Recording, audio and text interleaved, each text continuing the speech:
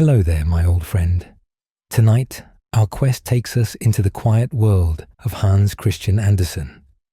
A place of snow and starlight, soft sorrows, gentle magic, and deep-hearted dreams. Now, settle in, take a deep breath, and allow these timeless tales to carry you into the hush of night. One story at a time. Let's begin. A cheerful temper. From my father I received the best inheritance, namely a good temper. And who was my father? That has nothing to do with a good temper, but I will say he was lively, good-looking, round and fat. He was both in appearance and character a complete contradiction to his profession. And pray what was his profession and his standing in respectable society? Well, perhaps, if in the beginning of a book these were written and printed, many, when they read it, would lay the book down and say, "It seems to me a very miserable title. I don't like things of this sort." And yet my father was not a skin dresser nor an executioner. On the contrary, his employment placed him at the head of the grandest people of the town, and it was his place by right. He had to precede the bishop, and even the princes of the blood. He always went first. He was a hearse driver. There now, the truth is out, and I will own that when people saw my father perched up in front of the omnibus of death, dressed in his long, wide black cloak, and his black-edged three-cornered hat on his head, and then glanced at his round, jocund face, round as the sun, they could not think much of sorrow or the grave. That face said, "It is nothing. It will all end better than people think." So I have inherited from him not only my good temper, but a habit of going often to the churchyard, which is good when done in a proper humour. And then also I take in the Intelligencer, just as he used to do. I am not very young. I have neither wife nor children, nor a library. But, as I said, I read the Intelligencer, which is enough for me. It is to me a delightful paper, and so it was to my father. It is of great use, for it contains all that a man requires to know. The names of the preachers at the church, and the new books which are published, where houses, servants, clothes, and provisions may be obtained. And then what a number of subscriptions to charities, and what innocent verses, persons seeking interviews and engagements, all so plainly and naturally stated. Certainly, a man who takes in the Intelligencer may live merrily and be buried contentedly, and by the end of his life will have such a capital stock of paper that he can lie on a soft bed of it, unless he prefers wood shavings for his resting place. The newspaper and the churchyard were always exciting objects to me. My walks to the latter were like bathing places to my good humour. Everyone can read the newspaper for himself, but come with me to the churchyard while the sun shines and the trees are green, and let us wander among the graves. Each of them is like a closed book, with the back uppermost, on which we can read the title of what the book contains, but nothing more. I had a great deal of information from my father, and I have noticed a great deal myself. I keep it in my diary, in which I write for my own use and pleasure a history of all who lie here, and a few more beside. Now we are in the churchyard. Here, behind the white iron railings, once a rose tree grew. It is gone now, but a little bit of evergreen, from a neighbouring grave, stretches out its green tendrils, and makes some appearance. There rests a very unhappy man, and yet, while he lived, he might be said to occupy a very good position. He had enough to live upon, and something to spare. But owing to his refined tastes, the least thing in the world annoyed him. If he went to a theatre of an evening, instead of enjoying himself, he would be quite annoyed if the machinist had put too strong a light into one side of the moon, or if the representations of the sky hung over the scenes when they ought to have hung behind them, or if a palm tree was introduced into a scene representing the zoological gardens of Berlin, or a cactus in a view of Tyrol, or a beech tree in the north of Norway. As if these things were of any consequence. Why did he not leave them alone? Who would trouble themselves about such trifles, especially at a comedy where everyone is expected to be amused? Then sometimes the public applauded too much or too little to please him. They are like wet wood, he would say, looking round to see what sort of people were present. This evening, nothing fires them. Then he would vex and fret himself because they did not laugh at the right time, or because they laughed in the wrong places. And so he fretted and worried himself, till at last the unhappy man fretted himself into the grave. Here rests a happy man, that is to say, a man of high birth and position, which was very lucky for him. Otherwise, he would have been scarcely worth notice. It is beautiful to observe how wisely nature orders these things. He walked about in a coat embroidered all over, and in the drawing rooms of society looked just like one of those rich pearl-embroidered bell-pulls, which are only made for show, and behind them always hangs a good thick cord for use. This man also had a stout, useful substitute behind him, who did duty for him, and performed all his dirty work, and there are still, even now, these serviceable cords behind other embroidered bell ropes. It is all so wisely arranged that a man may well be in a good humour. Here rests, it makes one feel mournful to think of him, but here rests a man who during 67 years was never remembered to have said a good thing. He lived only in the hope of having a good idea. At last he felt convinced, in his own mind, that he really had one, and was so delighted that he positively died of joy at the thought of having at last caught an idea. Nobody got anything by it. Indeed, no one even heard what the good thing was. Now I can imagine that this same idea may prevent him from resting quietly in his grave. For suppose that to produce a good effect, it is necessary to bring out his new idea at breakfast, and that he can only make his appearance on earth at midnight, as ghosts are believed generally to do. Why then this good idea would not suit the hour, and the man would have to carry it down again with him into the grave? That must be a troubled grave. The woman who lies here was so remarkably stingy that during her life she would get up in the night and mew, that her neighbours might think she kept a cat. What a miser she was! Here rests a young lady of a good family who would always make her voice heard in society, and when she sang "Mi manca la voce," it was the only true thing she ever said in her life. Here lies a maiden of another description.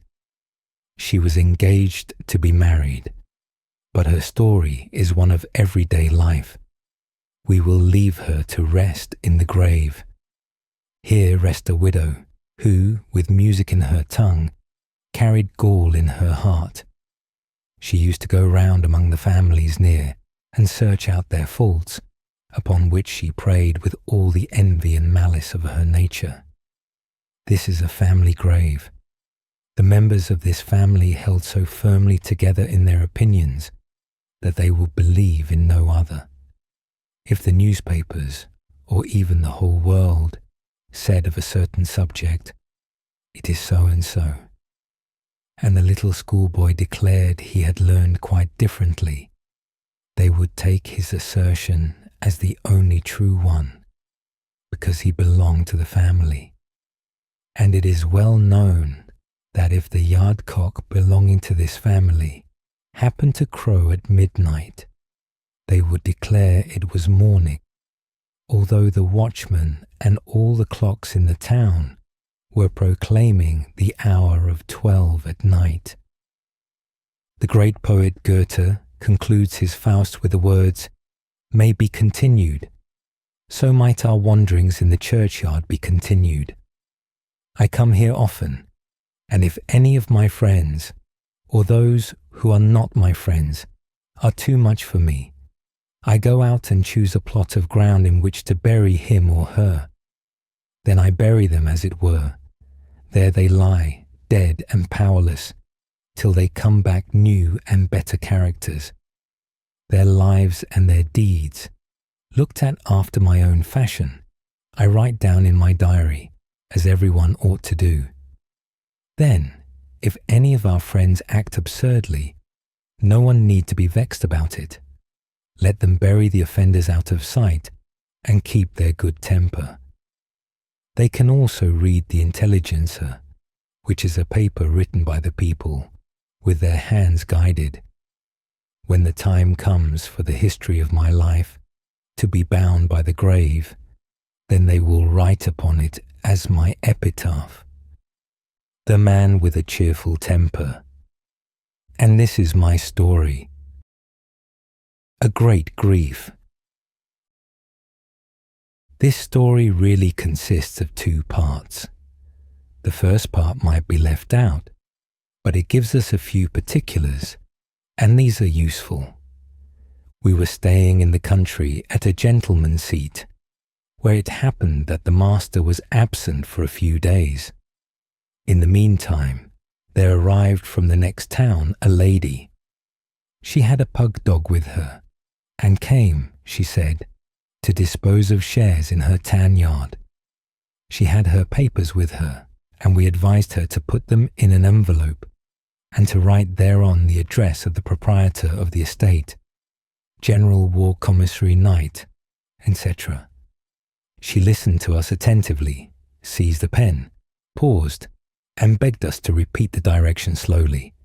We complied, and she wrote, but in the midst of the general war, she struck fast, sighed deeply, and said, "I am only a woman." Her puggy had seated itself on the ground while she wrote, and growled, for the dog had come with her for amusement, and for the sake of its health, and then the bare floor ought not to be offered to a visitor. His outward appearance was characterized by a snub nose and a very fat back. "He doesn't bite," said the lady.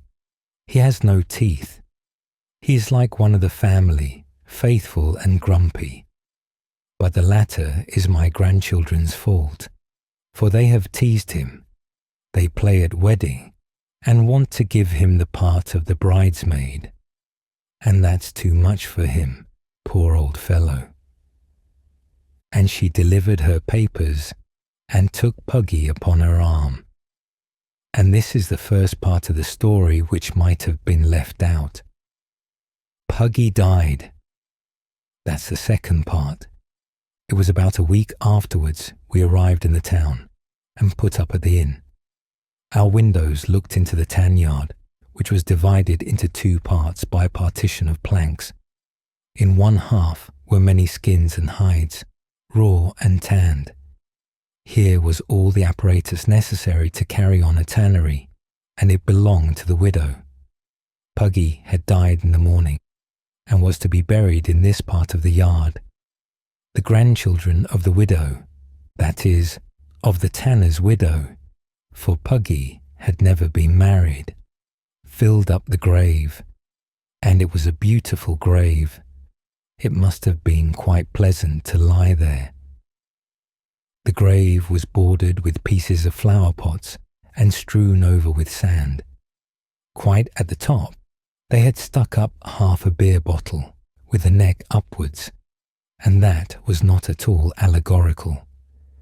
The children danced round the grave, and the eldest of the boys among them, a practical youngster of 7 years, made the proposition that there should be an exhibition of Puggy's burial place for all who lived in the lane.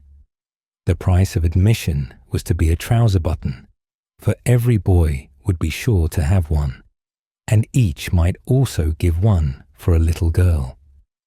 This proposal was adopted by acclamation, and all the children out of the lane, yes, even out of the little lane at the back, flocked to the place, and each gave a button.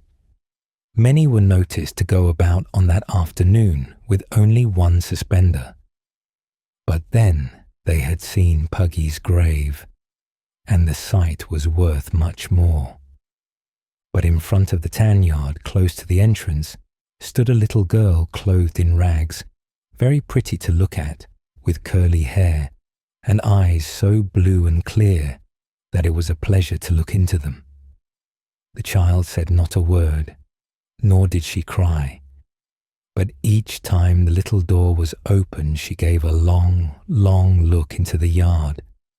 She had not a button, that she knew right well, and therefore she remained standing sorrowfully outside, till all the others had seen the grave and had gone away.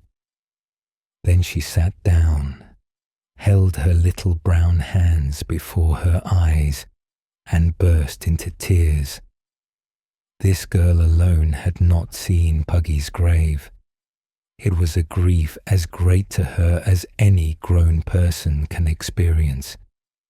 We saw this from above, and looked at from above, how many a grief of our own and of others can make us smile. That is the story, and whoever does not understand it may go and purchase a share in the tan yard from the window. A leaf from heaven. High up in the clear, pure air flew an angel, with a flower plucked from the garden of heaven. As he was kissing the flower, a very little leaf fell from it and sunk down into the soft earth in the middle of a wood.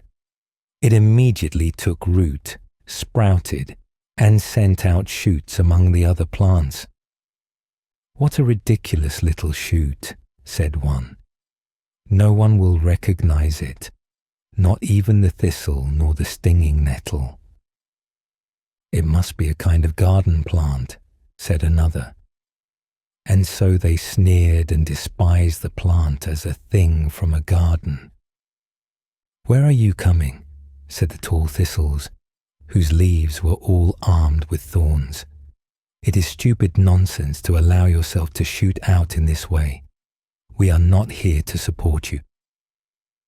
Winter came, and the plant was covered with snow, but the snow glittered over it as if it had sunshine beneath as well as above. When spring came, the plant appeared in full bloom, a more beautiful object than any other plant in the forest. And now the professor of botany presented himself, one who could explain his knowledge in black and white. He examined and tested the plant, but it did not belong to his system of botany, nor could he possibly find out to what class it did belong. "It must be some degenerate species," said he. "I do not know it, and it is not mentioned in any system." "Not known in any system," repeated the thistles and the nettles. The large trees which grew round it saw the plant and heard the remarks, but they said not a word, either good or bad, which is the wisest plan for those who are ignorant. There passed through the forest a poor innocent girl. Her heart was pure, and her understanding increased by her faith. Her chief inheritance had been an old Bible, which she read and valued. From its pages, she heard the voice of God speaking to her and telling her to remember what was said of Joseph's brethren when persons wished to injure her. They imagined evil in their hearts but God turned it to good. If we suffer wrongfully, if we are misunderstood or despised, we must think of Him who was pure and holy, and who prayed for those who nailed Him to the cross. Father, forgive them, for they know not what they do. The girl stood still before the wonderful plant, for the green leaves exhaled a sweet and refreshing fragrance, and the flowers glittered and sparkled in the sunshine like coloured flames, and the harmony of sweet sounds lingered round them as if each concealed within itself a deep fount of melody which thousands of years could not exhaust. With pious gratitude the girl looked upon this glorious work of God and bent down over one of the branches, that she might examine the flower and inhale the sweet perfume. Then a light broke in on her mind, and her heart expanded. Gladly would she have plucked a flower, but she could not overcome her reluctance to break one off. She knew it would so soon fade, so she took only a single green leaf, carried it home, and laid it in her Bible, where it remained ever green, fresh, and unfading. Between the pages of the Bible it still lay when, a few weeks afterwards, that Bible was laid under the young girl's head in her coffin. A holy calm rested on her face, as if the earthly remains bore the impress of the truth that she now stood in the presence of God. In the forest, the wonderful plant still continued to bloom till it grew and became almost a tree, and all the birds of passage bowed themselves before it. "That plant is a foreigner, no doubt," said the thistles and the burdocks. "We can never conduct ourselves like that in this country." And the black forest snails actually spat at the flower. Then came the swineherd. He was collecting thistles and shrubs to burn them for the ashes. He pulled up the wonderful plant, roots and all, and placed it in his bundle. "This will be as useful as any," he said. So the plant was carried away. Not long after, the king of the country suffered from the deepest melancholy. He was diligent and industrious, but employment did him no good. They read deep and learned books to him, and then the lightest and most trifling that could be found, but all to no purpose. Then they applied for advice to one of the wise men of the world, and he sent them a message to say that there was one remedy which would relieve and cure him, and that it was a plant of heavenly origin which grew in the forest in the king's own dominions. The messenger described the flower so that its appearance could not be mistaken. Then said the swineherd, "I am afraid I carried this plant away from the forest in my bundle, and it has been burnt to ashes long ago, but I did not know any better." "You did not know any better. Ignorance upon ignorance indeed." The poor swineherd took these words to heart, for they were addressed to him. He knew not that there were others who were equally ignorant. Not even a leaf of the plant could be found. There was one, but it lay in the coffin of the dead. No one knew anything about it. Then the king, in his melancholy, wandered out to the spot in the wood. "Here is where the plant stood," he said. "It is a sacred place." Then he ordered that the place should be surrounded with a golden railing, and a sentry stationed near it. The botanical professor wrote a long treatise about the heavenly plant, and for this he was loaded with gold, which improved the position of himself and his family. And this part is really the most pleasant part of the story.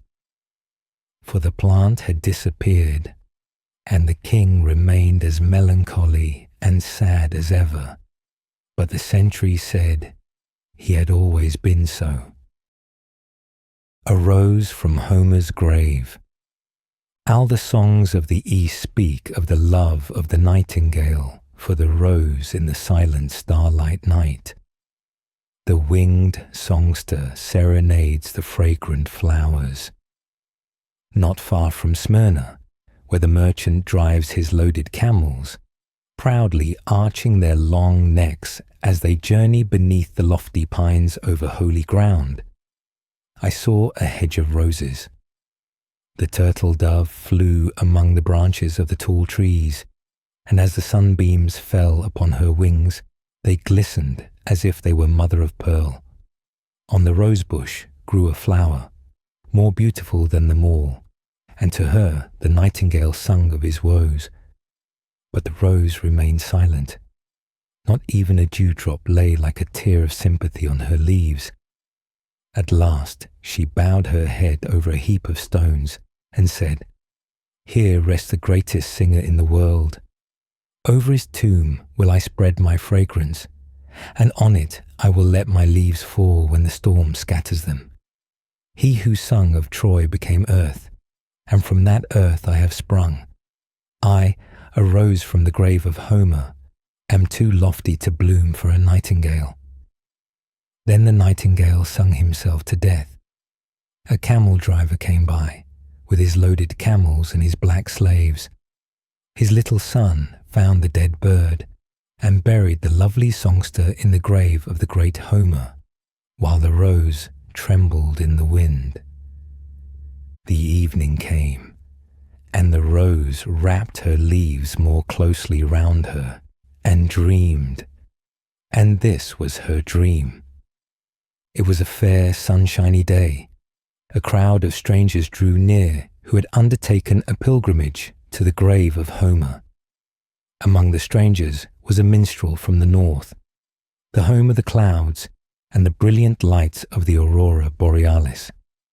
He plucked the rose and placed it in a book, and carried it away into a distant part of the world, his fatherland.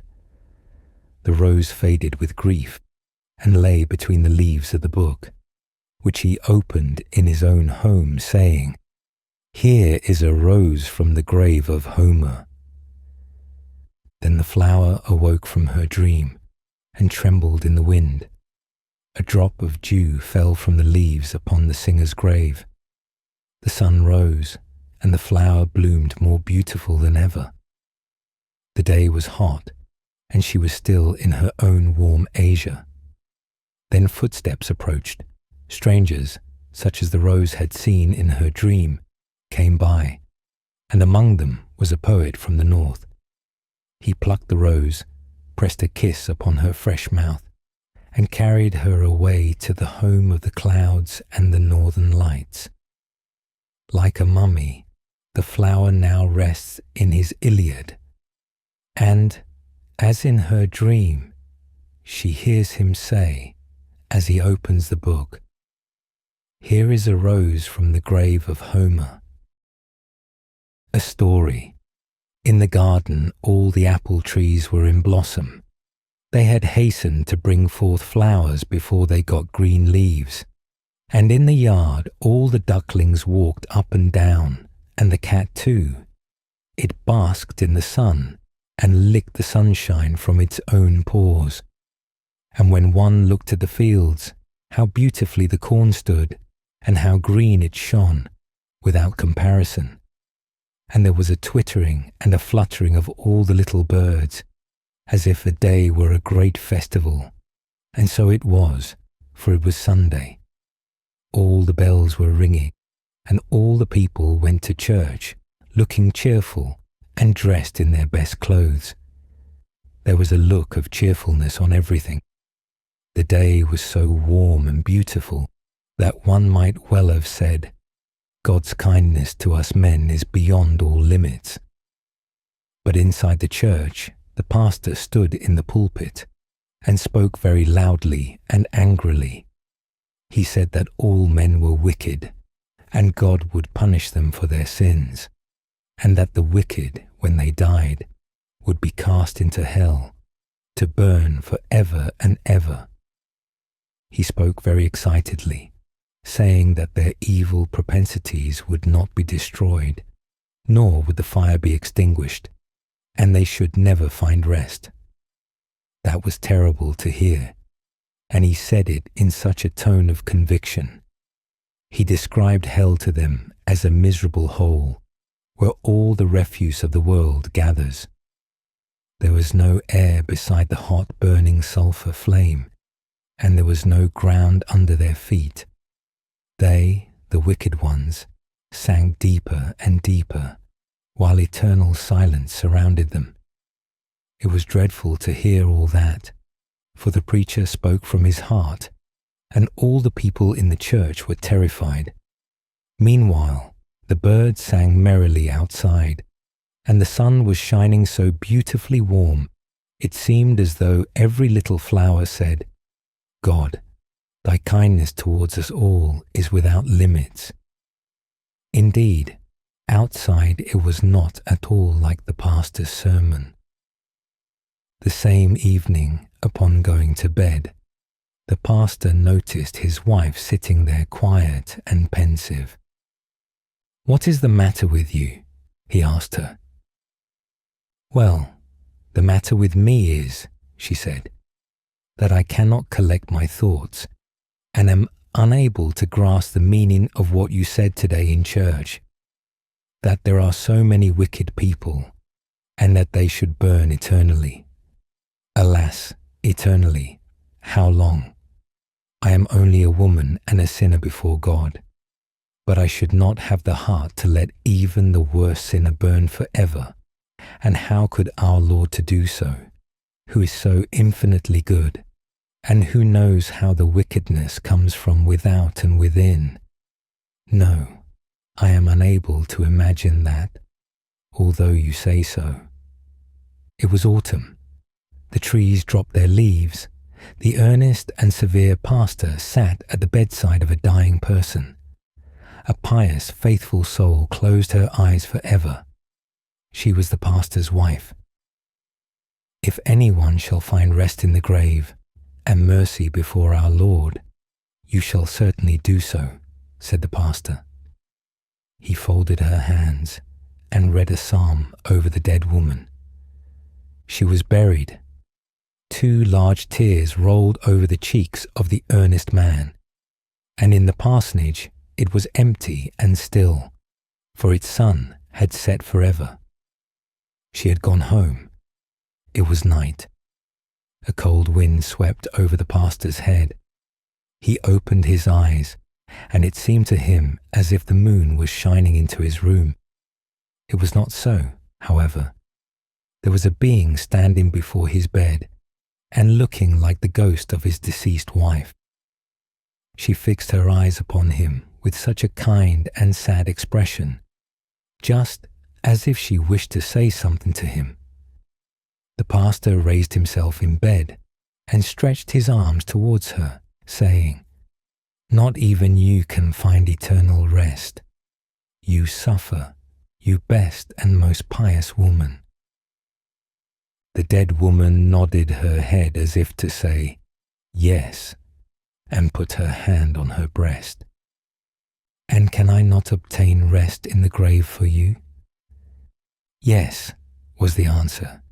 "And how?" "Give me one hair, only one single hair, from the head of the sinner, for whom the fire shall never be extinguished, of the sinner whom God will condemn to eternal punishment in hell." "Yes, one ought to be able to redeem you so easily, you pure, pious woman," he said. "Follow me," said the dead woman. "It is thus granted to us. By my side you will be able to fly wherever your thoughts wish to go. Invisible to men, we shall penetrate into their most secret chambers. But with sure hand you must find out him who is destined to eternal torture, and before the cock crows he must be found." As quickly as if carried by the winged thoughts they were in the great city, and from the walls the names of the deadly sins shone in flaming letters: pride, avarice, drunkenness, wantonness. In short, the whole 7-coloured bough of sin. Yes, therein, as I believed, as I knew it, said the pastor, are living those who are abandoned to the eternal fire. And they were standing before the magnificently illuminated gate. The broad steps were adorned with carpets and flowers, and dance music was sounding through the festive halls.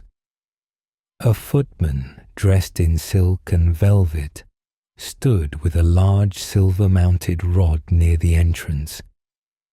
"Our ball can compare favourably with the king's," he said, and turned with contempt towards the gazing crowd in the street.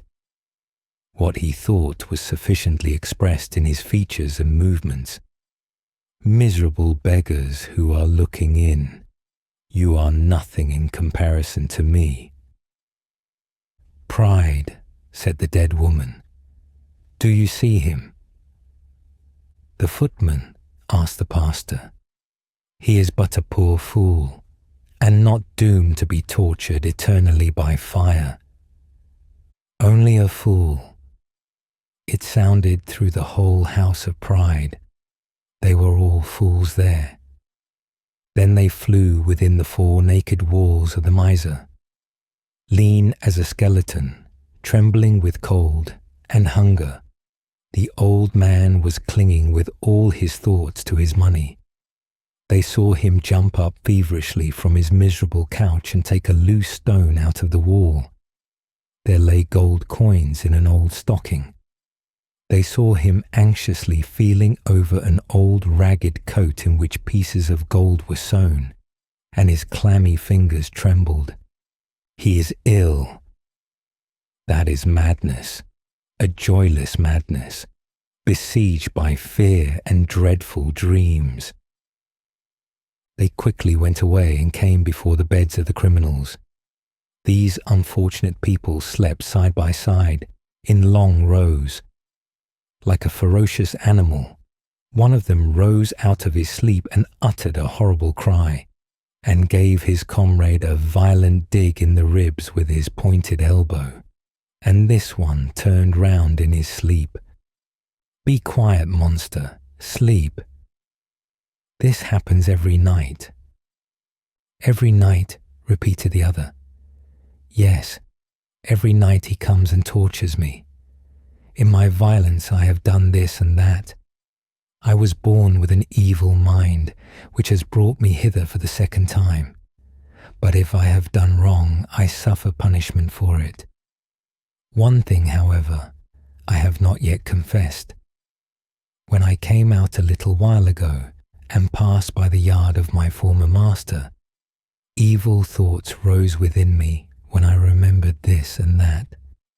I struck a match a little bit on the wall. Probably it came a little too close to the thatched roof. All burned down. A great heat rose, such as sometimes overcomes me. I myself helped to rescue cattle and things.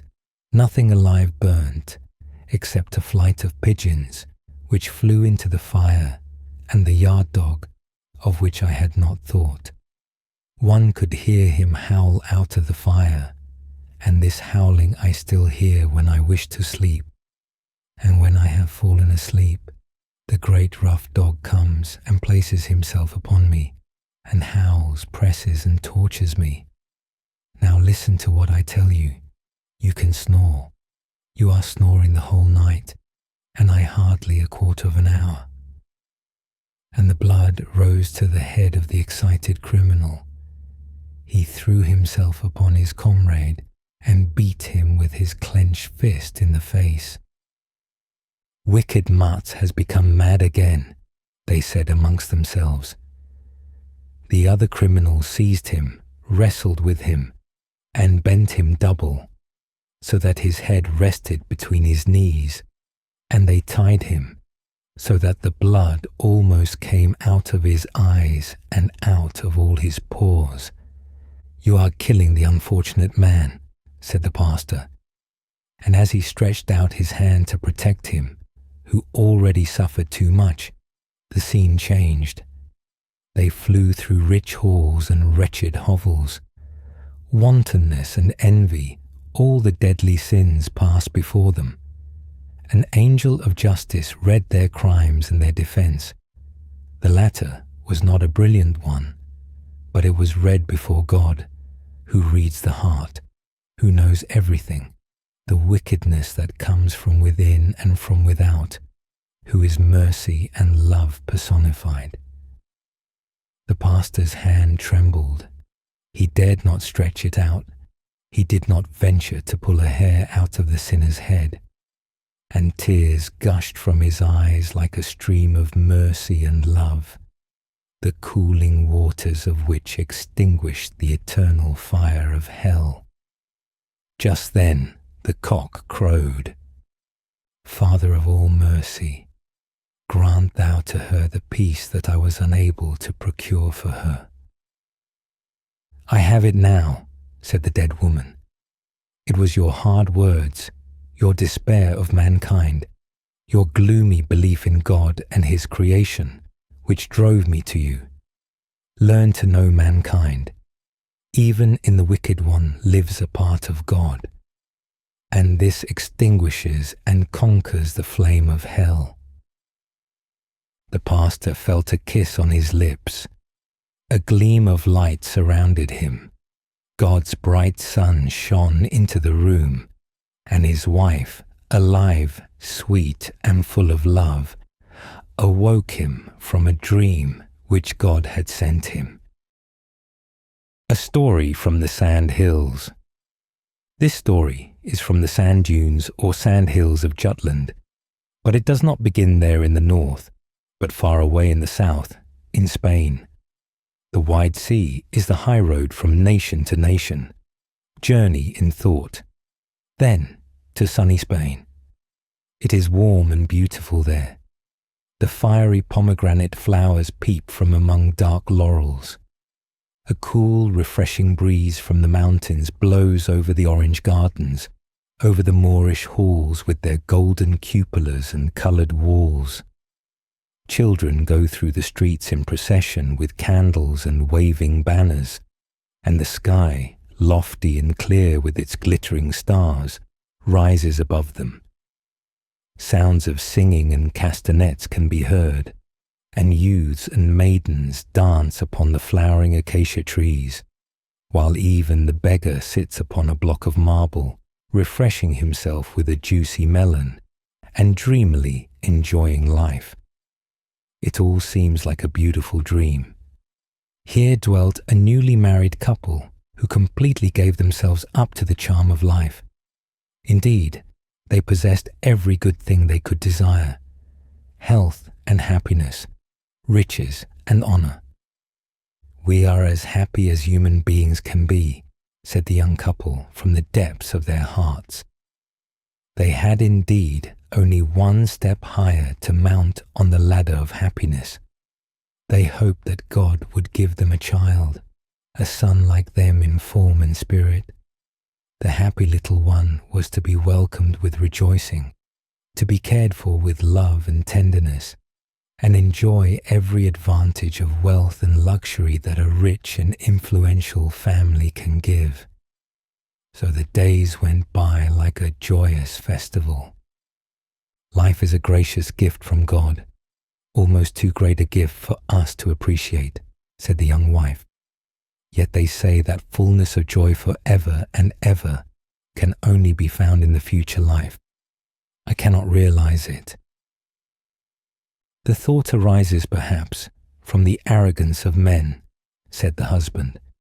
It seems a great pride to believe that we shall live forever, that we shall be as gods. Were not these the words of the serpent, the father of lies? Surely you do not doubt the existence of a future life, exclaimed the young wife. It seemed as if one of the first shadows passed over her sunny thoughts. Faith realizes it, and the priests tell us so, replied her husband. But amid all my happiness, I feel that it is arrogant to demand a continuation of it, another life after this. Has not so much been given us in this world that we ought to be, we must be, contented with it? Yes, it has been given to us, said the young wife, but this life is nothing more than one long scene of trial and hardship to many thousands. How many have been cast into this world only to endure poverty, shame, illness, and misfortune? If there were no future life, everything here would be too unequally divided, and God would not be the personification of justice. The beggar there, said her husband, has joys of his own which seem to him great, and cause him as much pleasure as a king would find in the magnificence of his palace. And then do you not think that the beast of burden, which suffers blows and hunger, and works itself to death, suffers just as much from its miserable fate? The dumb creature might demand a future life also, and declare the law unjust that excludes it from the advantages of the higher creation. Christ said, "In my Father's house are many mansions," she answered. Heaven is as boundless as the love of our Creator. The dumb animal is also his creature, and I firmly believe that no life will be lost, but each will receive as much happiness as he can enjoy, which will be sufficient for him. This world is sufficient for me, said the husband, throwing his arm round his beautiful, sweet-tempered wife. He sat by her side on the open balcony, smoking a cigarette in the cool air, which was loaded with the sweet scent of carnations and orange blossoms. Sounds of music and the clatter of castanets came from the road beneath. The stars shone above then, and two eyes full of affection, those of his wife, looked upon him with the expression of undying love. Such a moment, he said, makes it worth while to be born, to die, and to be annihilated. He smiled. The young wife raised her hand in gentle reproof, and the shadow passed away from her mind, and they were happy, quite happy. Everything seemed to work together for their good. They advanced in honor, in prosperity, and in happiness. A change came certainly, but it was only a change of place and not of circumstances.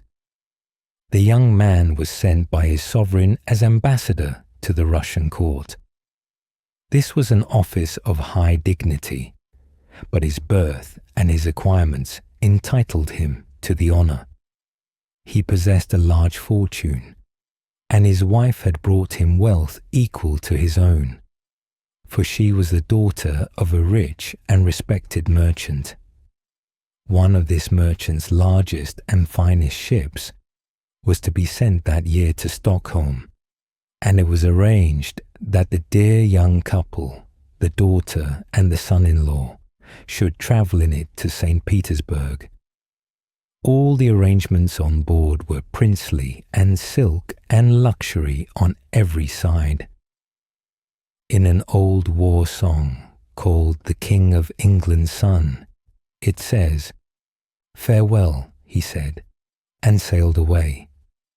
And many recollect that day. The ropes were of silk, the anchor of gold, and everywhere riches and wealth untold. These words would aptly describe the vessel from Spain, for here was the same luxury, and the same parting thought naturally arose. God grant that we once more may meet in sweet unclouded peace and joy. There was a favourable wind blowing as they left the Spanish coast, and it would be but a short journey, for they hoped to reach their destination in a few weeks. But when they came out upon the wide ocean, the wind dropped, the sea became smooth and shining, and the stars shone brightly. Many festive evenings were spent on board. At last the travellers began to wish for wind, for a favourable breeze, but their wish was useless. Not a breath of air stirred, or if it did arise it was contrary. Weeks passed by in this way, 2 whole months, and then at length a fair wind blew from the southwest. The ship sailed on the high seas between Scotland and Jutland. Then the wind increased, just as it did in the old song of the King of England's son. Mid storm and wind and pelting hail, their efforts were of no avail. The golden anchor forth they threw, towards Denmark the west wind blew.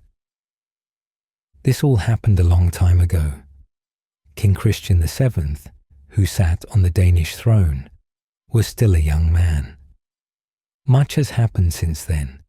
Much has altered or been changed. Sea and moorland have been turned into green meadows. Stretches of heather have become arable land, and in the shelter of the peasants' cottages, apple trees and rose bushes grow, though they certainly require much care, as the sharp west wind blows upon them. In West Jutland one may go back in thought to old times, farther back than the days when Christian VII ruled. The purple heather still extends for miles, with its barrows and aerial spectacles, intersected with sandy uneven roads, just as it did then. Towards the west, where broad streams run into the bays, are marshes and meadows encircled by lofty, sandy hills, which, like a chain of Alps, raise their pointed summits near the sea. They are only broken by high ridges of clay, from which the sea, year by year, bites out great mouthfuls, so that the overhanging banks fall down as if by the shock of an earthquake. Thus it is there today, and thus it was long ago, when the happy pair were sailing in the beautiful ship. It was a Sunday, towards the end of September. The sun was shining, and the chiming of the church bells in the Bay of Nissum was carried along by the breeze like a chain of sounds. The churches there are almost entirely built of hewn blocks of stone, each like a piece of rock. The North Sea might foam over them and they would not be disturbed. Nearly all of them are without steeples, and the bells are hung outside between 2 beams. The service was over, and the congregation passed out into the churchyard, where not a tree or bush was to be seen. No flowers were planted there, and they had not placed a single wreath upon any of the graves. It is just the same now. Rough mounds show where the dead have been buried, and rank grass, tossed by the wind, grows thickly over the whole churchyard. Here and there a grave has a sort of monument, a block of half-decayed wood, rudely cut in the shape of a coffin. The blocks are brought from the forest of West Jutland, but the forest is the sea itself, and the inhabitants find beams and planks and fragments which the waves have cast upon the beach. One of these blocks had been placed by loving hands on a child's grave, and one of the women who had come out of the church walked up to it. She stood there, her eyes resting on the weather-beaten memorial, and a few moments afterwards her husband joined her. They were both silent, but he took her hand, and they walked together across the purple heath, over moor and meadow towards the Sandhills. For a long time they went on without speaking. "It was a good sermon today," the man said at last. "If we had not God to trust in, we should have nothing." "Yes," replied the woman. "He sends joy and sorrow, and he has a right to send them. Tomorrow our little son would have been 5 years old if we had been permitted to keep him." "It is no use fretting, wife," said the man. "The boy is well provided for. He is where we hope and pray to go to." They said nothing more, but went out towards their houses among the sandhills. All at once, in front of one of the houses where the sea grass did not keep the sand down with its twining roots, what seemed to be a column of smoke rose up. A gust of wind rushed between the hills, hurling the particles of sand high into the air. Another gust, and the strings of fish hung up to dry flapped and beat violently against the walls of the cottage. Then everything was quiet once more, and the sun shone with renewed heat. The man and his wife went into the cottage. They had soon taken off their Sunday clothes and come out again, hurrying over the dunes which stood there like great waves of sand, suddenly arrested in their course, while the sandweeds and dune grass with its bluish stalks spread a changing colour over them. A few neighbours also came out and helped each other to draw the boats higher up on the beach. The wind now blew more keenly. It was chilly and cold, and when they went back over the sand hills, sand and little sharp stones blew into their faces. The waves rose high, crested with white foam, and the wind cut off their crests, scattering the foam far and wide. Evening came. There was a swelling roar in the air, a wailing or moaning like the voices of despairing spirits that sounded above the thunder of the waves. The fisherman's little cottage was on the very margin, and the sand rattled against the window panes. Every now and then a violent gust of wind shook the house to its foundation. It was dark, but about midnight the moon would rise. Later on the air became clearer, but the storm swept over the perturbed sea with undiminished fury. The fisher folks had long since gone to bed, but in such weather there was no chance of closing an eye. Presently there was a tapping at the window. The door was opened, and a voice said, "There's a large ship stranded on the farthest reef." In a moment the fisher people sprung from their beds and hastily dressed themselves. The moon had risen, and it was light enough to make the surrounding objects visible to those who could open their eyes in the blinding clouds of sand. The violence of the wind was terrible, and it was only possible to pass among the sand hills if one crept forward between the gusts. The salt spray flew up from the sea like down, and the ocean foamed like a roaring cataract towards the beach. Only a practised eye could discern the vessel out in the offing. She was a fine brig, and the waves now lifted her over the reef, 3 or 4 cables' length out of the usual channel. She drove towards the shore, struck on the second reef, and remained fixed. It was impossible to render assistance. The sea rushed in upon the vessel, making a clean breach over her. Those on shore thought they heard cries for help from those on board, and could plainly distinguish the busy but useless efforts made by the stranded sailors. Now a wave came rolling onward. It fell with enormous force on the bowsprit, tearing it from the vessel, and the stern was lifted high above the water. 2 people were seen to embrace and plunge together into the sea, and the next moment one of the largest waves that rolled towards the sandhills threw a body on the beach. It was a woman. The sailors said that she was quite dead, but the women thought they saw signs of life in her. So the stranger was carried across the sandhills to the fisherman's cottage. How beautiful and fair she was! They said she must be a great lady. They laid her upon the humble bed. There was not a yard of linen on it, only a woolen coverlet to keep the occupant warm. Life returned to her, but she was delirious, and knew nothing of what had happened or where she was, and it was better so, for everything she loved and valued lay buried in the sea. The same thing happened to her ship as to the one spoken of in the song about the King of England's son. Alas, how terrible to see the gallant bark sink rapidly. Fragments of the wreck and pieces of wood were washed ashore. They were all that remained of the vessel. The wind still blew violently on the coast. For a few moments the strange lady seemed to rest, but she awoke in pain and uttered cries of anguish and fear.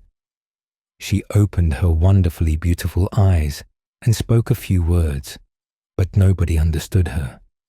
And lo, as a reward for the sorrow and suffering she had undergone, she held in her arms a newborn babe.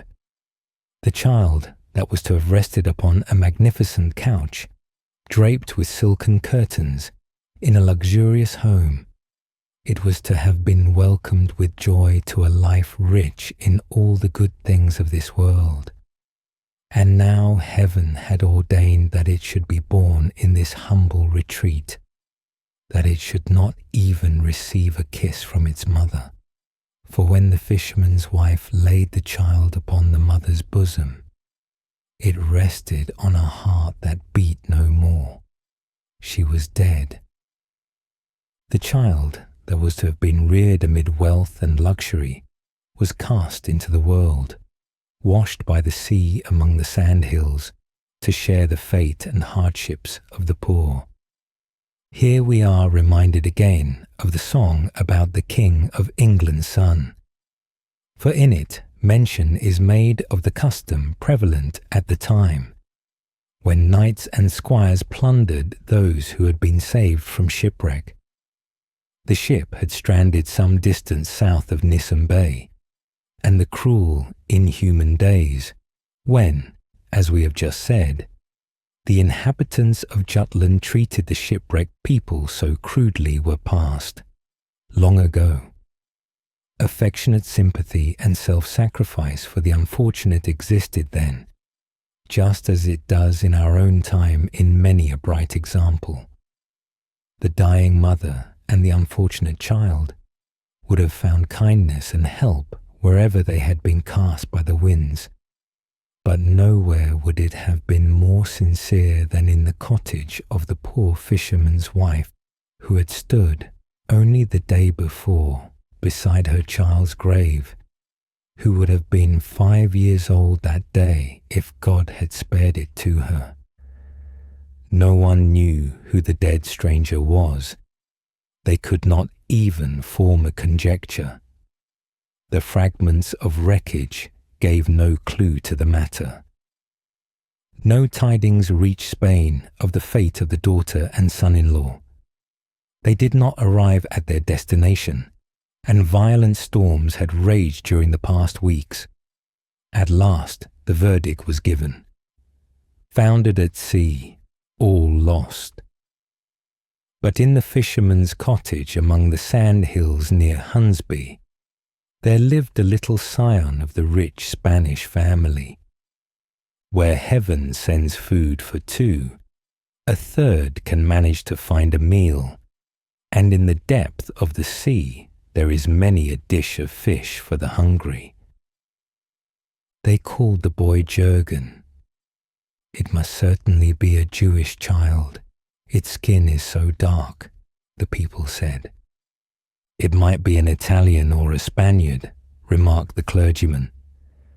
But to the fisherman's wife these nations seemed all the same, and she consoled herself with the thought that the child was baptized as a Christian. The boy throve. The noble blood in his veins was warm, and he became strong on his homely fare. He grew apace in the humble cottage, and the Danish dialect spoken by the West Jutes became his language.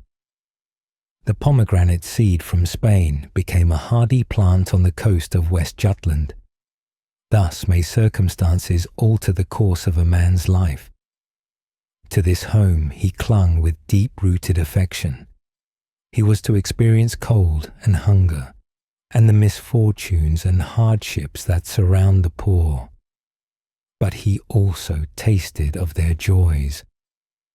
Childhood has bright days for everyone, and the memory of them shines through the whole afterlife. The boy had many sources of pleasure and enjoyment. The coast, for miles and miles, was full of playthings, for it was a mosaic of pebbles, some red as coral or yellow as amber, and others again white and rounded like birds' eggs and smoothed and prepared by the sea. Even the bleached fish's skeletons, the water plants dried by the wind, and seaweed, white and shining long linen-like bands waving between the stones. All these seemed made to give pleasure and occupation for the boy's thoughts, and he had an intelligent mind. Many great talents lay dormant in him. How readily he remembered stories and songs that he heard, and how dexterous he was with his fingers. With stones and mussel shells, he could put together pictures and ships with which one could decorate the room. And he could make wonderful things from a stick, his foster mother said. Although he was still so young and little, he had a sweet voice, and every melody seemed to flow naturally from his lips, and in his heart were hidden chords, which might have sounded far out into the world if he had been placed anywhere else than in the fisherman's hut by the North Sea. One day another ship was wrecked on the coast, and among other things a chest filled with valuable flower bulbs was washed ashore. Some were put into saucepans and cooked, for they were thought to be fit to eat, and others lay and shriveled in the sand. They did not accomplish their purpose or unfold their magnificent colours. Would Jürgen fare better? The flower bulbs had soon played their part, but he had years of apprenticeship before him. Neither he nor his friends noticed in what a monotonous, uniform way one day followed another, for there was always plenty to do and see. The ocean itself was a great lesson book, and it unfolded a new leaf each day of calm or storm, the crested wave or the smooth surface. The visits to the church were festive occasions, but among the fisherman's house, one was especially looked forward to. This was, in fact, the visit of the brother of Jürgen's foster mother, the eel breeder from Fjaltring, near Bobjerg. He came twice a year in a cart, painted red with blue and white tulips upon it, and full of eels. It was covered and locked like a box. 2 dun oxen drew it, and Jürgen was allowed to guide them.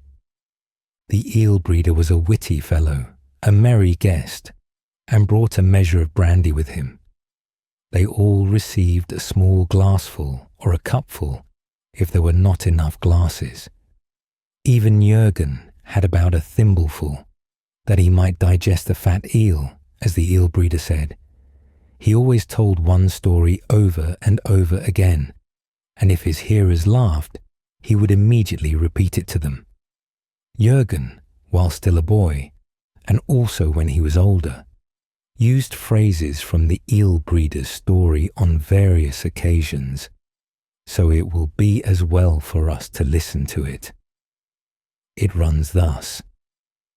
The eels went into the bay, and the young ones begged leave to go a little farther out.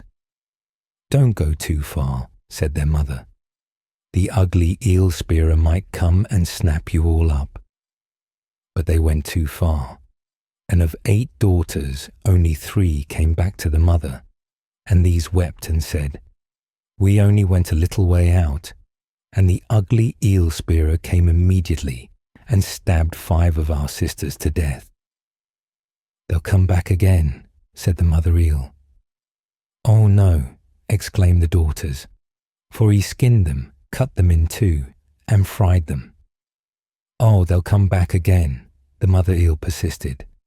No, replied the daughters, for he ate them up. They'll come back again, repeated the mother eel. But he drank brandy after them, said the daughters. Ah, then they'll never come back, said the mother, and she burst out crying. It's the brandy that buries the eels. And therefore, said the eel breeder in conclusion, it is always the proper thing to drink brandy after eating eels. This story was the tinsel thread, the most humorous recollection of Jurgen's life. He also wanted to go a little way farther out and up the bay, that is to say, out into the world in a ship. But his mother said, like the eel breeder, there are so many bad people, eel spearers. He wished to go a little way past the Sandhills, out into the dunes, and at last he did. 4 happy days, the brightest of his childhood, fell to his lot, and the whole beauty and splendour of Jutland, all the happiness and sunshine of his home, were concentrated in these. He went to a festival, but it was a burial feast.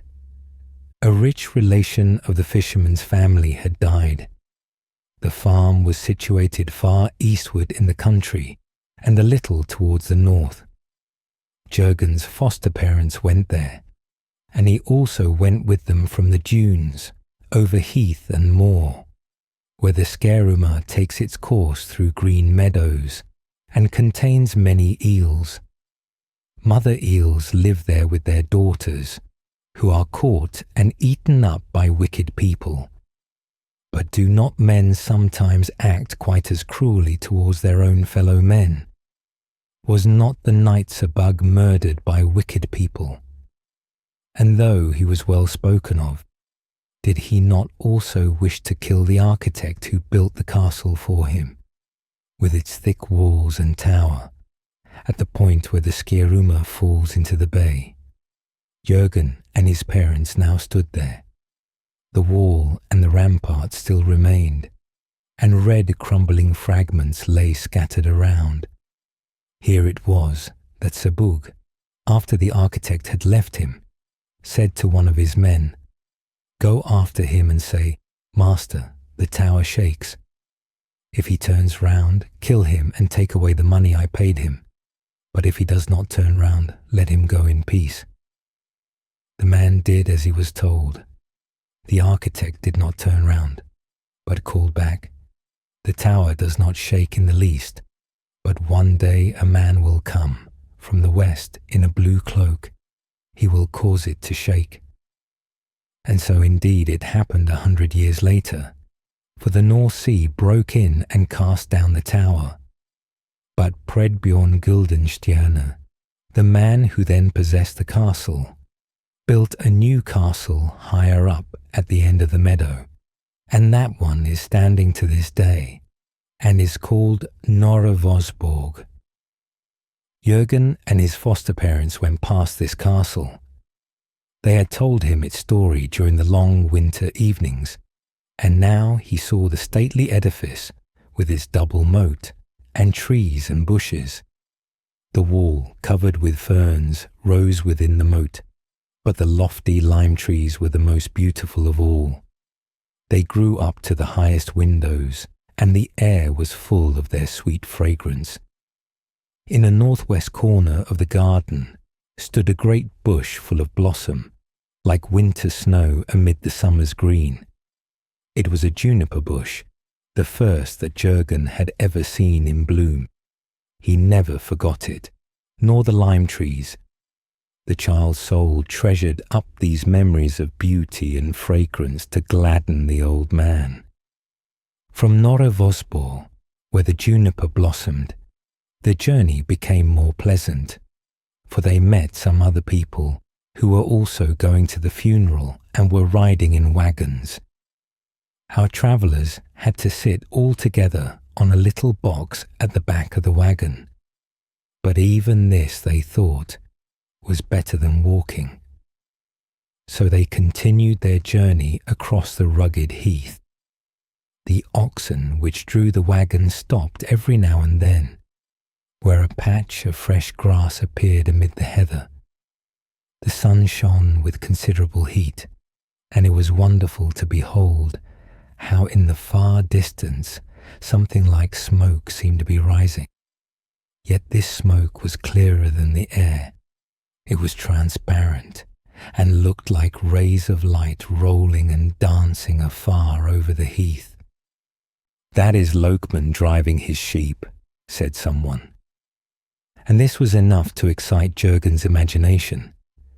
He felt as if they were now about to enter fairyland, though everything was still real. How quiet it was! The heath stretched far and wide around them like a beautiful carpet. The heather was in blossom, and the juniper bushes and fresh oak saplings rose like bouquets from the earth. An inviting place for a frolic, if it hadn't been for the number of poisonous adders of which the travellers spoke. They also mentioned that the place had formerly been infested with wolves, and that the district was still called Wolfsburg for this reason. The old man, who was driving the oxen, told them that in the lifetime of his father, the horses had many a hard battle with the wild beasts that were now exterminated. One morning, when he himself had gone out to bring in the horses, he found one of them standing with its forefeet on a wolf it had killed. But the savage animal had torn and lacerated the brave horse's legs. The journey over the heath and the deep sand was only too quickly at an end. They stopped before the house of mourning, where they found plenty of guests within and without. Wagon after wagon stood side by side, while the horses and oxen had been turned out to graze on the scanty pasture. Great sandhills like those at home by the North Sea rose behind the house and extended far and wide. How had they come here so many miles inland? They were as large and high as those on the coast, and the wind had carried them there. There was also a legend attached to them. Psalms were sung, and a few of the old people shed tears. With this exception, the guests were cheerful enough, it seemed to Jurgen, and there was plenty to eat and drink. There were eels of the fattest, requiring brandy to bury them, as the eel breeder said, and certainly they did not forget to carry out his maxim here. Jurgen went in and out the house, and on the third day he felt as much at home as he did in the fisherman's cottage among the Sandhills, where he had passed his early days. Here on the heath were riches unknown to him until now, for flowers, blackberries and bilberries were to be found in profusion, so large and sweet that when they were crushed beneath the tread of passers-by, the heather was stained with their red juice. Here was a barrow and yonder another. Then columns of smoke rose into the still air. It was a heath fire, they told him. How brightly it blazed in the dark evening. The fourth day came, and the funeral festivities were at an end. They were to go back from the land dunes to the sand dunes. "Ours are better," said the old fisherman, Jurgen's foster father. "These have no strength." And they spoke of the way in which the sand dunes had come inland, and it seemed very easy to understand. This is how they explained it. A dead body had been found on the coast, and the peasants buried it in the churchyard. From that time, the sand began to fly about, and the sea broke in with violence. A wise man in the district advised them to open the grave and see if the buried man was not lying sucking his thumb, for if so, he must be a sailor, and the sea would not rest until it had got him back. The grave was opened, and he really was found with his thumb in his mouth. So they laid him upon a cart, and harnessed 2 oxen to it, and the oxen ran off with the sailor over heath and moor to the ocean, as if they had been stung by an adder. Then the sand ceased to fly inland, but the hills that had been piled up still remained. All this Jurgen listened to, and treasured up in his memory of the happiest days of his childhood, the days of the burial feast. How delightful it was to see fresh places and to mix with strangers. And he was to go still farther, for he was not yet 14 years old, when he went out in a ship to see the world. He encountered bad weather, heavy seas, unkindness, and hard men. Such were his experiences, for he became shipboy. Cold nights, bad living, and blows had to be endured. Then he felt his noble Spanish blood boil within him, and bitter, angry words rose to his lips, but he gulped them down. It was better, although he felt as the eel must feel when it is skinned, cut up, and put into the frying pan. "I shall get over it," said a voice within him. He saw the Spanish coast, the native land of his parents. He even saw the town where they had lived in joy and prosperity, but he knew nothing of his home or his relations, and his relations knew just as little about him. The poor shipboy was not permitted to land, but on the last day of their stay, he managed to get ashore. There were several purchases to be made, and he was sent to carry them on board. Jurgen stood there in his shabby clothes, which looked as if they had been washed in the ditch and dried in the chimney. He, who had always dwelt among the Sandhills, now saw a great city for the first time. How lofty the houses seemed, and what a number of people there were in the streets. Some pushing this way, some that. A perfect maelstrom of citizens and peasants, monks and soldiers. The jingling of bells on the trappings of asses and mules, the chiming of church bells, calling, shouting, hammering and knocking, all going on at once. Every trade was located in the basement of the houses or in the side thoroughfares, and the sun shone with such heat, and the air was so close, that one seemed to be in an oven full of beetles, cockchafers, bees and flies, all humming and buzzing together. Jurgen scarcely knew where he was or which way he went. Then he saw just in front of him the great doorway of a cathedral. The lights were gleaming in the dark aisles, and the fragrance of incense was wafted towards him. Even the poorest beggar ventured up the steps into the sanctuary. Jurgen followed the sailor he was with into the church and stood in the sacred edifice. Coloured pictures gleamed from their golden background, and on the altar stood the figure of the Virgin with the child Jesus, surrounded by lights and flowers. Priests in festive robes were chanting, and choir boys in dazzling attire swung silver censers. What splendour and magnificence he saw there! It streamed in upon his soul and overpowered him. The church and the faith of his parents surrounded him, and touched a chord in his heart that caused his eyes to overflow with tears. They went from the church to the marketplace. Here a quantity of provisions were given him to carry. The way to the harbour was long, and weary and overcome with various emotions, he rested for a few moments before a splendid house with marble pillars, statues, and broad steps. Here he rested his burden against the wall. Then a porter in livery came out, lifted up a silver-headed cane, and drove him away. Him, the grandson of that house. But no one knew that, and he just as little as anyone. Then he went on board again, and once more encountered rough words and blows, much work and little sleep. Such was his experience of life. They say it is good to suffer in one's young days, if age brings something to make up for it.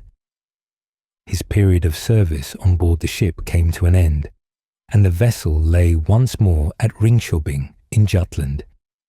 He came ashore and went home to the sand dunes near Hundsby, but his foster mother had died during his absence.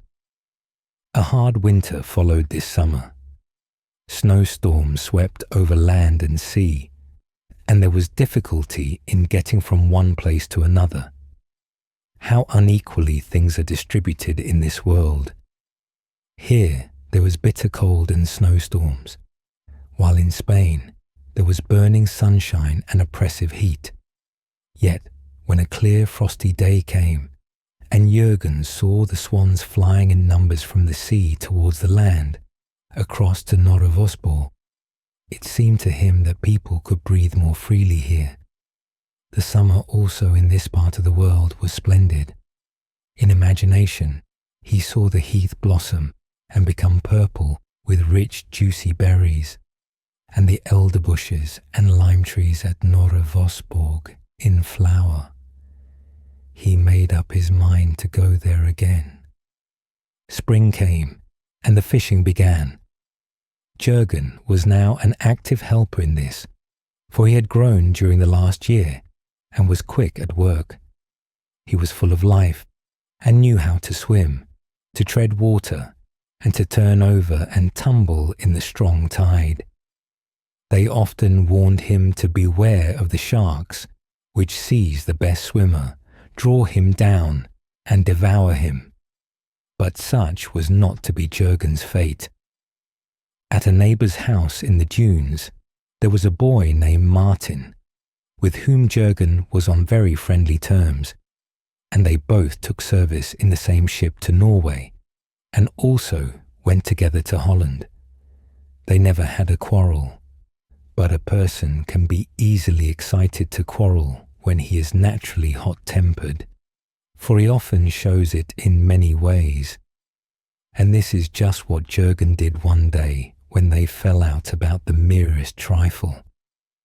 They were sitting behind the cabin door, eating from a delft plate which they had placed between them.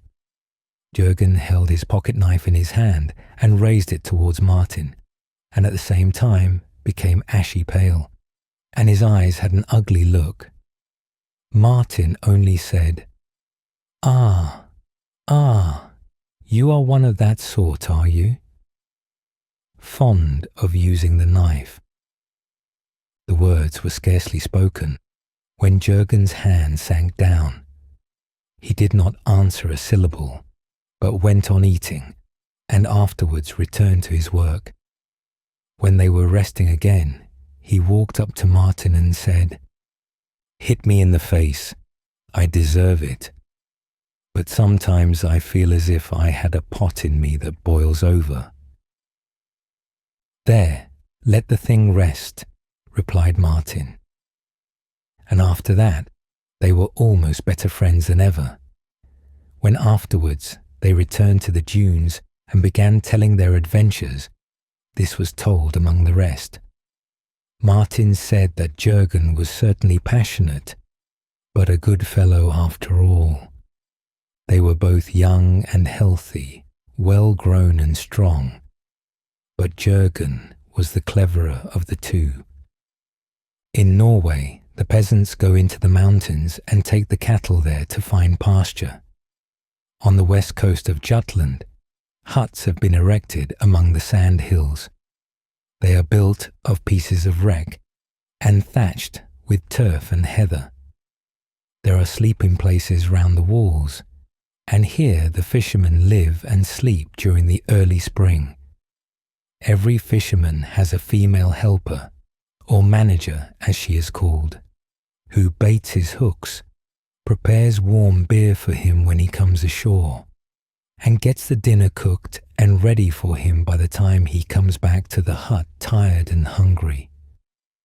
Besides this, the managers bring up the fish from the boats, cut them open, prepare them, and have generally a great deal to do. Jürgen, his father, and several other fishermen and their managers inhabited the same hut. Martin lived in the next one. One of the girls, whose name was Elsa, had known Jürgen from childhood.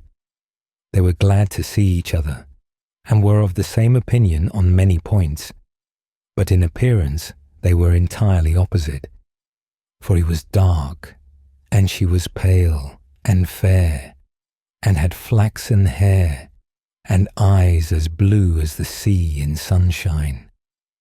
As they were walking together one day, Jürgen held her hand very firmly in his, and she said to him, "Jürgen, I have something I want to say to you. Let me be your manager, for you are like a brother to me. But Martin, whose housekeeper I am, he is my lover, but you need not tell this to the others." It seemed to Jürgen as if the loose sand was giving way under his feet. He did not speak a word, but nodded his head, and that meant yes. It was all that was necessary, but he suddenly felt in his heart that he hated Martin, and the more he thought, the more he felt convinced that Martin had stolen away from him the only being he ever loved, and that this was Elsa. He had never thought of Elsa in this way before, but now it all became plain to him. When the sea is rather rough, and the fishermen are coming home in their great boats, it is wonderful to see how they cross the reefs. One of them stands upright in the bow of the boat, and the others watch him sitting with the oars in their hands. Outside the reef, it looks as if the boat was not approaching land, but going back to sea. Then the man who is standing up gives them the signal that the great wave is coming, which is to float them across the reef. The boat is lifted high into the air so that the keel is seen from the shore. The next moment nothing can be seen. Mast, keel, and people are all hidden. It seems as though the sea had devoured them. But in a few moments they emerge like a great sea animal climbing up the waves, and the oars move as if the creature had legs. The second and third reef are passed in the same manner. Then the fishermen jump into the water and push the boat towards the shore. Every wave helps them, and at length they have it drawn up, beyond the reach of the breakers. A wrong order given in front of the reef, the slightest hesitation, and the boat would be lost. Then it would be all over with me and Martin too.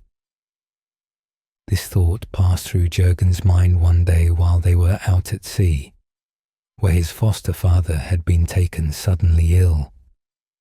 The fever had seized him. They were only a few oar strokes from the reef, and Jürgen sprang from his seat and stood up in the bow. "Father, let me come," he said, and he glanced at Martin and across the waves.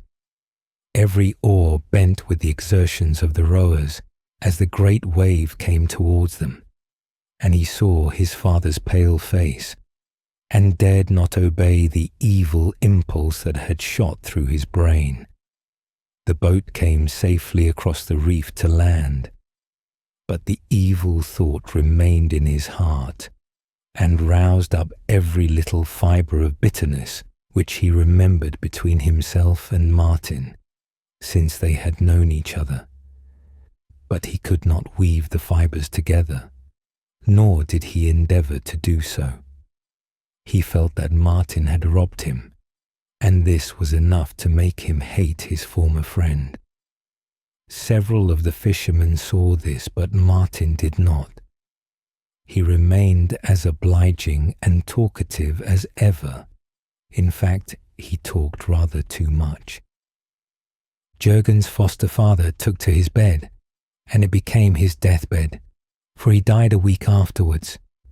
And now Jurgen was heir to the little house behind the Sandhills. It was small, certainly, but still it was something, and Martin had nothing of the kind. "You will not go to sea again, Jurgen, I suppose," observed one of the old fishermen. "You will always stay with us now." But this was not Jurgen's intention. He wanted to see something of the world.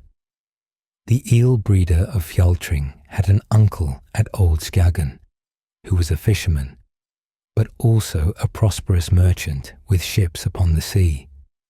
He was said to be a good old man, and it would not be a bad thing to enter his service. Old Skagen lies in the extreme north of Jutland, as far away from the Hunsby dunes as one can travel in that country. And this is just what pleased Jurgen, for he did not want to remain till the wedding of Martin and Else, which would take place in a week or two. The old fisherman said it was foolish to go away, for now that Jurgen had a home, Else would very likely be inclined to take him instead of Martin. Jurgen gave such a vague answer that it was not easy to make out what he meant. The old man brought Else to him, and she said, "You have a home now. You ought to think of that." And Jurgen thought of many things. The sea has heavy waves, but there are heavier waves in the human heart. Many thoughts, strong and weak, rushed through Jurgen's brain, and he said to Elsa, "If Martin had a house like mine, which of us would you rather have?" "But Martin has no house and cannot get one." "Suppose he had one?" "Well, then I would certainly take Martin, for that is what my heart tells me. But one cannot live upon love." Jurgen turned these things over in his mind all night. Something was working within him. He hardly knew what it was, but it was even stronger than his love for Elsa.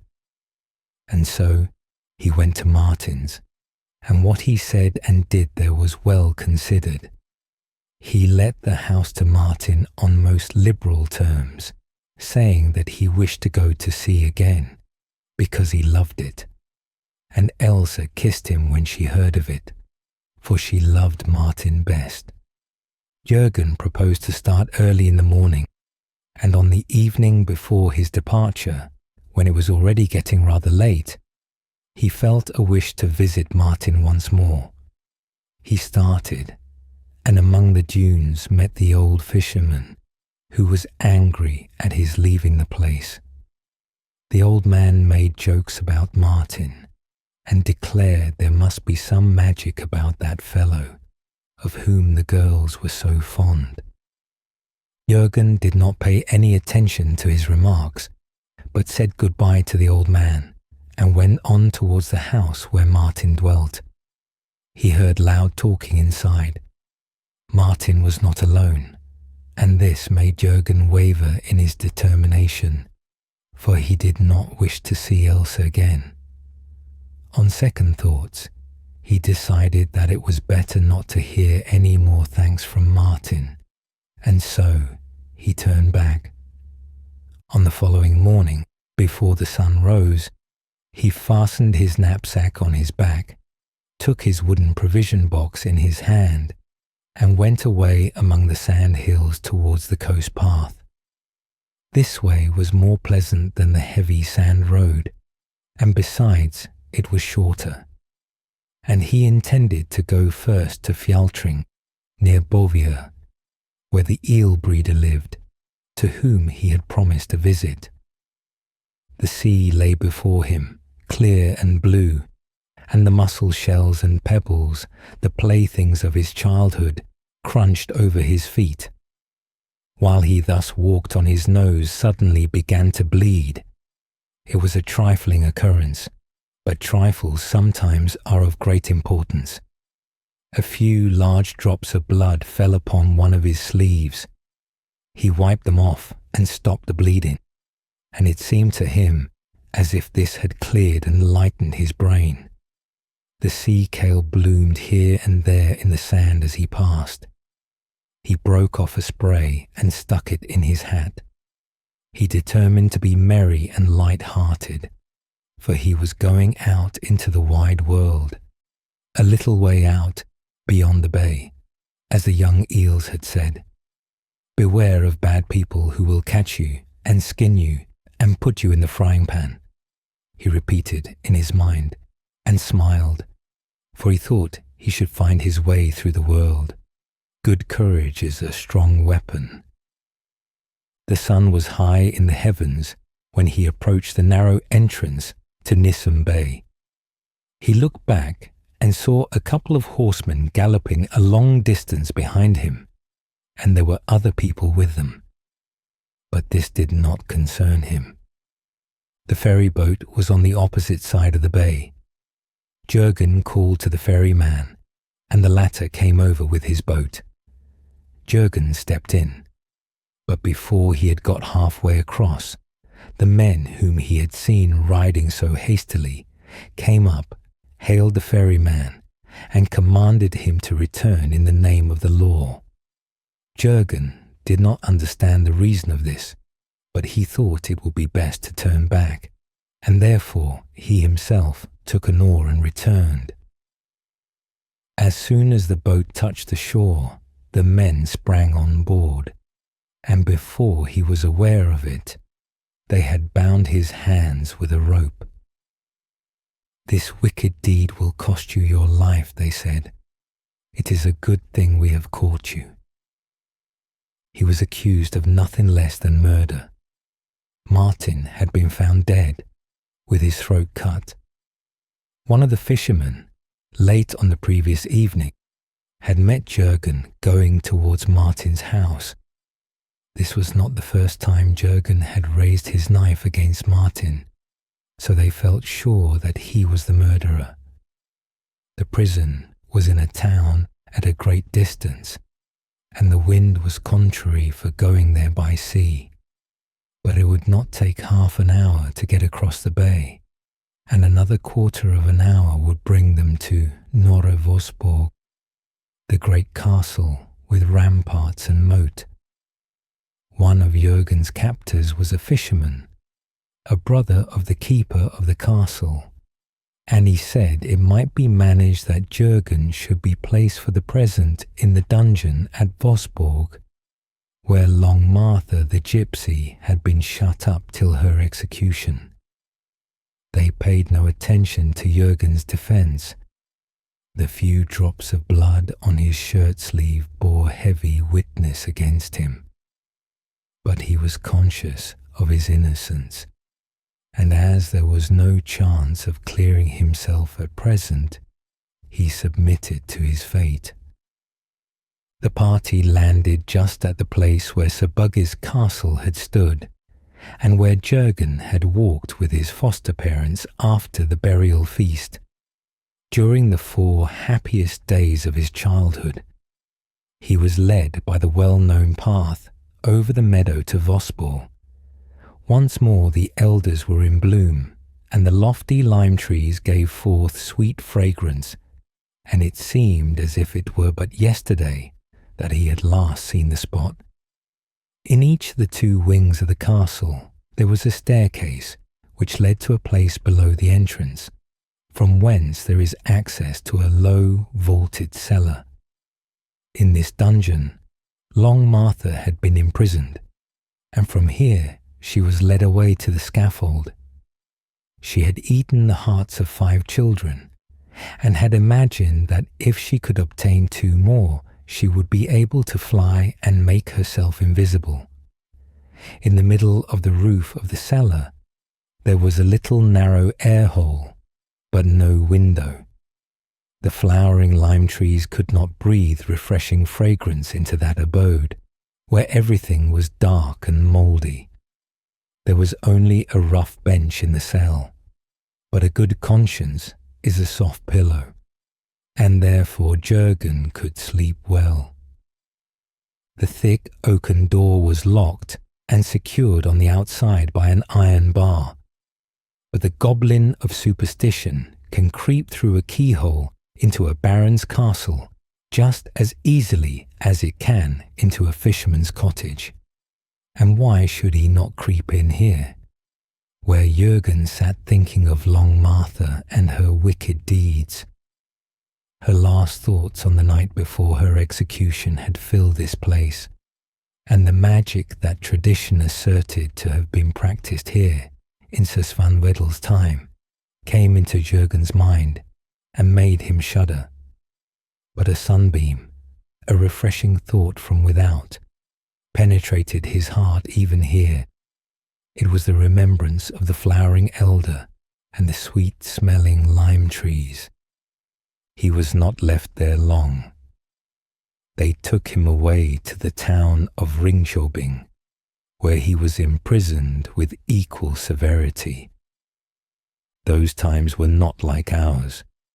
The common people were treated harshly, and it was just after the days when farms were converted into knights' estates, when coachmen and servants were often made magistrates and had power to sentence a poor man for a small offence, to lose his property and to corporeal punishment.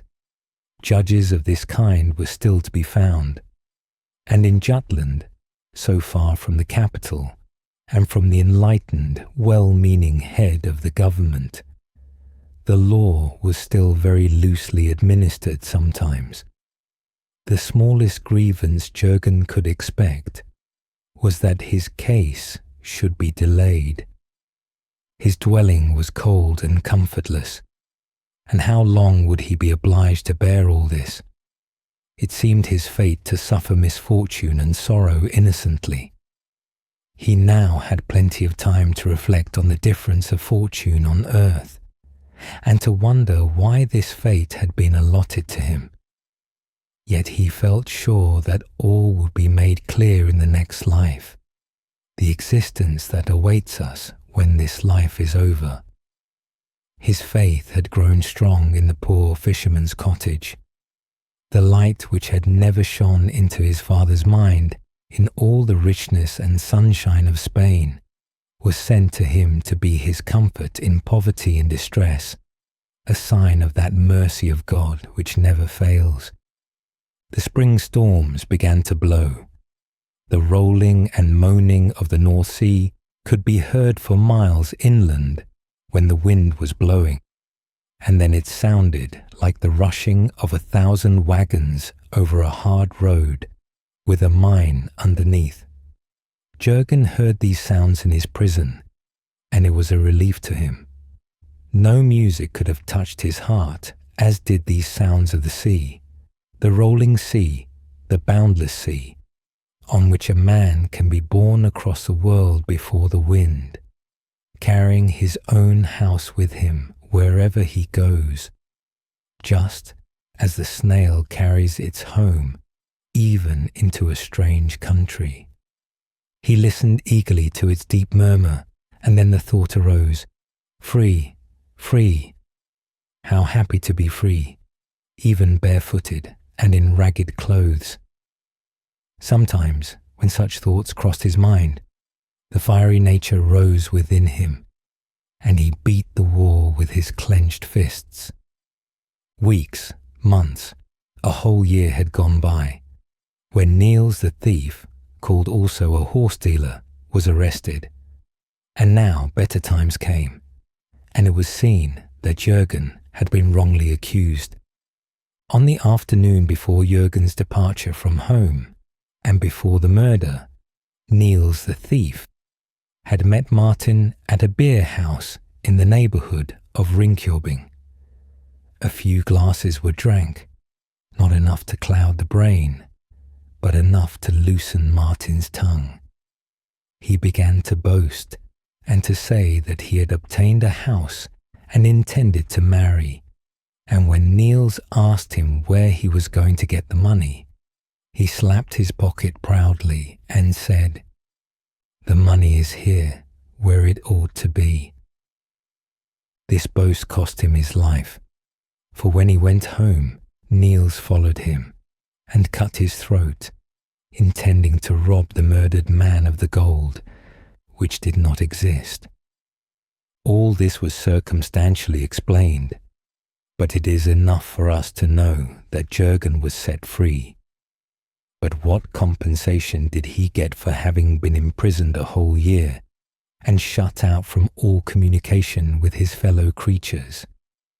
They told him he was fortunate in being proved innocent and that he might go. The burgomaster gave him $2 for travelling expenses, and many citizens offered him provisions and beer. There were still good people. They were not all hard and pitiless. But the best thing of all was that the merchant Bronner of Skjagen, into whose service Jürgen had proposed entering the year before, was just at that time on business in the town of Ringkøbing. Bronner heard the whole story. He was kind-hearted and understood what Jürgen must have felt and suffered. Therefore, he made up his mind to make it up to the poor lad and convince him that there were still kind folks in the world. So Jürgen went forth from prison as if to paradise, to find freedom, affection, and trust. He was to travel this path now, for no goblet of life is all bitterness. No good man would pour out such a draught for his fellow man. And how should he do it, who is love personified? Let everything be buried and forgotten, said Bronner, the merchant. Let us draw a thick line through last year. We will even burn the almanac. In 2 days we will start for dear, friendly, peaceful Skjagen. People call it an out-of-the-way corner, but it is a good, warm chimney corner, and its windows open toward every part of the world. What a journey that was! It was like taking fresh breath out of the cold dungeon air into the warm sunshine. The heather bloomed in pride and beauty, and the shepherd boy sat on a barrow and blew his pipe, which he had carved for himself out of a sheep bone. Fata Morgana, the beautiful aerial phenomenon of the wilderness, appeared with hanging gardens and waving forests, and the wonderful cloud called Lokeman driving his sheep also was seen. Up towards Skjagen they went, through the land of the Wendels, whence the men with long beards, the Longobardi or Lombards, had emigrated in the reign of King Sneo, when all the children and old people were to have been killed, till the noble Dame Gambaruk proposed that the young people should emigrate. Jürgen knew all this. He had some little knowledge, and although he did not know the land of the Lombards beyond the lofty Alps, he had an idea that it must be there, for in his boyhood he had been in the south, in Spain. He thought of the plenteousness of the southern fruit, of the red pomegranate flowers, of the humming, buzzing, and toiling in the great beehive of a city he had seen. But home is the best place after all, and Jürgen's home was Denmark.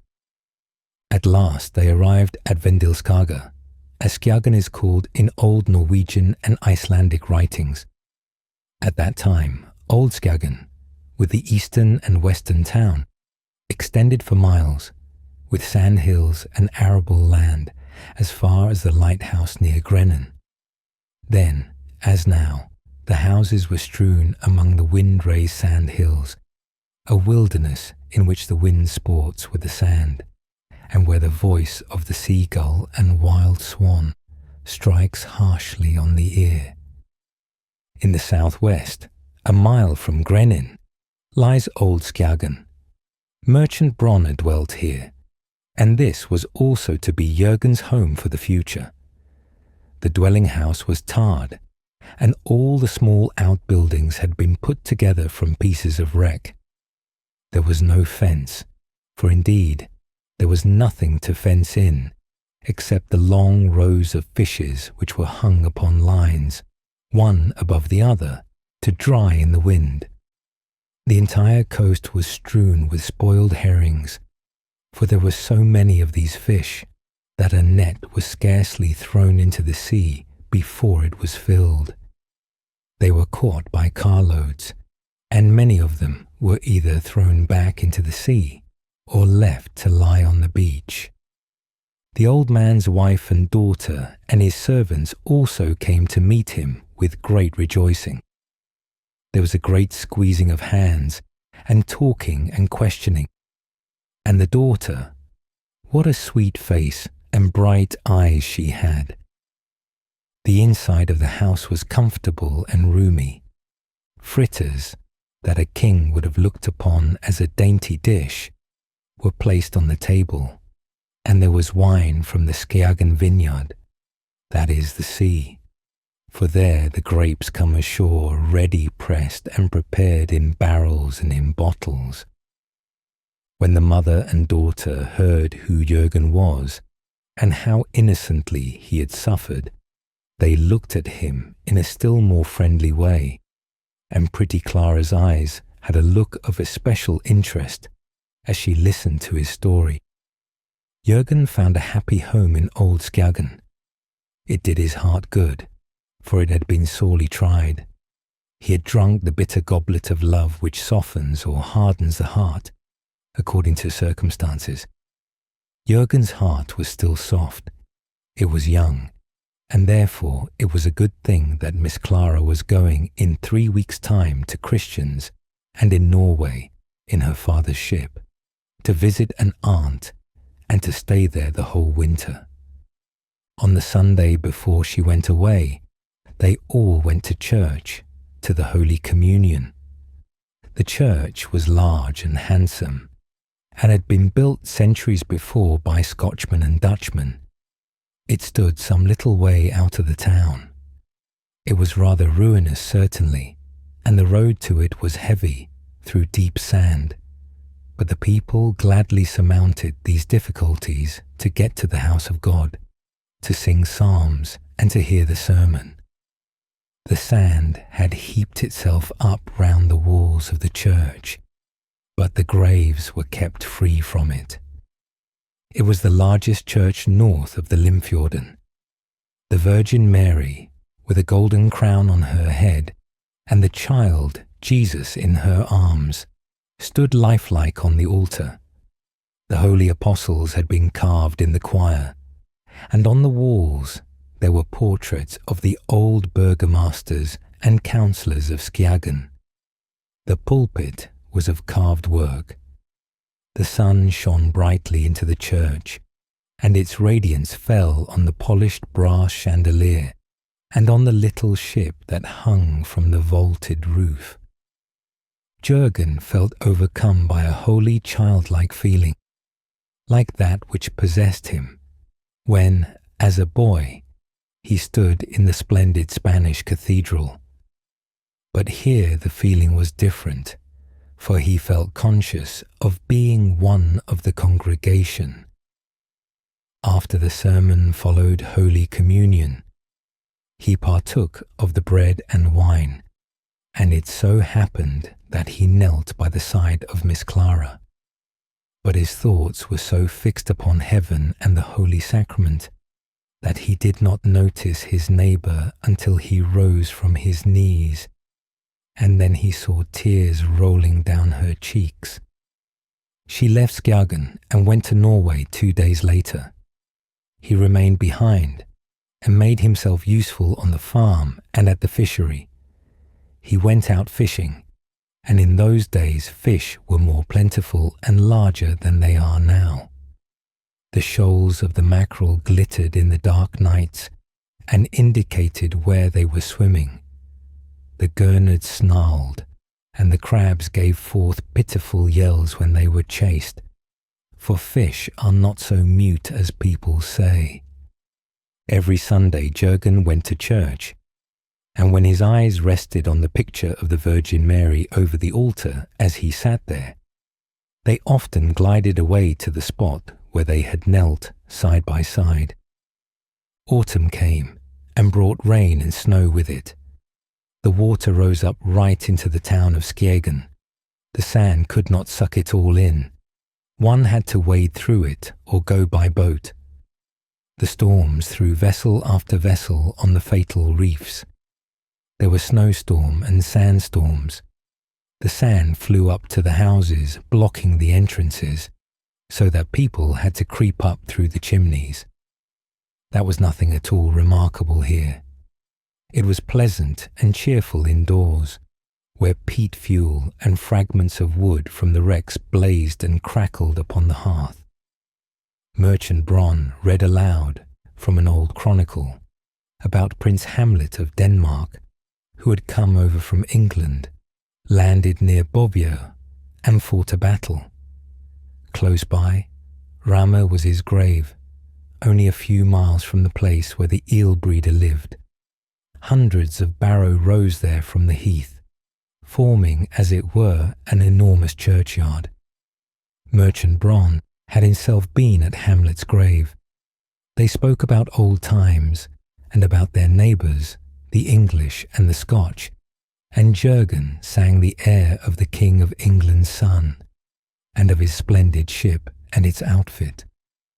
In the hour of peril when most men fear, he clasped the bride that he held so dear, and proved himself the son of a king. Of his courage and valour let us sing.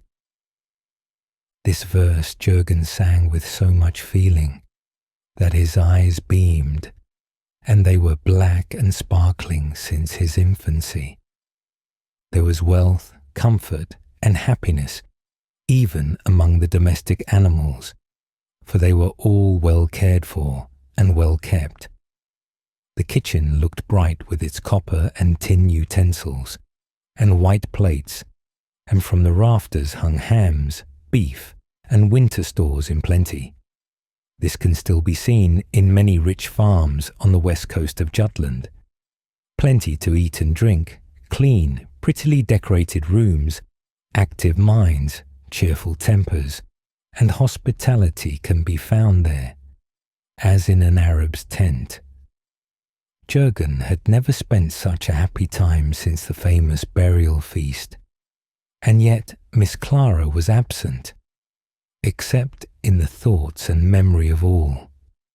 In April, a ship was to start for Norway, and Jurgen was to sail in it. He was full of life and spirits, and looked so sturdy and well that Dame Bronner said it did her good to see him. "And it does one good to look at you also, old wife," said the merchant. "Jurgen has brought fresh life into our winter evenings, and into you too, mother. You look younger than ever this year, and seem well and cheerful. But then you were once the prettiest girl in Viborg, and that is saying a great deal, for I have always found the Viborg girls the prettiest of any." Jurgen said nothing, but he thought of a certain maiden of Skjegen, whom he was soon to visit. The ship set sail for Christiansand in Norway, and as the wind was favourable, it soon arrived there. One morning, Merchant Bronner went out to the lighthouse, which stands a little way out of Old Skjegen, not far from Grennen. The light was out, and the sun was already high in the heavens when he mounted the tower. The sandbanks extend a whole mile from the shore beneath the water. Outside these banks, many ships could be seen that day, and with the aid of his telescope the old man thought he descried his own ship, the Karen Brana. Yes, certainly, there she was, sailing homewards with Clara and Jurgen on board. Clara sat on deck and saw the Sandhills gradually appearing in the distance. The church and lighthouse looked like a heron and a swan rising from the blue waters. If the wind held good, they might reach home in about an hour. So near they were to home and all its joys, so near to death and all its terrors. a plank in the ship gave way, and the water rushed in. The crew flew to the pumps and did their best to stop the leak.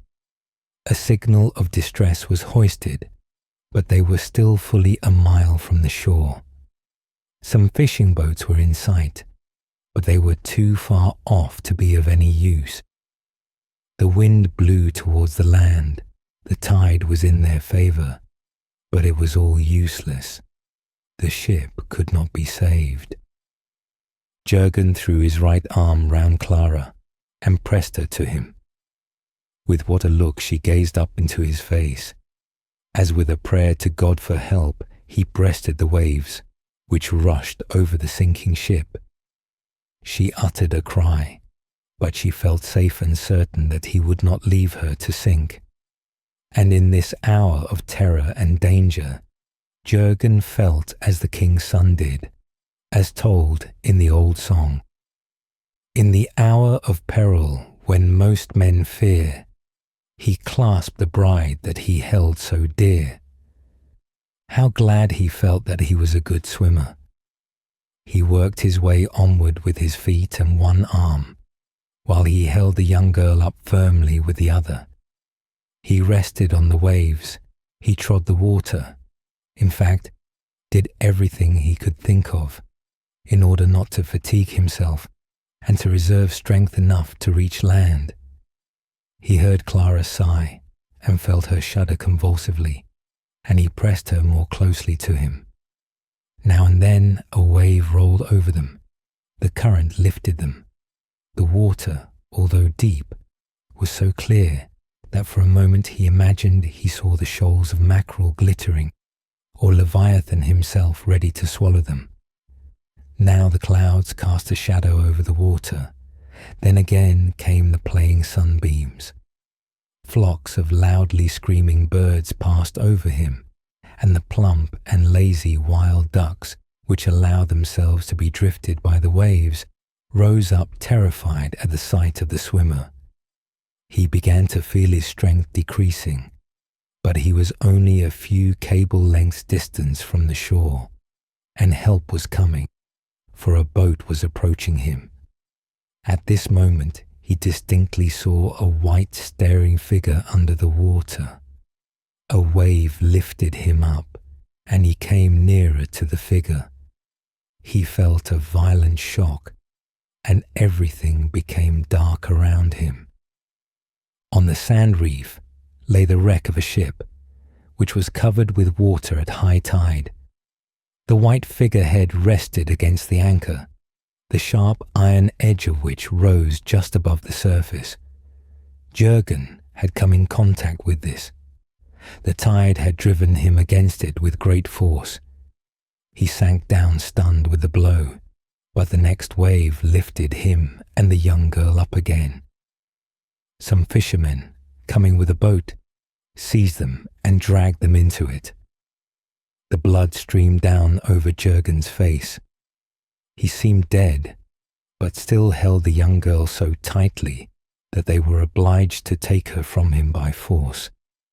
She was pale and lifeless. They laid her in the boat and rowed as quickly as possible to the shore.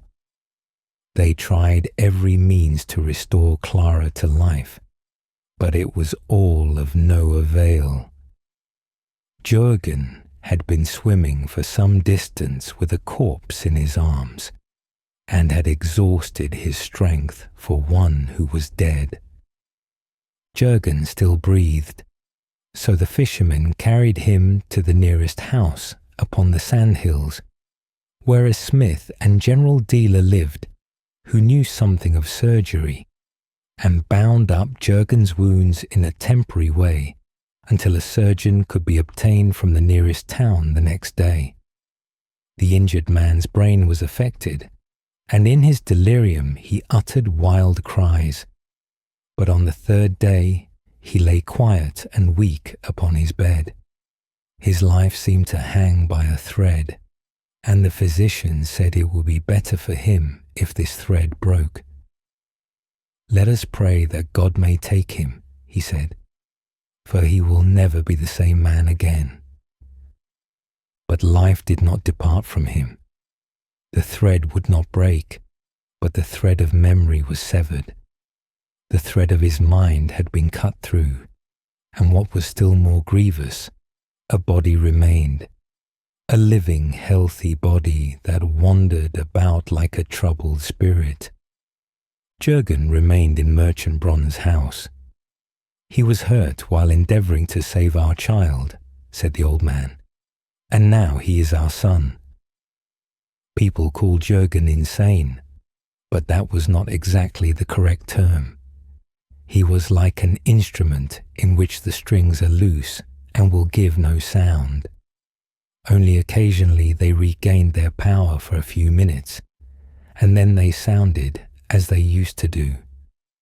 He would sing snatches of songs or old melodies. Pictures of the past would rise before him and then disappear in the mist, as it were. But as a general rule, he sat staring into vacancy without a thought.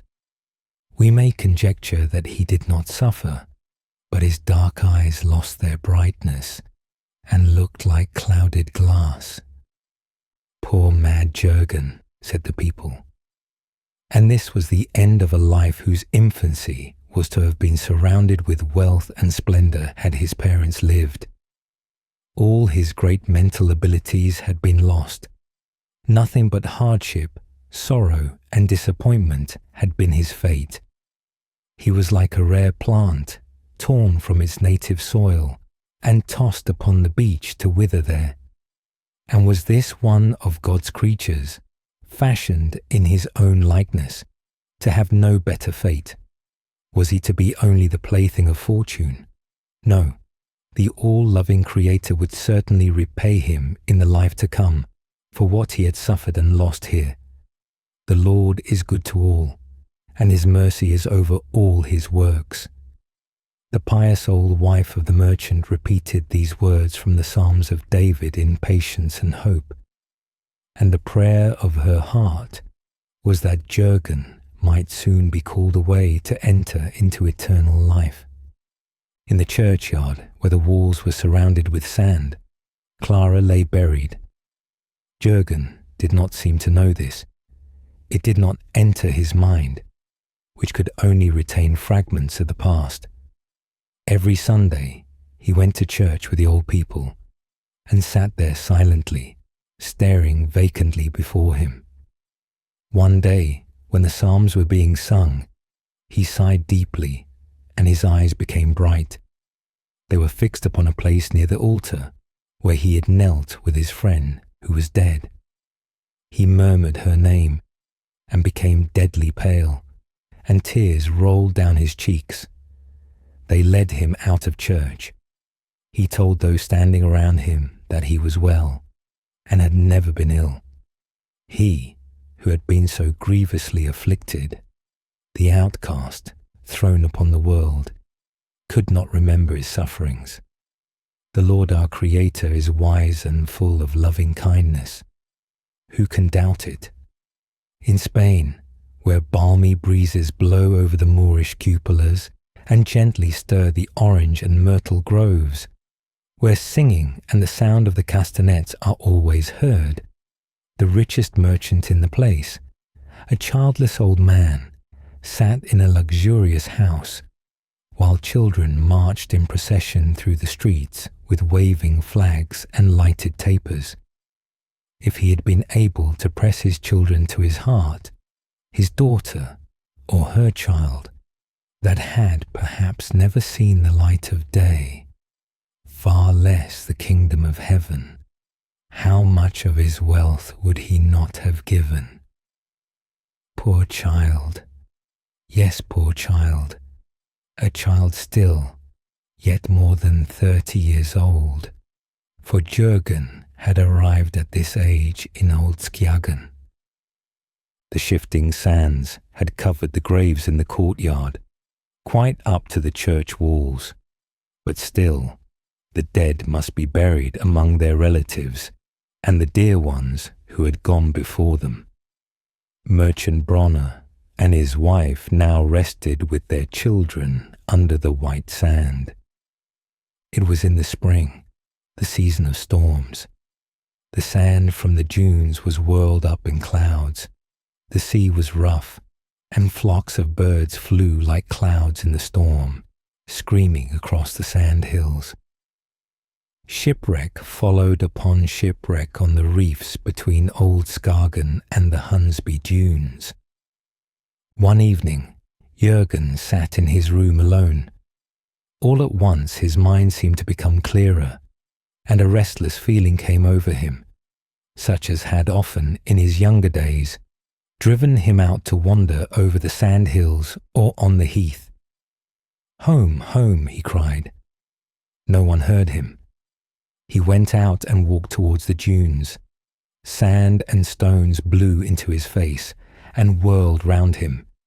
He went in the direction of the church.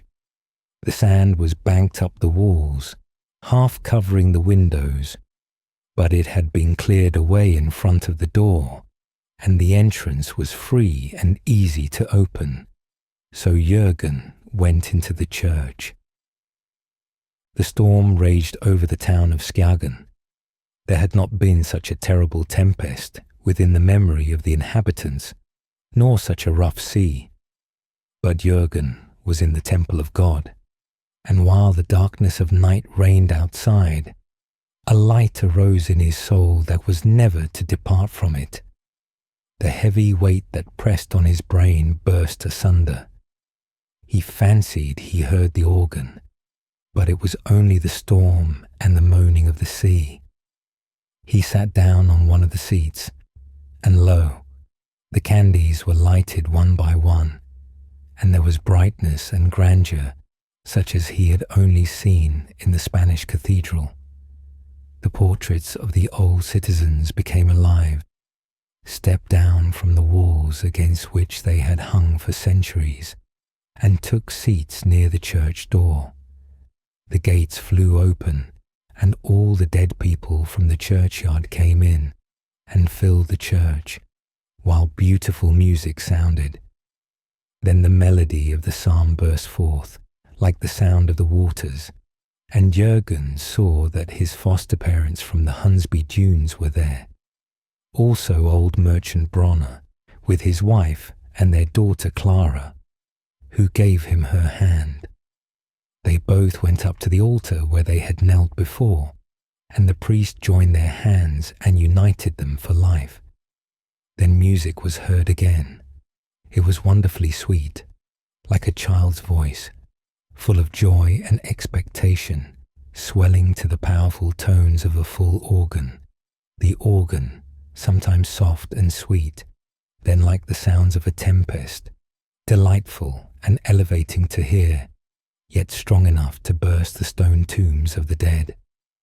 Then the little ship that hung from the roof of the choir was let down, and looked wonderfully large and beautiful with its silken sails and rigging. The ropes were of silk, the anchor of gold, and everywhere riches and pomp untold. As the old song says, the young couple went on board, accompanied by the whole congregation, for there was room and enjoyment for them all. Then the walls and arches of the church were covered with flowering junipers and lime trees breathing forth fragrance. The branches waved, creating a pleasant coolness. They bent and parted, and the ship sailed between them through the air and over the sea.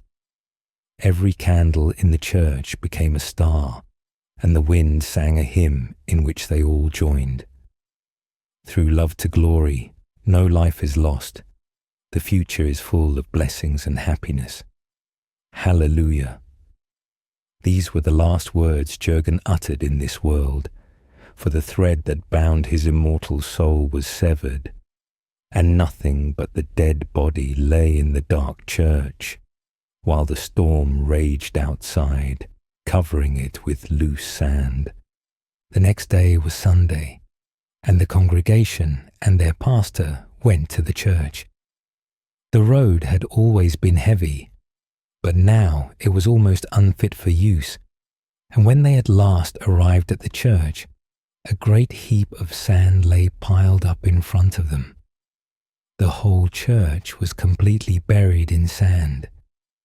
The clergyman offered a short prayer and said that God had closed the door of his house here, and that the congregation must go and build a new one for him somewhere else.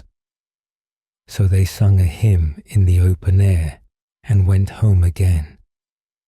Jürgen could not be found anywhere in the town of Skjagen, nor on the dunes, though they searched for him everywhere. They came to the conclusion that one of the great waves, which had rolled far up on the beach, had carried him away, but his body lay buried in a great sepulchre, the church itself. The Lord had thrown down a covering for his grave during the storm, and the heavy mound of sand lies upon it to this day. The drifting sand had covered the vaulted roof of the church, the arched cloisters, and the stone aisles.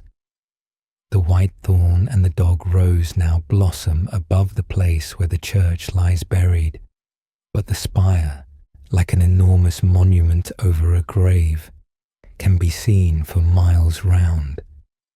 No king has a more splendid memorial. Nothing disturbs the peaceful sleep of the dead. I was the first to hear this story, for the storm sung it to me among the Sandhills. LIsbeth.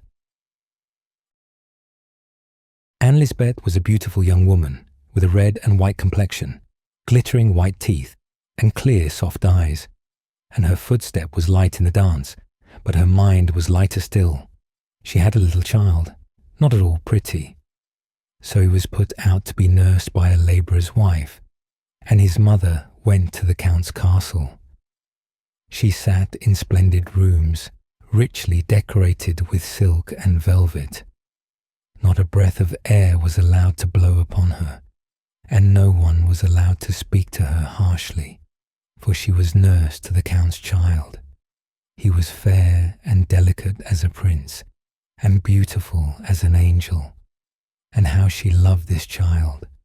Her own boy was provided for by being at the labourer's, where the mouth watered more frequently than the pot boiled, and where in general no one was at home to take care of the child. Then he would cry, but what nobody knows, nobody cares for. So he would cry till he was tired, and then fall asleep. And while we are asleep, we can feel neither hunger nor thirst. Ah yes, sleep is a capital invention. As years went on, LIsbeth's child grew apace like weeds, although they said his growth had been stunted.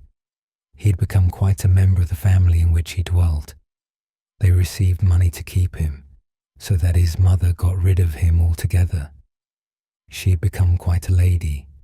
She had a comfortable home of her own in the town, and out of doors, when she went for a walk, she wore a bonnet.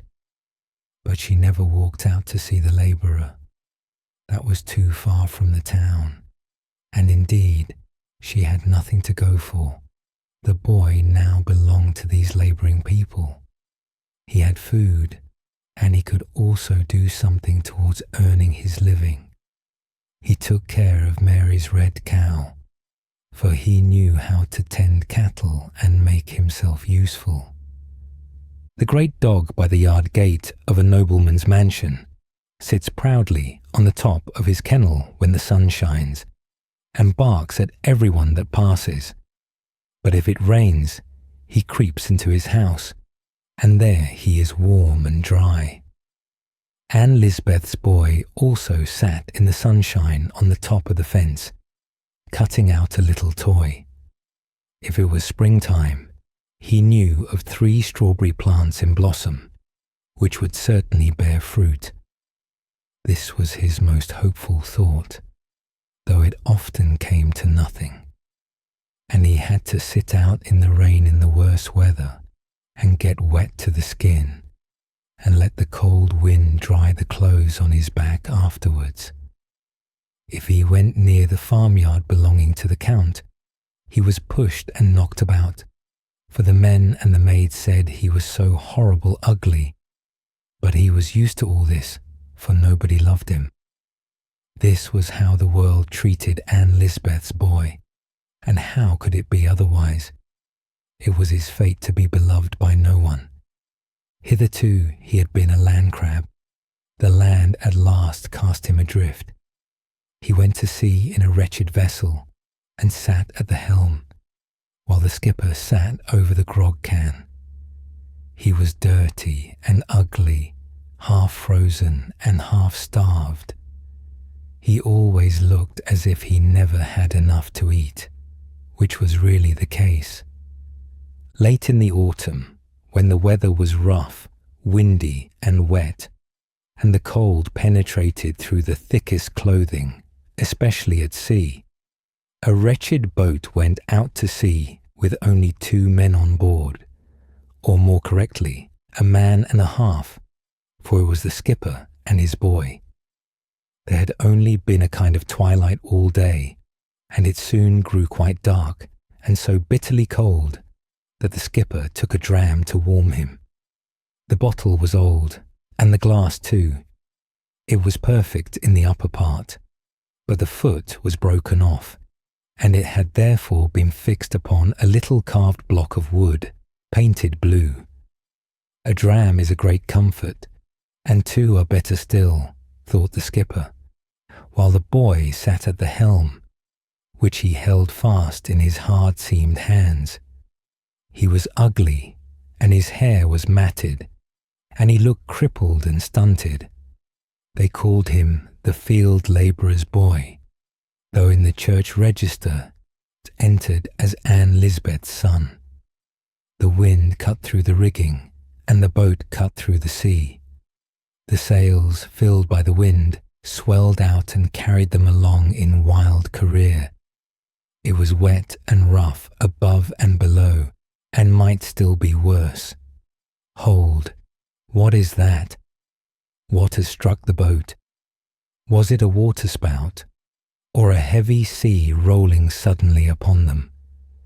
Heaven help us, cried the boy at the helm, as the boat heeled over and lay on its beam ends. It had struck on a rock, which rose from the depths of the sea, and sank at once, like an old shoe in a puddle. It sank at once with mouse and man, as the saying is. There might have been mice on board, but only 1 man and a half, the skipper and the labourer's boy. No one saw it but the skimming seagulls and the fishes beneath the water, and even they did not see it properly, for they darted back with terror as the boat filled with water and sank. There it lay, scarcely a fathom below the surface, and those 2 were provided for, buried, and forgotten. The glass, with a foot of blue wood, was the only thing that did not sink, for the wood floated, and the glass drifted away to be cast upon the shore and broken. Where and when is indeed of no consequence. It had served its purpose, and it had been loved, which LIsbeth's boy had not been.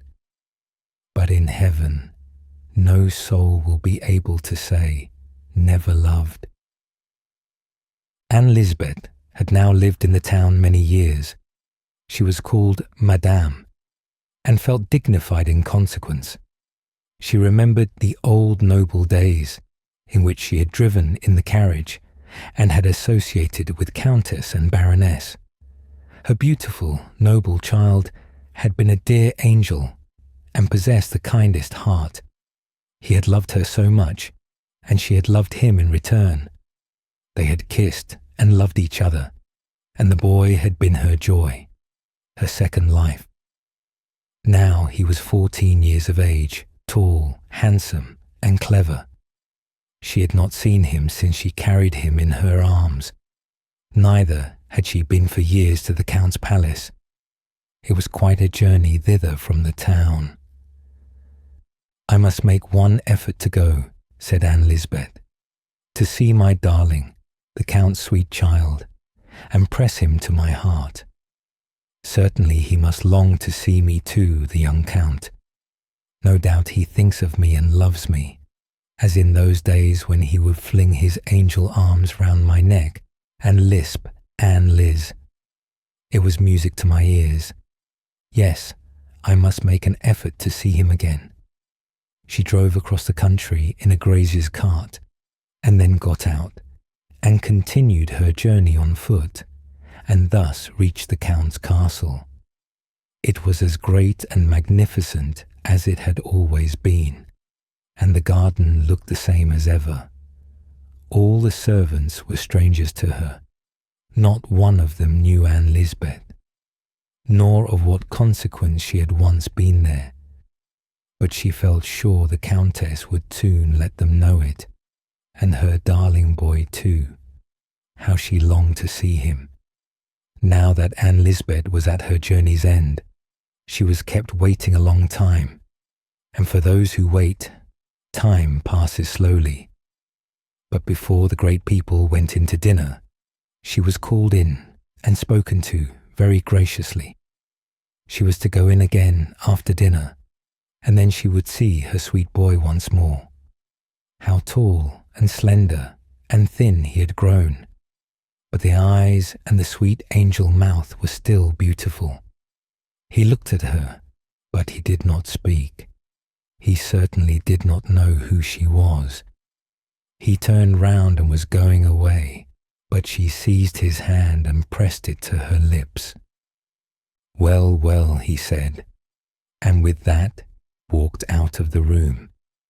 He who filled her every thought, he whom she loved best, and who was her whole earthly pride. LIsbeth went forth from the castle into the public road, feeling mournful and sad. He whom she had nursed day and night, and even now carried about in her dreams, had been cold and strange, and had not a word or thought respecting her. A great black raven darted down in front of her on the high road, and croaked dismally. "Ah," said she, "what bird of ill omen art thou?"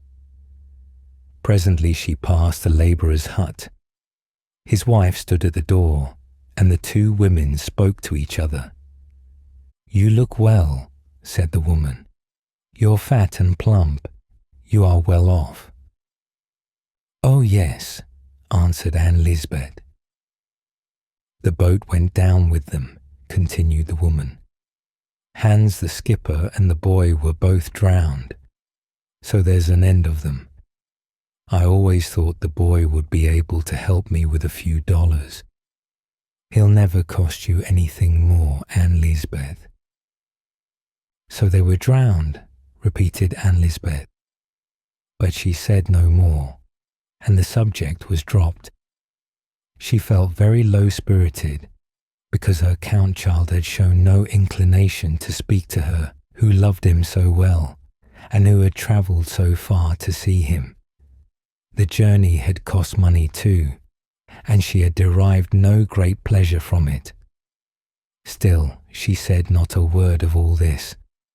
She could not relieve her heart by telling the labourer's wife, lest the latter should think she did not enjoy her former position at the castle. Then the raven flew over her, screaming again as he flew. "The black wretch," said LIsbeth. "He will end by frightening me today." She had brought coffee and chicory with her, for she thought it would be a charity to the poor woman to give them to her to boil a cup of coffee, and then she would take a cup herself. The woman prepared the coffee, and in the meantime LIsbeth seated her in a chair and fell asleep. Then she dreamed of something which she had never dreamed before. Singularly enough, she dreamed of her own child, who had wept and hungered in the labourer's hut, and had been knocked about in heat and in cold, and who was now lying in the depths of the sea, in a spot only known by God. She fancied she was still sitting in the hut where the woman was busy preparing the coffee, for she could smell the coffee berries roasting. But suddenly it seemed to her that there stood on the threshold a beautiful young form, as beautiful as the Count's child, and this apparition said to her, "The world is passing away. Hold fast to me, for you are my mother after all. You have an angel in heaven, hold me fast." And the child angel stretched out his hand and seized her. Then there was a terrible crash, as of a world crumbling to pieces, and the angel child was rising from the earth and holding her by the sleeve so tightly that she felt herself lifted from the ground. But, on the other hand, something heavy hung to her feet and dragged her down, and it seemed as if hundreds of women were clinging to her and crying, "If thou art to be saved, we must be saved too. Hold fast, hold fast." And then they all hung on her, but there were too many, and as they clung the sleeve was torn, and LIsbeth fell down in horror and awoke. Indeed, she was on the point of falling over in reality with the chair on which she sat, but she was so startled and alarmed that she could not remember what she had dreamed, only that it was something very dreadful. They drank their coffee and had a chat together, and then LIsbeth went away towards the little town where she was to meet the carrier who was to drive her back to her own home. But when she came to him, she found that he would not be ready to start till the evening of the next day. Then she began to think of the expense and what the distance would be to walk. She remembered that the route by the seashore was 2 miles shorter than by the high road, and as the weather was clear and there would be moonlight, she determined to make her way on foot and to start at once, that she might reach home the next day. The sun had set, and the evening bells sounded through the air from the tower of the village church, but to her it was not the bells, but the cry of the frogs in the marshes. Then they ceased, and all around became still. Not a bird could be heard. They were all at rest. Even the owl had not left her hiding place. Deep silence reigned on the margin of the wood by the seashore.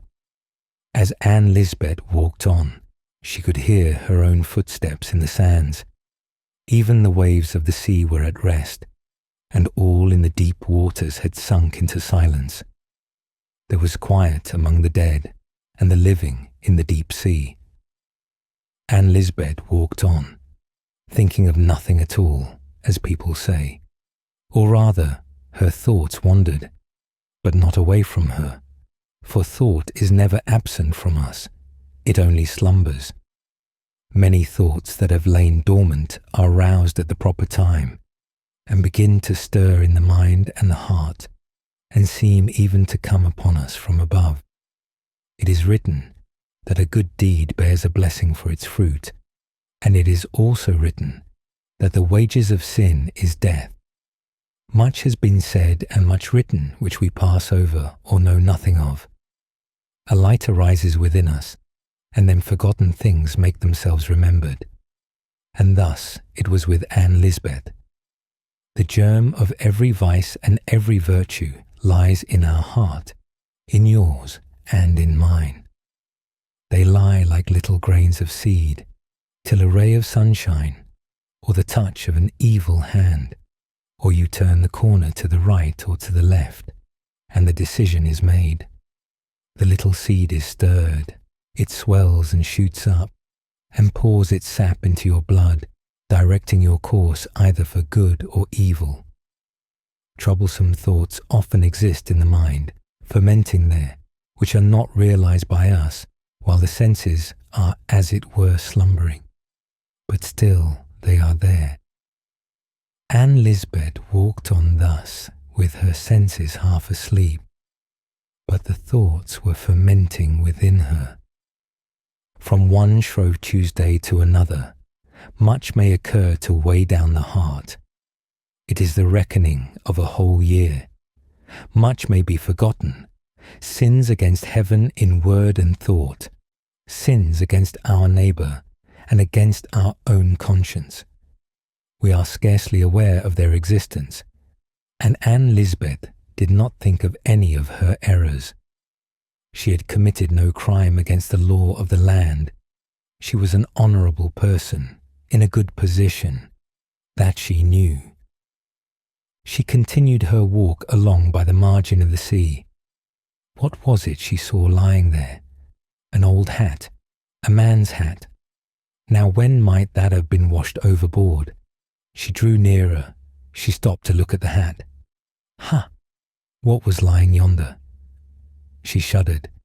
Yet it was nothing save a heap of grass and tangled seaweed flung across a long stone. But it looked like a corpse. Only tangled grass, and yet she was frightened at it. As she turned to walk away, much came into her mind that she had heard in her childhood. Old superstitions of spectres by the seashore, of the ghosts of drowned but unburied people whose corpses had been washed up on the desolate beach.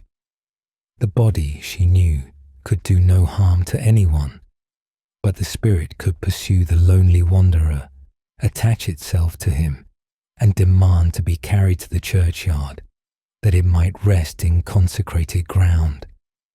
"Hold fast, hold fast," the spectre would cry, and as LIsbeth murmured these words to herself, the whole of her dream was suddenly recalled to her memory, when the mother had clung to her and uttered these words, when, amid the crashing of worlds, her sleeve had been torn, and she had slipped from the grasp of her child, who wanted to hold her up in that terrible hour.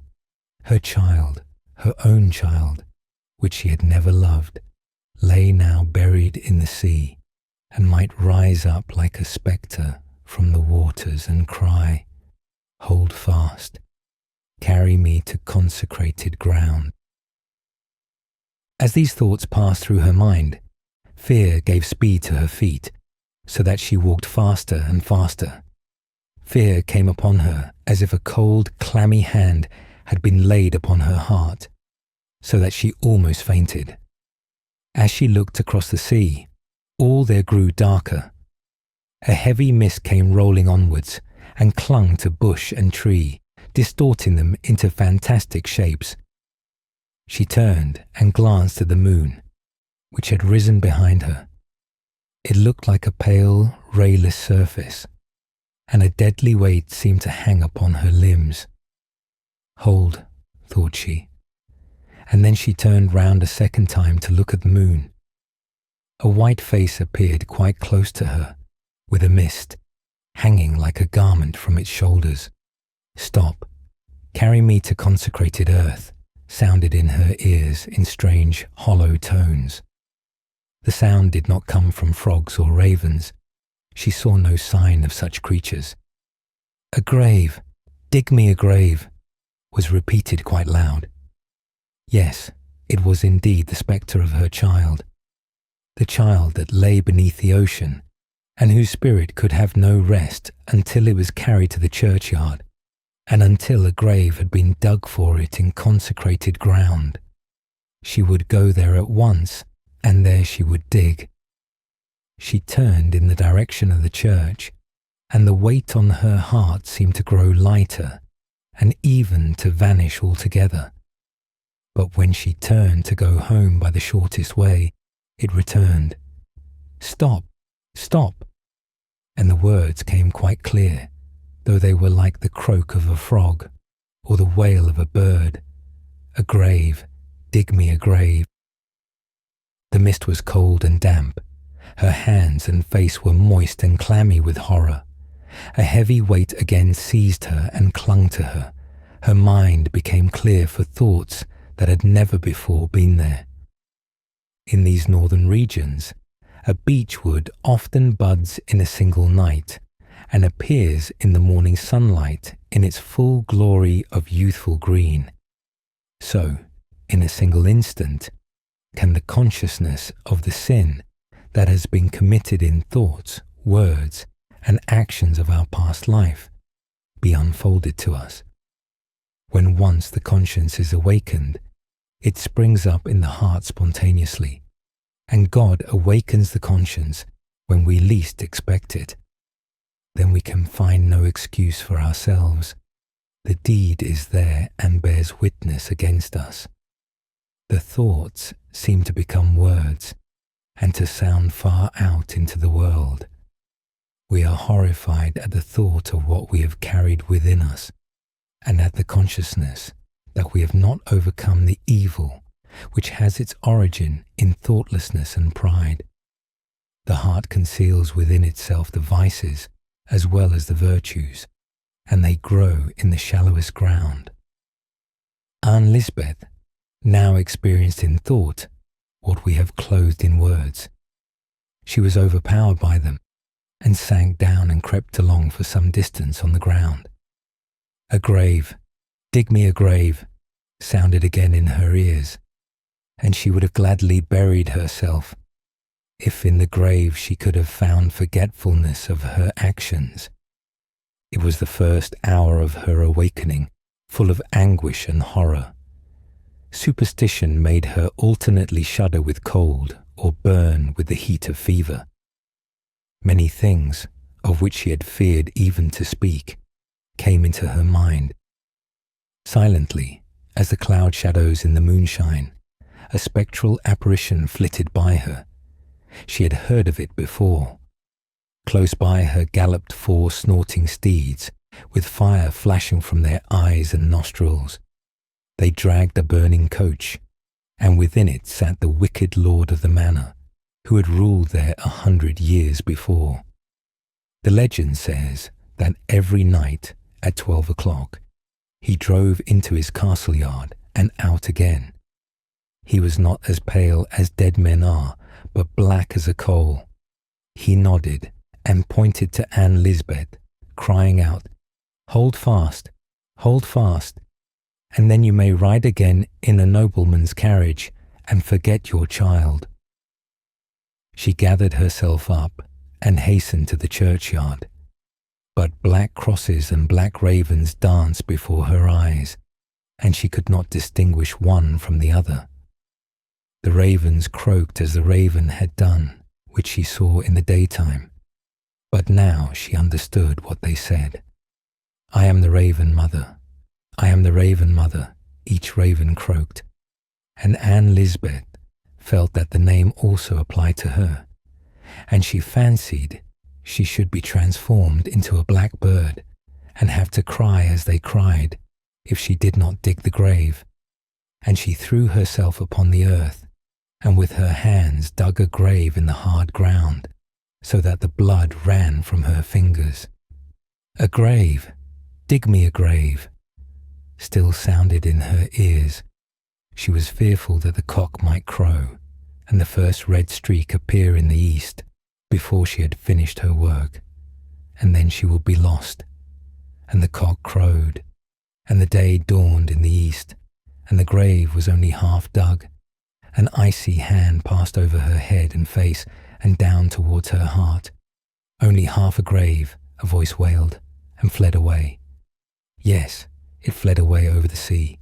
It was the ocean spectre, and exhausted and overpowered, LIsbeth sunk to the ground, and her senses left her.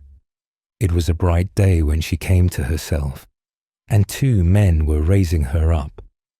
But she was not lying in the churchyard, but on the seashore, where she had dug a deep hole in the sand, and cut her hand with a piece of broken glass, whose sharp stern was stuck in a little block of painted wood.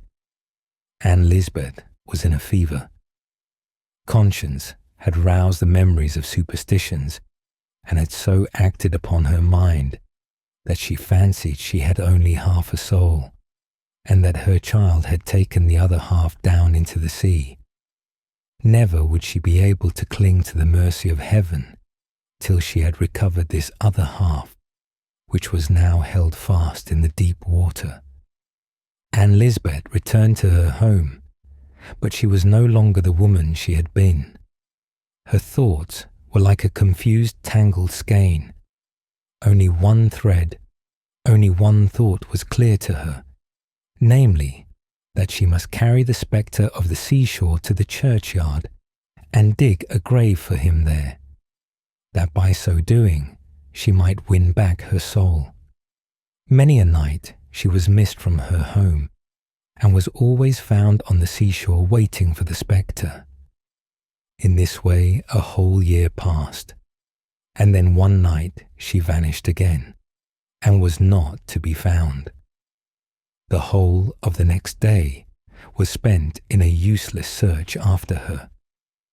Towards evening, when the clerk entered the church to toll the vesper bell, he saw by the altar LIsbeth, who had spent the whole day there.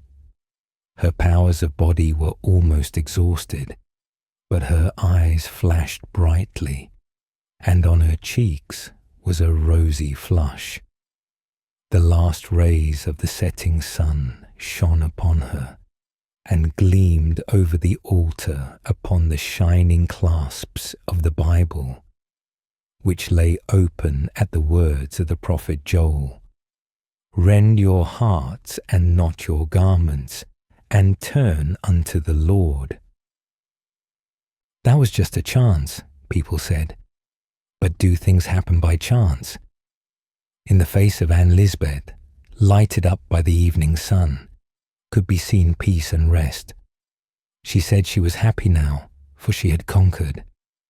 The spectre of the shore, her own child, had come to her the night before, and had said to her, Thou hast dug me only half a grave, but thou hast now, for a year and a day, buried me altogether in thy heart, and it is there a mother can best hide her child. And then he gave her back her lost soul, and brought her into the church. Now I am in the house of God, she said, and in that house we are happy. When the sun set, LIsbeth's soul had risen to that region where there is no more pain, and LIsbeth's troubles were at an end. Beauty of form and beauty of mind. There was once a sculptor named Alfred, who, having won the large gold medal and obtained a travelling scholarship, went to Italy and then came back to his native land. He was young at that time. Indeed, he is young still, although he is 10 years older than he was then. On his return, he went to visit one of the little towns in the island of Zealand. The whole town knew who the stranger was, and one of the richest men in the place gave a party in his honour, and all who were of any consequence or who possessed some property were invited. It was quite an event, and all the town knew of it, so that it was not necessary to announce it by beat of drum. Apprentice boys, children of the poor, and even the poor people themselves, stood before the house, watching the lighted windows, and the watchman might easily fancy he was giving a party also. There were so many people in the streets. There was quite an air of festivity about it, and the house was full of it, for Mr. Alfred, the sculptor, was there. He talked and told anecdotes, and everyone listened to him with pleasure, not unmingled with awe, but none felt so much respect for him as did the elderly widow of a naval officer. She seemed, so far as Mr. Alfred was concerned, to be like a piece of fresh blotting paper that absorbed all he said and asked for more. She was very appreciative and incredibly ignorant, a kind of female Gaspar Hauser. I should like to see Rome, she said. It must be a lovely city, or so many foreigners would not be constantly arriving there. Now, do give me a description of Rome. How does the city look when you enter in at the gate? I cannot very well describe it, said the sculptor. but you enter on a large open space, in the centre of which stands an obelisk, which is 1,000 years old. An organist, exclaimed the lady, who had never heard the word obelisk. Several of the guests could scarcely forbear laughing, and the sculptor would have had some difficulty in keeping his countenance, but the smile on his lips faded away, for he caught sight of a pair of dark blue eyes close by the side of the inquisitive lady. They belonged to her daughter, and surely no one who had such a daughter could be silly. The mother was like a fountain of questions, and the daughter, who listened but never spoke, might have passed for the beautiful maid of the fountain. How charming she was! She was a study for the sculptor to contemplate, but not to converse with, for she did not speak, or at least very seldom. "Has the Pope a great family?" inquired the lady. The young man answered considerately, as if the question had been a different one. "No, he does not come from a great family." "That is not what I asked," persisted the widow. "I mean, has he a wife and children?" "The Pope is not allowed to marry," replied the gentleman. "I don't like that," was the lady's remark.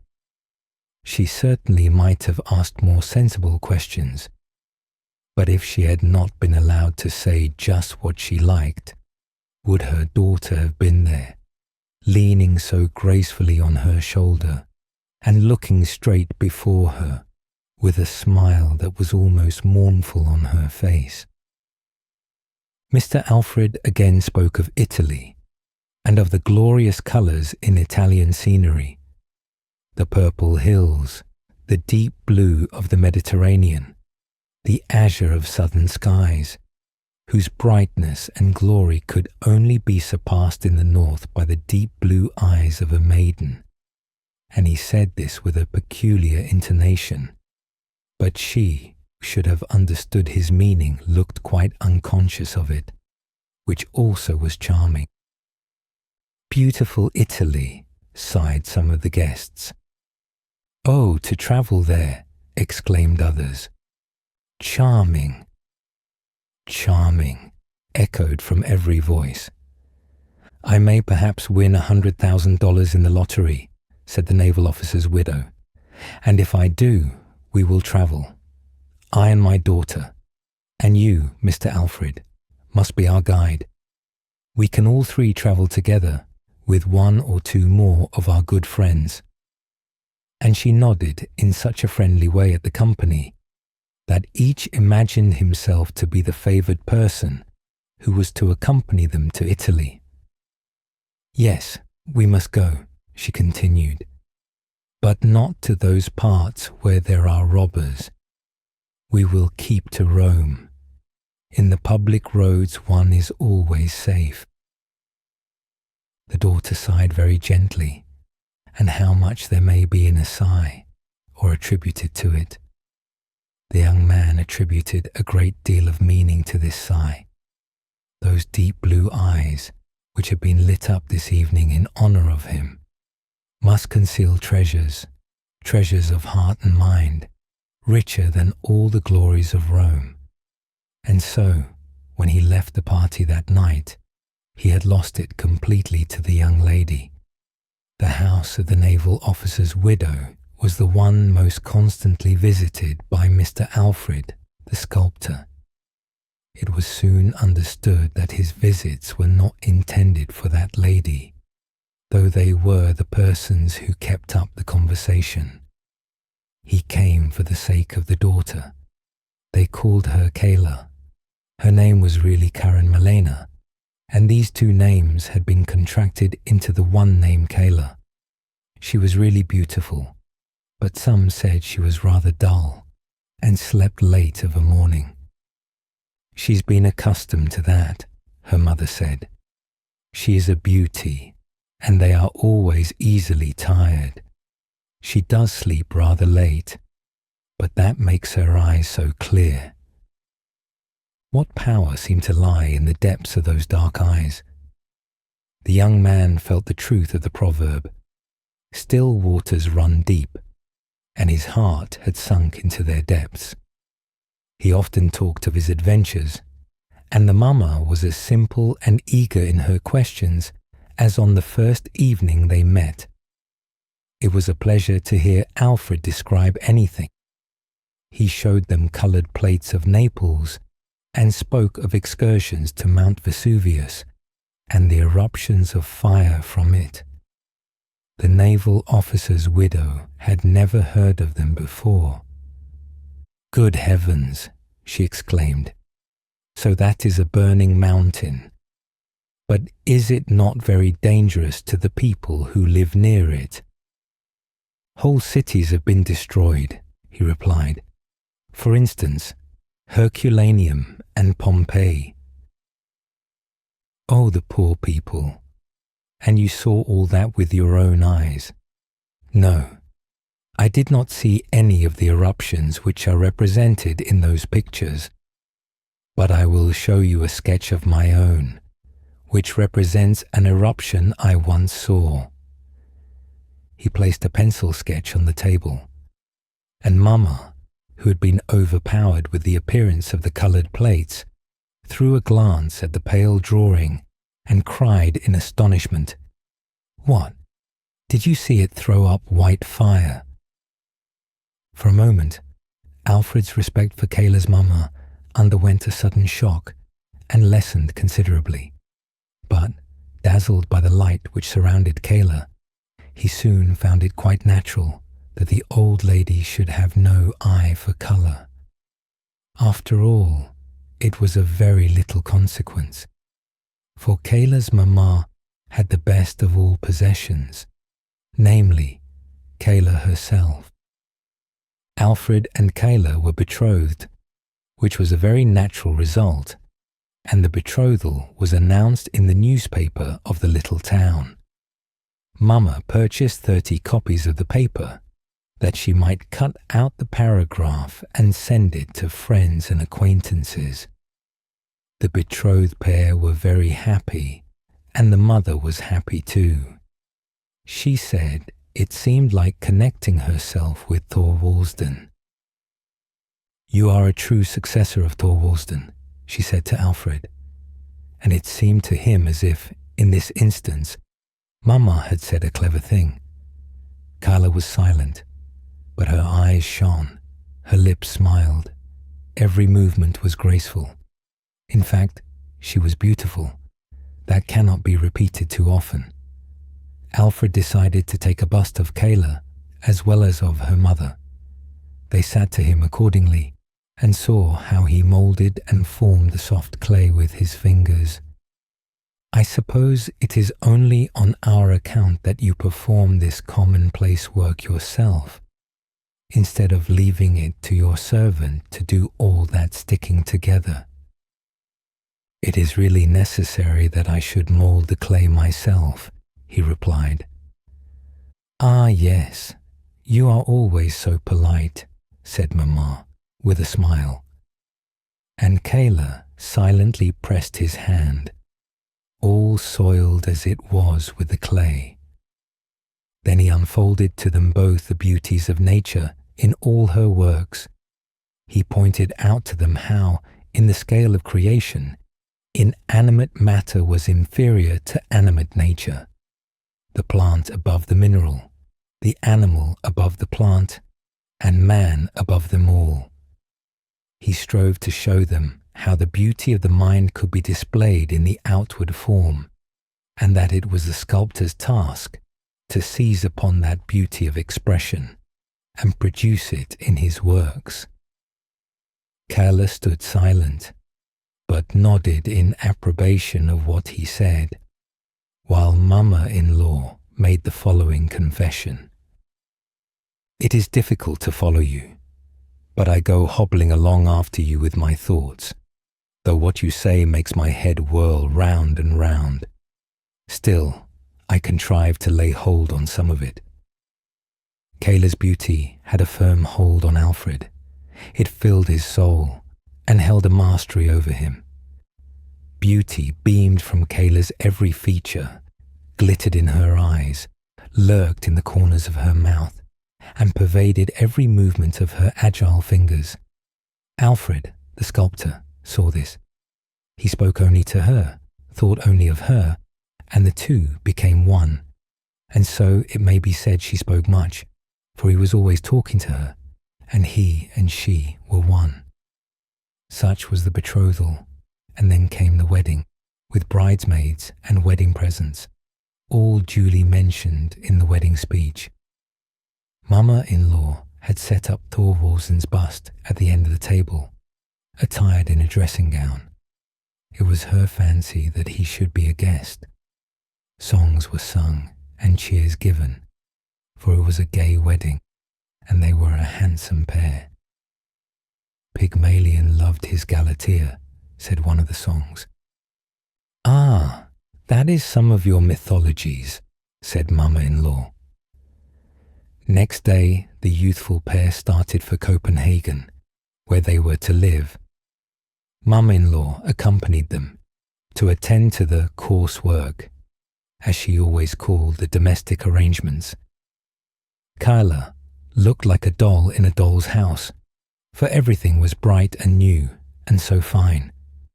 There they sat, all three, and as for Alfred, a proverb may describe his position. He looked like a swan amongst the geese. The magic of form had enchanted him. He had looked at the casket without caring to inquire what it contained, and that omission often brings the greatest unhappiness into married life. The casket may be injured, the gilding may fall off, and then the purchaser regrets his bargain. In a large party, it is very disagreeable to find a button giving way, with no studs at hand to fall back upon.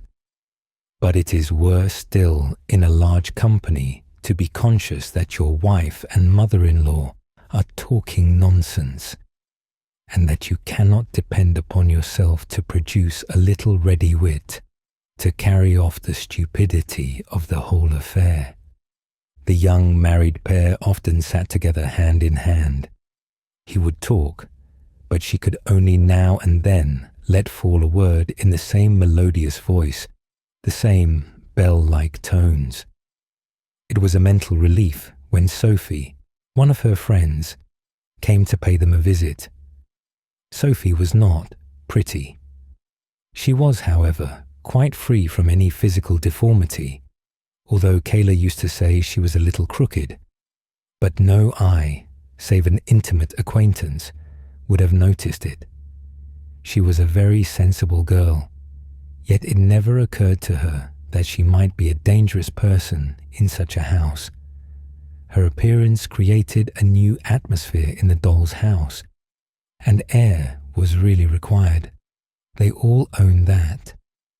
They felt the want of a change of air, and consequently the young couple and their mother travelled to Italy. "Thank heaven we are at home again, within our own four walls," said Mamma-in-law and daughter both, on their return after a year's absence. "There is no real pleasure in travelling," said Mamma. "To tell the truth, it's very wearisome. I beg pardon for saying so. I was soon very tired of it, although I had my children with me. And besides, it's very expensive work travelling, very expensive. And all those galleries one is expected to see, and the quantity of things you are obliged to run after. It must be done for very shame. You are sure to be asked when you come back if you have seen everything, and will most likely be told that you've omitted to see what was best worth seeing of all. I got tired at last of those endless Madonnas. I began to think I was turning into a Madonna myself." "And then the living, Mamma," said Kyla. "Yes, indeed," she replied. No such a thing as a respectable meat soup. Their cookery is miserable stuff. The journey had also tired Kayla, but she was always fatigued. That was the worst of it. So they sent for Sophie, and she was taken into the house to reside with them, and her presence there was a great advantage. Mama-in-law acknowledged that Sophie was not only a clever housewife, but well informed and accomplished, though that could hardly be expected in a person of her limited means. She was also a generous-hearted, faithful girl. She showed that thoroughly while Kayla lay sick, fading away. When the casket is everything, the casket should be strong, or else all is over. And all was over with the casket, for Kayla died.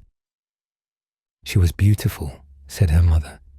She was quite different from the beauties they call antiques, for they are so damaged. A beauty ought to be perfect, and Kayla was a perfect beauty.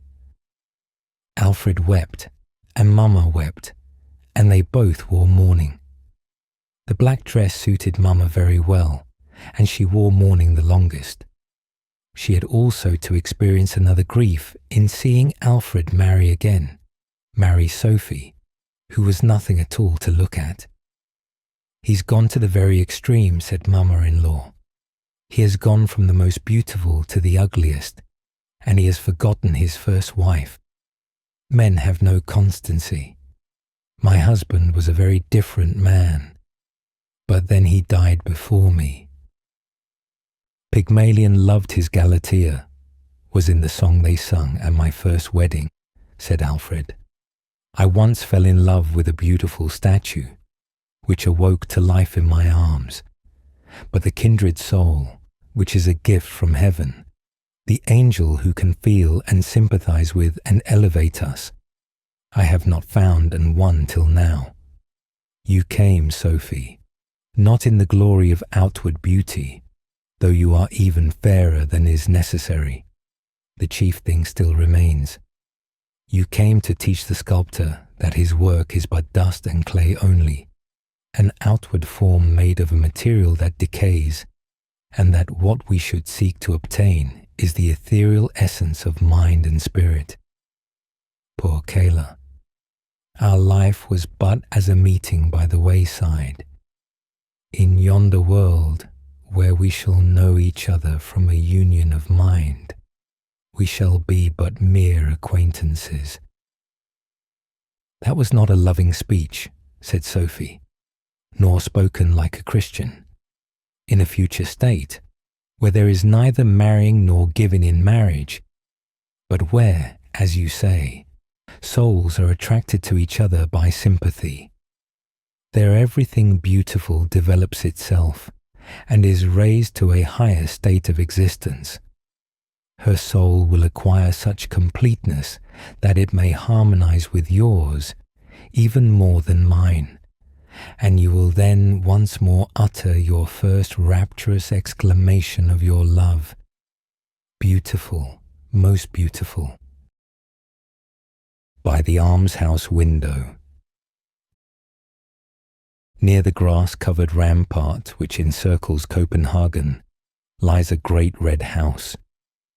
Balsams and other flowers greet us from the long rows of windows in the house, whose interior is sufficiently poverty-stricken, and poor and old are the people who inhabit it.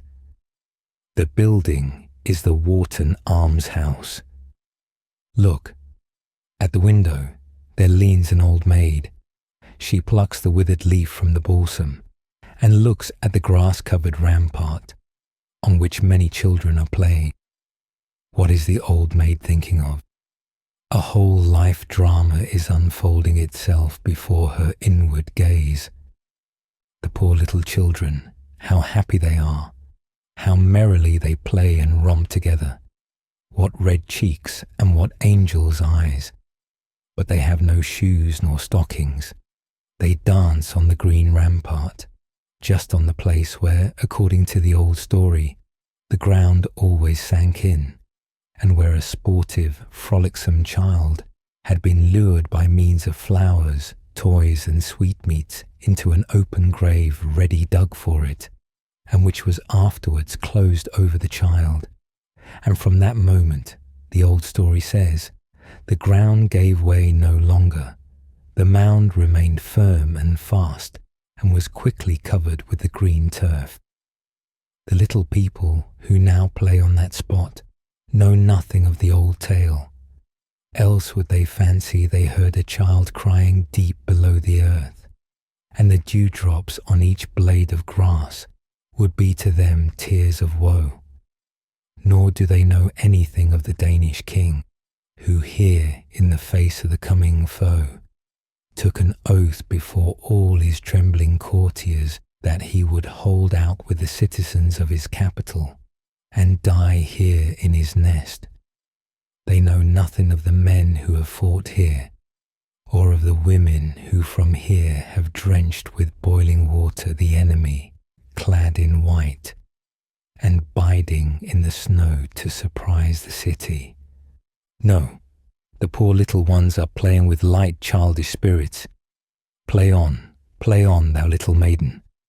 Soon the years will come. Yes, those glorious years. The priestly hands have been laid on the candidates for confirmation. Hand in hand they walk on the green rampart. Thou hast a white frock on. It has cost thy mother much labour, and yet it is only cut down for thee out of an old larger dress. You will also wear a red shawl, and what if it hang too far down? People will only see how very large it is. You are thinking of your dress, and of the giver of all good. So glorious is it to wander on the green rampart. And the years roll by. They have no lack of dark days, but you have your cheerful young spirit, and you have gained a friend, you know not how. You met, oh how often! You walked together on the rampart in the fresh spring, on the high days and holidays, when all the world come out to walk upon the ramparts, and all the bells of the church steeples seem to be singing a song of praise for the coming spring. Scarcely have the violets come forth, but there on the rampart, just opposite the beautiful castle of Rosenberg, there is a tree bright with the first green buds. Every year this tree sends forth fresh green shoots. Alas, it is not so with the human heart. Dark mists, more in number than those that cover the northern skies, cloud the human heart. Poor child, thy friend's bridal chamber is a black coffin, and thou becomest an old maid. From the almshouse window, behind the balsams, thou shalt look on the merry children at play, and shalt see thine own history renewed. And that is the life drama that passes before the old maid, while she looks out upon the rampart, the green, sunny rampart, where the children, with their red cheeks and bare shoeless feet, are rejoicing merrily, like the other free little birds. Children's prattle. At a rich merchant's house there was a children's party, and the children of rich and great people were there. The merchant was a learned man, for his father had sent him to college, and he had passed his examination. His father had been at first only a cattle dealer, but always honest and industrious, so that he had made money, and his son, the merchant, had managed to increase his store. Clever as he was, he had also a heart, but there was less said of his heart than of his money. All descriptions of people visited at the merchant's house, well born, as well as intellectual, and some who possessed neither of these recommendations. Now it was a children's party, and there was children's prattle, which always is spoken freely from the heart. Among them was a beautiful little girl, who was terribly proud, but this had been taught her by the servants, and not by her parents, who were far too sensible people. Her father was groom of the chambers, which is a high office at court, and she knew it. "I am a child of the court," she said. Now she might just as well have been a child of the cellar, for no one can help his birth. And then she told the other children that she was well born, and said that no one who was not well born could rise in the world. It was no use to read and be industrious, for if a person was not well born, he could never achieve anything. And those whose names end with sen, said she, can never be anything at all. We must put our arms akimbo and make the elbow quite pointed, so as to keep these Zen people at a great distance. And then she stuck out her pretty little arms and made the elbows quite pointed to show how it was to be done. And her little arms were very pretty, for she was a sweet-looking child. But the little daughter of the merchant became very angry at this speech, for her father's name was Peterson, and she knew that the name ended in sen, and therefore she said as proudly as she could, "But my papa can buy $100 worth of bonbons and give them away to children. Can your papa do that?" "Yes, and my papa," said the little daughter of the editor of a paper. "My papa can put your papa and everybody's papa into the newspaper. All sorts of people are afraid of him, my mamma says, for he can do as he likes with the paper." And the little maiden looked exceedingly proud, as if she had been a real princess, who may be expected to look proud. But outside the door, which stood ajar, was a poor boy, peeping through the crack of the door. He was of such a lowly station that he had not been allowed even to enter the room. He had been turning the spit for the cook, and she had given him permission to stand behind the door and peep in at the well-dressed children, who were having such a merry time within, and for him that was a great deal. "Oh, if I could be one of them," thought he, and then he heard what was said about names, which was quite enough to make him more unhappy. His parents at home had not even a penny to spare to buy a newspaper, much less could they write him one. And worse than all, his father's name, and of course his own, ended in sen, and therefore he could never turn out well, which was a very sad thought. But after all, he had been born into the world, and the station of life had been chosen for him. Therefore he must be content. And this is what happened on that evening. Many years passed, and most of the children became grown-up persons. There stood a splendid house in the town, filled with all kinds of beautiful and valuable objects. Everybody wished to see it, and people even came in from the country round to be permitted to view the treasures it contained. Which of the children whose prattle we have described could call this house his own? One would suppose it very easy to guess. No, it is not so very easy. The house belonged to the poor little boy who had stood on that night behind the door.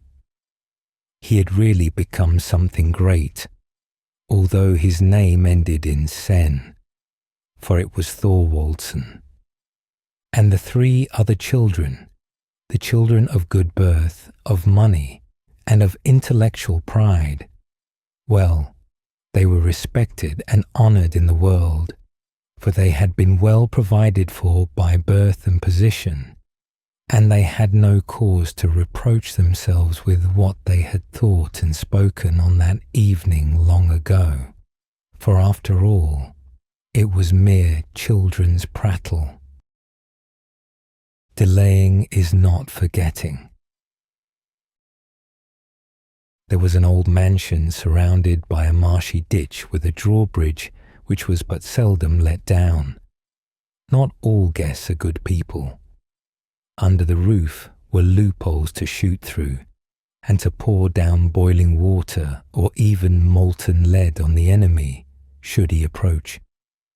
Inside the house the rooms were very high and had ceilings of beams, and that was very useful considering the great deal of smoke which rose up from the chimney fire where the large, damp logs of wood smouldered.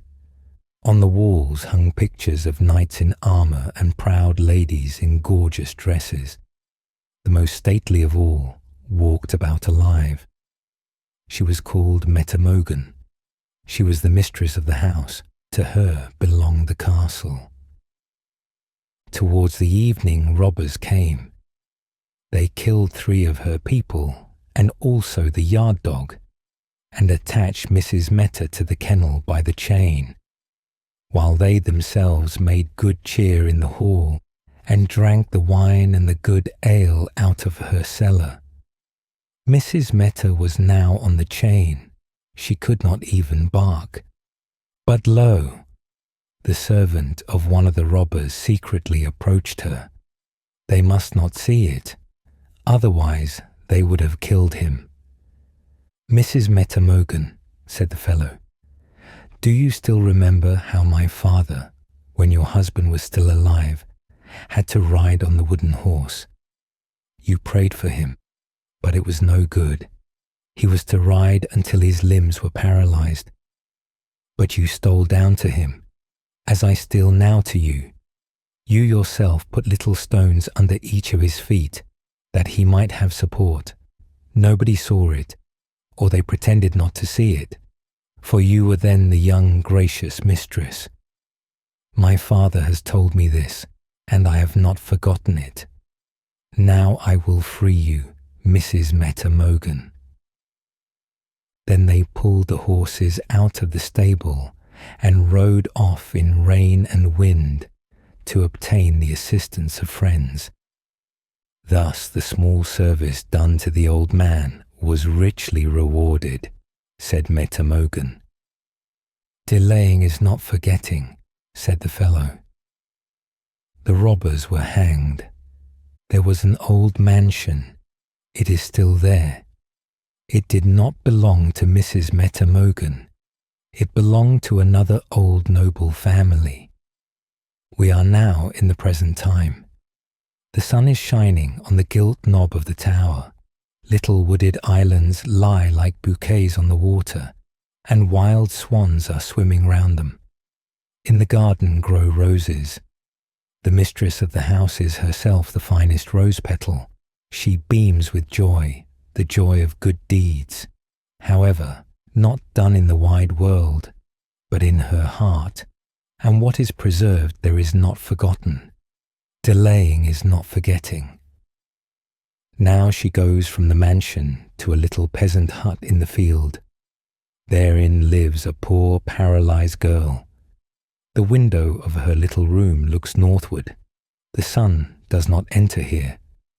The girl can only see a small piece of field, which is surrounded by a high fence. But today the sun shines here.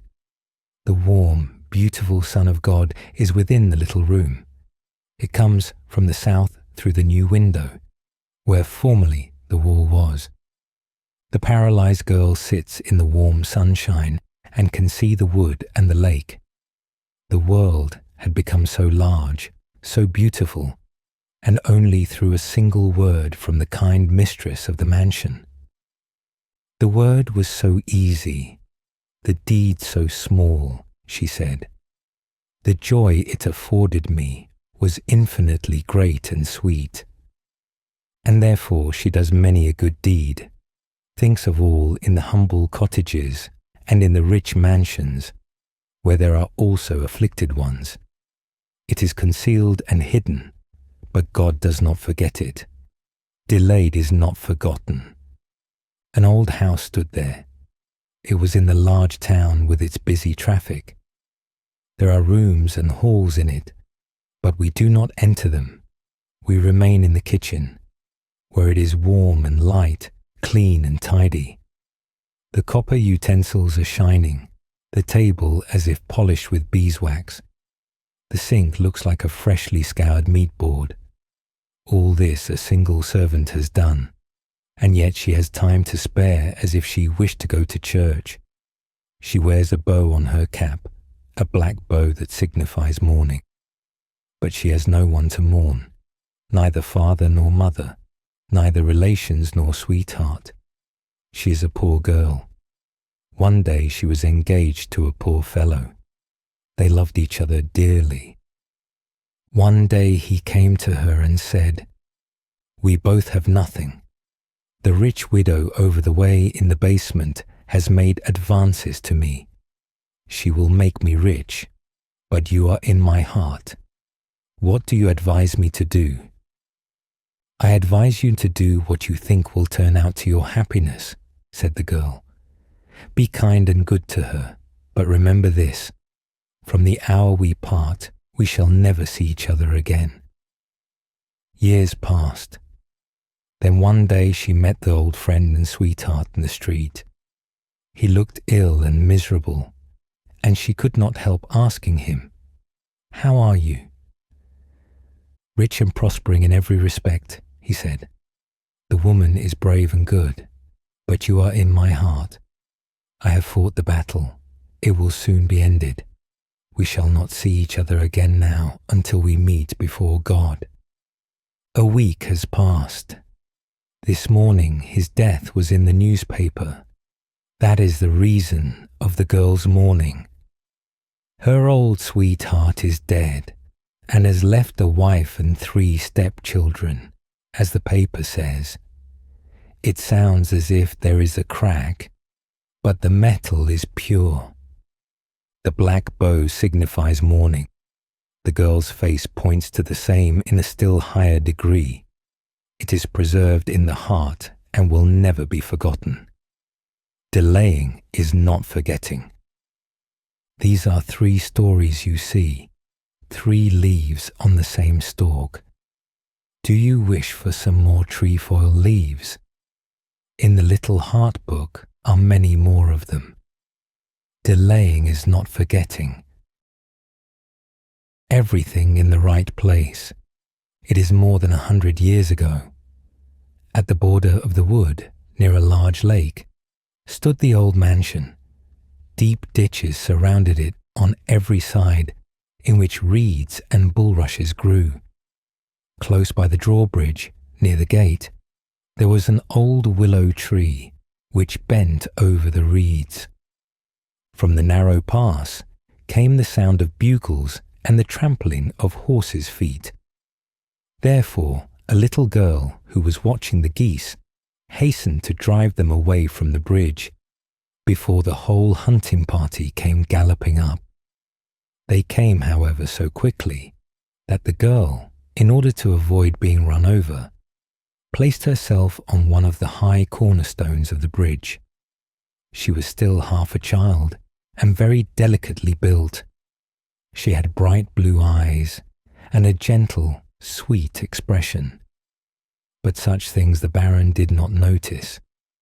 While he was riding past the little goose girl, he reversed his hunting crop and in rough play gave her such a push with it that she fell backward into the ditch.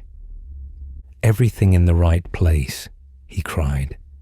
"Into the ditch with you." Then he burst out laughing, for that he called fun. The others joined in. The whole party shouted and cried, while the hounds barked. While the poor girl was falling, she happily caught one of the branches of the willow tree, by the help of which she held herself over the water, and as soon as the Baron with his company and the dogs had disappeared through the gate, the girl endeavoured to scramble up, but the branch broke off, and she would have fallen backward among the rushes, had not a strong hand from above seized her at this moment. It was the hand of a peddler. He had witnessed what had happened from a short distance, and now hastened to assist her. Everything in the right place, he said, imitating the noble baron, and pulling the little maid up to the dry ground. He wished to put the branch back in the place it had been broken off, but it is not possible to put everything in the right place. Therefore, he stuck the branch into the soft ground. Grow and thrive if you can, and produce a good flute for them yonder at the mansion, he said. It would have given him great pleasure to see the noble baron and his companions well thrashed. Then he entered the castle, but not the banqueting hall. He was too humble for that. No, he went to the servants' hall. The men servants and maids looked over his stock of articles and bargained with him. Loud crying and screaming were heard from the master's table above. They called it singing. Indeed, they did their best. Laughter and the howls of dogs were heard through the open windows. There they were feasting and revelling. Wine and strong old ale were foaming in the glasses and jugs. The favourite dogs ate with their masters. Now and then the squires kissed one of these animals, after having wiped its mouth first with the tablecloth. They ordered the pedlar to come up, but only to make fun of him. The wine had got into their heads, and reason had left them. They poured beer into a stocking that he could drink with them, but quick. That's what they call fun, and it made them laugh. Then meadows, peasants, and farmyards were staked on one card and lost. Everything in the right place, the pedlar said, when he had at last safely got out of Sodom and Gomorrah, as he called it. The open high road is my right place. Up there I did not feel at ease. The little maid, who was still watching the geese, nodded kindly to him as he passed through the gate. Days and weeks passed, and it was seen that the broken willow branch which the pedlar had stuck into the ground near the ditch remained fresh and green. Nay, it even put forth fresh twigs. The little goose girl saw that the branch had taken root and was very pleased. The tree, so she said, was now her tree. While the tree was advancing, everything else at the castle was going backward, through feasting and gambling, for these are two rollers upon which nobody stands safely. Less than 6 years afterwards, the baron passed out of his castle gate a poor beggar, while the baronial seat had been bought by a rich tradesman. He was the very pedlar they had made fun of and poured beer into a stocking for him to drink. But honesty and industry bring one forward, and now the pedlar was the possessor of the baronial estate. From that time forward, no card-playing was permitted there. "That's a bad pastime," he said. When the devil saw the Bible for the first time, he wanted to produce a caricature in opposition to it, and invented card-playing. The new proprietor of the estate took a wife, and whom did he take? The little goose girl, who had always remained good and kind, and who looked as beautiful in her new clothes as if she had been a lady of high birth. And how did all this come about? That would be too long a tale to tell in our busy time. But it really happened, and the most important events have yet to be told. It was pleasant and cheerful to live in the old place now. The mother superintended the household, and the father looked after things out of doors, and they were indeed very prosperous. Where honesty leads the way, prosperity is sure to follow. The old mansion was repaired and painted. The ditches were cleaned and fruit trees planted. All was homely and pleasant, and the floors were as white and shining as a pasteboard. In the long winter evenings, the mistress and her maids sat at the spinning wheel in the large hall. Every Sunday, the counsellor, this title the pedlar had obtained, although only in his old days, read aloud a portion from the Bible. The children, for they had children, all received the best education, but they were not all equally clever, as is the case in all families. In the meantime, the willow tree near the drawbridge had grown up into a splendid tree, and stood there free, and was never clipped. "It is our genealogical tree," said the old people to their children, "and therefore it must be honoured." 100 years had elapsed. It was in our own days. The lake had been transformed into marshland. The whole baronial seat had, as it were, disappeared. A pool of water near some ruined walls was the only remainder of the deep ditches. And here stood a magnificent old tree with overhanging branches.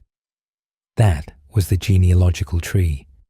Here it stood, and showed how beautiful a willow can look if one does not interfere with it. The trunk, it is true, was cleft in the middle from the root to the crown. The storms had bent it a little, but it still stood there, and out of every crevice and cleft, in which wind and weather had carried mould, blades of grass and flowers sprang forth. Especially above, where the large boughs parted, there was quite a hanging garden, in which wild raspberries and hart's-tongue ferns throve, and even a little mistletoe had taken root, and grew gracefully in the old willow branches, which were reflected in the dark water beneath, when the wind blew the chickweed into the corner of the pool. A footpath which led across the fields passed close by the old tree. High up, on the woody hillside, stood the new mansion. It had a splendid view, and was large and magnificent. Its window panes were so clear that one might have thought there were none there at all. The large flight of steps which led to the entrance looked like a bower covered with roses and broad-leaved plants.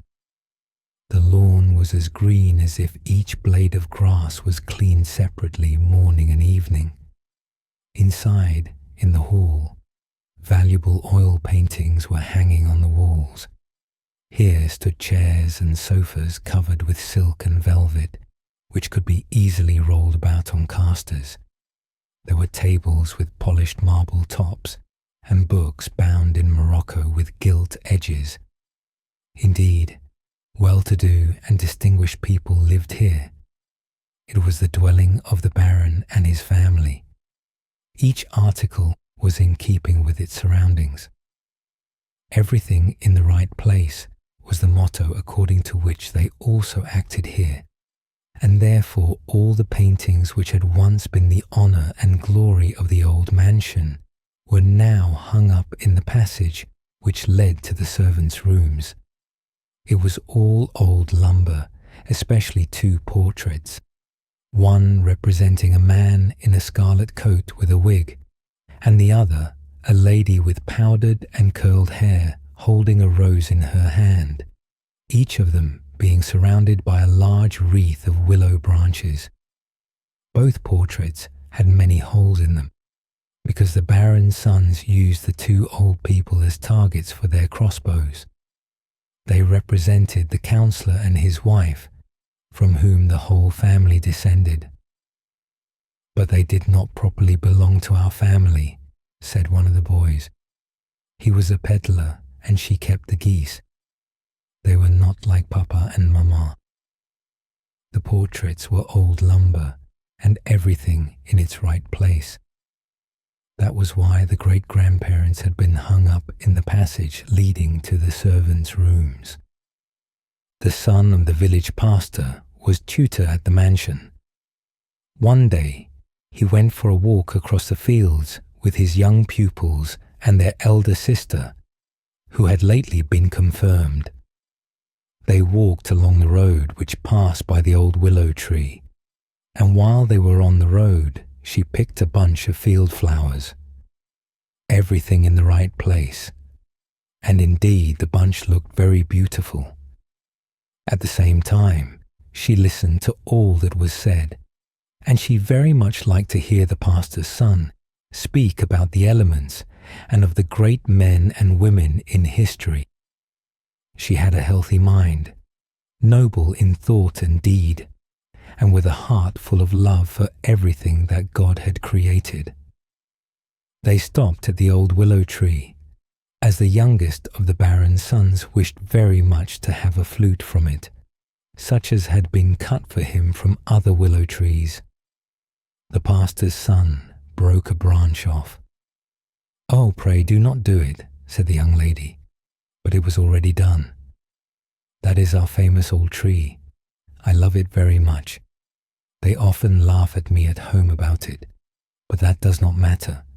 There is a story attached to this tree."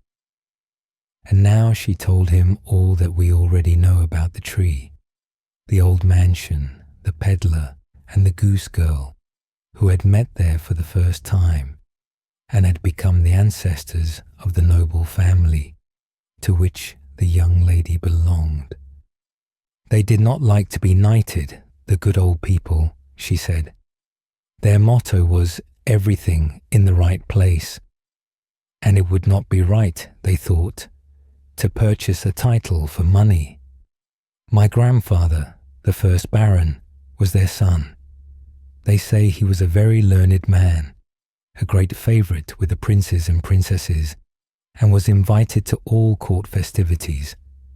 The others at home love him best, but I do not know why. There seemed to me to be something about the old couple that attracts my heart.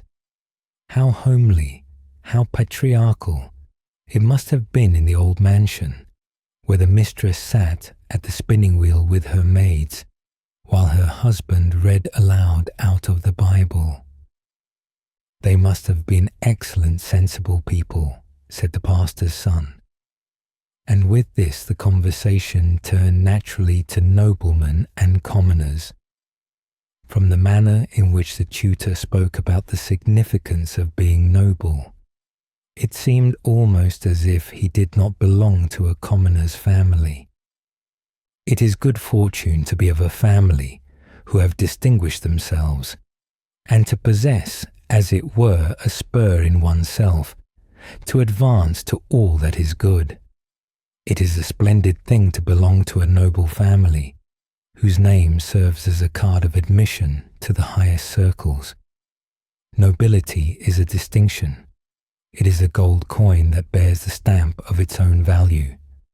It is the fallacy of the time, and many poets express it, to say that all that is noble is bad and stupid, and that, on the contrary, the lower one goes among the poor, the more brilliant virtues one finds.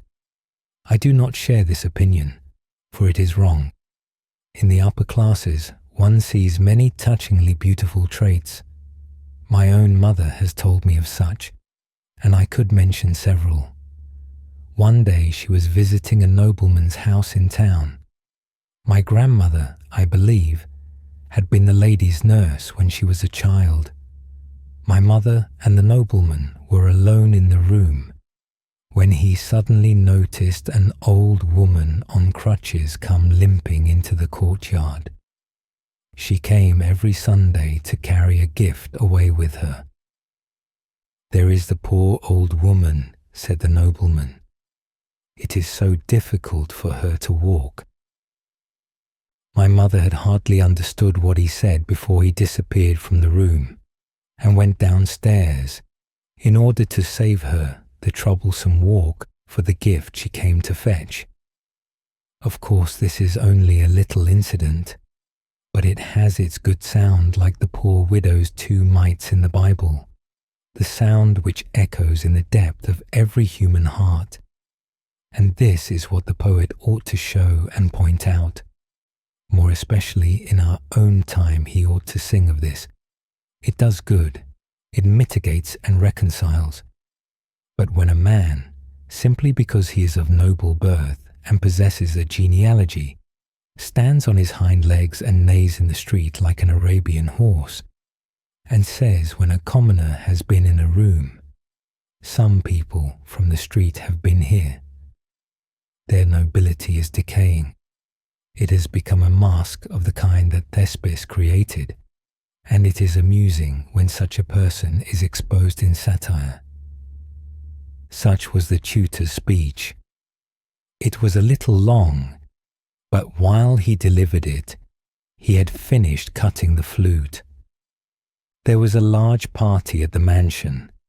Many guests from the neighbourhood and from the capital had arrived.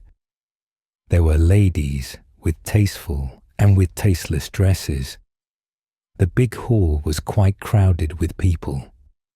The clergymen stood humbly together in a corner and looked as if they were preparing for a funeral, but it was a festival. Only the amusement had not yet begun. A great concert was to take place, and that is why the Baron's young son had brought his willow flute with him. But he could not make it sound, nor could his father, and therefore the flute was good for nothing. There was music and songs of the kind which delight most those that perform them, otherwise quite charming. "Are you an artist?" said a cavalier, the son of his father. "You play on the flute. You have made it yourself. It is genius that rules. The place of honour is due to you." "Certainly not. I only advance with the time, and that of course one can't help." "I hope you will delight us all with the little instrument, will you not?" Thus saying, he handed to the tutor the flute, which had been cut from the willow tree by the pool, and then announced in a loud voice that the tutor wished to perform a solo on the flute. They wished to tease him, that was evident, and therefore the tutor declined to play, although he could do so very well. They urged and requested him, however, so long, that at last he took up the flute and placed it to his lips. That was a marvellous flute. Its sound was as thrilling as the whistle of a steam engine. In fact, it was much stronger, for it sounded and was heard in the yard, in the garden, in the wood, and many miles round in the country. At the same time, a storm rose and roared, everything in the right place.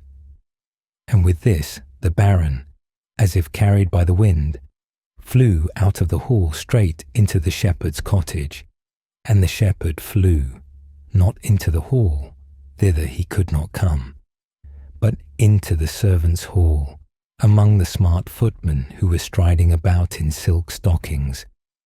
These haughty menials looked horror-struck that such a person ventured to sit at table with them. But in the hall, the Baron's daughter flew to the place of honour at the end of the table. She was worthy to sit there. The pastor's son had the seat next to her. The two sat there as if they were a bridal pair.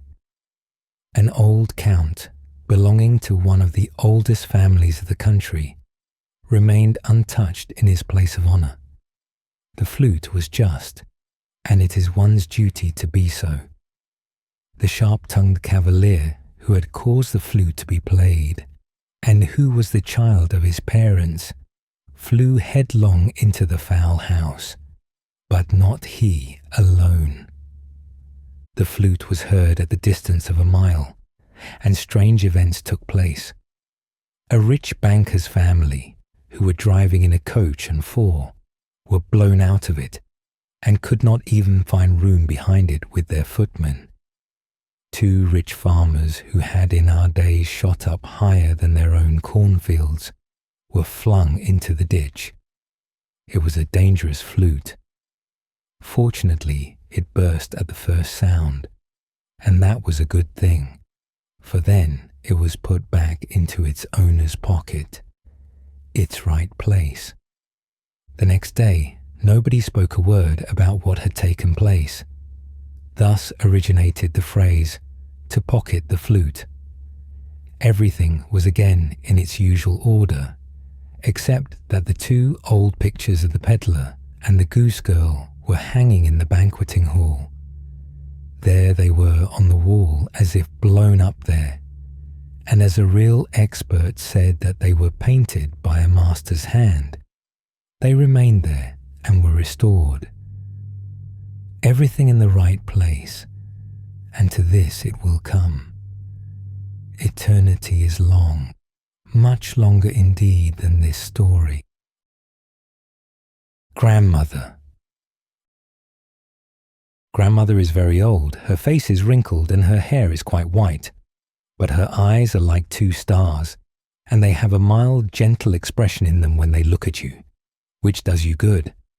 She wears a dress of heavy, rich silk, with large flowers worked on it, and it rustles when she moves, and then she can tell the most wonderful stories.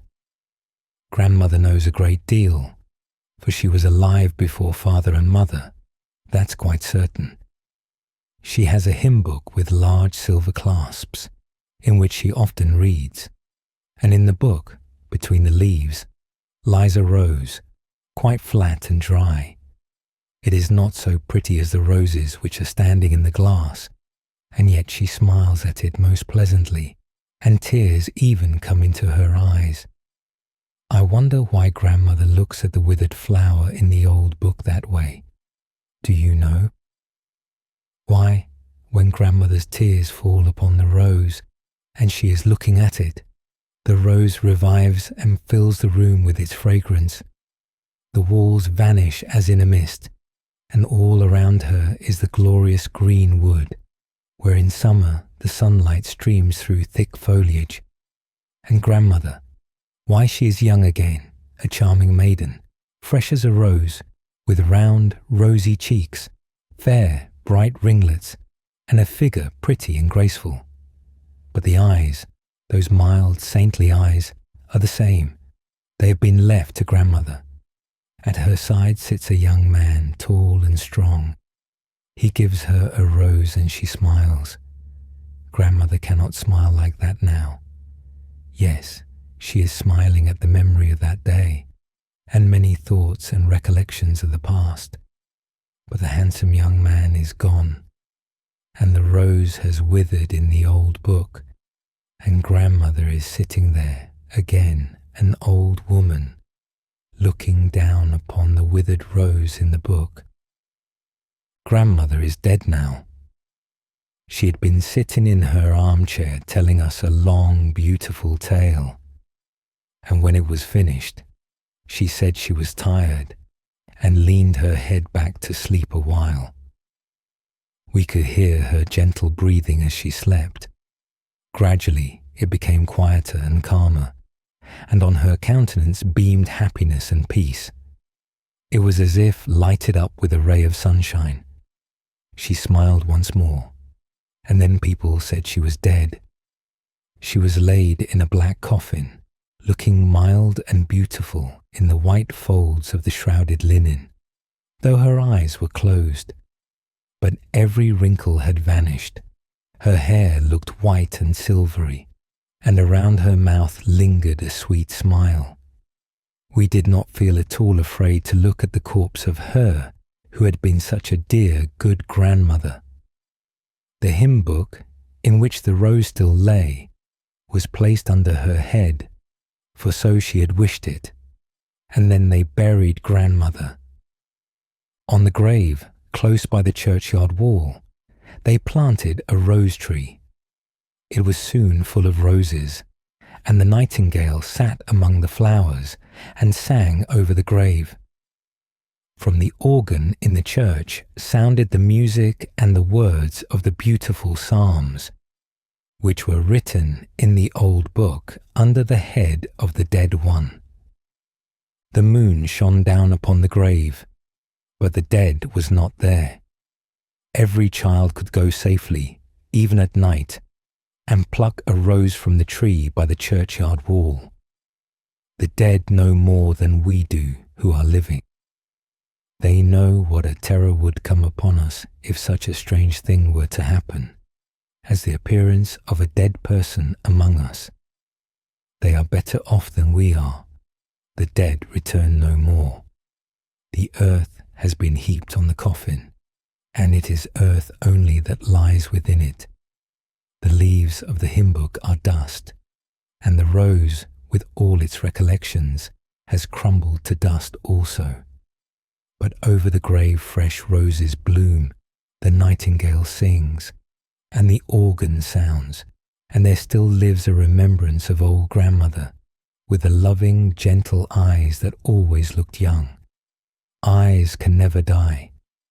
Ours will once again behold dear grandmother, young and beautiful as when, for the first time, she kissed the fresh red rose that is now dust in the grave. Holger Danske. In Denmark there stands an old castle named Kronenberg, close by the Sound of Elsinore, where large ships, both English, Russian and Prussian, pass by hundreds every day, and they salute the old castle with cannons, boom, boom, which is as if they said, good day. And the cannons of the old castle answer boom, which means many thanks. In winter, no ships sail by, for the whole sound is covered with ice as far as the Swedish coast, and has quite the appearance of a high road. The Danish and the Swedish flags wave, and Danes and Swedes say, good day, and thank you to each other, not with cannons, but with a friendly shake of the hand. And they exchange white bread and biscuits with each other, because foreign articles taste the best. But the most beautiful sight of all is the old castle of Kronenberg, where Holger Danske sits in the deep, dark cellar, into which no one goes. He is clad in iron and steel, and rests his head on his strong arm. His long beard hangs down upon the marble table, into which it has become firmly rooted. He sleeps and dreams, but in his dreams he sees everything that happens in Denmark. On each Christmas Eve, an angel comes to him and tells him that all he has dreamed is true, and that he may go to sleep again in peace, as Denmark is not yet in any real danger.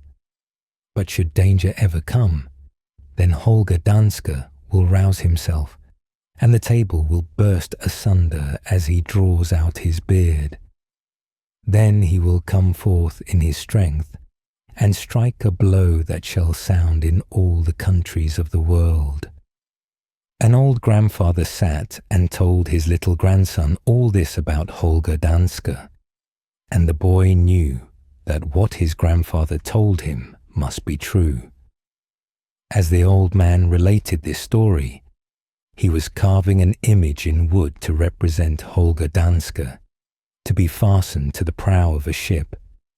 For the old grandfather was a carver in wood, that is, one who carved figures for the heads of ships, according to the names given to them. And now he had carved Holger Danske, who stood there erect and proud, with his long beard, holding in one hand his broad battle-axe, while with the other he leaned on the Danish arms.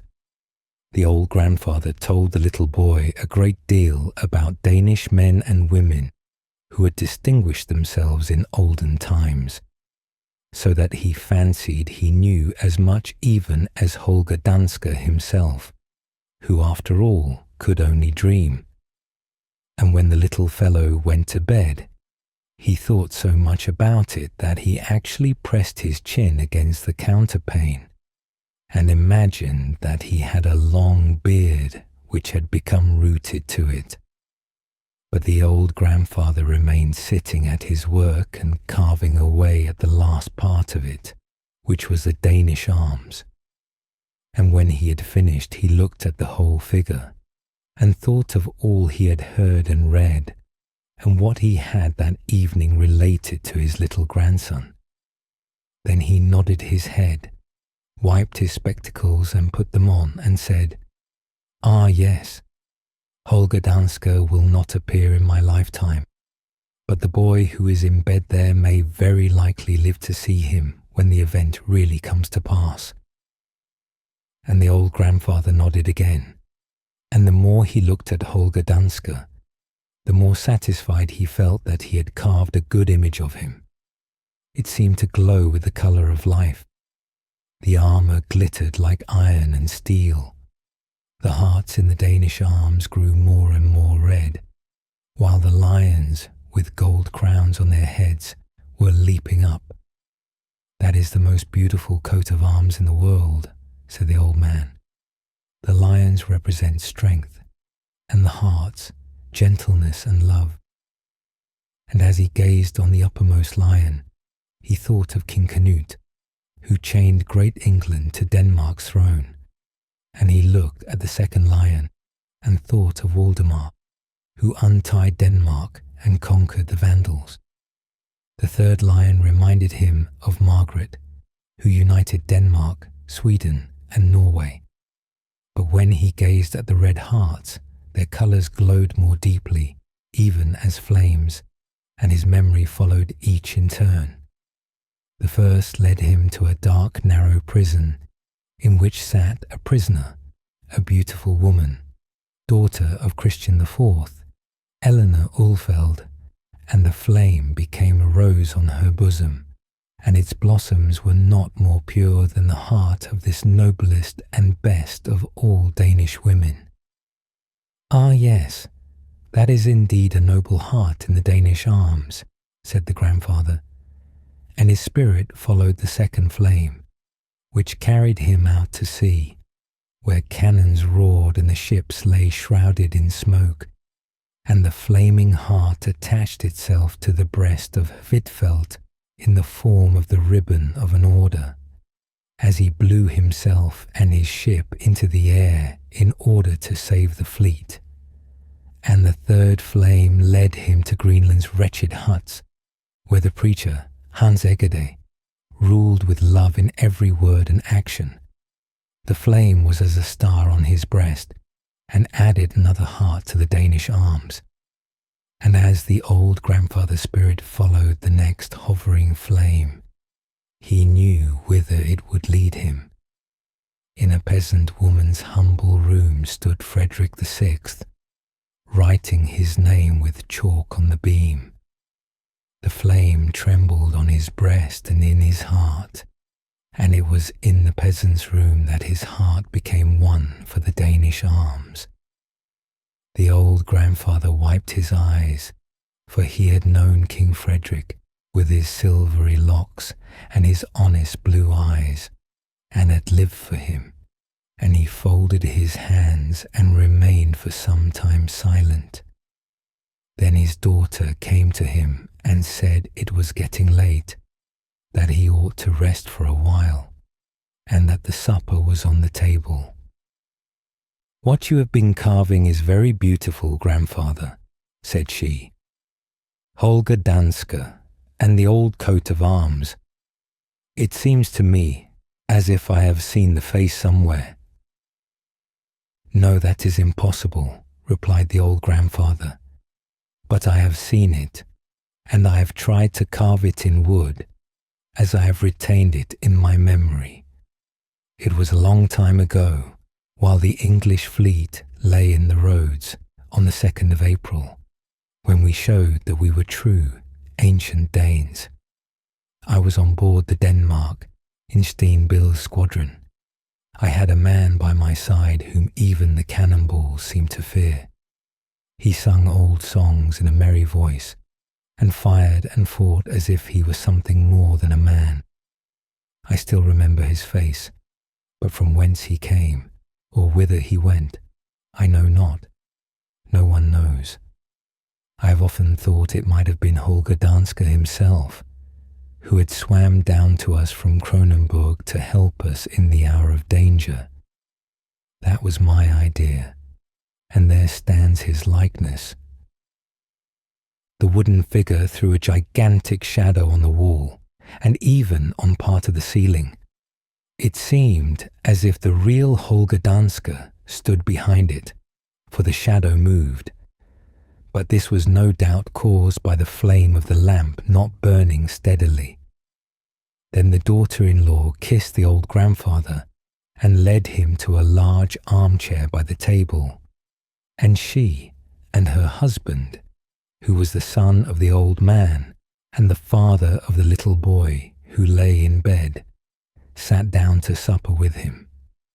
And the old grandfather talked of the Danish lions and the Danish hearts, emblems of strength and gentleness, and explained quite clearly that there is another strength than that which lies in a sword. And he pointed to a shelf where lay a number of old books, and amongst them a collection of Holberg's plays, which are much read and are so clever and amusing that it is easy to fancy we have known the people of those days who are described in them.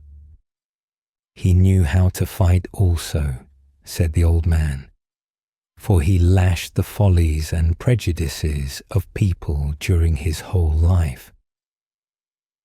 Then the grandfather nodded to a place above the looking-glass, where hung an almanac with a representation of the Round Tower upon it, and said Tycho Brahe was another of those who used a sword, but not one to cut into the flesh and bone, but to make the way of the stars of heaven clear and plain to be understood. And then he whose father belonged to my calling, yes, he, the son of the old image carver, he whom we ourselves have seen, with his silvery locks and his broad shoulders, whose name is known in all lands. Yes, he was a sculptor, while I am only a carver. Holger Danske can appear in marble, so that people in all countries of the world may hear of the strength of Denmark. Now let us drink the health of Bertel. But the little boy in bed saw plainly the old castle of Kronenberg, and the sound of Elsinore, and Holger Danske, far down in the cellar, with his beard rooted to the table, and dreaming of everything that was passing above him. And Holger Danske did dream of the little humble room in which the image carver sat. He heard all that had been said, and he nodded in his dream, saying, "Ah, yes, remember me, you Danish people. Keep me in your memory. I will come to you in the hour of need." The bright morning light shone over Kronenberg, and the wind brought the sound of the hunting horn across from the neighbouring shores. The ships sailed by and saluted the castle with the boom of the cannon, and Kronenberg returned the salute, boom, boom. But the roaring cannons did not awake Holger Danske, for they meant only good morning and thank you. They must fire in another fashion before he awakes, but wake he will, for there is energy yet in Holger Danske. Ib and Little Christina. In the forest that extends from the banks of the Gudenau, in North Jutland, a long way into the country, and not far from the clear stream, rises a great ridge of land, which stretches through the wood like a wall.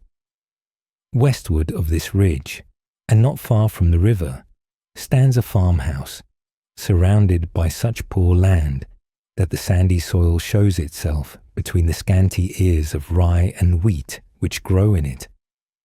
Some years have passed since the people who lived here cultivated these fields. They kept 3 sheep, a pig, and 2 oxen. In fact, they maintained themselves very well. They had quite enough to live upon, as people generally have who are content with their lot. They even could have afforded to keep 2 horses, but it was a saying among the farmers in those parts, "The horse eats himself up." That is to say, he eats as much as he earns. Jeppe Jans cultivated his fields in summer, and in the winter he made wooden shoes. He also had an assistant, a lad who understood as well as he himself did how to make wooden shoes strong, but light, and in the fashion. They carved shoes and spoons which paid well. Therefore no one could justly call Jeppe Jans and his family poor people. Little Ib, a boy of 7 years old and the only child, would sit by, watching the workmen, or cutting a stick, and sometimes his finger instead of the stick. But one day Ib succeeded so well in his carving that he made 2 pieces of wood look really like 2 little wooden shoes, and he determined to give them as a present to Little Christina. And who was Little Christina? She was the boatman's daughter, graceful and delicate as the child of a gentleman. Had she been dressed differently, no one would have believed that she lived in a hut on the neighbouring heath with her father. He was a widower, and earned his living by carrying firewood in his large boat from the forest to the eel pond and eel weir, on the estate of Silkeborg, and sometimes even to the distant town of Randers. There was no one under whose care he could leave Little Christina, so she was almost always with him in his boat, or playing in the wood among the blossoming heath, or picking the ripe wild berries. Sometimes, when her father had to go as far as the town, he would take Little Christina, who was a year younger than Ib, across the heath to the cottage of Jeppe Jans, and leave her there. Ib and Christina agreed together in everything. They divided their bread and berries when they were hungry. They were partners in digging their little gardens. They ran and crept and played about everywhere. Once they wandered a long way into the forest and even ventured together to climb the high ridge. Another time they found a few snipes' eggs in the wood, which was a great event. Ib had never been on the heath where Christina's father lived, nor on the river, but at last came an opportunity. Christina's father invited him to go for a sail in his boat, and the evening before he accompanied the boatman across the heath to his house. The next morning early, the 2 children were placed on the top of a high pile of firewood in the boat, and sat eating bread and wild strawberries, while Christina's father and his man drove the boat forward with poles. They floated on swiftly, for the tide was in their favour, passing over lakes formed by the stream in its course. Sometimes they seemed quite enclosed by reeds and water plants, yet there was always room for them to pass out, although the old trees overhung the water and the old oaks stretched out their bare branches, as if they had turned up their sleeves and wished to show their knotty, naked arms. Old alder trees, whose roots were loosened from the banks, clung with their fibres to the bottom of the stream, and the tops of the branches above the water looked like little woody islands. The water lilies waved themselves to and fro on the river. Everything made the excursion beautiful, and at last they came to the great eel weir, where the water rushed through the floodgates, and the children thought this a beautiful sight. In those days there was no factory nor any town house, nothing but the great farm with its scanty bearing fields, in which could be seen a few herd of cattle and 1 or 2 farm labourers. The rushing of the water through the sluices and the scream of the wild ducks were almost the only signs of active life at Silkeborg. After the firewood had been unloaded, Christina's father bought a whole bundle of eels and a sucking pig, which were all placed in a basket in the stern of the boat. Then they returned again up the stream, and as the wind was favourable, 2 sails were hoisted, which carried the boat on as well as if 2 horses had been harnessed to it. As they sailed on, they came by chance to the place where the boatman's assistant lived, at a little distance from the bank of the river. The boat was moored, and the two men, after desiring the children to sit still, both went on shore. They obeyed this order for a very short time, and then forgot it altogether. First, they peeped into the basket containing the eels and the sucking pig. Then they must needs pull out the pig and take it in their hands, and feel it, and touch it. And as they both wanted to hold it at the same time, the consequence was that they let it fall into the water, and the pig sailed away with the stream. Here was a terrible disaster. Ib jumped ashore and ran a little distance from the boat. "Oh, take me with you," cried Christina, and she sprang after him.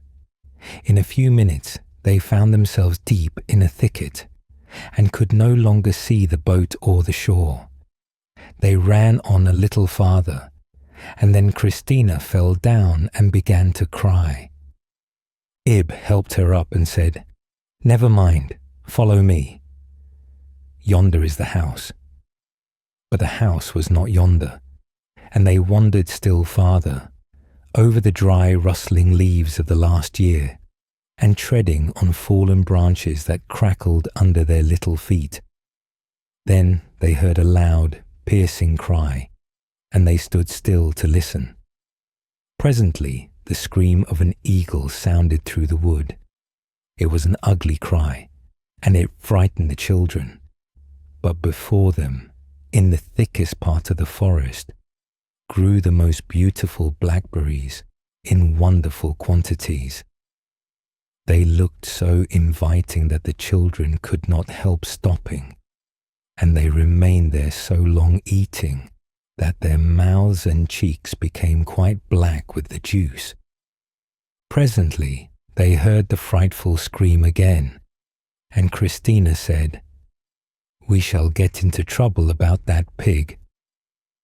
"Oh, never mind," said Ib. "We will go home to my father's house. It is here in the wood." So they went on, but the road led them out of the way. No house could be seen. It grew dark, and the children were afraid. The solemn stillness that reigned around them was now and then broken by the shrill cries of the great horned owl and other birds that they knew nothing of. At last, they both lost themselves in the thicket. Christina began to cry, and then Ib cried too. And after weeping and lamenting for some time, they stretched themselves down on the dry leaves and fell asleep. The sun was high in the heavens when the two children woke. They felt cold, but not far from their resting place, on a hill, the sun was shining through the trees.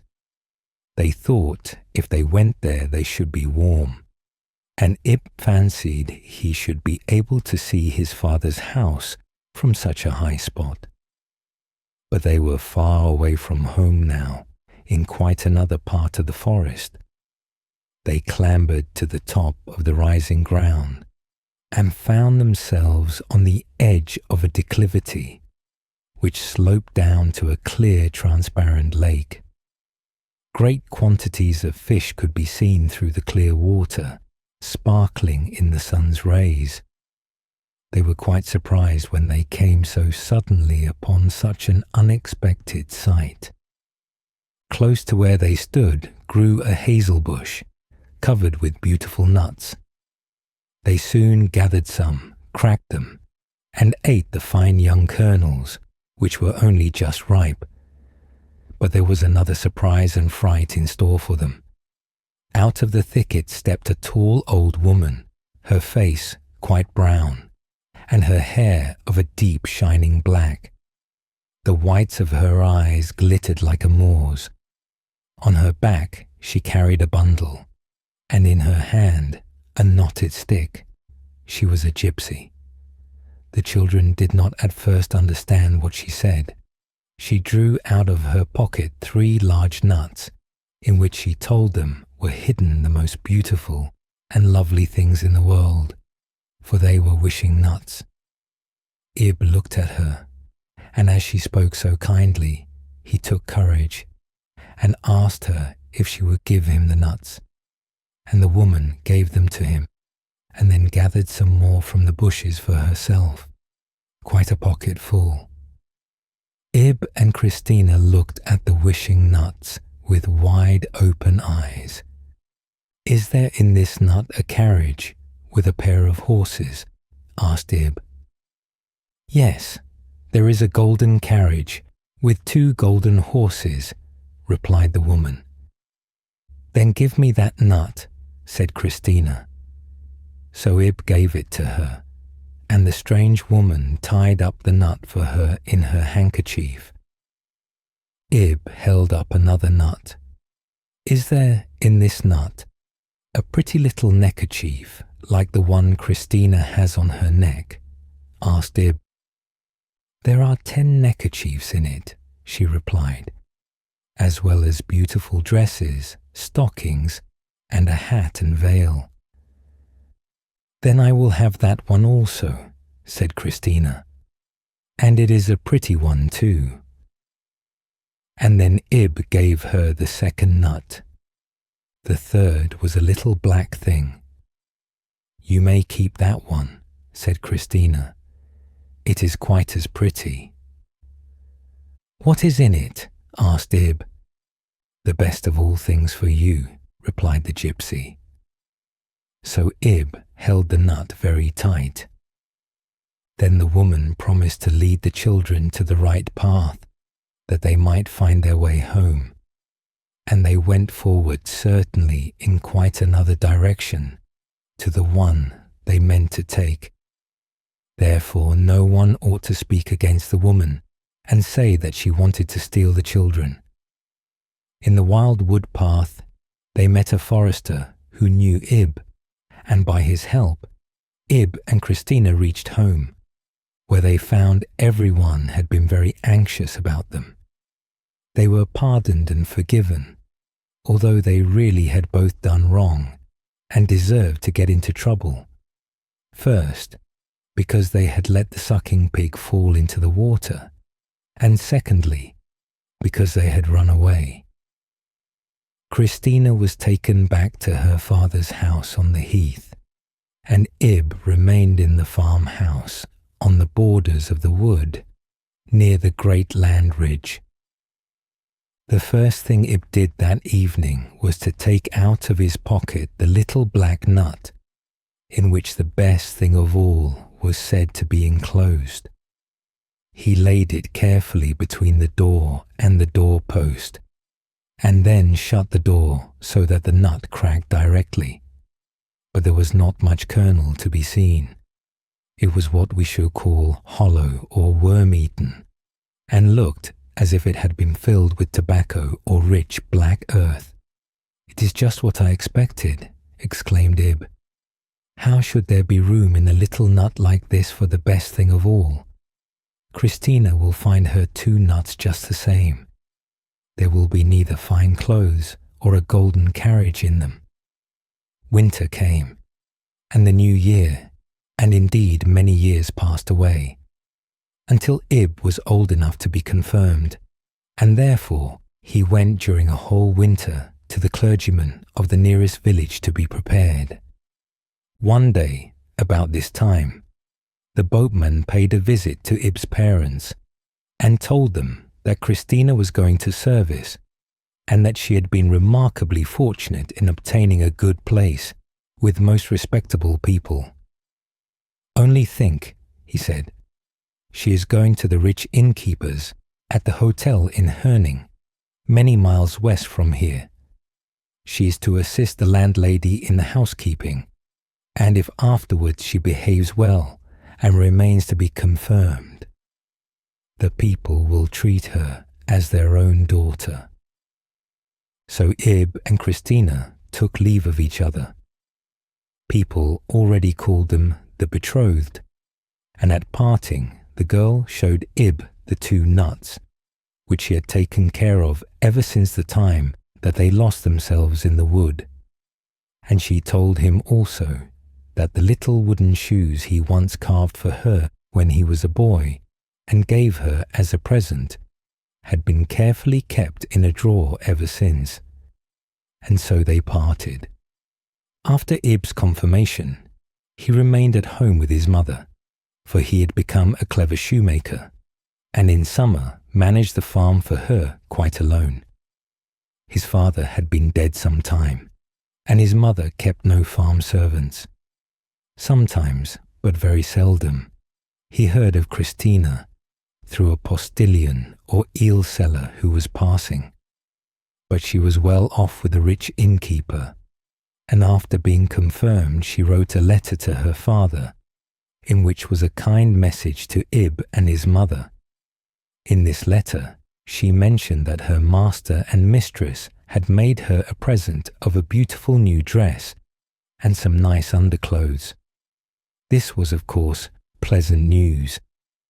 One day, in the following spring, there came a knock at the door of the house where Ib's old mother lived, and when they opened it, lo and behold, in stepped the boatman and Christina.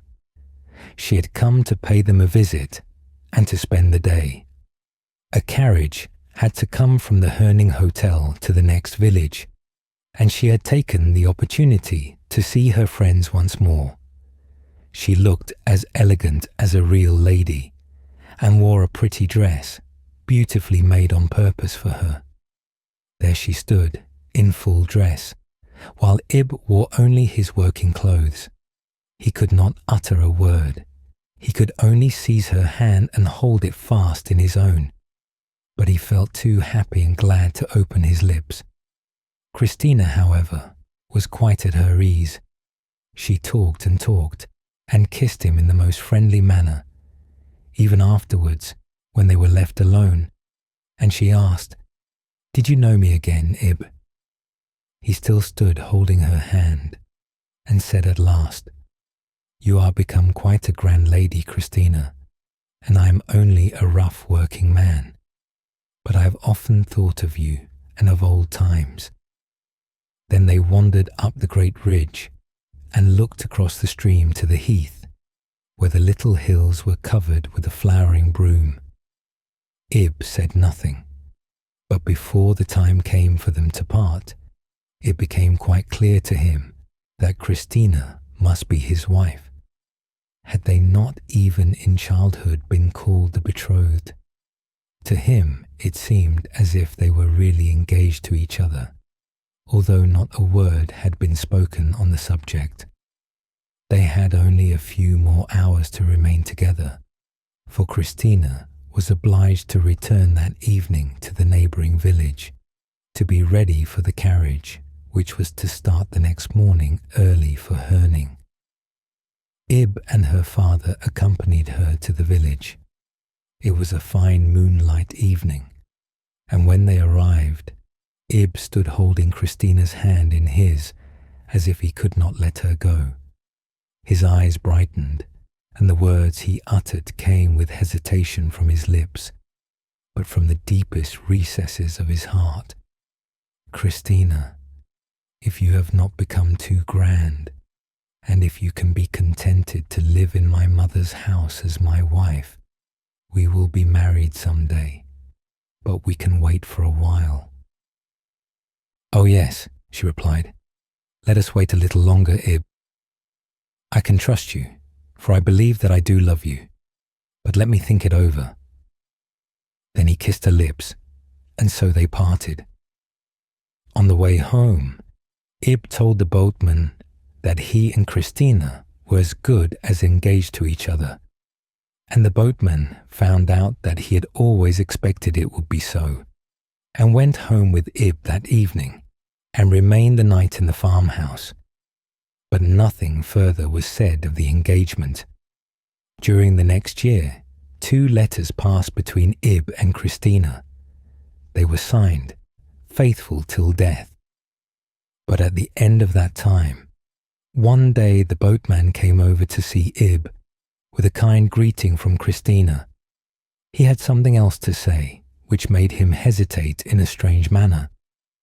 At last it came out that Christina, who had grown a very pretty girl, was more lucky than ever. She was courted and admired by everyone, but her master's son, who had been home on a visit, was so much pleased with Christina that he wished to marry her. He had a very good situation in an office at Copenhagen, and as she had also taken a liking for him, his parents were not unwilling to consent.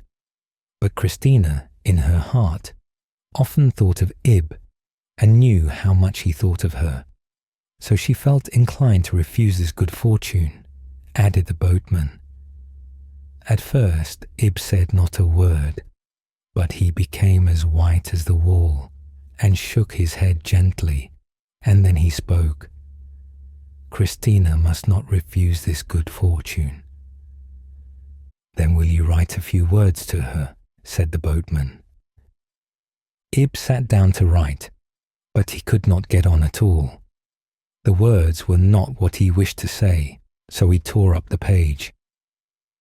The following morning, however, a letter lay ready to be sent to Christina, and the following is what he wrote. The letter written by you to your father I have read, and see from it that you are prosperous in everything, and that still better fortune is in store for you. Ask your own heart, Christina, and think over carefully what awaits you if you take me for your husband, for I possess very little in the world. Do not think of me or of my position. Think only of your own welfare. You are bound to me by no promises, and if in your heart you have given me one, I release you from it. May every blessing and happiness be poured out upon you, Christina. Heaven will give me the heart's consolation. Ever your sincere friend, Ibby.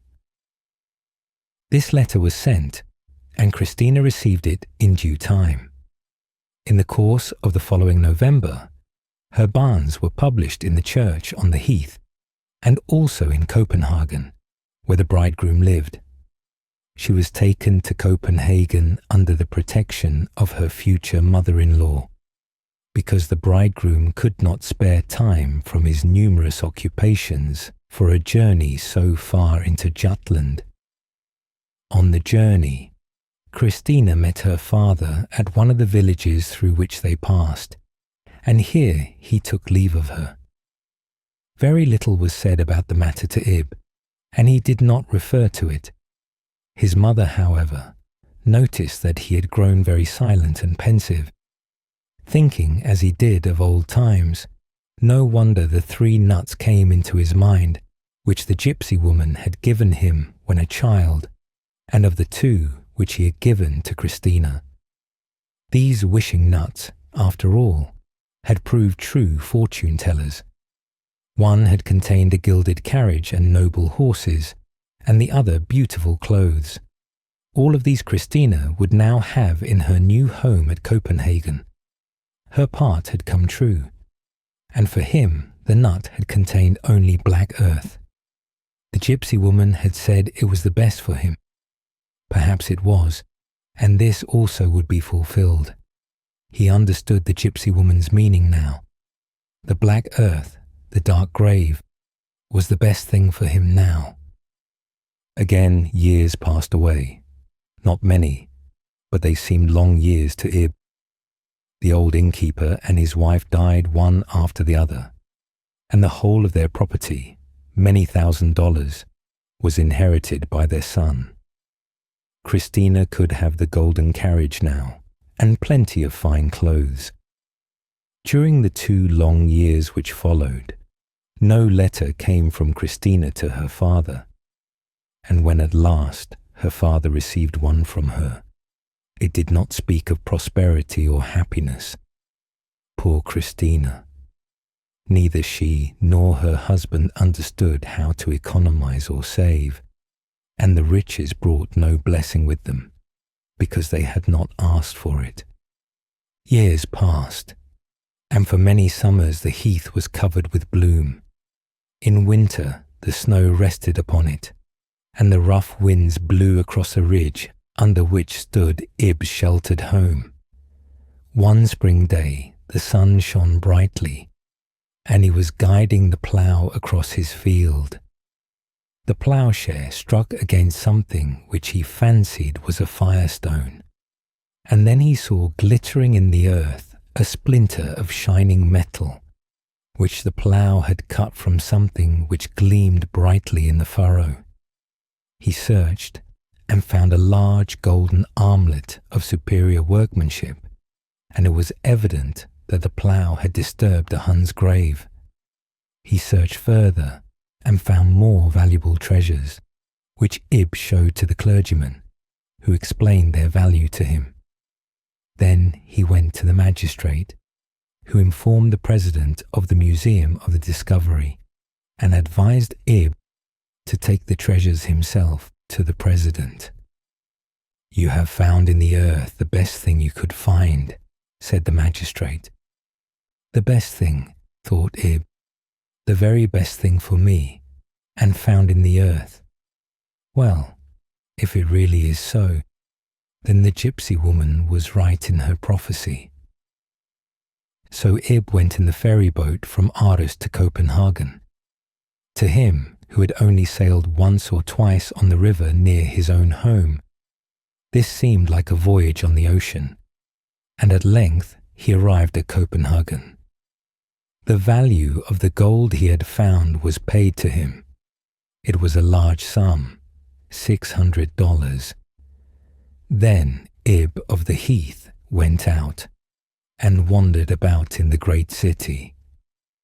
On the evening before the day he had settled to return with the captain of the passage boat, Ib lost himself in the streets and took quite a different turning to the one he wished to follow. He wandered on till he found himself in a poor street of the suburb called Christian's Haven. Not a creature could be seen. At last a very little girl came out of one of the wretched-looking houses, and Ib asked her to tell him the way to the street he wanted. She looked up timidly at him and began to cry bitterly. He asked her what was the matter, but what she said he could not understand. So he went along the street with her, and as they passed under a lamp, the light fell on the little girl's face. A strange sensation came over Ib as he caught sight of it. The living, breathing embodiment of little Christina stood before him, just as he remembered her in the days of her childhood. He followed the child to the wretched house and ascended the narrow, crazy staircase which led to a little garret in the roof. The air in the room was heavy and stifling. No light was burning, and from one corner came sounds of moaning and sighing. It was the mother of the child who lay there on a miserable bed. With the help of a match, Ib struck a light and approached her. "Can I be of any service to you?" he asked. "This little girl brought me up here, but I am a stranger in this city. Are there no neighbours or anyone whom I can call?" Then he raised the head of the sick woman and smoothed her pillow. He started as he did so. It was Christina of the Heath. No one had mentioned her name to Ib for years. It would have disturbed his peace of mind, especially as the reports respecting her were not good. The wealth which her husband had inherited from his parents had made him proud and arrogant. He had given up his certain appointment and travelled for 6 months in foreign lands, and on his return had lived in great style and got into terrible debt. For a time he had trembled on the high pedestal on which he had placed himself, till at last he toppled over, and ruin came. His numerous merry companions and the visitors at his table said it served him right, for he had kept house like a madman. One morning his corpse was found in the canal. The cold hand of death had already touched the heart of Christina.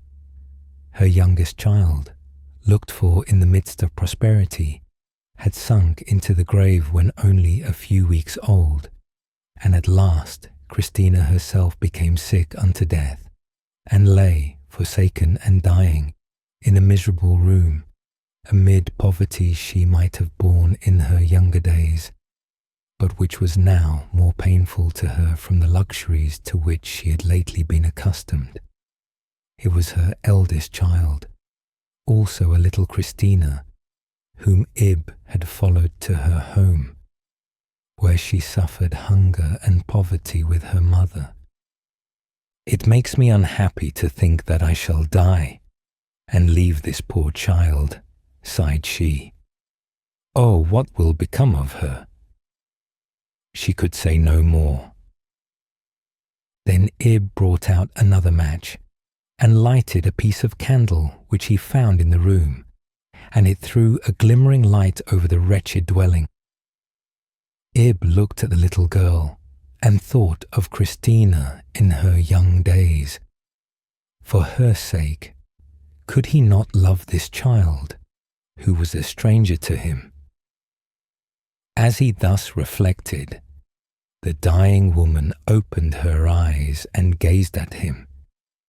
Did she recognize him? He never knew, for not another word escaped her lips. In the forest by the river Gudenau, not far from the heath, and beneath the ridge of land, stood the little farm, newly painted and whitewashed. The air was heavy and dark. There were no blossoms on the heath. The autumn winds whirled the yellow leaves towards the boatman's hut, in which strangers dwelt. But the little farm stood safely sheltered beneath the tall trees and the high ridge. The turf blazed brightly on the hearth, and within was sunlight, the sparkling light from the sunny eyes of a child, the bird-like tones from the rosy lips ringing like the song of a lark in spring. All was life and joy. Little Christina sat on Ib's knee. Ib was to her both father and mother. Her own parents had vanished from her memory, as a dream picture vanishes alike from childhood and age. Ib's house was well and prettily furnished, for he was a prosperous man now, while the mother of the little girl rested in the churchyard at Copenhagen, where she had died in poverty. Ib had money now, money which had come to him out of the black earth, and he had Christina for his own, after all. In 1,000 years, yes, in 1,000 years people will fly on the wings of steam through the air, over the ocean. The young inhabitants of America will become visitors of old Europe. They will come over to see the monuments and the great cities, which will then be in ruins, just as we in our time make pilgrimages to the tottering splendors of southern Asia. In 1,000 years they will come. The Thames, the Danube, and the Rhine still roll their course. Mont Blanc stands firm with its snow-capped summit, and the northern lights gleam over the land of the north. But generation after generation has become dust. Whole rows of the mighty of the moment are forgotten, like those who already slumber under the hill on which the rich trader, whose ground it is, has built a bench, on which he can sit and look out across his waving cornfields. To Europe, cry the young sons of America. To the land of our ancestors, the glorious land of monuments and fancy, to Europe. The ship of the air comes. It is crowded with passengers, for the transit is quicker than by sea. The electromagnetic wire under the ocean has already telegraphed the number of the aerial caravan. Europe is in sight. It is the coast of Ireland that they see, but the passengers are still asleep. They will not be called till they are exactly over England. There they will first step on European shore, in the land of Shakespeare, as the educated call it, in the land of politics, the land of machines, as it is called by others. Here they stay a whole day. That is all the time the busy race can devote to the whole of England and Scotland. Then the journey is continued through the tunnel under the English Channel, to France, the land of Charlemagne and Napoleon. Molière is named. The learned men talk of the classic school of remote antiquity. There is rejoicing and shouting for the names of heroes, poets, and men of science, whom our time does not know, but who will be born after our time in Paris, the centre of Europe, and elsewhere. The air steamboat flies over the country whence Columbus went forth, where Cortez was born, and where Calderon sang dramas in sounding verse. Beautiful black-eyed women live still in the blooming valleys, and the oldest songs speak of the Cid and the Alhambra. Then through the air, over the sea, to Italy, where once lay old everlasting Rome. It has vanished. The Campagna lies desert. A single ruined wall is shown as the remains of St. Peter's, but there is a doubt if this ruin be genuine.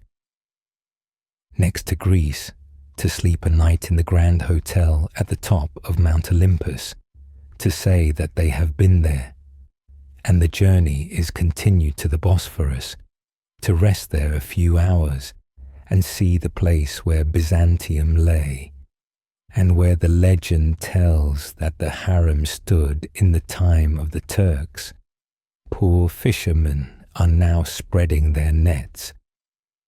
Over the remains of mighty cities on the broad Danube, cities which we in our time know not, the travellers pass. But here and there, on the rich sites of those that time shall bring forth, the caravan sometimes descends and departs thence again. Down below lies Germany, that was once covered with a close net of railway and canals, the region where Luther spoke, where Goethe sang, and Mozart once held the sceptre of harmony. Great names shine there, in science and in art, names that are unknown to us. One day devoted to seeing Germany, and one for the north, the country of Ørsted and Linnaeus, and for Norway, the land of the old heroes and the young Normans. Iceland is visited on the journey home. The geysers burn no more. Hekla is an extinct volcano, but the rocky island is still fixed in the midst of the foaming sea, a continual monument of legend and poetry. There is really a great deal to be seen in Europe, says the young American, and we have seen it in a week, according to the directions of the great traveller. And here he mentions the name of one of his contemporaries. In his celebrated work, How to See All Europe in a Week. In the nursery, father and mother and brothers and sisters were gone to the play. Only little Anna and her grandpapa were left at home. We'll have a play too, he said, and it may begin immediately. But we have no theatre, cried little Anna, and we have no one to act for us. My old doll cannot, for she is a fright, and my new one cannot, for she must not rumple her new clothes. One can always get actors if one makes use of what one has, observed Grandpapa. Now we'll go into the theatre. Here we will put up a book, there another, and there a third, in a sloping row. Now 3 on the other side. So now we have the side scenes. The old box that lies yonder may be the back stairs, and we'll lay the flooring on top of it. The stage represents a room, as everyone may see. Now we want the actors. Let us see what we can find in the plaything box. First the personages, and then we will get the play ready, one after the other. That will be capital. Here's a pipe head, and yonder an odd glove. They will do very well for father and daughter." "But those are only two characters," said little Anna. "Here's my brother's old waistcoat. Could not that play in our piece too?" "It's big enough, certainly," replied Grandpapa. "It shall be the lover. There's nothing in the pockets, and that's very interesting, for that's half of an unfortunate attachment. And here we have the nutcracker's boots, with spurs to them. Row, dow, dow. How they can stamp and strut. They shall represent the unwelcome wooer whom the lady does not like. What kind of a play will you have now? Shall it be a tragedy or a domestic drama?" "A domestic drama, please," said little Anna, "for the others are so fond of that. Do you know one?" "I know 100, said Grandpapa. "Those that are most in favour are from the French, but they are not good for little girls. In the meantime, we may take one of the prettiest, for inside they're all very much alike. Now I shake the pen. Cock-a-lorum. So now, here's the play. Bryn Bran Span New. Now listen to the playbill." And Grandpapa took a newspaper and read as if he were reading from it. "The Pipehead and the Good Head. A family drama in one act. Characters. Mr. Pipehead, a father. Mr. Waistcoat, a lover. Miss Glove, a daughter. Mr. De Boots, a suitor. And now we're going to begin. The curtain rises. We have no curtain, so it has risen already. All the characters are there, and so we have them at hand. Now I speak as Papa Pipehead. He's angry today. One can see that he's a coloured meerschaum. Snig, snack, snurre, basilure. I'm master of this house. I'm the father of my daughter. Will you hear what I have to say? Mr. De Boots is a person in whom one may see one's face. His upper part is of Morocco, and he has spurs into the bargain. Snicker, snacker, snack. He shall have my daughter. Now listen to what the waistcoat says, little Anna, said Grandpapa. Now the waistcoat's speaking. The waistcoat has a lay-down collar and is very modest, but he knows his own value and has quite a right to say what he says. I haven't a spot on me. Goodness of material ought to be appreciated. I am of real silk and have strings to me. On the wedding day, but no longer. You don't keep your colour in the wash. This is Mr. Pipehead who is speaking. Mr. De Boots is watertight, of strong leather, and yet very delicate. He can creak and clank with his spurs, and has an Italian physiognomy. But they ought to speak in verses, said Anna, for I've heard that's the most charming way of all. They can do that too, replied Grandpapa, and if the public demands it, they will talk in that way. Just look at little Miss Glove, how she's pointing her fingers. Could I but have my love, who then so happy as Glove? Ah, if I from him must part, I'm sure 'twill break my heart. Bah! The last word was spoken by Mr. Pipehead, and now it's Mr. Waistcoat's turn. O Glove, my own dear, though it cost thee a tear, thou must be mine, for Holger Danske has sworn it. Mr. De Boots, hearing this, kicks up, jingles his spurs, and knocks down 3 of the side scenes.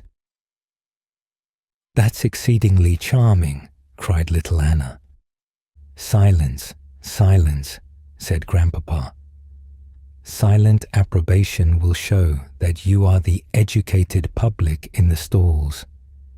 Now Miss Glove sings her great song with startling effects. I can't see, hi-oh, and therefore I'll crow, kikariki, in the lofty hall. Now comes the exciting part, little Anna. This is the most important in all the play. Mr. Waistcoat undoes himself and addresses his speech to you, that you may applaud, but leave it alone. That's considered more genteel. I am driven to extremities. Take care of yourself. Now comes the plot. You are the pipe head, and I am the good head. Snap. There you go. Do you notice this, little Anna? Asked Grandpapa. That's a most charming comedy. Mr. Waistcoat seized the old pipe head and put him in his pocket. There he lies, and the waistcoat says, You are in my pocket. You can't come out till you promise to unite me to your daughter Glove on the left. I hold out my right hand. That's awfully pretty, said little Anna. And now the old pipe head replies, Though I'm all ear, very stupid I appear. Where's my humour? Gone I fear, and I feel my hollow sticks not here. Ah, never, my dear, did I feel so queer. Oh, pray let me out, and like a lamb led to slaughter, I'll betroth you, no doubt, to my daughter. Is the play over already? Asked little Anna. By no means, replied Grandpapa. It's only all over with Mr. de Boots. Now the lovers kneel down, and one of them sings, Father, and the other, Come, do as you ought to do. Bless your son and daughter.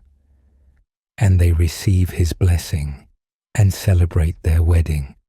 And all the pieces of furniture sing in chorus, Clink, clanks, 1,000 thanks, and now the play is over. And now we'll applaud, said Grandpapa. We'll call them all out, and the pieces of furniture too, for they are of mahogany. And is not our play just as good as those which the others have in the real theatre? Our play is much better, said Grandpapa. It is shorter, the performers are natural, and it has passed away the interval before tea time.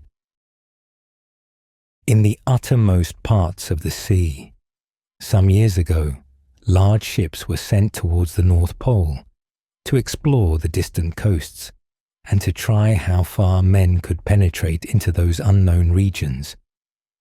For more than a year, one of these ships had been pushing its way northward amid snow and ice, and the sailors had endured many hardships, till at length winter set in, and the sun entirely disappeared. For many weeks there would be constant night. All around, as far as the eye could reach, nothing could be seen but fields of ice, in which the ship remained stuck fast.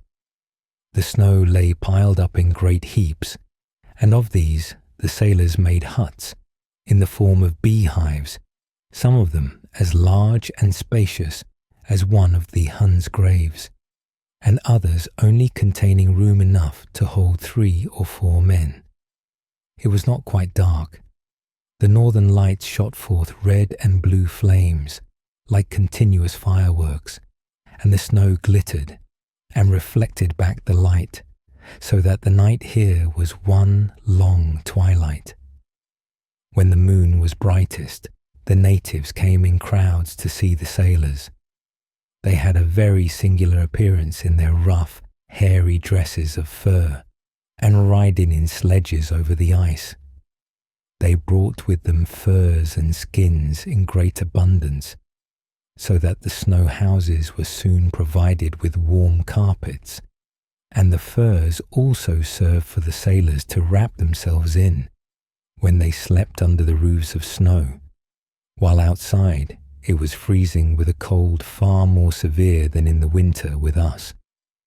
In our country it was still autumn, though late in the season, and they thought of that in their distant exile, and often pictured to themselves the yellow leaves on the trees at home. Their watches pointed to the hours of evening and time to go to sleep, although in these regions it was now always night. In one of the huts, 2 of the men laid themselves down to rest. The younger of these men had brought with him from home his best, his dearest treasure, a Bible, which his grandmother had given him on his departure. Every night the sacred volume rested under his head, and he had known from his childhood what was written in it. Every day he read in the book, and while stretched on his cold couch, the holy words he had learnt would come into his mind. If I take the wings of the morning and fly to the uttermost parts of the sea, even there thou art with me, and thy right hand shall uphold me. And under the influence of that faith, which these holy words inspired, sleep came upon him, and dreams, which are the manifestations of God to the spirit. The soul lives and acts, while the body is at rest. He felt this life in him, and it was as if he heard the sound of dear, well-known melodies, as if the breezes of summer floated around him, and over his couch shone a ray of brightness, as if it were shining through the covering of his snow roof. He lifted his head and saw that the bright gleaming was not the reflection of the glittering snow, but the dazzling brightness of the pinions of a mighty angel into whose beaming face he was gazing. As from the cup of a lily, the angel rose from amidst the leaves of the Bible, and stretching out his arm, the walls of the hut sunk down, as though they had been formed of a light, airy veil of mist, and the green hills and meadows of home, with its ruddy woods, lay spread around him in the quiet sunshine of a lovely autumn day. The nest of the stork was empty, but ripe fruit still hung on the wild apple tree, although the leaves had fallen. The red hips gleamed on the hedges, and the starling, which hung in the green cage outside the window of the peasant's hut, which was his home, whistled the tune which he had taught him. His grandmother hung green bird's food around the cage, as he, her grandson, had been accustomed to do. The daughter of the village blacksmith, who was young and fair, stood at the well drawing water. She nodded to the grandmother, and the old woman nodded to her, and pointed to a letter which had come from a long way off. That very morning the letter had arrived from the cold regions of the north.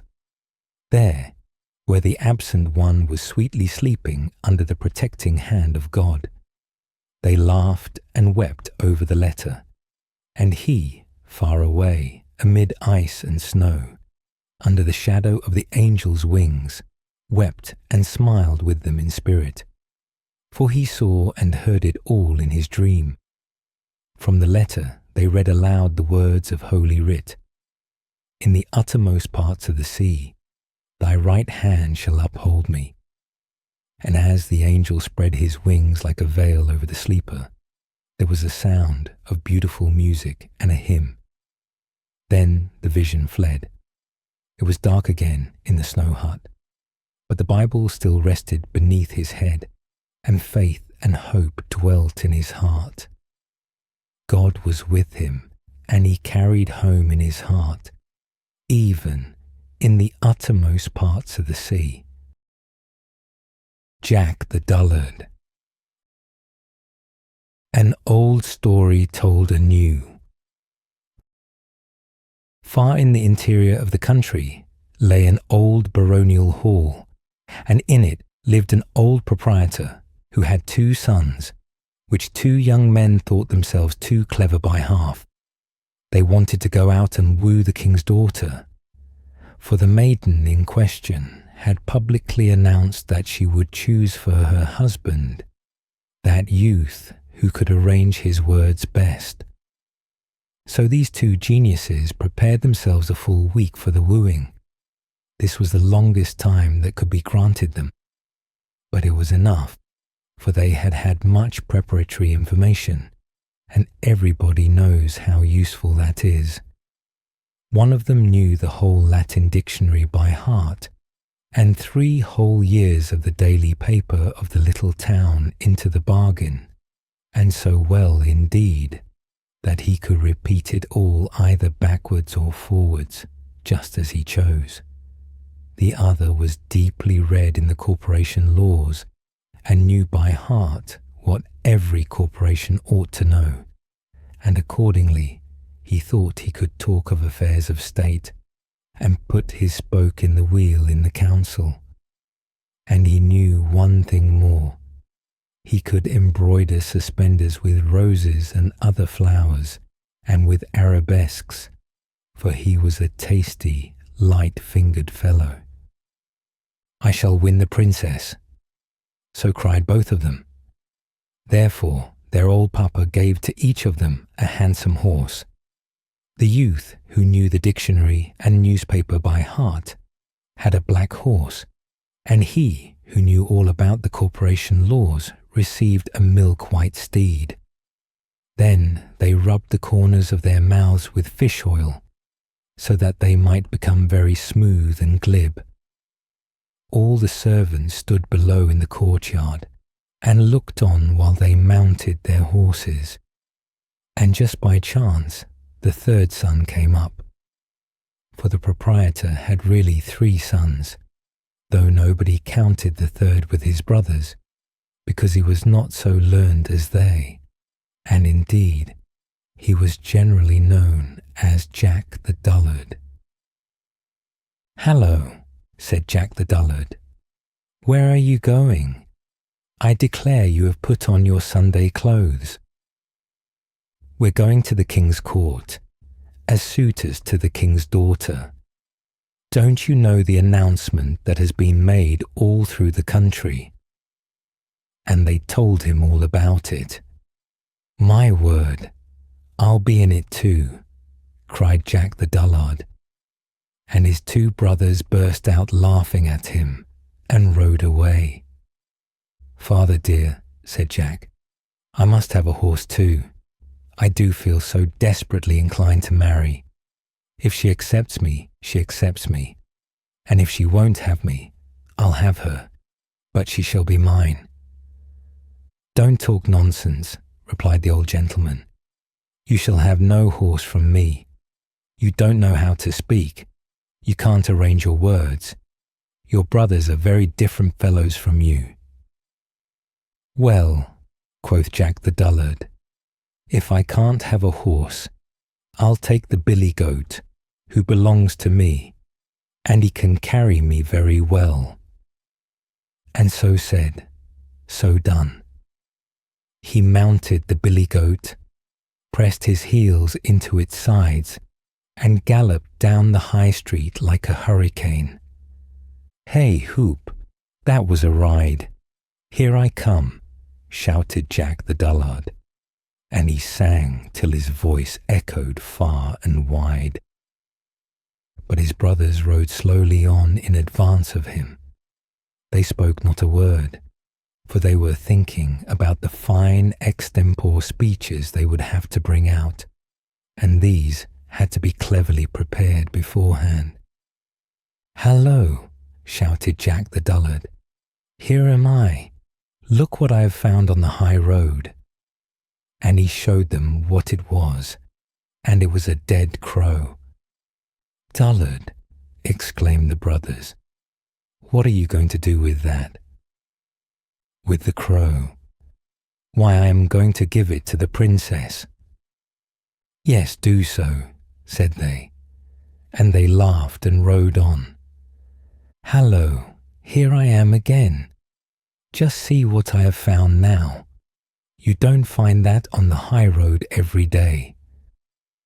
And the brothers turned round to see what he could have found now. "Dullard," they cried, "that is only an old wooden shoe, and the upper part is missing into the bargain. Are you going to give that also to the princess?" "Most certainly I shall," replied Jack the Dullard. And again the brothers laughed and rode on, and thus they got far in advance of him. But, "Hallo, hop rara," and there was Jack the Dullard again. "It is getting better and better," he cried. "Hurrah, it is quite famous." "Why, what have you found this time?" inquired the brothers. "Oh," said Jack the Dullard, "I can hardly tell you." "How glad the princess will be." "Bah," said the brothers, "that is nothing but clay out of the ditch." "Yes, certainly it is," said Jack the Dullard, "and clay of the finest sort. See, it is so wet, it runs through one's fingers." And he filled his pocket with the clay. But his brothers galloped on till the sparks flew, and consequently they arrived a full hour earlier at the town gate than could Jack. Now at the gate each suitor was provided with a number, and all were placed in rows immediately on their arrival, 6 in each row, and so closely packed together that they could not move their arms. And that was a prudent arrangement, for they would certainly have come to blows, had they been able, merely because one of them stood before the other. All the inhabitants of the country round about stood in great crowds around the castle, almost under the very windows, to see the princess receive the suitors. And as each stepped into the hall, his power of speech seemed to desert him, like the light of a candle that is blown out. Then the princess would say, "He is of no use. Away with him out of the hall." At last the turn came for that brother who knew the dictionary by heart. But he did not know it now. He had absolutely forgotten it altogether, and the boards seemed to re-echo with his footsteps, and the ceiling of the hall was made of looking-glass, so that he saw himself standing on his head. And at the window stood 3 clerks and a head clerk, and every one of them was writing down every single word that was uttered, so that it might be printed in the newspapers and sold for a penny at the street corners. It was a terrible ordeal, and they had, moreover, made such a fire in the stove that the room seemed quite red hot. "It is dreadfully hot here," observed the first brother. "Yes," replied the princess, "my father is going to roast young pullets today." Bah! There he stood like a bar lamb. He had not been prepared for a speech of this kind, and had not a word to say, though he intended to say something witty. "Bah! He is of no use," said the princess. "Away with him." And he was obliged to go accordingly. And now the second brother came in. "It is terribly warm here," he observed. "Yes, we're roasting pullets today," replied the princess. What were you pleased to stammered he, and all the clerks wrote down, "Pleased to "He is of no use," said the princess. "Away with him." Now came the turn of Jack the Dullard. He rode into the hall on his goat. "Well, it's most abominably hot here." "Yes, because I'm roasting young pullets," replied the princess. "Ah, that's lucky. exclaimed Jack the Dullard, "for I suppose you'll let me roast my crow at the same time." "With the greatest pleasure," said the princess. "But have you anything you can roast it in? For I have neither pot nor pan." "Certainly I have," said Jack. "Here's a cooking utensil with a tin handle." And he brought out the old wooden shoe and put the crow into it. "Well, that is a famous dish," said the princess. "But what shall we do for sauce?" "Oh, I have that in my pocket," said Jack. "I have so much of it that I can afford to throw some away." And he poured some of the clay out of his pocket. "I like that," said the princess. "You can give an answer, and you have something to say for yourself, and so you shall be my husband. But are you aware that every word we speak is being taken down and will be published in the paper tomorrow?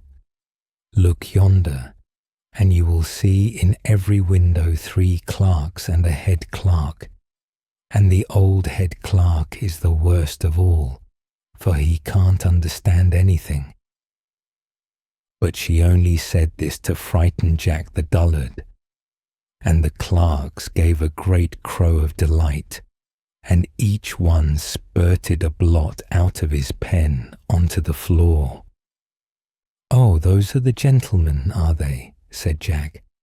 "Then I will give the best I have to the head clerk." And he turned out his pockets and flung the wet clay full in the head clerk's face. "That was very cleverly done," observed the princess. "I could not have done that, but I shall learn in time." And accordingly Jack the Dullard was made a king, and received a crown and a wife, and sat upon a throne. And this report we have wet from the press of the head clerk and the corporation of printers, but they are not to be depended upon in the least. Little Claus and Big Claus. In a village there once lived 2 men who had the same name. They were both called Claus. One of them had 4 horses, but the other had only 1. So to distinguish them, people called the owner of the 4 horses Great Claus, and he who had only 1, Little Claus. Now we shall hear what happened to them, for this is a true story. Through the whole week, Little Claus was obliged to plough for Great Claus and lend him his 1 horse. And once a week, on a Sunday, Great Claus lent him all his 4 horses. Then how Little Claus would smack his whip over all 5 horses. They were as good as his own on that one day. The sun shone brightly, and the church bells were ringing merrily as the people passed by, dressed in their best clothes, with their prayer books under their arms. They were going to hear the clergyman preach. They looked at Little Claus ploughing with his 5 horses, and he was so proud that he smacked his whip and said, "Gee up, my 5 horses." "You must not say that," said Big Claus, "for only one of them belongs to you." But Little Claus soon forgot what he ought to say, and when anyone passed, he would call out, "Gee up, my 5 horses." "Now I must beg you not to say that again," said Big Claus, "for if you do, I shall hit your horse on the head, so that he will drop dead on the spot, and there will be an end of him." "I promise you I will not say it any more," said the other. But as soon as people came by, nodding to him and wishing him good day, he became so pleased and thought how grand it looked to have 5 horses ploughing in his field, that he cried out again, "Gee up, all my horses." "I'll gee up your horses for you," said Big Claus. And seizing a hammer, he struck the 1 horse of Little Claus on the head, and he fell dead instantly. "Oh, now I have no horse at all," said little Claus, weeping. But after a while he took off the dead horse's skin and hung the hide to dry in the wind. Then he put the dry skin into a bag and, placing it over his shoulder, went out into the next town to sell the horse's skin. He had a very long way to go and had to pass through a dark, gloomy forest. Presently a storm arose and he lost his way, and before he discovered the right path, evening came on, and it was still a long way to the town and too far to return home before night. Near the road stood a large farmhouse. The shutters outside the windows were closed, but light shone through the crevices at the top. "I might get permission to stay here for the night," thought little Claus. So he went up to the door and knocked. The farmer's wife opened the door, but when she heard what he wanted, she told him to go away, as her husband would not allow her to admit strangers. "Then I shall be obliged to lie out here," said little Claus to himself, as the farmer's wife shut the door in his face. Near to the farmhouse stood a large haystack, and between it and the house was a small shed with a thatched roof. "I can lie up there," said little Claus, as he saw the roof. "It will make a famous bed, but I hope the stork will not fly down and bite my legs." For on it stood a living stork, whose nest was in the roof. So little Claus climbed to the roof of the shed, and while he turned himself to get comfortable, he discovered that the wooden shutters, which were closed, did not reach to the tops of the windows of the farmhouse, so that he could see into a room in which a large table was laid out with wine, roast meat, and a splendid fish. The farmer's wife and the sexton were sitting at the table together, and she filled his glass and helped him plenteously to fish, which appeared to be his favourite dish. "If I could only get some too," thought little Claus. And then, as he stretched his neck towards the window, he spied a large, beautiful pie. Indeed, they had a glorious feast before them. At this moment he heard someone riding down the road towards the farmhouse. It was the farmer returning home. He was a good man, but still he had a very strange prejudice. He could not bear the sight of a sexton. If one appeared before him, he will put himself in a terrible rage. In consequence of this dislike, the sexton had gone to visit the farmer's wife during her husband's absence from home, and the good woman had placed before him the best she had in the house to eat. When she heard the farmer coming, she was frightened, and begged the sexton to hide himself in a large empty chest that stood in the room. He did so, for he knew her husband could not endure the sight of a sexton. The woman then quickly put away the wine and hid all the rest of the nice things in the oven, for if her husband had seen them, he would have asked what they were brought out for. "Oh dear," sighed little Claus from the top of the shed, as he saw all the good things disappear. "Is anyone up there?" asked the farmer, looking up and discovering little Claus. "Why are you lying up there? Come down and come into the house with me." So little Claus came down and told the farmer how he had lost his way and begged for a night's lodging. "All right," said the farmer, "but we must have something to eat first." The woman received them both very kindly, laid the cloth on a large table, and placed before them a dish of porridge.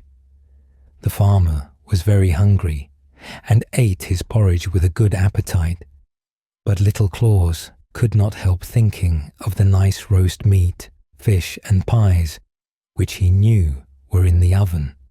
under the table, at his feet, lay the sack containing the horse's skin, which he intended to sell at the next town.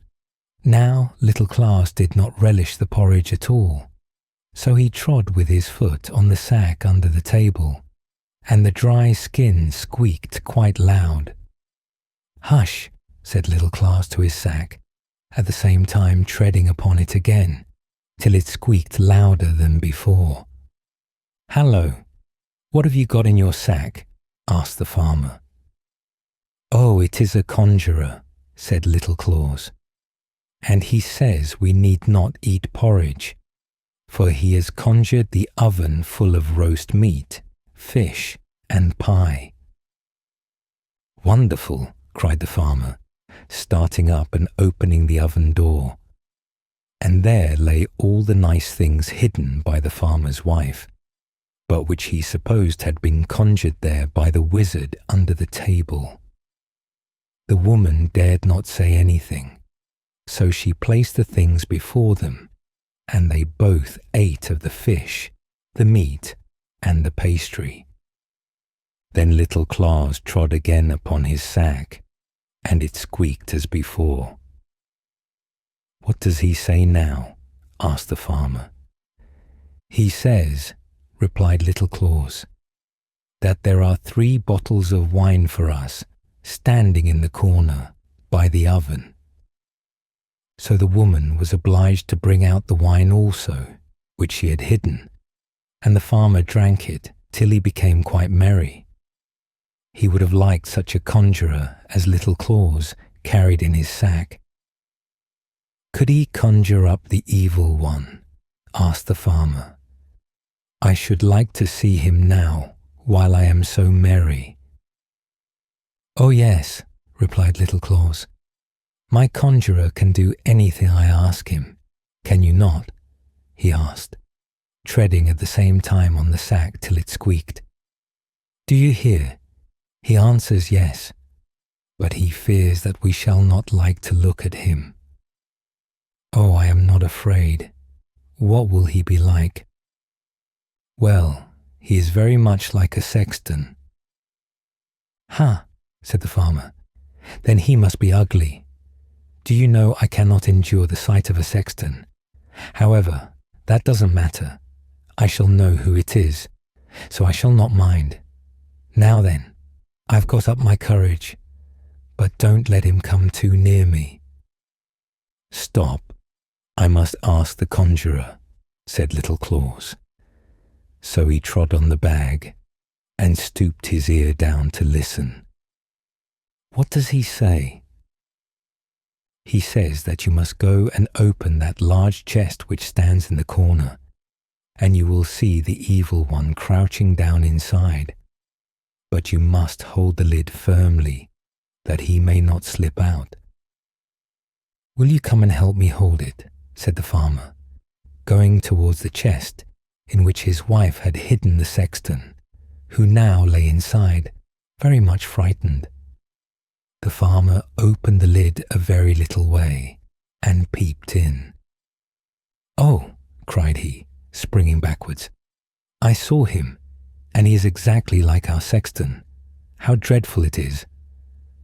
So after that he was obliged to drink again, and they sat and drank till far into the night. "You must sell your conjurer to me," said the farmer. "Ask as much as you like, I will pay it. Indeed, I would give you directly a whole bushel of gold." "No, indeed I cannot," said little Claus. "Only think how much profit I could make out of this conjurer." "But I should like to have him," said the fanner, still continuing his entreaties. "Well," said little Claus at length, "you have been so good as to give me a night's lodging.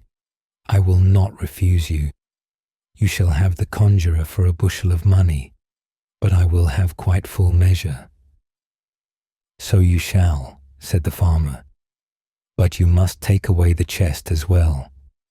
I would not have it in the house another hour. There is no knowing if he may not be still there." So Little Claus gave the farmer the sack containing the dried horse's skin, and received in exchange a bushel of money, full measure. The farmer also gave him a wheelbarrow on which to carry away the chest and the gold. "Farewell," said Little Claus, as he went off with his money and the great chest, in which the sexton lay still concealed. On one side of the forest was a broad, deep river. The water flowed so rapidly that very few were able to swim against the stream. A new bridge had lately been built across it, and in the middle of this bridge Little Claus stopped and said, loud enough to be heard by the sexton, "Now, what shall I do with this stupid chest? It is as heavy as if it were full of stones.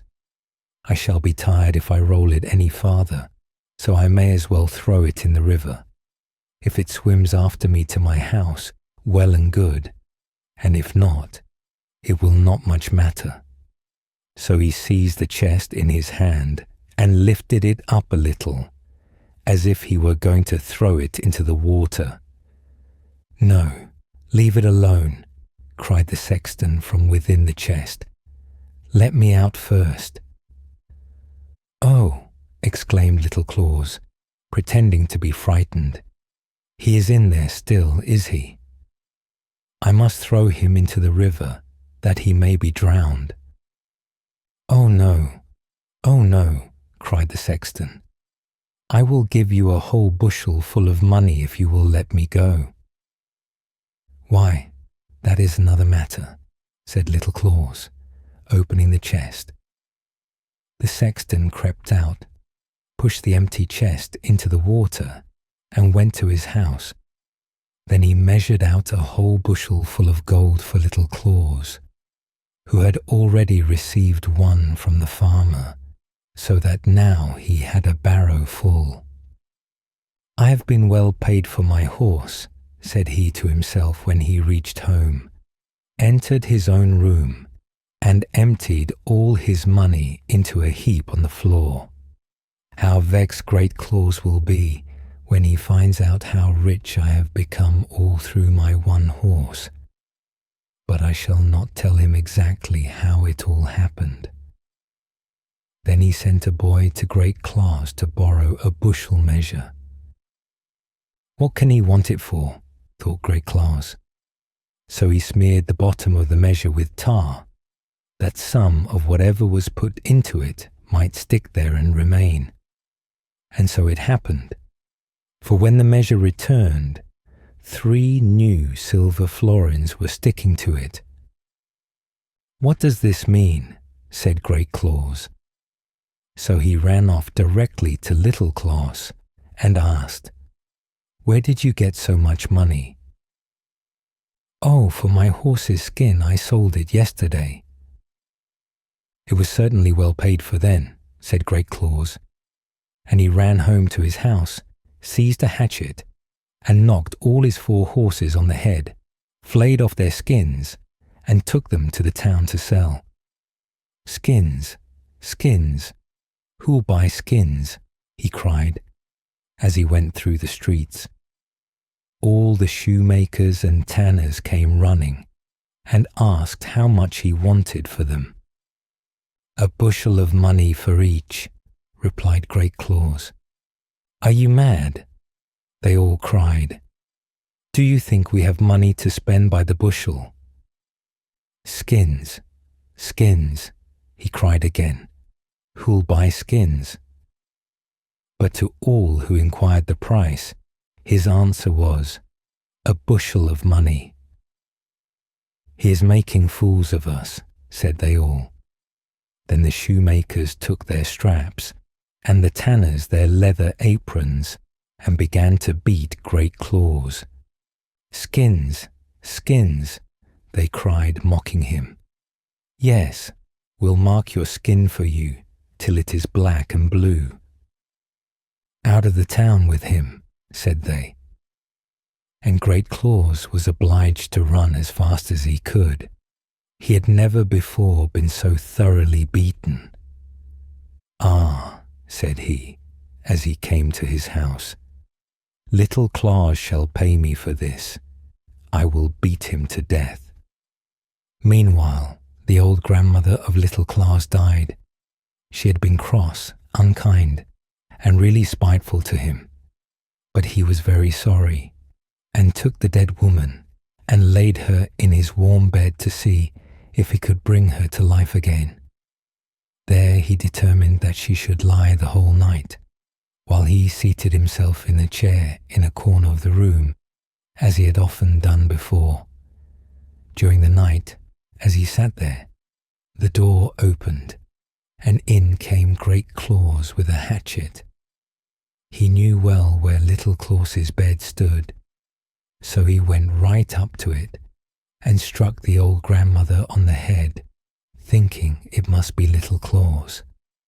"There," cried he, "now you cannot make a fool of me again." And then he went home. "That is a very wicked man," thought little Claus. "He meant to kill me. It is a good thing for my old grandmother that she was already dead, or he would have taken her life." Then he dressed his old grandmother in her best clothes, borrowed a horse of his neighbour, and harnessed it to a cart. Then he placed the old woman on the back seat, so that she might not fall out as he drove, and rode away through the wood. By sunrise they reached a large inn, where little Claus stopped and went to get something to eat. The landlord was a rich man, and a good man too, but as passionate as if he had been made of pepper and snuff. "Good morning," said he to little Claus. "You are come betimes today." "Yes," said little Claus. "I am going to the town with my old grandmother. She is sitting at the back of the wagon, but I cannot bring her into the room. Will you take her a glass of mead? But you must speak very loud, for she cannot hear well." "Yes, certainly I will," replied the landlord, and pouring out a glass of mead, he carried it out to the dead grandmother, who sat upright in the cart. "Here is a glass of mead from your grandson," said the landlord. The dead woman did not answer a word, but sat quite still. "Do you not hear?" cried the landlord as loud as he could. "Here is a glass of mead from your grandson." Again and again he bawled it out, but as she did not stir, he flew into a passion, and threw the glass of mead in her face. It struck her on the nose, and she fell backwards out of the cart, for she was only seated there, not tied in. "Hallo!" cried little Claus, rushing out of the door and seizing hold of the landlord by the throat. "You have killed my grandmother. See, here is a great hole in her forehead." "Oh, how unfortunate," said the landlord, wringing his hands. "This all comes of my fiery temper. Dear little Claus, I will give you a bushel of money. I will bury your grandmother as if she were my own. Only keep silent, or else they will cut off my head, and that would be disagreeable." So it happened that little Claus received another bushel of money, and the landlord buried his old grandmother as if she had been his own. When little Claus reached home again, he immediately sent a boy to Great Claus, requesting him to lend him a bushel measure. "How is this?" thought Great Claus. "Did I not kill him? I must go and see for myself." So he went to little Claus and took the bushel measure with him. "How did you get all this money?" asked Great Claus, staring with wide open eyes at his neighbour's treasures. "You killed my grandmother instead of me," said little Claus, "so I have sold her for a bushel of money." "That is a good price at all events," said Great Claus. So he went home, took a hatchet, and killed his old grandmother with one blow. Then he placed her on a cart and drove into the town to the apothecary and asked him if he would buy a dead body. "Whose is it, and where did you get it?" asked the apothecary. "It is my grandmother," he replied. "I killed her with a blow, that I might get a bushel of money for her." "Heaven preserve us," cried the apothecary.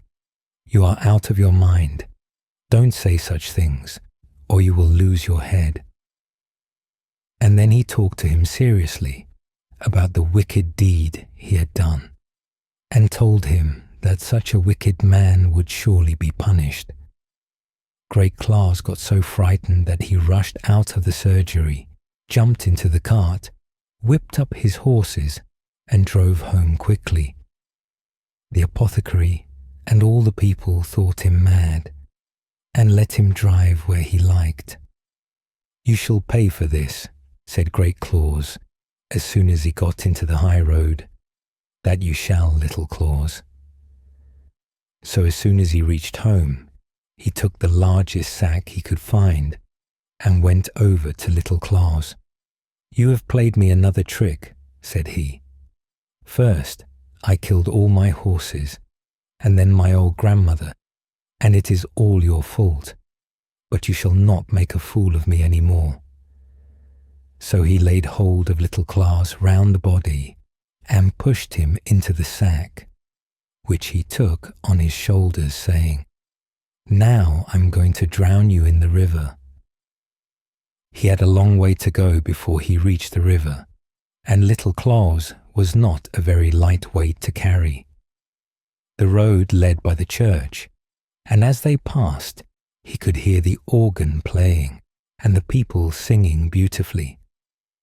Great Claus put down the sack close to the church door and thought he might as well go in and hear a psalm before he went any farther.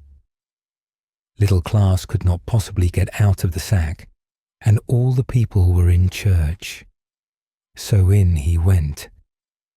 "Oh dear," sighed Little Claus in the sack, as he turned and twisted about. But he found he could not loosen the string with which it was tied.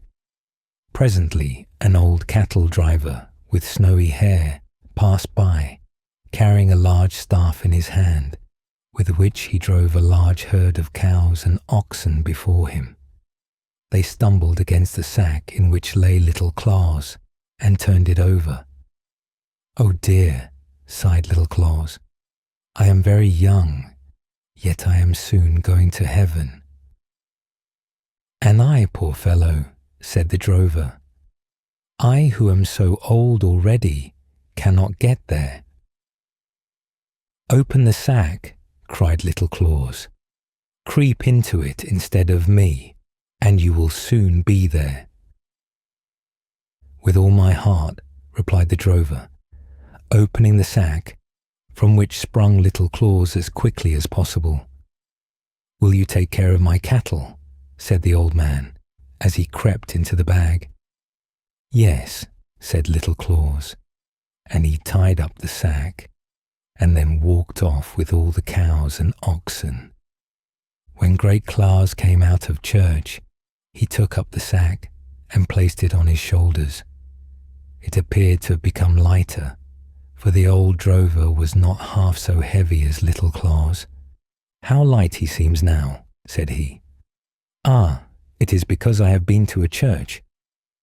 So he walked on to the river, which was deep and broad, and threw the sack containing the old drover into the water, believing it to be Little Claus. "There you may lie," he exclaimed. "You will play me no more tricks now."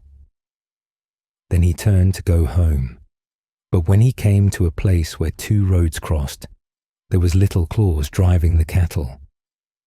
"How is this?" said Great Claus. "Did I not drown you just now?" "Yes," said Little Claus. "You threw me into the river about half an hour ago." "But wherever did you get all these fine beasts?" asked Great Claus. "These beasts are sea cattle," replied Little Claus. "I'll tell you the whole story, and thank you for drowning me. I am above you now. I am really very rich.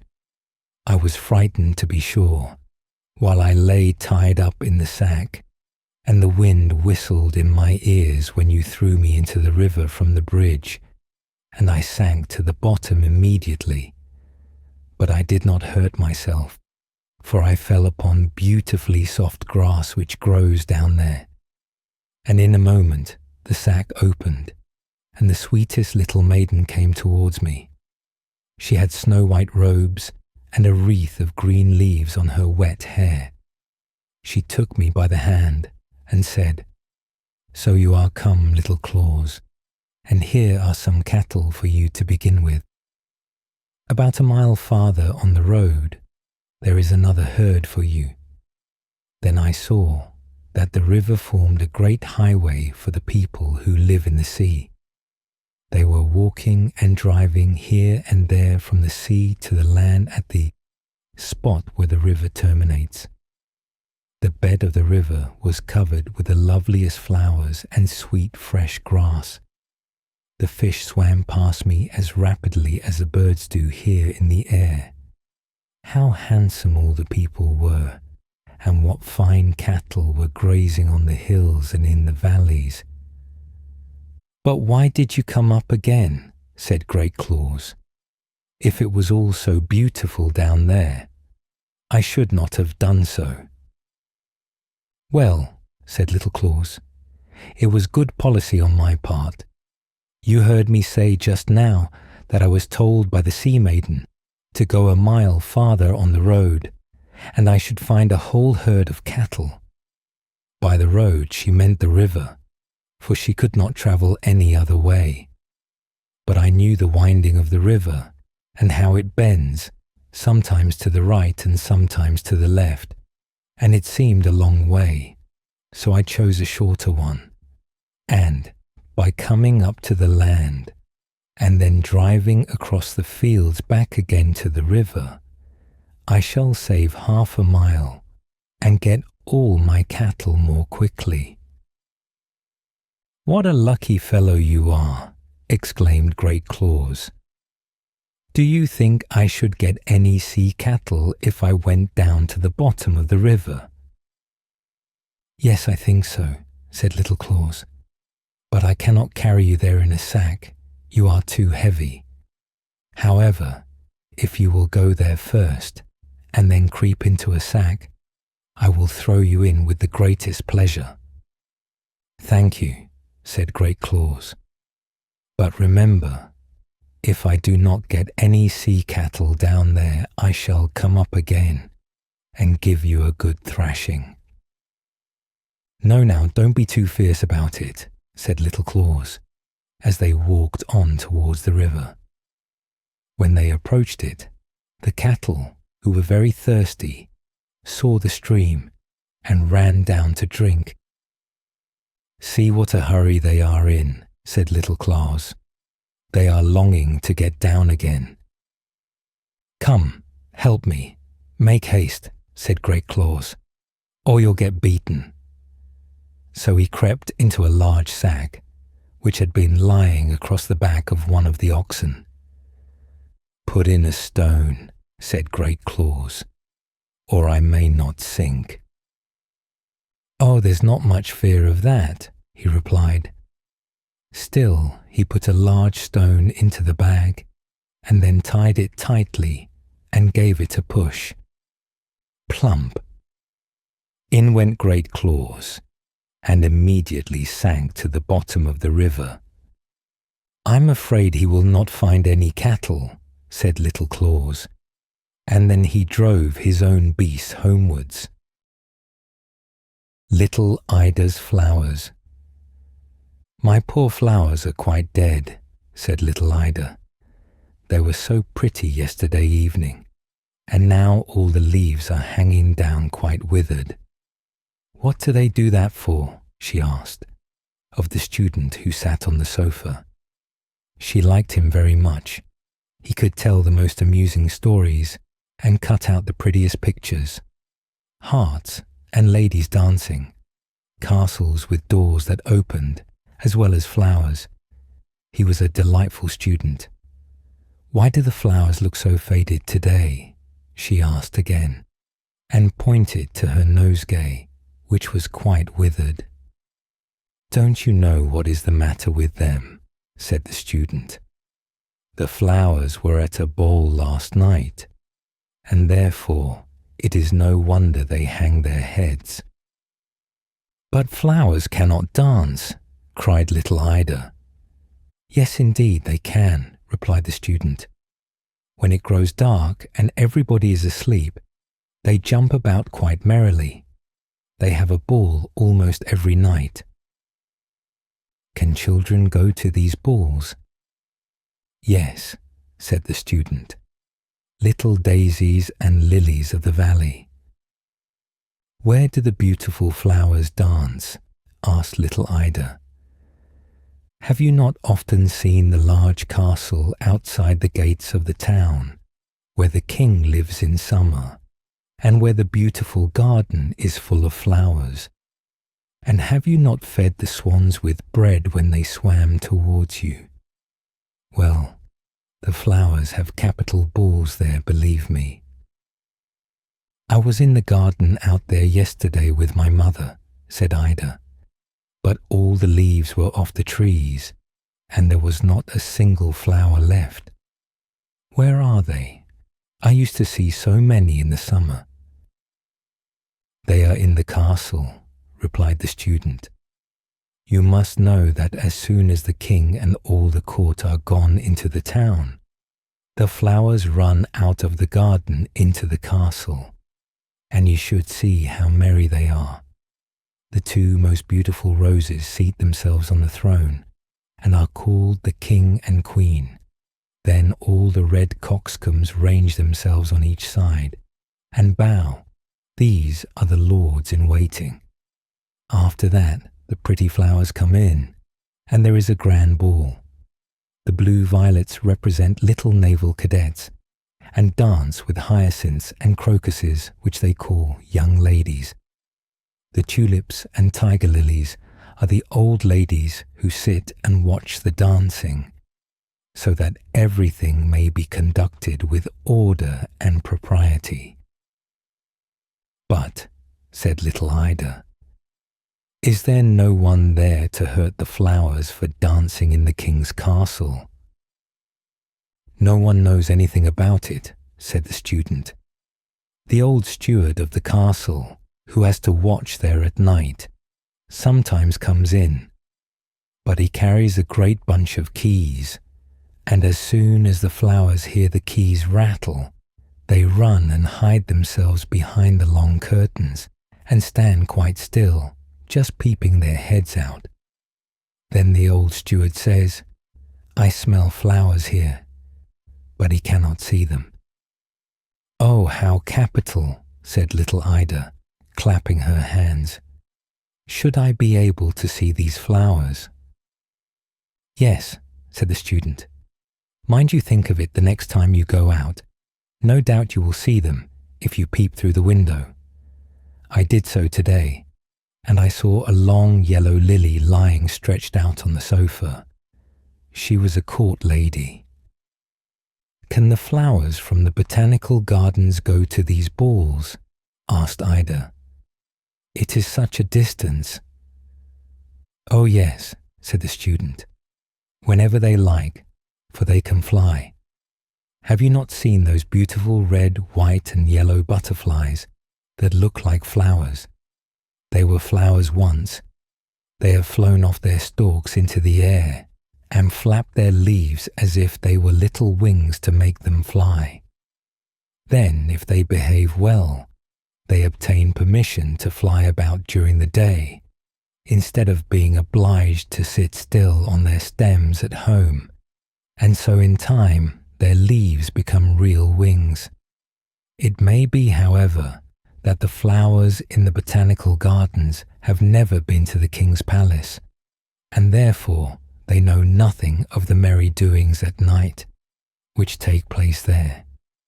I will tell you what to do, and the botanical professor, who lives close by here, will be so surprised. You know him very well, do you not? Well, next time you go into his garden, you must tell one of the flowers that there is going to be a grand ball at the castle. Then that flower will tell all the others, and they will fly away to the castle as soon as possible. And when the professor walks into his garden, there will not be a single flower left. How he will wonder what has become of them. But how can one flower tell another? Flowers cannot speak. No, certainly not, replied the student, but they can make signs. Have you not often seen that when the wind blows, they nod at one another and rustle all their green leaves? Can the professor understand the signs? Asked Ida. Yes, to be sure he can. He went one morning into his garden and saw a stinging nettle making signs with its leaves to a beautiful red carnation. It was saying, "You are so pretty. I like you very much." But the professor did not approve of such nonsense, so he clapped his hands on the nettle to stop it. Then the leaves, which are its fingers, stung him so sharply that he has never ventured to touch a nettle since. "Oh, how funny," said Ida, and she laughed. "How can anyone put such notions into a child's head?" said a tiresome lawyer, who had come to pay a visit and sat on the sofa. He did not like the student, and would grumble when he saw him cutting out droll or amusing pictures. Sometimes it would be a man hanging on a gibbet and holding a heart in his hand as if he had been stealing hearts. Sometimes it was an old witch riding through the air on a broom and carrying her husband on her nose. But the lawyer did not like such jokes, and he would say, as he had just said, "How can anyone put such nonsense into a child's head? What absurd fancies there are." But to little Ida, all these stories which the student told her about the flowers seemed very droll, and she thought over them a great deal. The flowers did hang their heads, because they had been dancing all night, and were very tired, and most likely they were ill. Then she took them into the room where a number of toys lay on a pretty little table, and the whole of the table drawer besides was full of beautiful things. Her doll Sophie lay in the doll's bed asleep, and little Ida said to her, "You must really get up, Sophie, and be content to lie in the drawer tonight.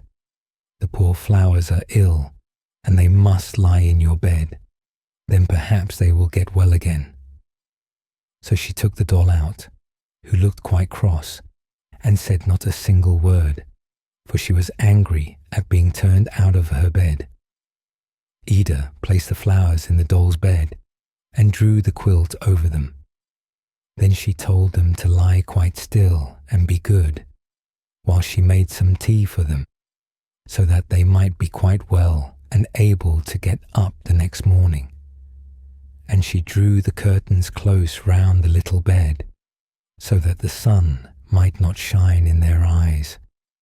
During the whole evening she could not help thinking of what the student had told her, and before she went to bed herself, she was obliged to peep behind the curtains into the garden, where all her mother's beautiful flowers grew, hyacinths and tulips, and many others.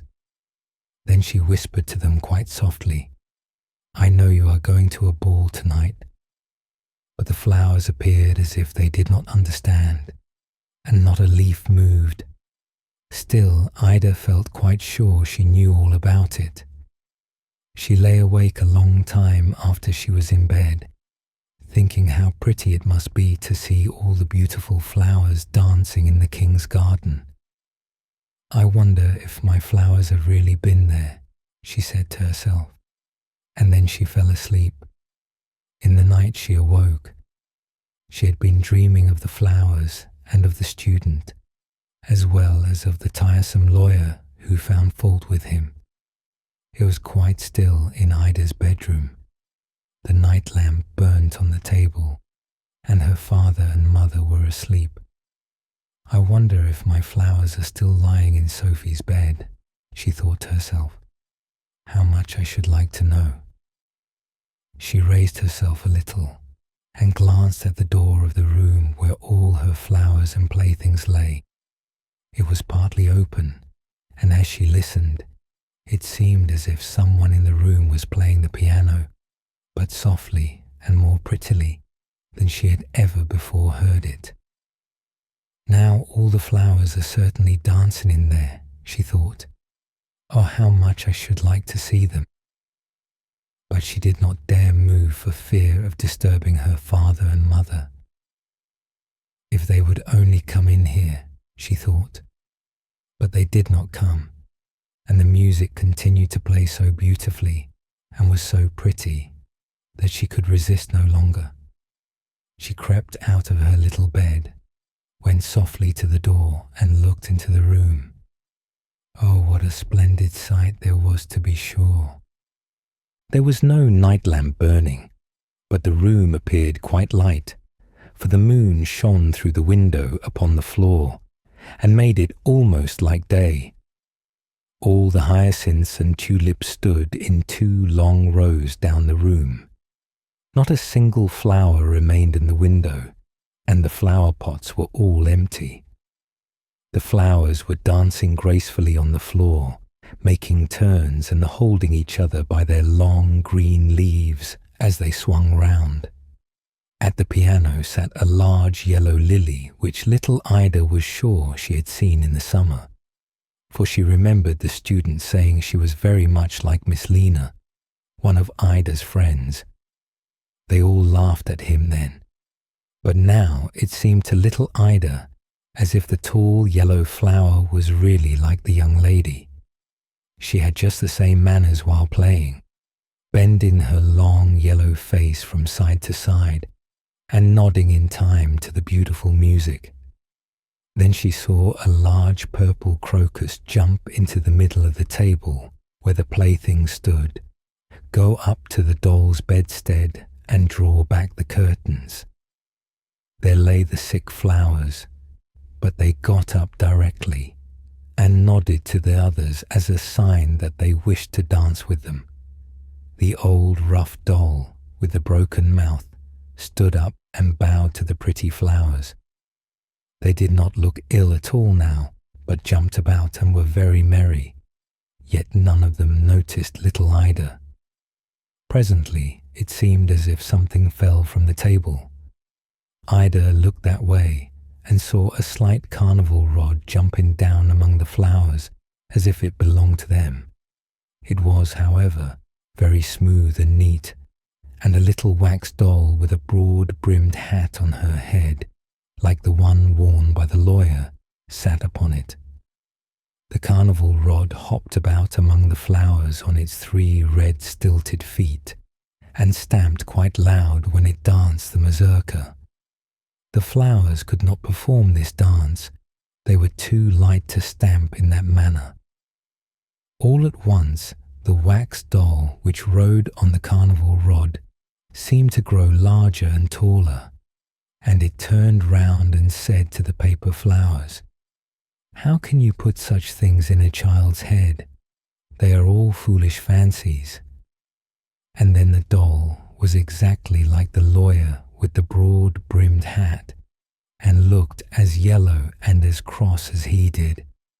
But the paper doll struck him on his thin legs, and he shrunk up again and became quite a little wax doll. This was very amusing, and Ida could not help laughing.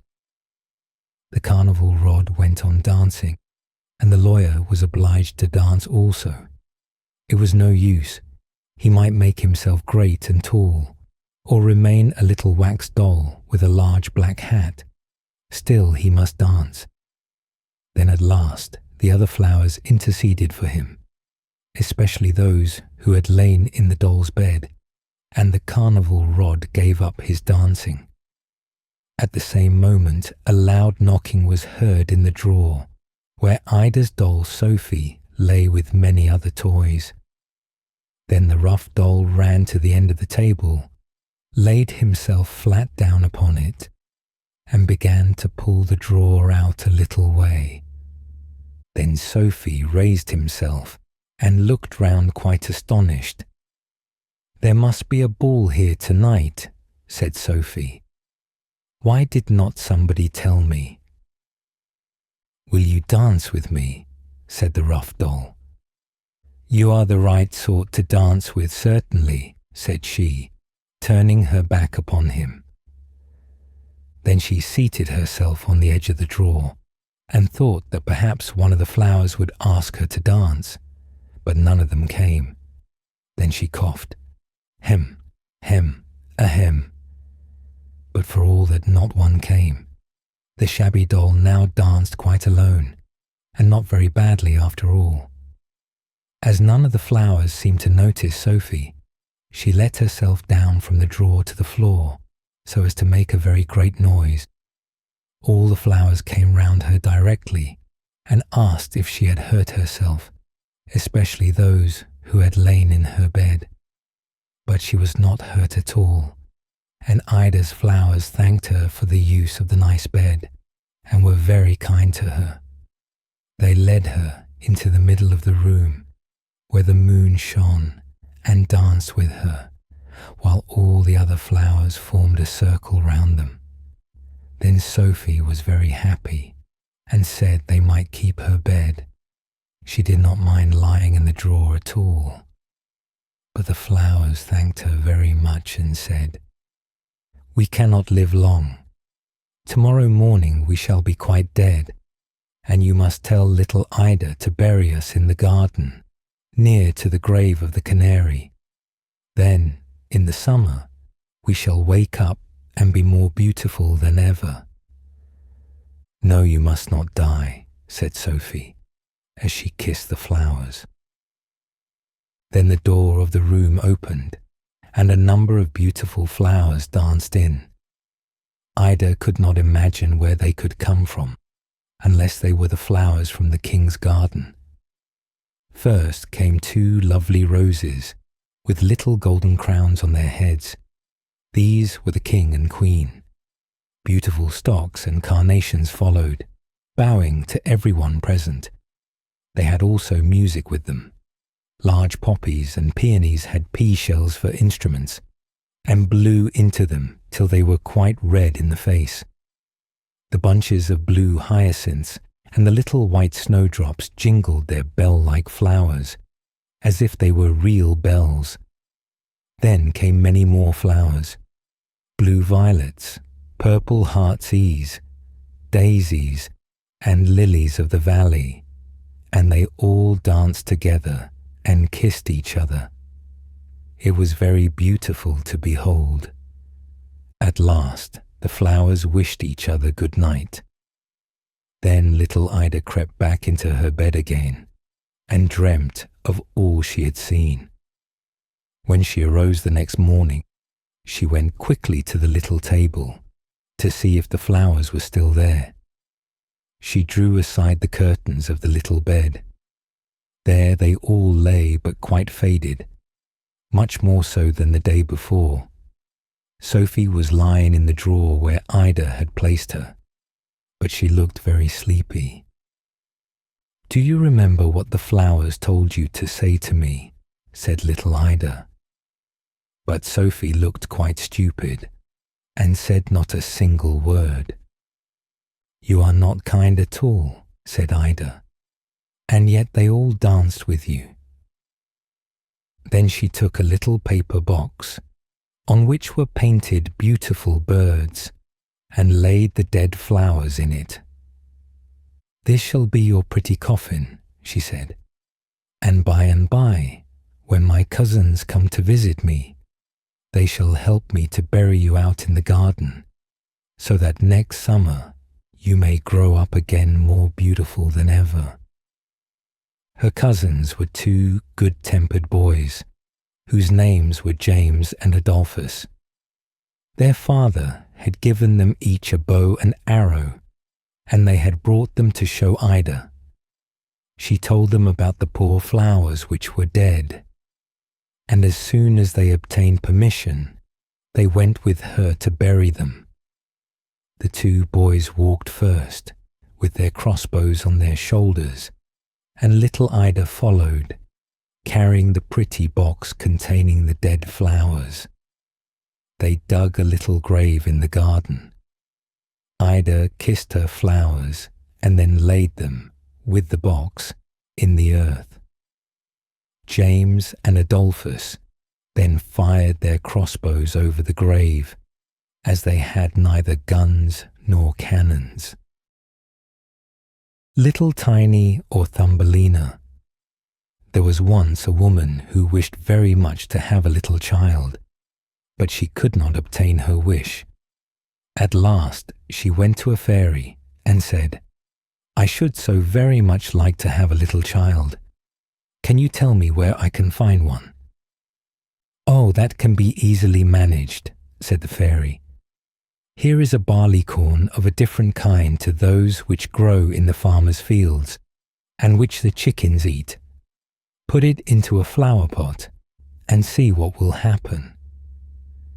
"Thank you," said the woman, and she gave the fairy 12 shillings, which was the price of the barley corn. Then she went home and planted it, and immediately there grew up a large handsome flower, something like a tulip in appearance, but with its leaves tightly closed as if it were still a bud. "It is a beautiful flower," said the woman, and she kissed the red and golden-coloured leaves, and while she did so, the flower opened, and she could see that it was a real tulip. Within the flower, upon the green velvet stamens, sat a very delicate and graceful little maiden. She was scarcely half as long as a thumb, and they gave her the name of Thumbelina, or Tiny, because she was so small. A walnut shell, elegantly polished, served her for a cradle. Her bed was formed of blue-violet leaves, with a rose leaf for a counterpane. Here she slept at night, but during the day she amused herself on a table, where the woman had placed a plate full of water. Round this plate were wreaths of flowers with their stems in the water, and upon it floated a large tulip leaf, which served Tiny for a boat. Here the little maiden sat and rowed herself from side to side, with 2 oars made of white horsehair. It really was a very pretty sight. Tiny could also sing so softly and sweetly that nothing like her singing had ever before been heard. One night, while she lay in her pretty bed, a large, ugly, wet toad crept through a broken pane of glass in the window and leaped right upon the table where Tiny lay sleeping under her rose-leaf quilt. "What a pretty little wife this would make for my son," said the toad, and she took up the walnut shell in which little Tiny lay asleep and jumped through the window with it into the garden. In the swampy margin of a broad stream in the garden lived the toad with her son. He was uglier even than his mother, and when he saw the pretty little maiden in her elegant bed, he could only cry, "Croak, croak, croak." "Don't speak so loud or she will wake," said the toad, "and then she might run away, for she is as light as swan's down. We will place her on one of the water-lily leaves out in the stream. It will be like an island to her. She is so light and small, and then she cannot escape. And, while she is away, we will make haste and prepare the stateroom under the marsh, in which you are to live when you are married." Far out in the stream grew a number of water lilies, with broad green leaves, which seemed to float on the top of the water. The largest of these leaves appeared farther off than the rest, and the old toad swam out to it with the walnut shell, in which little Tiny lay still asleep. The tiny little creature woke very early in the morning, and began to cry bitterly when she found where she was, for she could see nothing but water on every side of the large green leaf, and no way of reaching the land. Meanwhile, the old toad was very busy under the marsh, decking her room with rushes and wild yellow flowers to make it look pretty for her new daughter-in-law. Then she swam out with her ugly son to the leaf on which she had placed poor little Tiny. She wanted to fetch the pretty bed, that she might put it in the bridal chamber to be ready for her. The old toad bowed low to her in the water and said, "Here is my son. He will be your husband, and you will live happily in the marsh by the stream." Croak, croak, croak, was all her son could say for himself. So the toad took up the elegant little bed and swam away with it, leaving Tiny all alone on the green leaf, where she sat and wept. She could not bear to think of living with the old toad and having her ugly son for a husband. The little fishes, who swam about in the water beneath, had seen the toad and heard what she said, so they lifted their heads above the water to look at the little maiden. As soon as they caught sight of her, they saw she was very pretty, and it made them very sorry to think that she must go and live with the ugly toads. No, it must never be. So they assembled together in the water, round the green stalk, which held the leaf on which the little maiden stood, and gnawed it away at the root with their teeth. Then the leaf floated down the stream, carrying Tiny far away out of reach of land. Tiny sailed past many towns, and the little birds in the bushes saw her and sang, "What a lovely little creature!" So the leaf swam away with her farther and farther, till it brought her to other lands. A graceful little white butterfly constantly fluttered round her, and at last alighted on the leaf. Tiny pleased him, and she was glad of it, for now the toad could not possibly reach her, and the country through which she sailed was beautiful, and the sun shone upon the water till it glittered like liquid gold. She took off her girdle and tied one end of it round the butterfly, and the other end of the ribbon she fastened to the leaf, which now glided on much faster than ever, taking little Tiny with it as she stood. Presently a large cockchafer flew by. The moment he caught sight of her, he seized her round her delicate waist with his claws and flew with her into a tree. The green leaf floated away on the brook, and the butterfly flew with it, for he was fastened to it and could not get away. Oh, how frightened little Tiny felt when the cockchafer flew with her to the tree.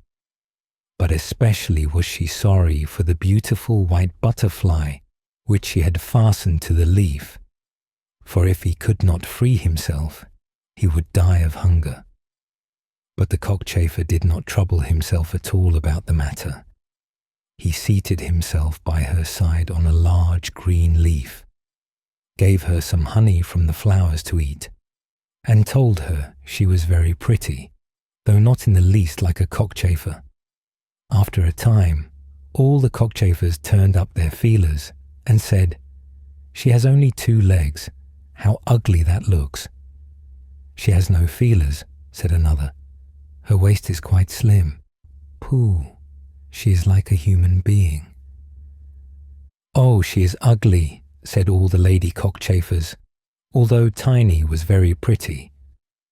Then the cockchafer, who had run away with her, believed all the others when they said she was ugly, and would have nothing more to say to her, and told her she might go where she liked. Then he flew down with her from the tree, and placed her on a daisy, and she wept at the thought that she was so ugly that even the cockchafers would have nothing to say to her. And all the while she was really the loveliest creature that one could imagine, and as tender and delicate as a beautiful rose leaf. During the whole summer, poor little Tiny lived quite alone in the wide forest. She wove herself a bed with blades of grass and hung it up under a broad leaf to protect herself from the rain. She sucked the honey from the flowers for food and drank the dew from their leaves every morning. So passed away the summer and the autumn, and then came the winter, the long, cold winter. All the birds who had sung to her so sweetly were flown away, and the trees and the flowers had withered. The large clover leaf, under the shelter of which she had lived, was now rolled together and shriveled up. Nothing remained but a yellow, withered stalk. She felt dreadfully cold, for her clothes were torn, and she was herself so frail and delicate that poor little Tiny was nearly frozen to death. It began to snow too, and the snowflakes, as they fell upon her, were like a whole shovelful falling upon one of us, for we are tall, but she was only an inch high. Then she wrapped herself up in a dry leaf, but it cracked in the middle and could not keep her warm, and she shivered with cold.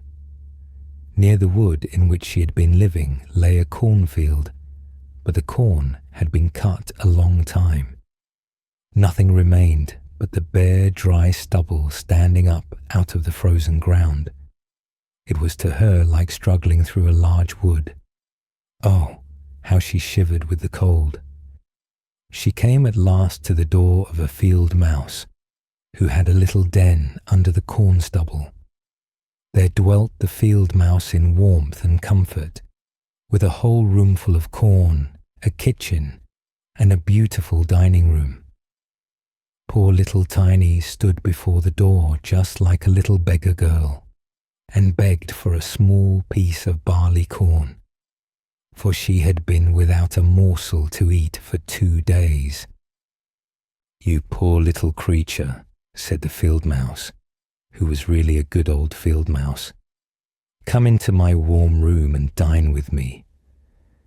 She was very pleased with Tiny, so she said, "You are quite welcome to stay with me all the winter, if you like, but you must keep my rooms clean and neat, and tell me stories, for I shall like to hear them very much." And Tiny did all the field mouse asked her, and found herself very comfortable. "We shall have a visitor soon," said the field mouse one day. "My neighbour pays me a visit once a week. He is better off than I am. He has large rooms, and wears a beautiful black velvet coat. If you could only have him for a husband, you would be well provided for indeed. But he is blind, so you must tell him some of your prettiest stories." But Tiny did not feel at all interested about this neighbour, for he was a mole. However, he came and paid his visit, dressed in his black velvet coat. "He is very rich and learned, and his house is 20 times larger than mine," said the field mouse. He was rich and learned, no doubt, but he always spoke slightingly of the sun and the pretty flowers, because he had never seen them. Tiny was obliged to sing to him, "Ladybird, ladybird, fly away home," and many other pretty songs. And the mole fell in love with her because she had such a sweet voice. But he said nothing yet, for he was very cautious. A short time before, the mole had dug a long passage under the earth, which led from the dwelling of the field mouse to his own. And here she had permission to walk with Tiny whenever she liked. But he warned them not to be alarmed at the sight of a dead bird which lay in the passage.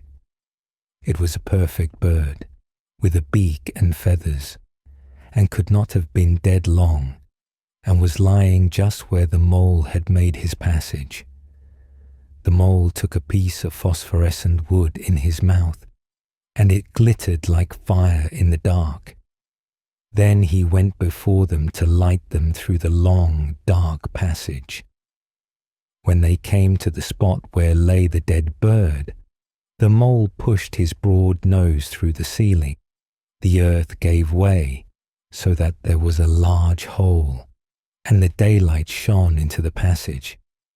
In the middle of the floor lay a dead swallow, his beautiful wings pulled close to his sides, his feet and his head drawn up under his feathers. The poor bird had evidently died of the cold. It made little Tiny very sad to see it. She did so love the little birds. All the summer they had sung and twittered for her so beautifully. But the mole pushed it aside with his crooked legs and said, "He will sing no more now. How miserable it must be to be born a little bird. I am thankful that none of my children will ever be birds, for they can do nothing but cry, tweet, tweet, and always die of hunger in the winter." "Yes, you may well say that, as a clever man," exclaimed the field mouse. "What is the use of his twittering? For when winter comes, he must either starve or be frozen to death. Still, birds are very high bred." Tiny said nothing, but when the two others had turned their backs on the bird, she stooped down and stroked aside the soft feathers which covered the head and kissed the closed eyelids. "Perhaps this was the one who sang to me so sweetly in the summer," she said, "and how much pleasure it gave me, you dear, pretty bird." The mole now stopped up the hole through which the daylight shone, and then accompanied the lady home. But during the night Tiny could not sleep, so she got out of bed and wove a large, beautiful carpet of hay. Then she carried it to the dead bird and spread it over him, with some down from the flowers which she had found in the field mouse's room. It was as soft as wool, and she spread some of it on each side of the bird, so that he might lie warmly in the cold earth. "Farewell, you pretty little bird," said she. "Farewell. Thank you for your delightful singing during the summer, when all the trees were green and the warm sun shone upon us." Then she laid her head on the bird's breast, but she was alarmed immediately, for it seemed as if something inside the bird went thump, thump. It was the bird's heart. He was not really dead, only benumbed with the cold, and the warmth had restored him to life. In autumn, all the swallows fly away into warm countries, but if one happens to linger, the cold seizes it. It becomes frozen and falls down as if dead. It remains where it fell, and the cold snow covers it. Tiny trembled very much. She was quite frightened, for the bird was large, a great deal larger than herself. She was only an inch high. But she took courage, laid the wool more thickly over the poor swallow, and then took a leaf which she had used for her own counterpane, and laid it over the head of the poor bird. The next morning she again stole out to see him. He was alive but very weak.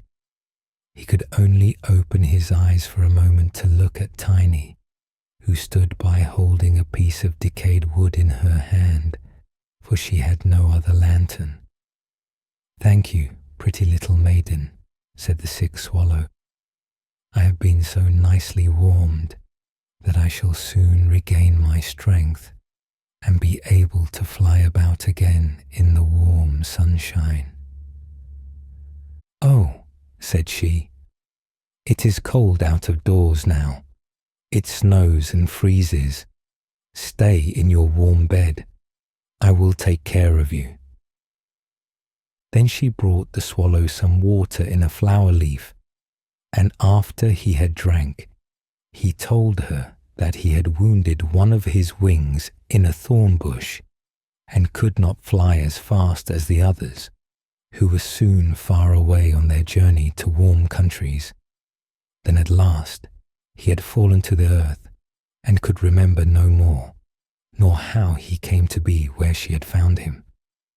The whole winter the swallow remained underground, and Tiny nursed him with care and love. Neither the mole nor the field mouse knew anything about it, for they did not like swallows. Very soon the springtime came, and the sun warmed the earth. Then the swallow bade farewell to Tiny, and she opened the hole in the ceiling which the mole had made. The sun shone in upon them so beautifully that the swallow asked her if she would go with him. She could sit on his back, he said, and he would fly away with her into the green woods. But Tiny knew it would make the field mouse very grieved if she left her in that manner. So she said, "No, I cannot." "Farewell then, farewell, you good pretty little maiden," said the swallow, and he flew out into the sunshine. Tiny looked after him, and the tears rose in her eyes. She was very fond of the poor swallow. "Tweet, tweet," sang the bird, as he flew out into the green woods, and Tiny felt very sad. She was not allowed to go out into the warm sunshine. The corn which had been sown in the field over the house of the field mouse had grown up high into the air and formed a thick wood to Tiny, who was only an inch in height. "You are going to be married, Tiny," said the field mouse. "My neighbour has asked for you. What good fortune for a poor child like you. Now we will prepare your wedding clothes. They must be both woolen and linen. Nothing must be wanting when you are the mole's wife." Tiny had to turn the spindle, and the field mouse hired 4 spiders, who were to weave day and night. Every evening the mole visited her, and was continually speaking of the time when the summer would be over. Then he would keep his wedding day with Tiny, but now the heat of the sun was so great that it burned the earth, and made it quite hard, like a stone. As soon as the summer was over, the wedding should take place. But Tiny was not at all pleased, for she did not like the tiresome mole. Every morning when the sun rose, and every evening when it went down, she would creep out at the door, and as the wind blew aside the ears of corn, so that she could see the blue sky, she thought how beautiful and bright it seemed out there, and wished so much to see her dear swallow again. But he never returned, for by this time he had flown far away into the lovely green forest. When autumn arrived, Tiny had her outfit quite ready, and the field mouse said to her, "In 4 weeks the wedding must take place." Then Tiny wept, and said she would not marry the disagreeable mole. "Nonsense," replied the field mouse. "Now don't be obstinate, or I shall bite you with my white teeth. He is a very handsome mole. The queen herself does not wear more beautiful velvets and furs. His kitchen and cellars are quite full. You ought to be very thankful for such good fortune."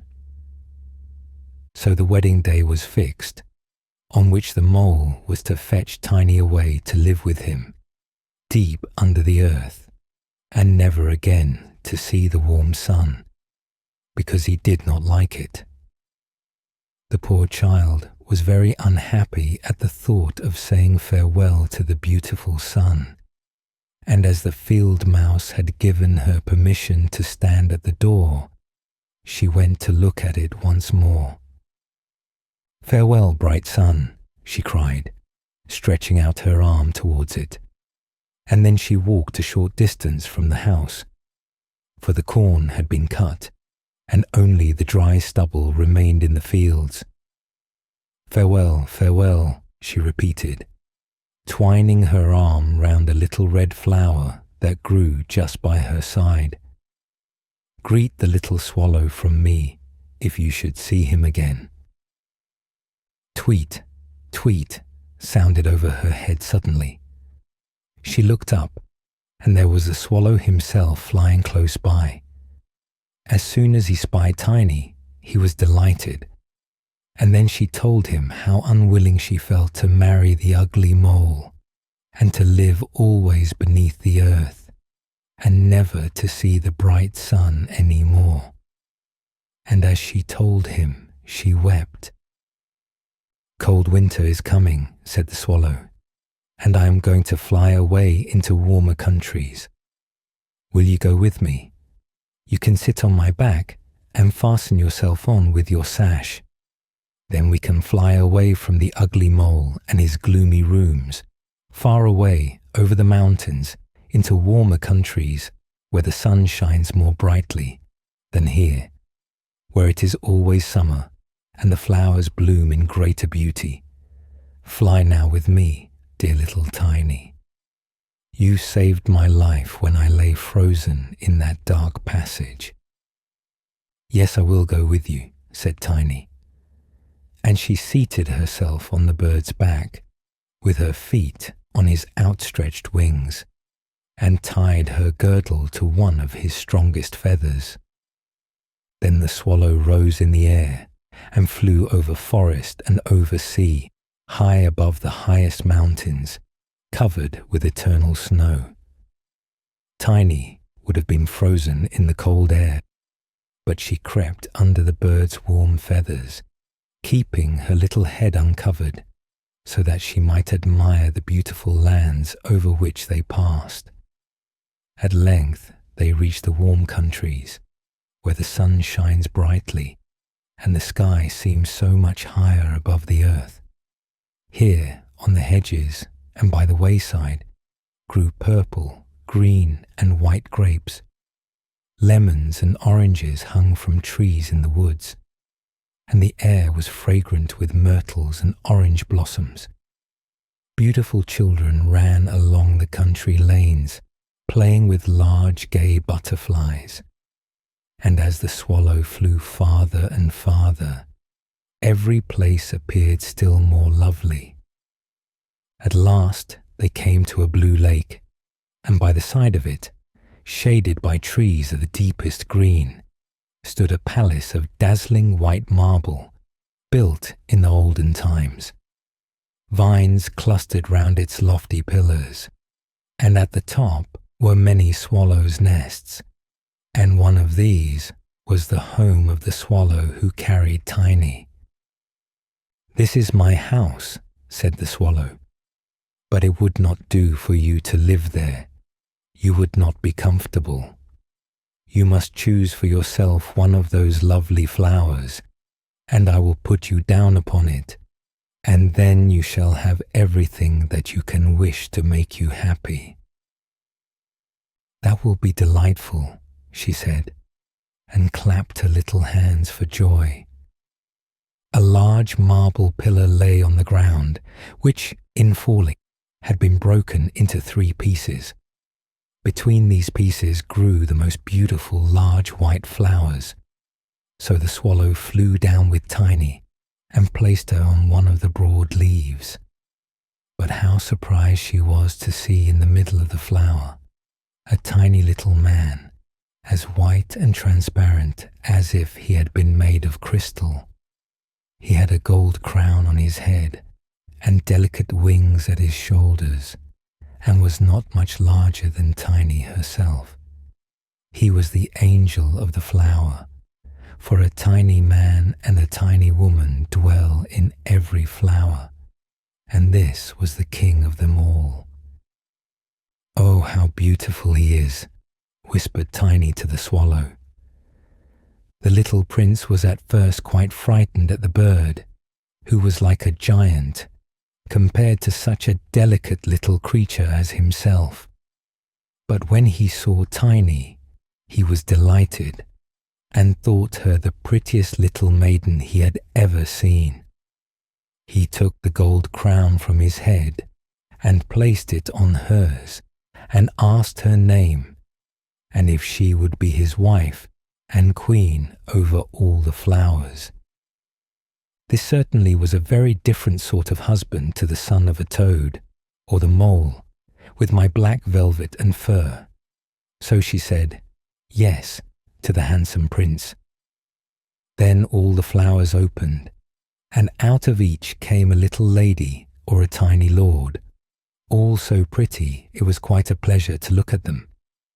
Each of them brought Tiny a present, but the best gift was a pair of beautiful wings, which had belonged to a large white fly, and they fastened them to Tiny's shoulders, so that she might fly from flower to flower. Then there was much rejoicing, and the little swallow who sat above them in his nest was asked to sing a wedding song, which he did as well as he could. But in his heart he felt sad, for he was very fond of Tiny, and would have liked never to part from her again. You must not be called Tiny any more, said the spirit of the flowers to her. It is an ugly name, and you are so very pretty. We will call you Maya. Farewell, farewell, said the swallow, with a heavy heart, as he left the warm countries to fly back into Denmark. There he had a nest over the window of a house in which dwelt the writer of fairy tales. The swallow sang, tweet, tweet, and from his song came the whole story. Little Took. Yes, they called him Little Took, but it was not his real name. He had called himself so before he could speak plainly, and he meant it for Charles. It was all very well for those who knew him, but not for strangers. Little Took was left at home to take care of his little sister, Gustava, who was much younger than himself, and he had to learn his lessons at the same time, and the two things could not very well be performed together. The poor boy sat there with his sister on his lap, and sung to her all the songs he knew, and now and then he looked into his geography lesson that lay open before him. By the next morning, he had to learn by heart all the towns in Zealand, and all that could be described of them. His mother came home at last, and took little Gustava in her arms. Then Took ran to the window, and read so eagerly that he nearly read his eyes out, for it had become darker and darker every minute, and his mother had no money to buy a light. There goes the old washerwoman up the lane, said the mother, as she looked out of the window. The poor woman can hardly drag herself along, and now she had to drag a pail of water from the well. Be a good boy, Took, and run across and help the old woman, won't you? So Took ran across quickly and helped her, but when he came back into the room it was quite dark, and there was not a word said about a light, so he was obliged to go to bed on his little truckle bedstead, and there he lay and thought of his geography lesson, and of Zealand, and of all the master had told him. He ought really to have read it over again, but he could not for want of light. So he put the geography book under his pillow, for he had heard that this was a great help towards learning a lesson, but not always to be depended upon. He still lay thinking and thinking, when all at once it seemed as if someone kissed him on his eyes and mouth. He slept, and yet he did not sleep, and it appeared as if the old washerwoman looked at him with kind eyes and said, "It would be a great pity if you did not know your lesson tomorrow morning. You helped me, and now I will help you, and Providence will always keep those who help themselves." And at the same time, the book under Took's pillow began to move about. "Cluck, cluck, cluck," cried a hen as she crept towards him. I am a hen from Kyoga." And then she told him how many inhabitants the town contained, and about a battle that had been fought there, which really was not worth speaking of. Crack, crack, down fell something. It was a wooden bird, the parrot, which is used as a target, as Prasto. He said there were as many inhabitants in that town as he had nails in his body. He was very proud and said, "Thorwaldsen lived close to me, and here I am now, quite comfortable." But now little Tuk was no longer in bed. All in a moment he found himself on horseback. Gallop, gallop, away he went, seated in front of a richly attired knight with a waving plume, who held him on the saddle. And so they rode through the wood by the old town of Wordingberg, which was very large and busy. The king's castle was surrounded by lofty towers, and radiant light streamed from all the windows. Within there were songs and dancing. King Waldemar and the young, gaily dressed ladies of the court were dancing together. Morning dawned, and as the sun rose, the whole city and the king's castle sank suddenly down together. One tower after another fell, till at last only one remained standing on the hill where the castle had formerly been.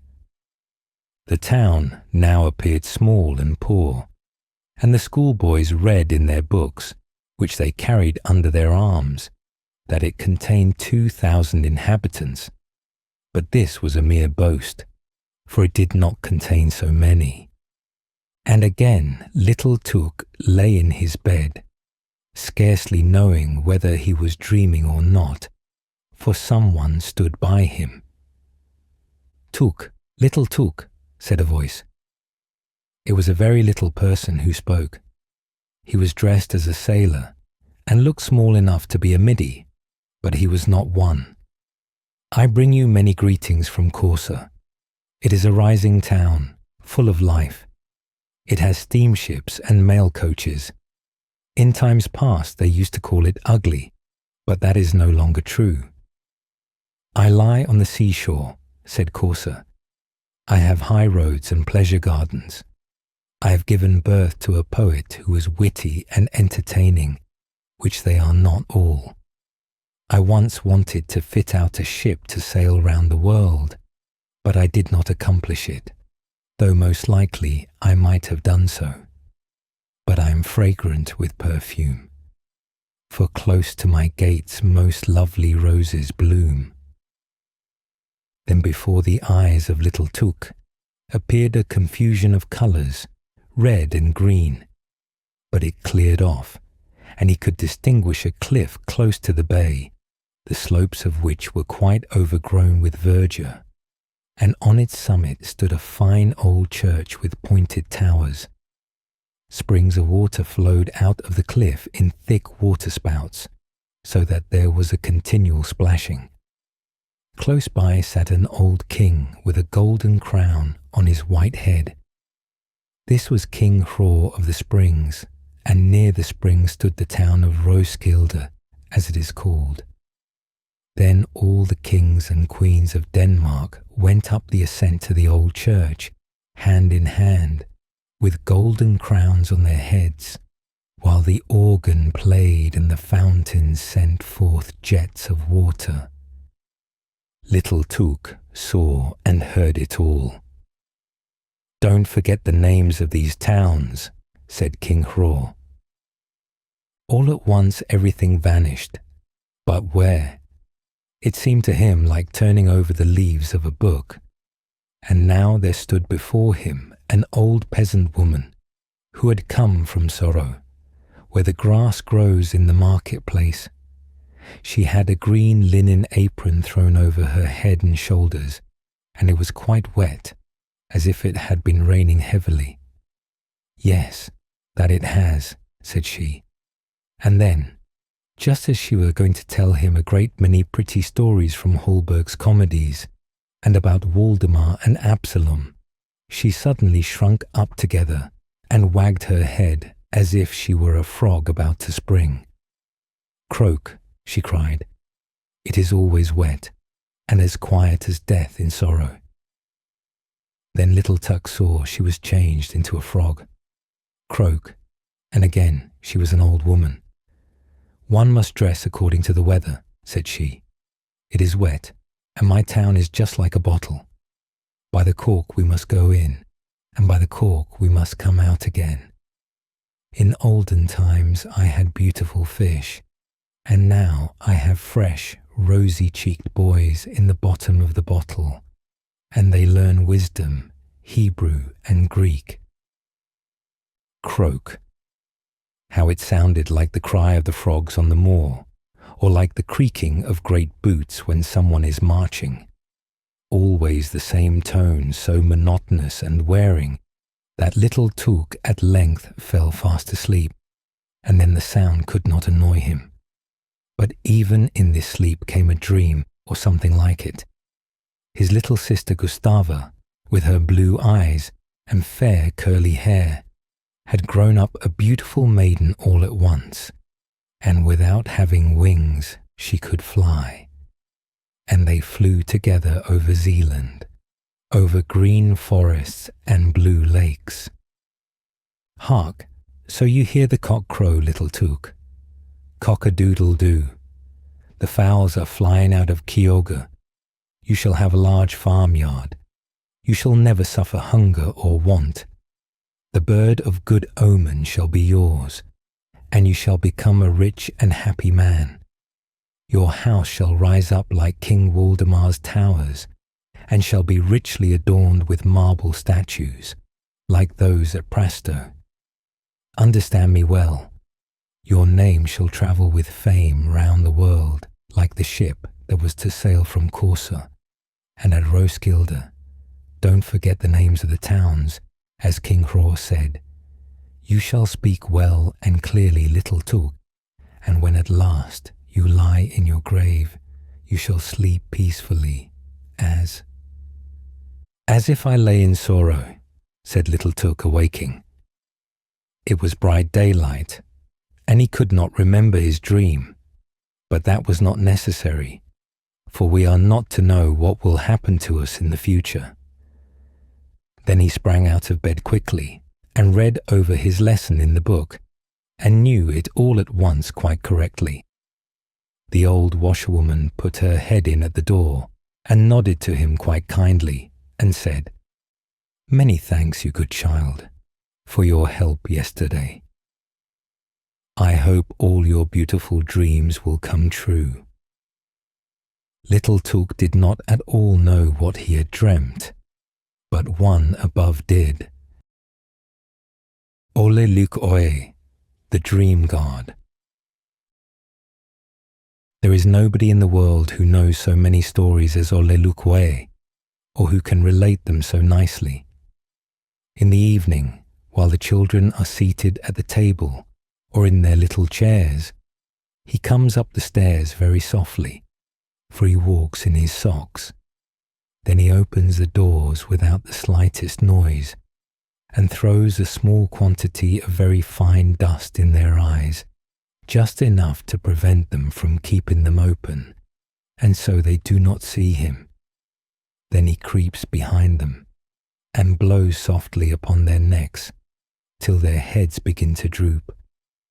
But Ole Luk Oe does not wish to hurt them, for he is very fond of children, and only wants them to be quiet that he may relate to them pretty stories, and they never are quiet until they are in bed and asleep. As soon as they are asleep, Ole Luk Oe seats himself upon the bed. He is nicely dressed. His coat is made of silken stuff. It is impossible to say of what colour, for it changes from green to red, and from red to blue as he turns from side to side. Under each arm he carries an umbrella. One of them, with pictures on the inside, he spreads over the good children, and then they dream the most beautiful stories the whole night. But the other umbrella has no pictures, and this he holds over the naughty children, so that they sleep heavily and wake in the morning without having dreamed at all.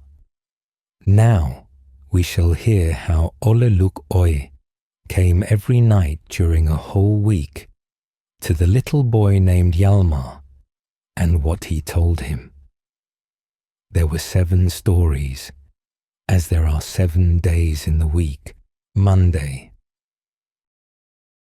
Now pay attention, said Ole Luk Oye in the evening when Hjalmar was in bed, and I will decorate the room. Immediately, all the flowers in the flower pots became large trees, with long branches reaching to the ceiling and stretching along the walls, so that the whole room was like a greenhouse. All the branches were loaded with flowers, each flower as beautiful and as fragrant as a rose. And, had anyone tasted them, he would have found them sweeter even than jam. The fruit glittered like gold, and there were cakes so full of plums that they were nearly bursting. It was incomparably beautiful. At the same time, sounded dismal moans from the table drawer in which lay Hjalmar's school books.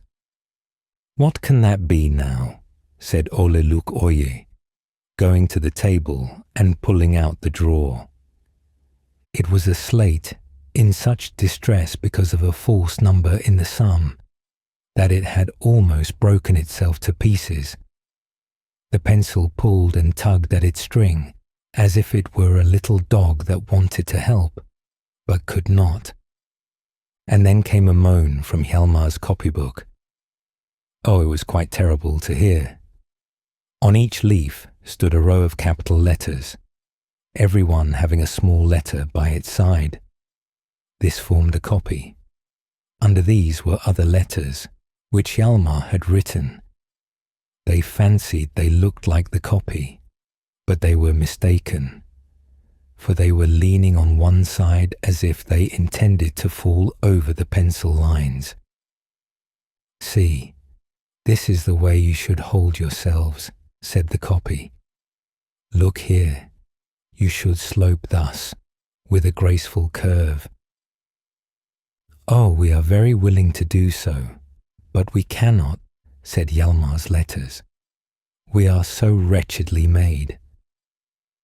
You must be scratched out then, said Ole Luk Oye. Oh no, they cried, and then they stood up so gracefully, it was quite a pleasure to look at them. Now we must give up our stories and exercise these letters, said Ole Luk Oye. 1, 2, 1, 2. So he drilled them till they stood up gracefully and looked as beautiful as a copy could look. But after Ole Luk Oye was gone, and Hjalmar looked at them in the morning, they were as wretched and as awkward as ever. Tuesday. As soon as Hjalmar was in bed, Ole Luk Oye touched, with his little magic wand, all the furniture in the room, which immediately began to chatter, and each article only talked of itself. Over the chest of drawers hung a large picture in a gilt frame, representing a landscape with fine old trees, flowers in the grass, and a broad stream which flowed through the wood, past several castles, far out into the wild ocean. Ole Luk Oye touched the picture with his magic wand, and immediately the birds commenced singing. The branches of the trees rustled, and the clouds moved across the sky, casting their shadows on the landscape beneath them. Then Ole Luk Oye lifted little Hjalmar up to the frame and placed his feet in the picture, just on the high grass, and there he stood with the sun shining down upon him through the branches of the trees. He ran to the water and seated himself in a little boat which lay there, and which was painted red and white. The sails glittered like silver, and 6 swans, each with a golden circlet round its neck, and a bright blue star on its forehead, drew the boat past the green wood, where the trees talked of robbers and witches and the flowers of beautiful little elves and fairies, whose histories the butterflies had related to them. Brilliant fish, with scales like silver and gold, swam after the boat, sometimes making a spring and splashing the water round them, while birds, red and blue, small and great, flew after him in 2 long lines. The gnats danced round them, and the cockchafers cried, "Buzz, buzz!" They all wanted to follow Hjalmar, and all had some story to tell him. It was a most pleasant sail. Sometimes the forests were thick and dark, sometimes like a beautiful garden, gay with sunshine and flowers. Then he passed great palaces of glass and of marble, and on the balconies stood princesses, whose faces were those of little girls whom Hjalmar knew well, and had often played with. One of them held out her hand, in which was a harp made of sugar, more beautiful than any confectioner ever sold. As Hjalmar sailed by, he caught hold of one side of the sugar heart and held it fast, and the princess held fast also, so that it broke in 2 pieces. Hjalmar had one piece, and the princess the other, but Hjalmar's was the largest. At each castle stood little princes acting as sentinels.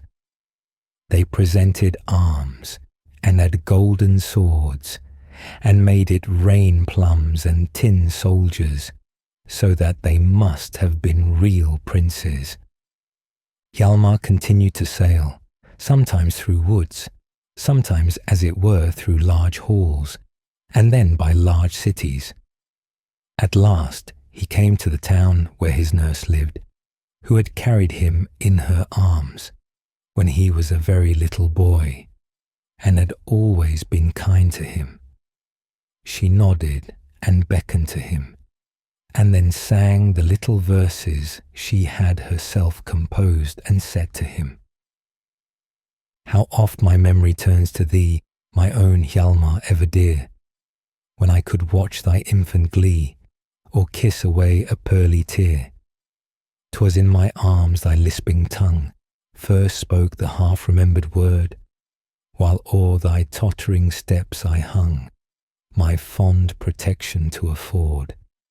Farewell, I pray the heavenly power to keep thee till thy dying hour."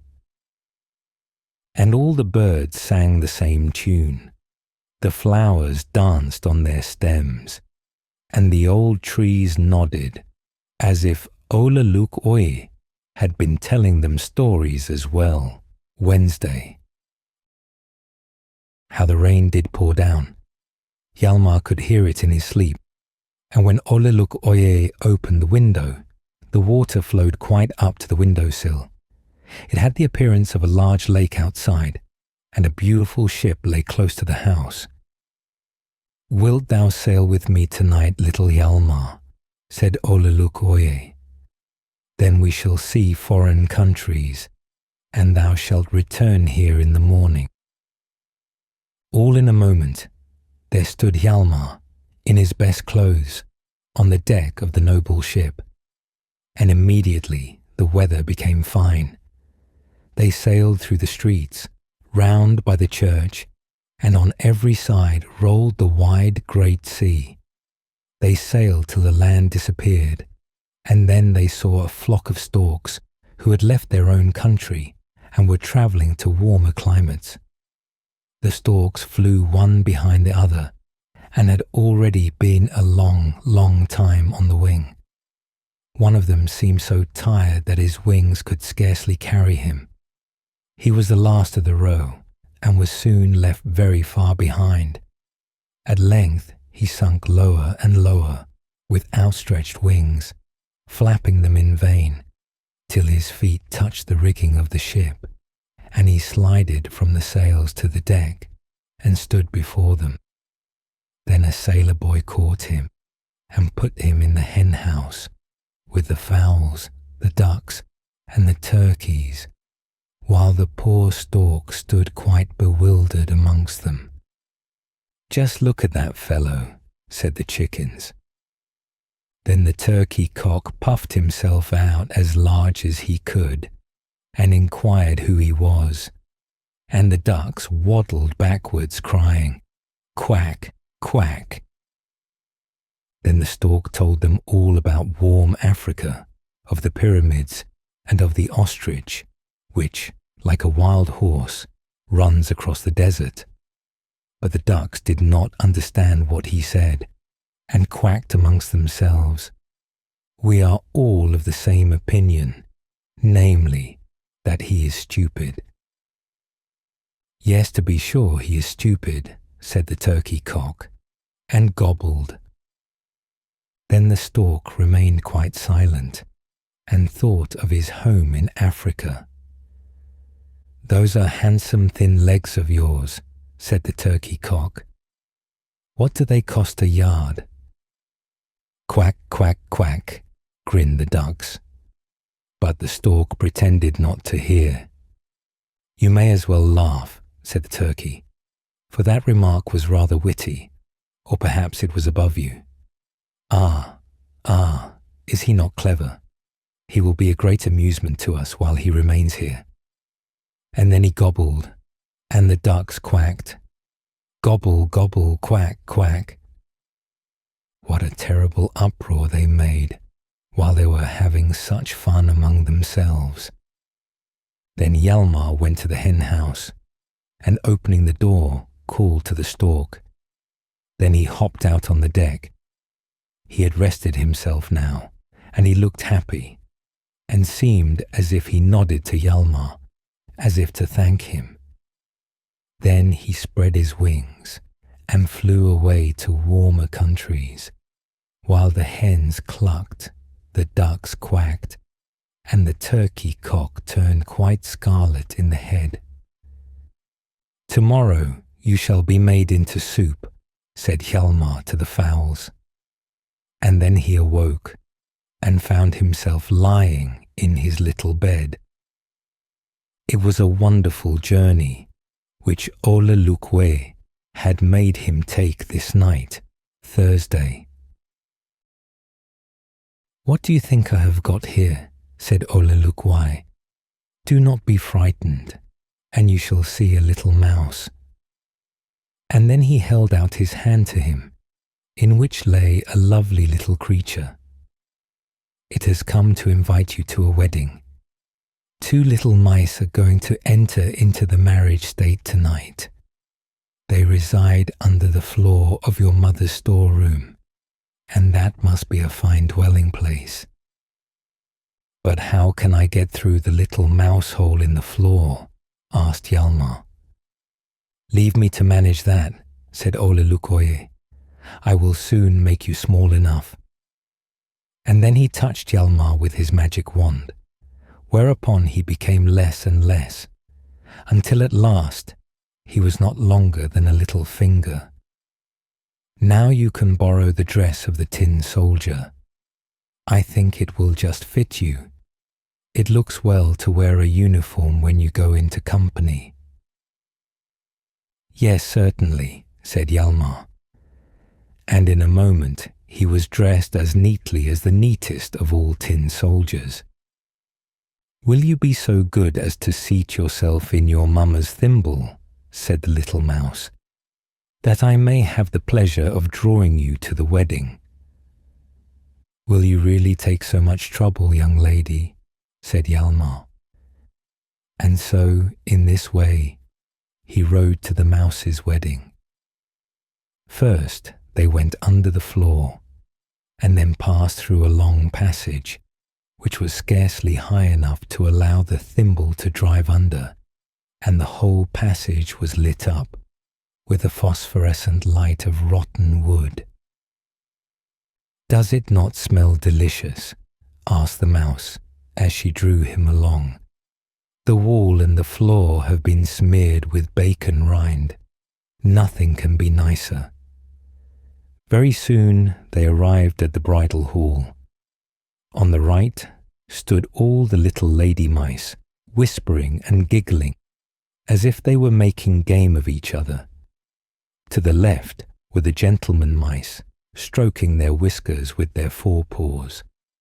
And in the centre of the hall could be seen the bridal pair, standing side by side in a hollow cheese rind and kissing each other, while all eyes were upon them, for they had already been betrothed and were soon to be married.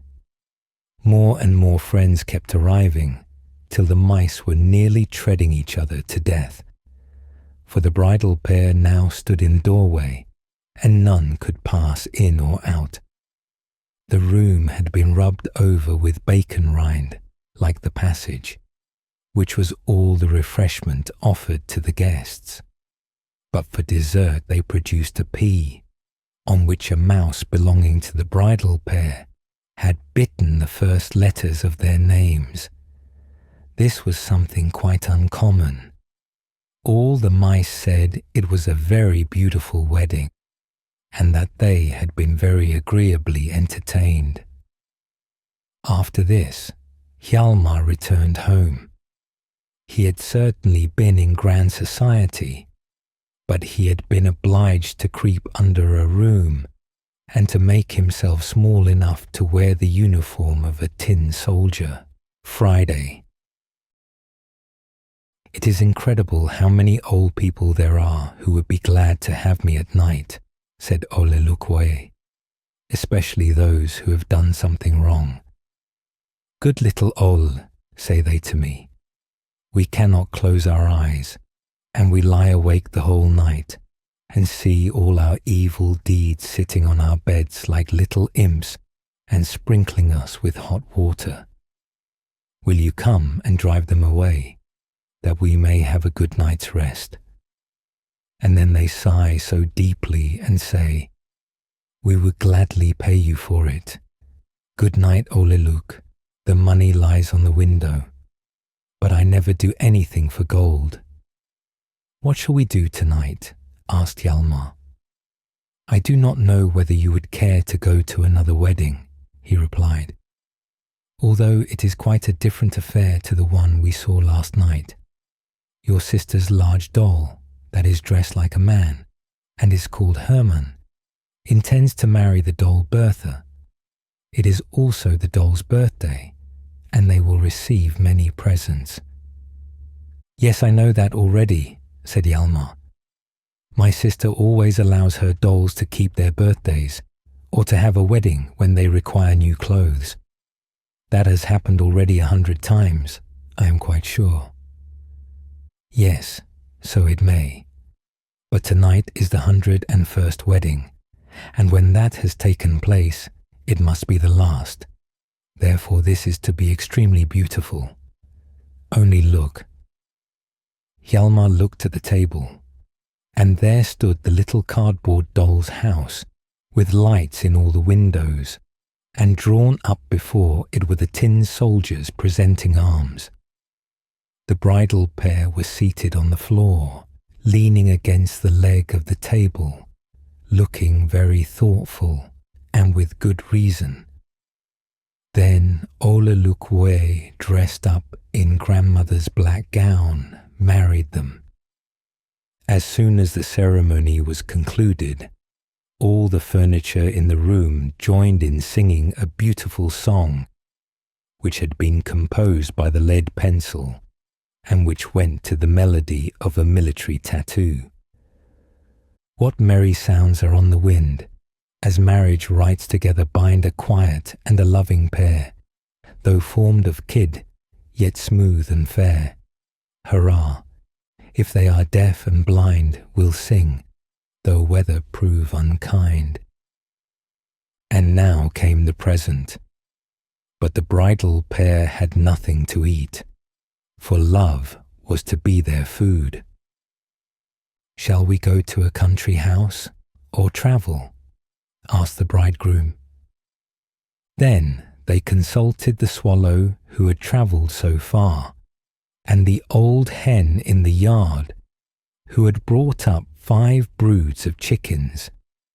And the swallow talked to them of warm countries, where the grapes hang in large clusters on the vines, and the air is soft and mild, and about the mountains glowing with colours more beautiful than we can think of. But they have no red cabbage like we have, said the hen. I was once in the country with my chickens for a whole summer. There was a large sand pit in which we could walk about and scratch as we liked. Then we got into a garden in which grew red cabbage. Oh, how nice it was! I cannot think of anything more delicious. But one cabbage stalk is exactly like another, said the swallow, and here we have often bad weather. Yes, but we are accustomed to it, said the hen. But it is so cold here, and freezes sometimes. Cold weather is good for cabbages, said the hen. Besides, we do have it warm here sometimes. 4 years ago, we had a summer that lasted more than 5 weeks, and it was so hot one could scarcely breathe. And then in this country, we have no poisonous animals, and we are free from robbers. He must be wicked who does not consider our country the finest of all lands. He ought not to be allowed to live here. And then the hen wept very much and said, I have also travelled. I once went 12 miles in a coop, and it was not pleasant travelling at all. The hen is a sensible woman, said the doll Bertha. I don't care for travelling over mountains, just to go up and come down again. No, let us go to the sandpit in front of the gate, and then take a walk in the cabbage garden. And so they settled it, Saturday. Am I to hear any more stories? Asked little Hjalmar, as soon as Ole Luk Oe had sent him to sleep. We shall have no time this evening, said he, spreading out his prettiest umbrella over the child. Look at these Chinese. And then the whole umbrella appeared like a large china bowl, with blue trees and pointed bridges, upon which stood little Chinamen nodding their heads. We must make all the world beautiful for tomorrow morning, said Ole Luk Oe, for it will be a holiday. It is Sunday. I must now go to the church steeple and see if the little sprites who live there have polished the bells, so that they may sound sweetly. Then I must go into the fields and see if the wind has blown the dust from the grass and the leaves. And the most difficult task of all which I have to do is to take down all the stars and brighten them up. I have to number them first before I put them in my apron, and also to number the places from which I take them, so that they may go back into the right holes, or else they would not remain, and we should have a number of falling stars, for they would all tumble down one after the other. Hark ye, Mr. Luk Oe, said an old portrait which hung on the wall of Hjalmar's bedroom. Do you know me? I am Hjalmar's great-grandfather. I thank you for telling the boy stories, but you must not confuse his ideas. The stars cannot be taken down from the sky and polished. They are spheres like our earth, which is a good thing for them. Thank you, old great-grandfather, said Ole Luk Oe. I thank you. You may be the head of the family, as no doubt you are, but I am older than you. I am an ancient heathen. The old Romans and Greeks named me the dream god. I have visited the noblest houses and continue to do so. Still, I know how to conduct myself both to high and low, and now you may tell the stories yourself. And so, Ole Luk Oe walked off, taking his umbrellas with him. Well, well, one is never to give an opinion, I suppose, grumbled the portrait. And it woke Hjalmar, Sunday. Good evening, said Ole Luk Oe. Hjalmar nodded, and then sprang out of bed, and turned his great-grandfather's portrait to the wall, so that it might not interrupt them as it had done yesterday. "Now," said he, "you must tell me some stories about 5 green peas that lived in one pod, or of the chickseed that courted the chickweed, or of the darning needle who acted so proudly because she fancied herself an embroidery needle." "You may have too much of a good thing," said Olelukwe. "You know that I like best to show you something, so I will show you my brother. He is also called Olelukwe, but he never visits anyone but once, and when he does come, he takes him away on his horse and tells him stories as they ride along. He knows only 2 stories. One of these is so wonderfully beautiful that no one in the world can imagine anything at all like it, but the other is just as ugly and frightful, so that it would be impossible to describe it." Then Olelukwe lifted Hjalmar up to the window. "There now, you can see my brother, the other Olelukwe. He is also called Death. You perceive he is not so bad as they represent him in picture books. There he is a skeleton, but now his coat is embroidered with silver, and he wears the splendid uniform of a hussar, and a mantle of black velvet flies behind him, over the horse. Look how he gallops along." Hjalmar saw that as this Olelukwe rode on, he lifted up old and young and carried them away on his horse. Some he seated in front of him, and some behind, but always inquired first, "How stands the mark book?" "Good," they all answered. "Yes, but let me see for myself," he replied, and they were obliged to give him the books. Then all those who had very good, or exceedingly good, came in front of the horse and heard the beautiful story, while those who had middling or tolerably good in their books were obliged to sit behind and listen to the frightful tale. They trembled and cried and wanted to jump down from the horse, but they could not get free, for they seemed fastened to the seat. "Why, Death is a most splendid Lukwe," said Hjalmar. "I am not in the least afraid of him." "You need have no fear of him," said Olelukwe, "if you take care and keep a good conduct book." "Now I call that very instructive," murmured the great-grandfather's portrait. "It is useful sometimes to express an opinion." So he was quite satisfied. These are some of the doings and sayings of Olelukwe.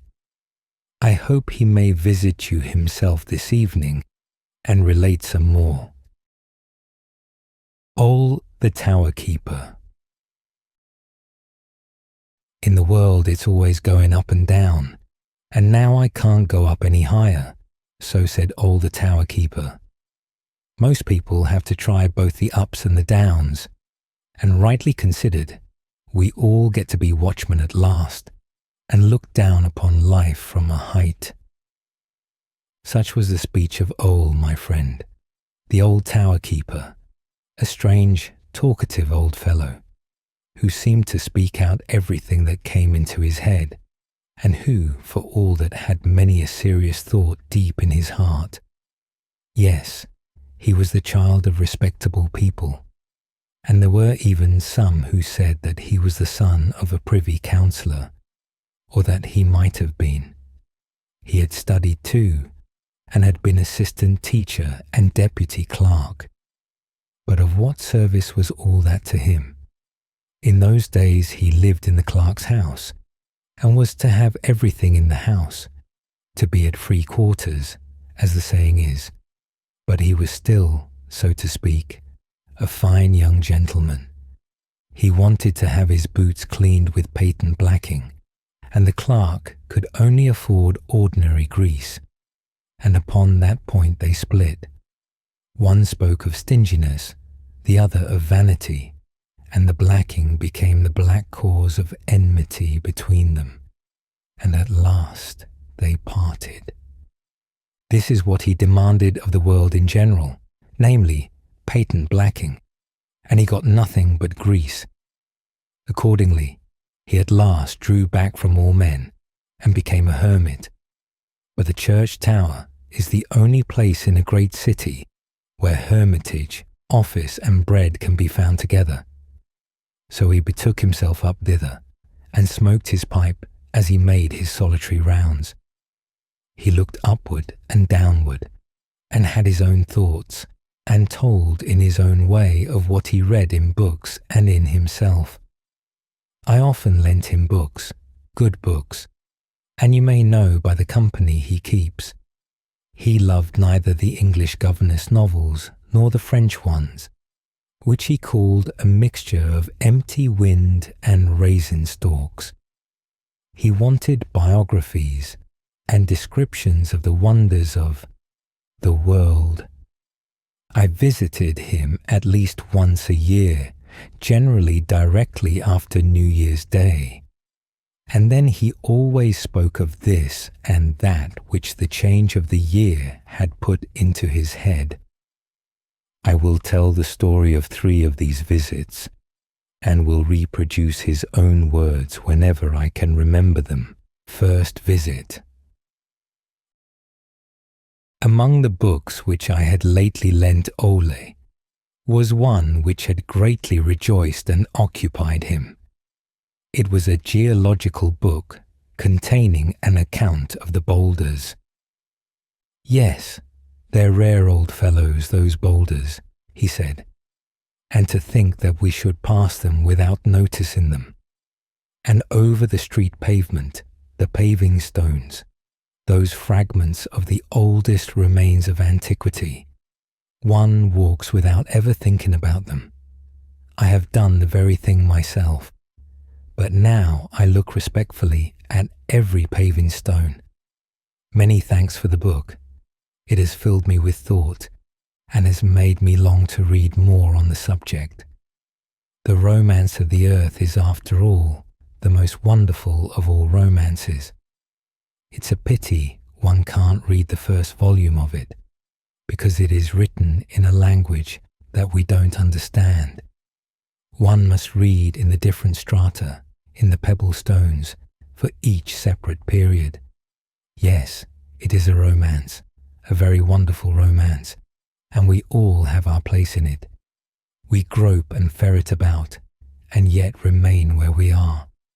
But the ball keeps turning, without emptying the ocean over us.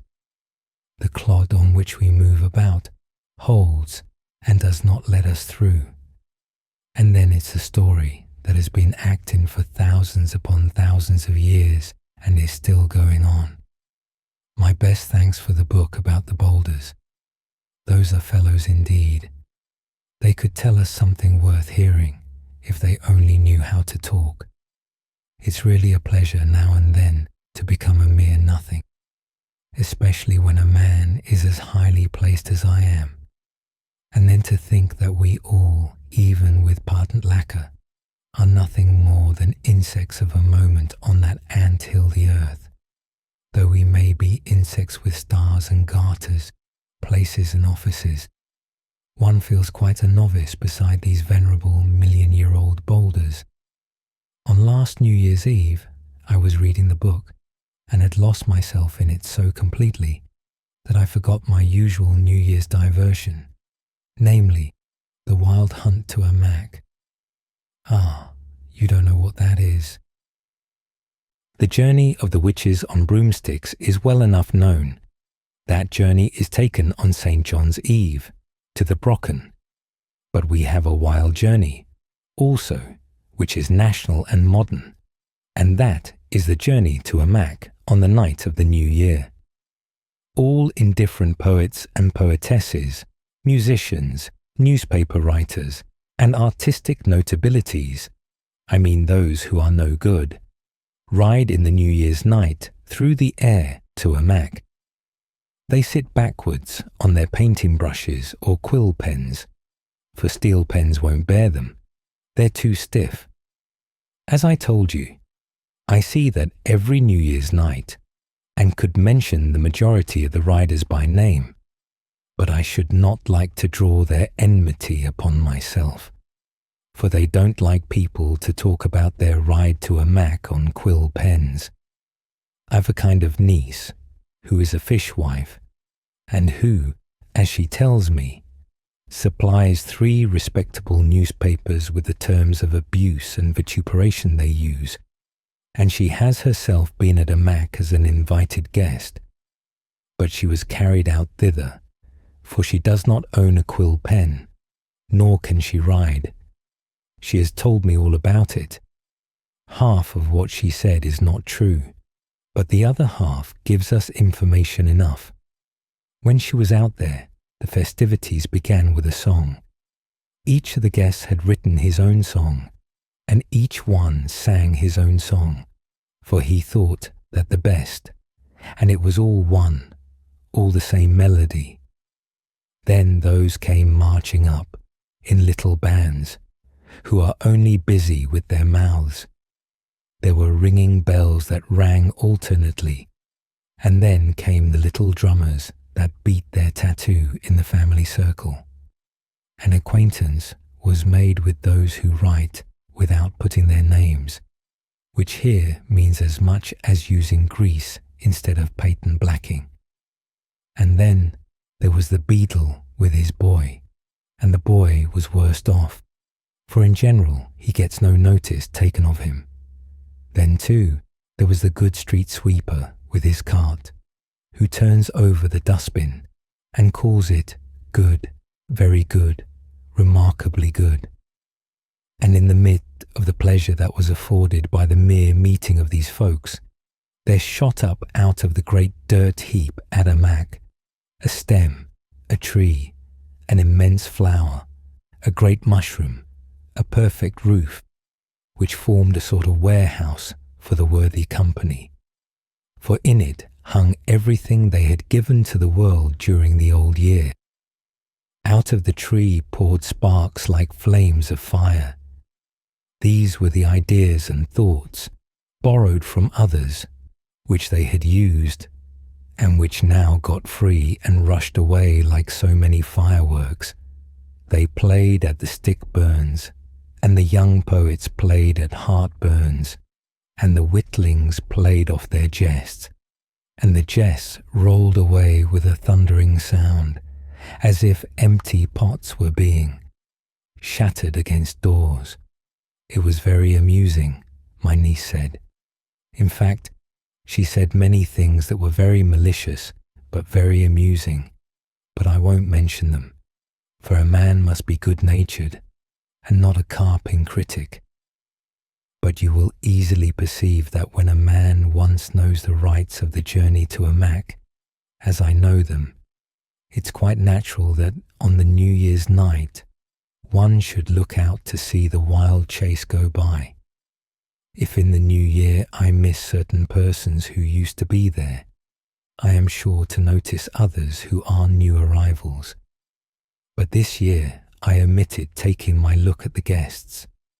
I bowled away on the boulders, rolled back through millions of years, and saw the stones break loose high up in the north, saw them drifting about on icebergs long before Noah's Ark was constructed, saw them sink down to the bottom of the sea and reappear with a sandbank, with that one that peered forth from the flood and said, "This shall be Zealand."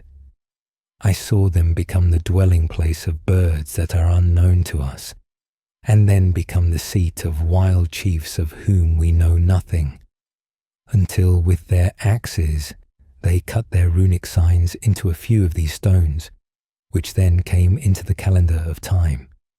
But as for me, I had gone quite beyond all lapse of time, and had become a cipher and a nothing. Then 3 or 4 beautiful falling stars came down, which cleared the air and gave my thoughts another direction. You know what a falling star is, do you not? The learned men are not at all clear about it. I have my own ideas about shooting stars, as the common people in many parts call them. And my idea is this: how often are silent thanksgivings offered up for one who has done a good and noble action? The thanks are often speechless, but they are not lost for all that. I think these thanks are caught up, and the sunbeams bring the silent, hidden thankfulness over the head of the benefactor. And if it be a whole people that has been expressing its gratitude through a long lapse of time, the thankfulness appears as a nosegay of flowers, and at length falls in the form of a shooting star over the good man's grave. I am always very much pleased when I see a shooting star, especially in the New Year's night, and then find out for whom the gift of gratitude was intended. Lately, a gleaming star fell in the southwest as a tribute of thanksgiving to many, many. For whom was that star intended, thought I? It fell, no doubt, on the hill by the Bay of Plensburg, where the Danebro waves over the graves of Schleppergrell, Laszlos, and their comrades. One star also fell in the midst of the land, fell upon sorrow, a flower on the grave of Holberg, the thanks of the year from a great many, thanks for his charming plays. It is a great and pleasant thought to know that a shooting star falls upon our graves. On mine certainly none will fall. No sunbeam brings thanks to me, for here there is nothing worthy of thanks. I shall not get the patent lacquer, said Ole, for my fate on earth is only Greece after all. Second visit. It was New Year's Day, and I went up on the tower. Ole spoke of the toasts that were drunk on the transition from the old year into the new, from one grave into the other, as he said. And he told me a story about the glasses, and this story had a very deep meaning. It was this: when on the New Year's night the clock strikes 12, the people at the table rise up with full glasses in their hands and drain these glasses and drink success to the new year. They begin the year with a glass in their hands. That is a good beginning for drunkards. They begin the new year by going to bed, and that's a good beginning for drones. Sleep is sure to play a great part in the new year, and the glass likewise. Do you know what dwells in the glass? Asked Ole. I will tell you. There dwell in the glass, first, health, and then pleasure, then the most complete sensual delight, and misfortune and the bitterest woe dwell in the glass also. Now, suppose we count the glasses. Of course, I count the different degrees in the glasses for different people. You see, the first glass, that's the glass of health, and in that the herb of health is found growing. Put it up on the beam in the ceiling, and at the end of the year you may be sitting in the arbour of health. If you take the second glass, from this a little bird soars upward, twittering in guileless cheerfulness, so that a man may listen to his song, and perhaps join in. Fair is life, no downcast looks. Take courage and march onward. Out of the third glass rises a little winged urchin, who cannot certainly be called an angel child, for there is goblin blood in his veins, and he has the spirit of a goblin, not wishing to hurt or harm you indeed, but very ready to play off tricks upon you. He'll sit at your ear and whisper merry thoughts to you. He'll creep into your heart and warm you, so that you grow very merry and become a wit, so far as the wits of the others can judge. In the fourth glass is neither herb, bird, nor urchin. In that glass is the pause drawn by reason, and one may never go beyond that sign. Take the 5th glass, and you will weep at yourself. You will feel such a deep emotion, or it will affect you in a different way. Out of the glass there will spring with a bang Prince Carnival, 9 times, and extravagantly merry. He'll draw you away with him. You'll forget your dignity, if you have any, and you'll forget more than you should or ought to forget. All is dance, song, and sound. The masks will carry you away with them, and the daughters of vanity, clad in silk and satin, will come with loose hair and alluring charms. But tear yourself away if you can. The 6th glass. Yes, in that glass sits a demon, in the form of a little, well-dressed, attractive, and very fascinating man, who thoroughly understands you, agrees with you in everything, and becomes quite a second self to you. He has a lantern with him, to give you light as he accompanies you home. There is an old legend about a saint who was allowed to choose one of the 7 deadly sins, and who accordingly chose drunkenness, which appeared to him the least, but which led him to commit all the other 6. The man's blood is mingled with that of the demon. It is the 6th glass, and with that the germ of all evil shoots up within us, and each one grows up with a strength like that of the grains of mustard seed, and shoots up into a tree, and spreads over the whole world. And most people have no choice but to go into the oven, to be recast in a new form. That's the history of the glasses, said the tower keeper Ole, and it can be told with lacquer or only with grease. But I give it you with both. 3rd visit. On this occasion, I chose the general moving day for my visit to Ole, for on that day it is anything but agreeable down in the streets in the town, for they are full of sweepings, shreds, and remnants of all sorts, to say nothing of the cast-off rubbish in which one has to wade about.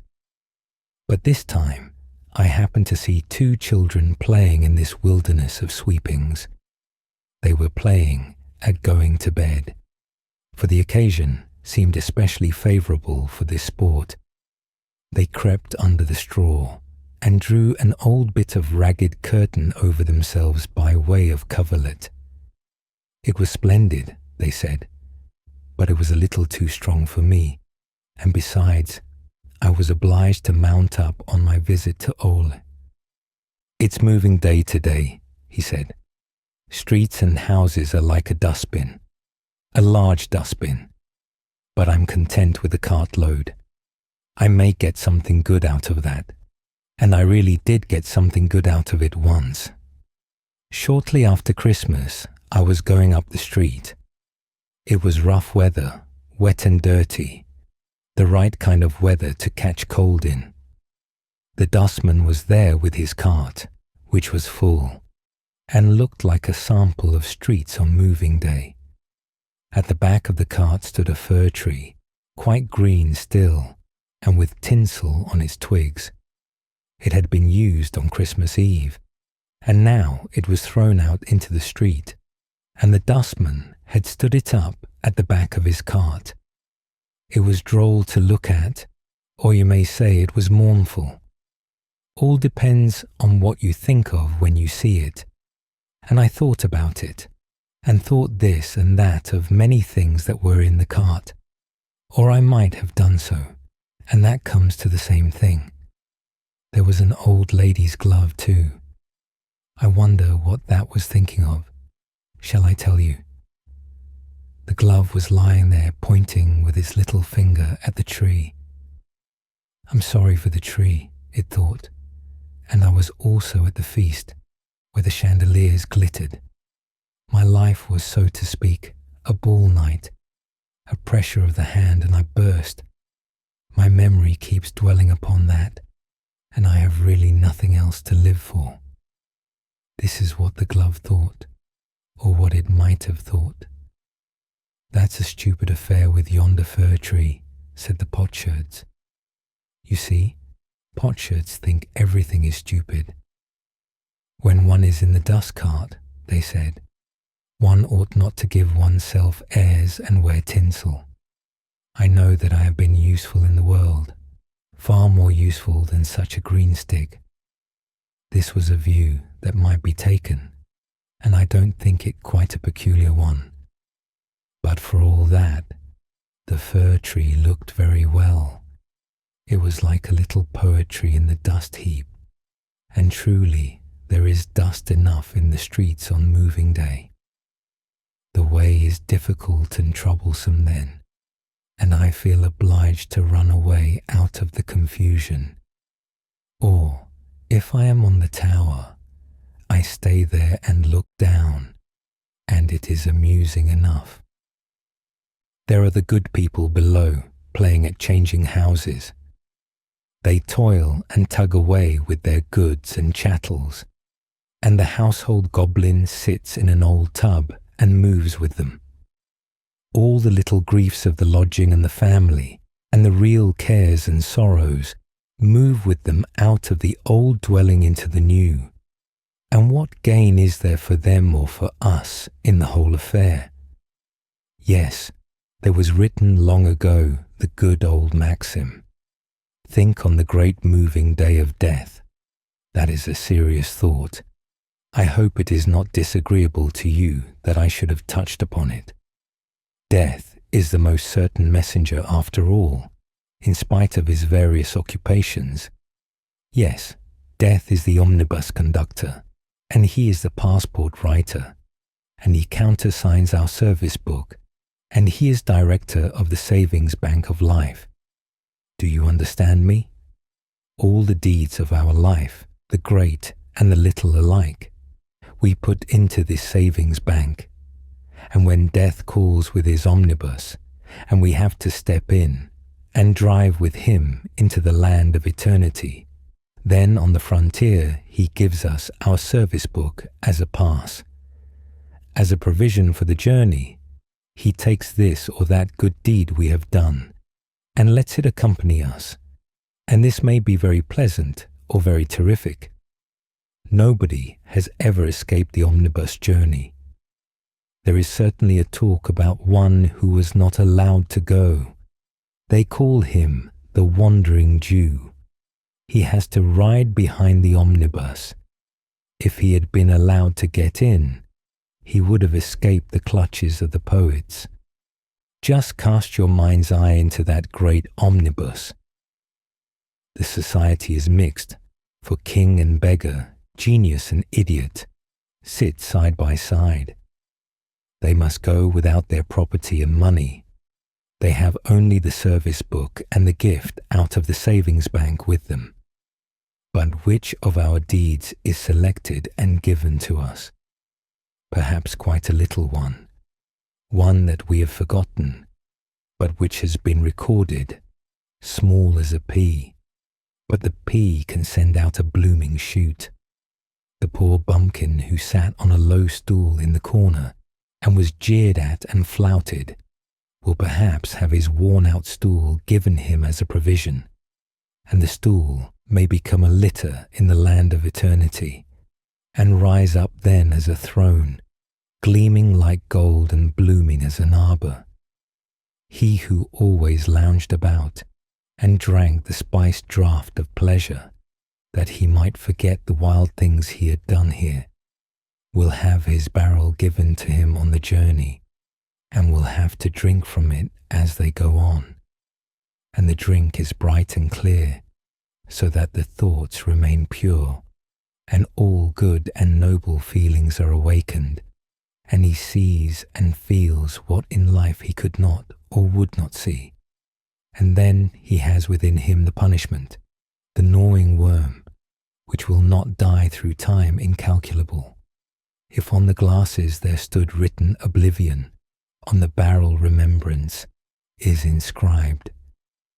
When I read a good book, an historical work, I always think at last of the poetry of what I am reading, and of the omnibus of death, and wonder which of the hero's deeds death took out of the savings bank for him, and what provisions he got on the journey into eternity. There was once a French king. I have forgotten his name, for the names of good people are sometimes forgotten, even by me, but it will come back some day. There was a king who during a famine became the benefactor of his people, and the people raised up to his memory a monument of snow with the inscription, "Quicker than this melts, didst thou bring help." I fancy that death, looking back upon the monument, gave him a single snowflake as provision, a snowflake that never melts, and this flake floated over his royal head like a white butterfly into the land of eternity. Thus too, there was Louis XI. I remembered his name, for one remembers what is bad. A trait of him often comes into my thoughts, and I wish one could say the story is not true. He had his Lord High Constable executed, and he could execute him, right or wrong.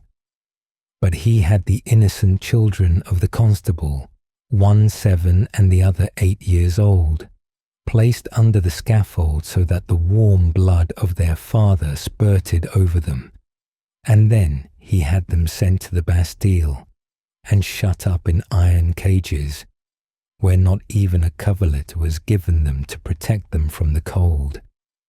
And King Louis sent the executioner to them every week, and had a tooth pulled out of the head of each, that they might not be too comfortable. And the elder of the boys said, "My mother would die of grief if she knew that my younger brother had to suffer so cruelly. Therefore pull out 2 of my teeth and spare him." The tears came into the hangman's eyes, but the king's will was stronger than the tears, and every week 2 little teeth were brought to him on a silver plate. He had demanded them, and he had them. I fancy that death took these 2 teeth out of the savings bank of life and gave them to Louis XI to carry with him on the great journey into the land of immortality. They fly before him like 2 flames of fire. They shine and burn, and they bite him, the innocent children's teeth. Yes, that's a serious journey, the omnibus ride on the great moving day. And when is it to be undertaken? That's just the serious part of it. Any day, any hour, any minute, the omnibus may draw up. Which of our deeds will death take out of the savings bank and give to us as provision? Let us think of the moving day that is not marked in the calendar. Our aunt. You ought to have known our aunt. She was charming. That is to say, she was not charming at all as the word is usually understood, but she was good and kind, amusing in her way, and was just as anyone ought to be whom people are to talk about and to laugh at. She might have been put into a play, and wholly and solely on account of the fact that she only lived for the theatre and for what was done there. She was an honourable matron, but Agent Fabs, whom she used to call Flabs, declared that our aunt was stage-struck. "The theatre is my school," said she, "the source of my knowledge. From thence I have resuscitated biblical history. Now, Moses and Joseph in Egypt, there are operas for you. I get my universal history from the theatre, my geography, and my knowledge of men. Out of the French pieces, I get to know life in Paris, slippery but exceedingly interesting. How I have cried over La Famille Roquebourg, that the man must drink himself to death, so that she may marry the young fellow. Yes, how many tears I have wept in the 50 years I've subscribed to the theatre. Our aunt knew every acting play, every bit of scenery, every character, every one who appeared or had appeared. She seemed really only to live during the 9 months the theatre was open. Summertime without a summer theatre seemed to be only a time that made her old, while, on the other hand, a theatrical evening that lasted till midnight was a lengthening of her life. She did not say, as other people do, "Now we shall have spring, the stalk is here," or "They've advertised the first strawberries in the papers." She, on the contrary, used to announce the coming of autumn with, "Have you heard they're selling boxes for the theatre? Now the performances will begin." She used to value a lodging entirely according to its proximity to the theatre. It was a real sorrow to her when she had to leave the little lane behind the playhouse and move into the great street that lay a little farther off, and live there in a house where she had no opposite neighbours. "At home," said she, "my windows must be my opera box. One cannot sit and look into oneself till one's tired.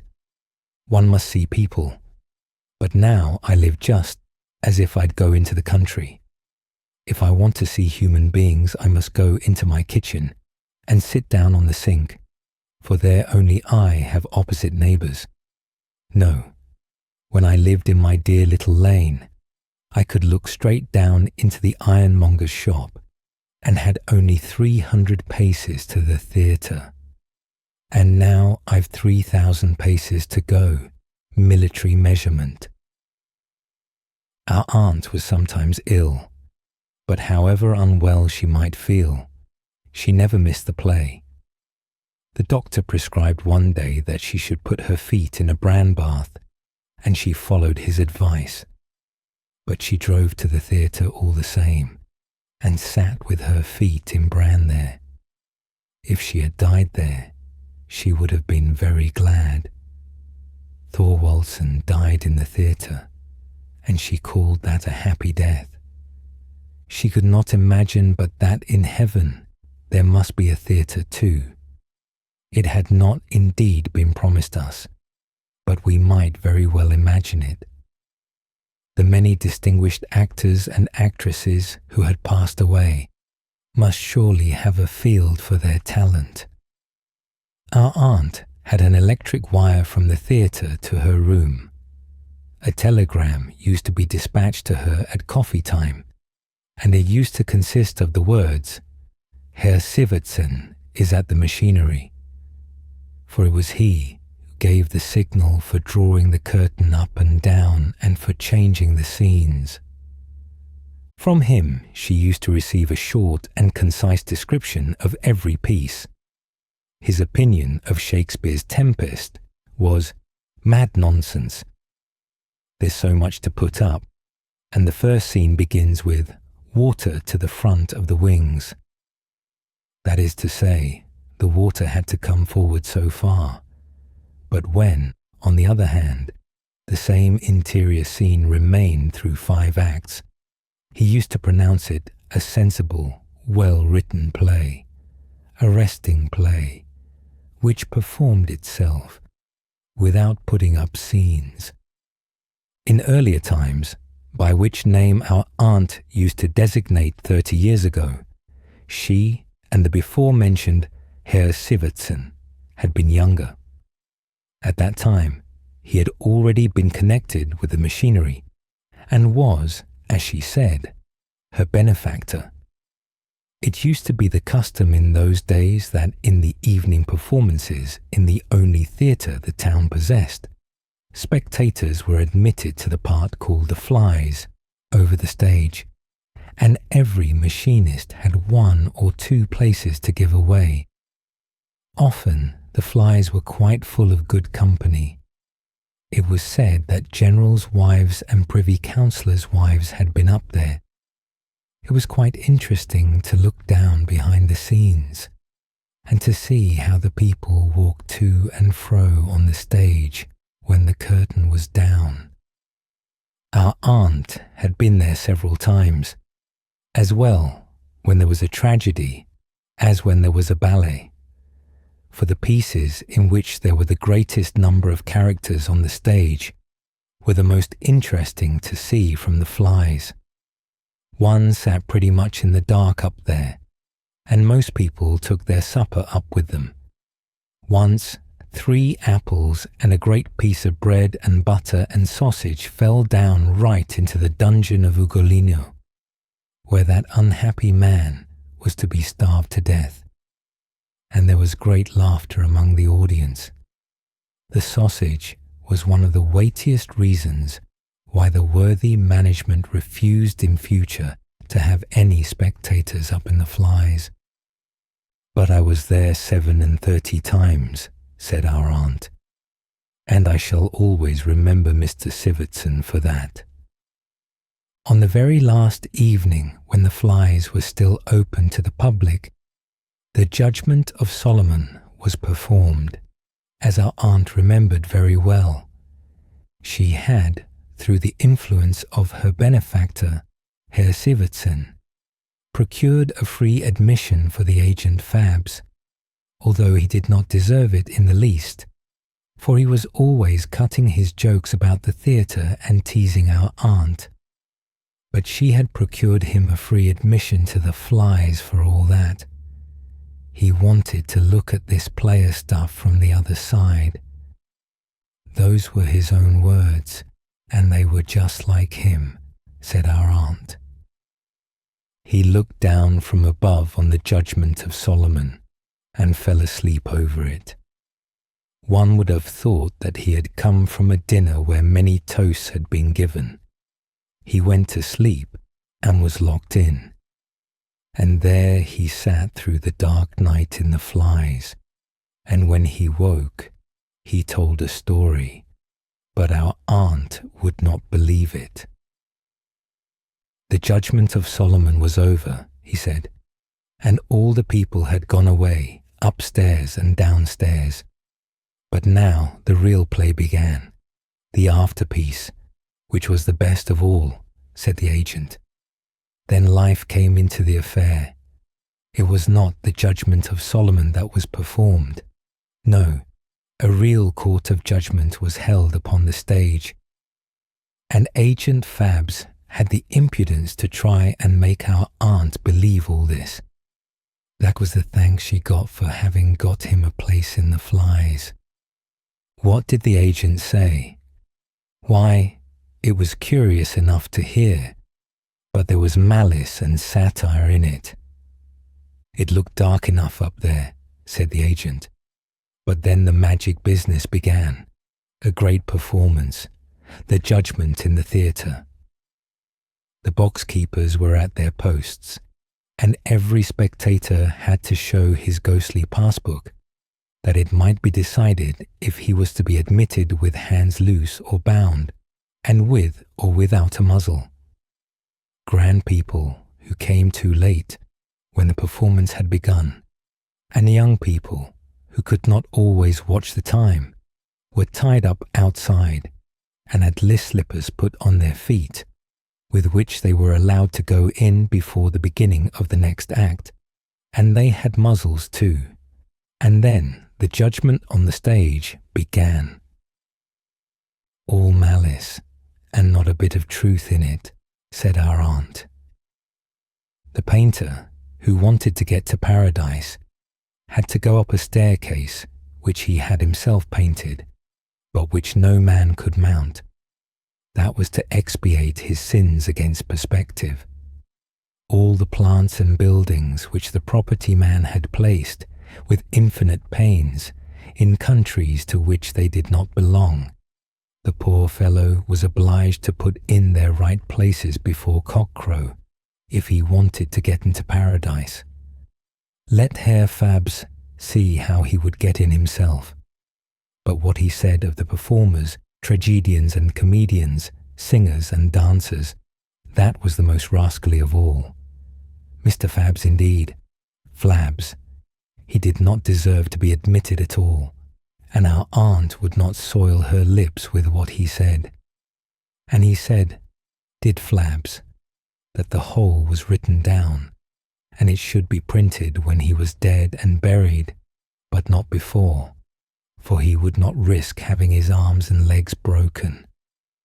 Once our aunt had been in fear and trembling in her temple of happiness, the theatre. It was on a winter day, one of those days in which one has a couple of hours of daylight with a grey sky. It was terribly cold and snowy, but aunt must go to the theatre. A little opera and a great ballet were performed, and a prologue and an epilogue into the bargain, and that would last till late at night. Our aunt must needs go, so she borrowed a pair of fur boots of her lodger. Boots with fur inside and out, and which reached far up her legs. She got to the theatre and to her box. The boots were warm, and she kept them on. Suddenly there was a cry of fire. Smoke was coming from one of the side scenes and streamed down from the flies, and there was a terrible panic. The people came rushing out, and our aunt was the last in the box, on the second tier, left-hand side, for from there the scenery looks best, she used to say. The scenes are always arranged that they look best from the king's side. Aunt wanted to come out, but the people before her, in their fright and heedlessness, slammed the door of the box, and there sat our aunt, and couldn't get out and couldn't get in. That is to say, she couldn't get into the next box, for the partition was too high for her. She called out, and no one heard her. She looked down into the tier of boxes below her, and it was empty and low, and looked quite near, and aunt in her terror felt quite young and light. She thought of jumping down, and had got one leg over the partition, the other resting on the bench. There she sat astride, as if on horseback, well wrapped up in her flowered cloak with one leg hanging out, a leg in a tremendous fur boot. That was a sight to behold, and when it was beheld, our aunt was heard too, and was saved from burning, for the theatre was not burned down. That was the most memorable evening of her life, and she was glad that she could not see herself, for she would have died with confusion. Her benefactor in the machinery department, Herr Sivertsen, visited her every Sunday, but it was a long time from Sunday to Sunday. In the latter time, therefore, she used to have in a little child for the scraps, that is to say, to eat up the remains of the dinner. It was a child employed in the ballet, one that certainly wanted feeding. The little one used to appear sometimes as an elf, sometimes as a page.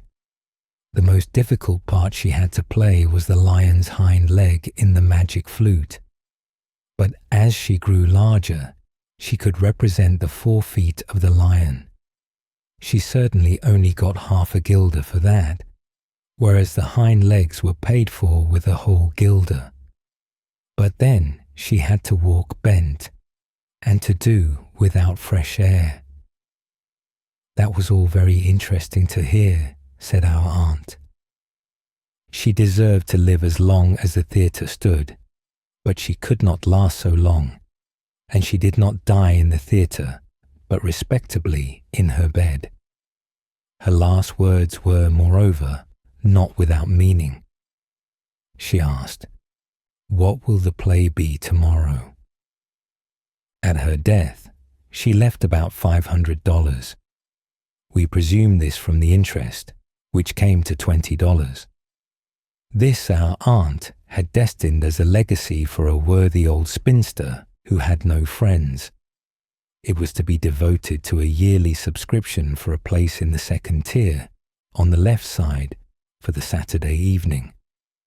For on that evening 2 pieces were always given, it said in the will, and the only condition laid upon the person who enjoyed the legacy was that she should think every Saturday evening of our aunt, who was lying in her grave. This was our aunt's religion. Poultry Meg's family. Poultry Meg was the only person who lived in the new stately dwelling that had been built for the fowls and ducks belonging to the manor house. It stood there where once the old knightly building had stood with its tower, its pointed gables, its moat, and its drawbridge. Close by it was a wilderness of trees and thicket. Here the garden had been, and had stretched out to a great lake, which was now moorland. Crows and choughs flew screaming over the old trees, and there were crowds of birds. They did not seem to get fewer when anyone shot among them, but seemed rather to increase. One heard the screaming into the poultry house, where Poultry Meg sat with the ducklings running to and fro over her wooden shoes. She knew every fowl and every duck from the moment it crept out of the shell, and she was fond of her fowls and her ducks, and proud of the stately house that had been built for them. Her own little room in the house was clean and neat, for that was the wish of the gracious lady to whom the house belonged. She often came in the company of grand noble guests, to whom she showed the hens and ducks' barracks, as she called the little house. Here were a clothes cupboard and an armchair, and even a chest of drawers, and on these drawers a polished metal plate had been placed, whereon was engraved the word Grubber, and this was the name of the noble family that had lived in the house of old. The brass plate had been found when they were digging the foundation, and the clerk has said it had no value except in being an old relic. The clerk knew all about the place and about the old times, for he had his knowledge from books, and many a memorandum had been written and put in his table drawer. But the oldest of the crows perhaps knew more than he, and screamed it out in her own language. But that was the crow's language, and the clerk did not understand that, clever as he was. After the hot summer days, the mist sometimes hung over the moorland, as if a whole lake were behind the old trees, among which the crows and the daws were fluttering. And thus it had looked when the good knight Grubber had lived here, when the old manor house stood with its thick red walls. The dog chain used to reach in those days quite over the gateway. Through the tower one went into a paved passage which led to the rooms. The windows were narrow and the panes were small, even in the great hall where the dancing used to be. But in the time of the last Grubby, there had been no dancing in the hall within the memory of man, although an old drum still lay there that had served as part of the music. Here stood a quaintly carved cupboard in which rare flower roots were kept, for my Lady Grubber was fond of plants and cultivated trees and shrubs. Her husband preferred riding out to shoot wolves and boars, and his little daughter Marie always went with him part of the way. When she was only 5 years old, she would sit proudly on her horse and look saucily round with her great black eyes. It was a great amusement to her to hit out among the hunting dogs with her whip, but her father would rather have seen her hit among the peasant boys who came running up to stare at their lord. The peasant in the clay hut close by the knightly house had a son named Soren, of the same age as the gracious little lady. The boy could climb well, and had always to bring her down the birds' nests. The birds screamed as loud as they could, and one of the greatest of them hacked him with its beak over the eye, so that the blood ran down, and it was at first thought the eye had been destroyed. but it had not been injured after all. Marie Grubber used to call him her Soren, and that was a great favour, and was an advantage to Soren's father, poor John, who had one day committed a fault, and was to be punished by riding on the wooden horse. This same horse stood in the courtyard, and had 4 poles for legs, and a single narrow plant for a back. On this John had to ride astride, and some heavy bricks were fastened to his feet into the bargain, that he might not sit too comfortably. He made horrible grimaces, and Soren wept and implored little Marie to interfere. She immediately ordered that Soren's father should be taken down, and when they did not obey her, she stamped on the floor and pulled at her father's sleeve till it was torn to pieces. She would have her way, and she got her way, and Soren's father was taken down. Lady Gruber, who now came up, parted her little daughter's hair from the child's brow and looked at her affectionately. But Marie did not understand why. She wanted to go to the hounds and not to her mother, who went down into the garden, to the lake where the water lily bloomed, and the heads of bulrushes nodded amid the reeds, and she looked at all this beauty and freshness. "How pleasant," she said. In the garden stood at that time a rare tree, which she herself had planted. It was called the blood beech, a kind of negro growing among the other trees, so dark brown were the leaves. This tree required much sunshine, for in continual shade it would become bright green like the other trees, and thus lose its distinctive character. In the lofty chestnut trees were many birds' nests, and also in the thickets and in the grassy meadows. It seemed as though the birds knew that they were protected here, and that no one must fire a gun at them. Little Marie came here with Soren. He knew how to climb, as we have already said, and eggs and fluffy-feathered young birds were brought down. The birds, great and small, flew about in terror and tribulation. The peewit from the fields, and the crows and daws from the high trees, screamed and screamed. It was just such din as the family will raise to the present day. "What are you doing, you children?" cried the gentle lady. "That is sinful." Soren stood abashed, and even the little gracious lady looked down a little. But then he said, quite short and pretty, "My father lets me do it." "Craw, craw, away, away from here," cried the great black birds, and they flew away. But on the following day they came back, for they were at home here.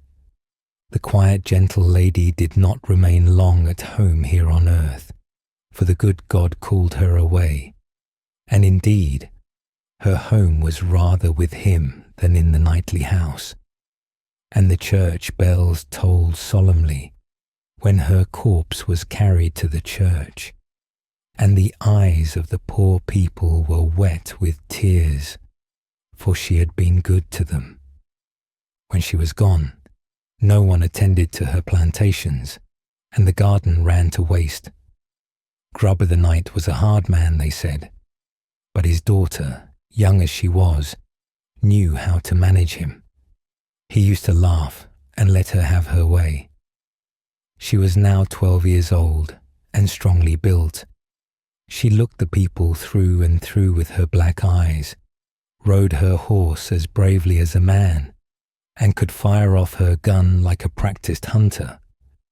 One day, there were great visitors in the neighbourhood, the grandest visitors who could come, the young king and his half-brother and comrade, the Lord Ulrich Frederick Gildenlow. They wanted to hunt the wild boar and to pass a few days at the castle of Grubber. Gildenlow sat at table next to Marie Grubber, and he took her by the hand and gave her a kiss, as if she had been a relation. But she gave him a box on the ear, and told him she could not bear him, at which there was great laughter, as if that had been a very amusing thing. And perhaps it was very amusing, for 5 years afterwards, when Marie had fulfilled her 17th year, a messenger arrived with a letter, in which Lord Gildenlow proposed for the hand of the noble young lady. There was a thing for you. He is the grandest and most gallant gentleman in the whole country, said Grub the knight. That is not a thing to despise. I don't care so very much about him, said Marie Grubber. But she did not despise the grandest man of all the country, who sat by the king's side. Silver plate and fine linen and woolen went off to Copenhagen in a ship, while the bride made the journey by land in 10 days. But the outfit met with contrary winds, or with no winds at all, for 4 months passed before it arrived. And when it came, my Lady Gildenlow was gone. I'd rather lie on coarse sacking than lie in his silken beds, she declared. I'd rather walk barefoot than drive with him in a coach. Late one evening in November, 2 women came riding into the town of Aarhus. They were the gracious Lady Gildenlow, Marie Grubber, and her maid.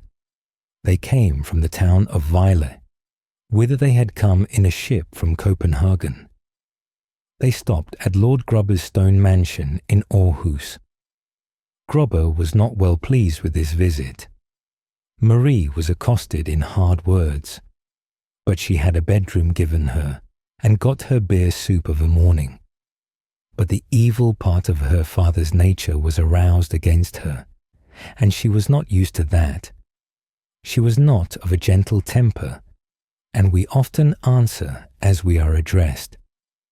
She answered openly, and spoke with bitterness and hatred of her husband, with whom she declared she would not live. She was too honourable for that.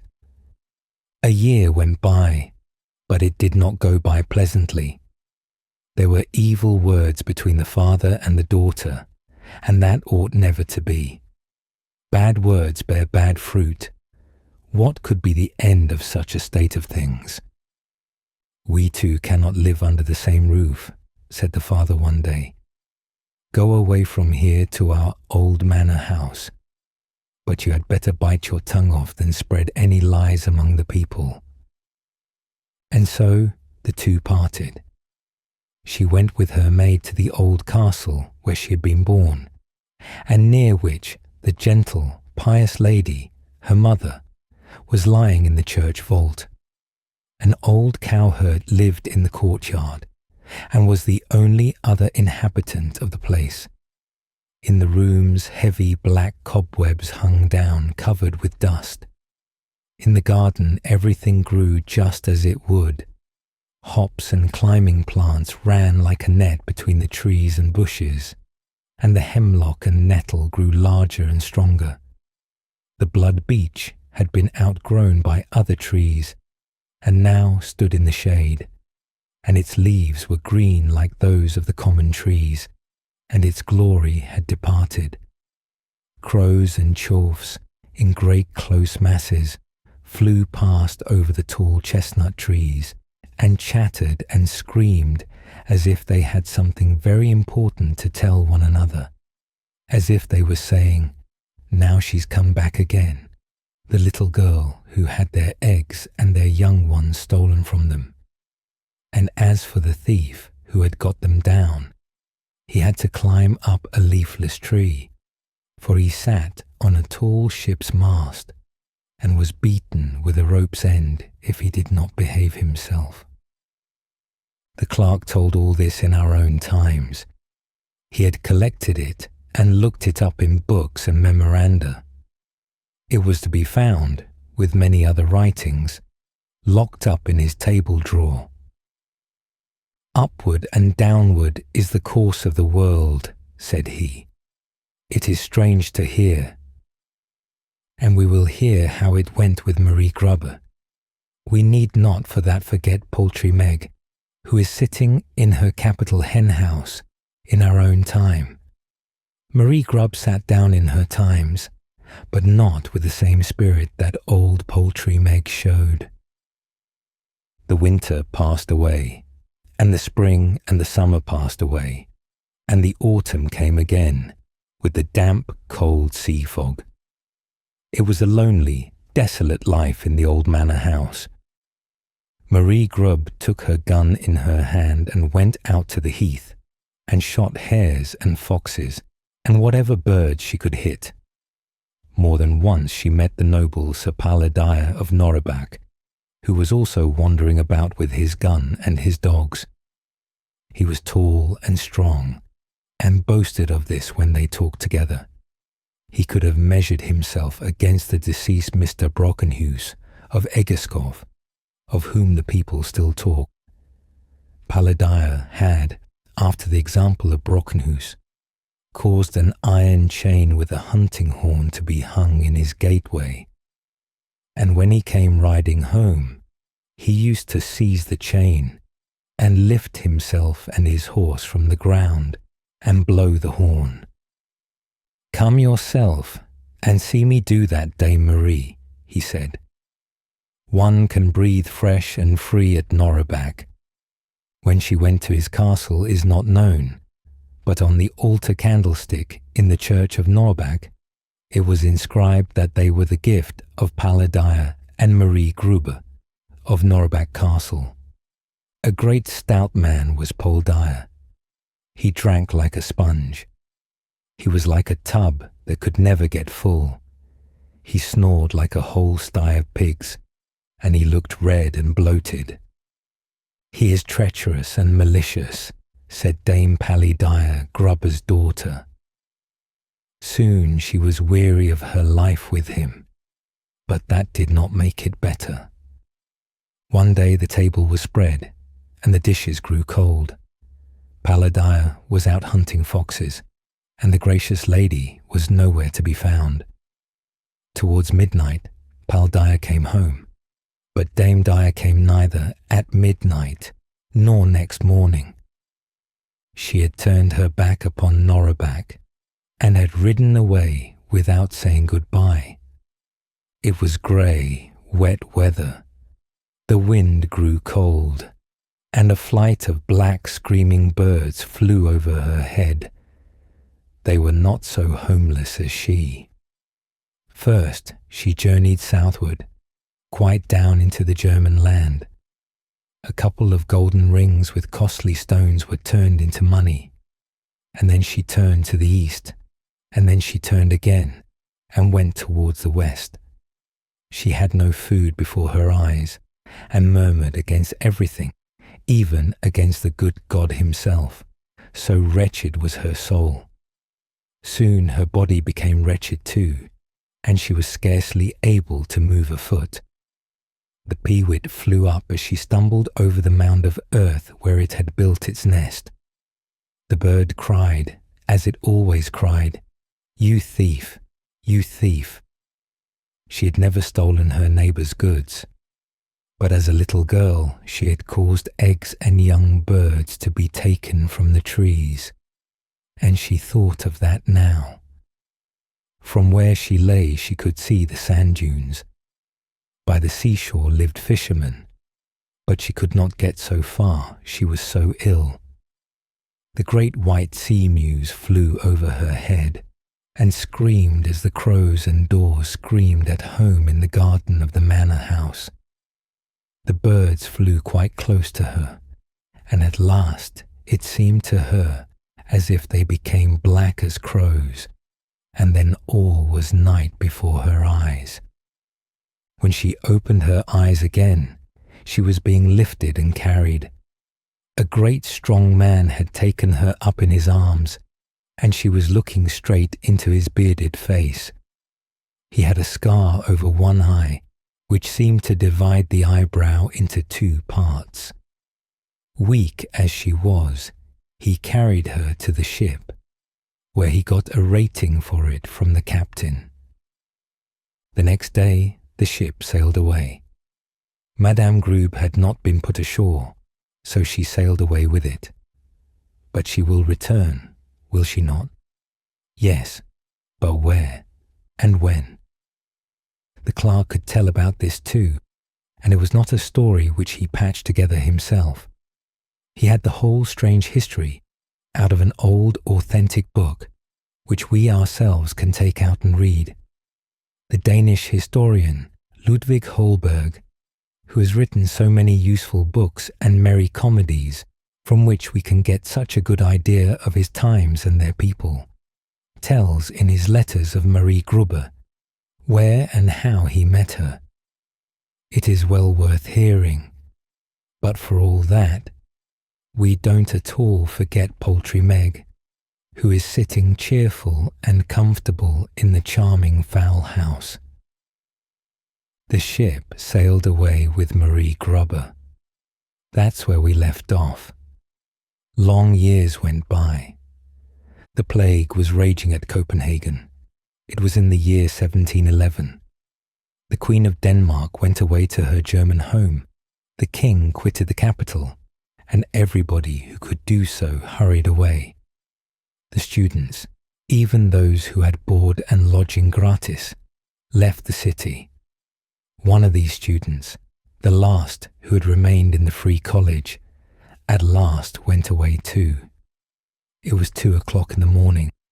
He was carrying his knapsack, which was better stacked with books and writings than with clothes. A damp mist hung over the town. Not a person was to be seen in the streets. The street doors around were marked with crosses as a sign that the plague was within, or that all the inmates were dead. A great wagon rattled past him. The coachman brandished his whip, and the horses flew by at a gallop. The wagon was filled with corpses. The young student kept his hand before his face and smelt at some strong spirits that he had with him on a sponge in a little brass scent case. Out of a small tavern in one of the streets, there were sounds of singing and of unhallowed laughter from people who drank the night through to forget that the plague was at their doors, and that they might be put into the wagon as the others had been. The student turned his steps towards the canal at the castle bridge, where a couple of small ships were lying. One of these was weighing anchor to get away from the plague-stricken city. If God spares our lives and grants us a fair wind, we are going to Gronmud, near Falster, said the captain, and he asked the name of the student who wished to go with him. Ludvig Holberg, answered the student, and the name sounded like any other. But now there sounds in it one of the proudest names of Denmark. Then it was the name of a young, unknown student. The ship glided past the castle. It was not yet bright day when it was in the open sea. A light wind filled the sails, and the young student sat down with his face turned towards the fresh wind and went to sleep, which was not exactly the most prudent thing he could have done. Already on the third day, the ship lay by the island of Falster. "Do you know anyone here with whom I could lodge cheaply?" Holberg asked the captain. "I should think you would do well to go to the ferry woman in Bora House," answered the captain. "If you want to be very civil to her, her name is Mother Soren Sorensen Müller, but it may happen that she may fly into a fury if you are too polite to her. The man is in custody for a crime, and that's why she manages the ferry boat herself. She has fists of her own." The student took his knapsack and betook himself to the ferry house. The house door was not locked. It opened, and he went into a room with a brick floor, where a bench with a great coverlet of leather formed the chief article of furniture. A white hen, who had a brood of chickens, was fastened to the bench, and had overturned the pipkin of water, so that the wet ran across the floor. There were no people either here or in the adjoining room. Only a cradle stood there, in which was a child. The ferry boat came back with only one person in it. Whether that person was a man or a woman was not an easy matter to determine. The person in question was wrapped in a great cloak and wore a kind of hood. Presently the boat lay to. It was a woman who got out of it and came into the room. She looked very stately when she straightened her back. Two proud eyes looked forth from beneath her black eyebrows. It was Mother Soren, the fairy wife. The crows and daws might have called out another name for her, which we know better. She looked morose, and did not seem to care to talk. But this much was settled, that the students should board in her house for an indefinite time, while things looked so bad in Copenhagen. This or that honest citizen would often come to the ferry house from the neighbouring little town. There came Frank the cutler and Sivert the exciseman. They drank a mug of beer in the ferry house and used to converse with the student, for he was a clever young man who knew his practica, as they called it. He could read Greek and Latin and was well up in learned subjects. The less one knows, the less it presses upon one, said Mother Soren. You have to work hard, said Holberg one day, when she was dipping clothes in the strong soapy water, and was obliged herself to split the logs for the fire. That's my affair, she replied. Have you been obliged to toil in this way from your childhood? You can read that from my hands, she replied, and held out her hands, that were small indeed, but hard and strong, with bitten nails. You are learned, and can read. At Christmas time it began to snow heavily. The cold came on, the wind blew sharp, as if there were vitriol in it to wash the people's faces. Mother Soren did not let that disturb her. She threw her cloak around her and drew her hood over her head. Early in the afternoon, it was already dark in the house. She laid wood and turf on the hearth, and then she sat down to darn her stockings, for there was no one to do it for her. Towards evening she spoke more words to the student than it was customary with her to use. She spoke of her husband. He killed a sailor of Dragor by mischance, and for that he has to work for 3 years in irons. He's only a common sailor, and therefore the law must take its course. The law is there for people of high rank too, said Holberg. Do you think so? Said Mother Soren. Then she looked into the fire for a while, but after a time she began to speak again. Have you heard of Kai Lykke, who caused a church to be pulled down, and when the clergyman, Master Martin, thundered from the pulpit about it, he had him put in irons and sat in judgment upon him, and condemned him to death? Yes, and the clergyman was obliged to bow his head to the stroke, and yet Kai Lykke went scot-free. He had a right to do as he did in those times, said Holberg. But now we have left those times behind us. You may get a fool to believe that, cried Mother Soren.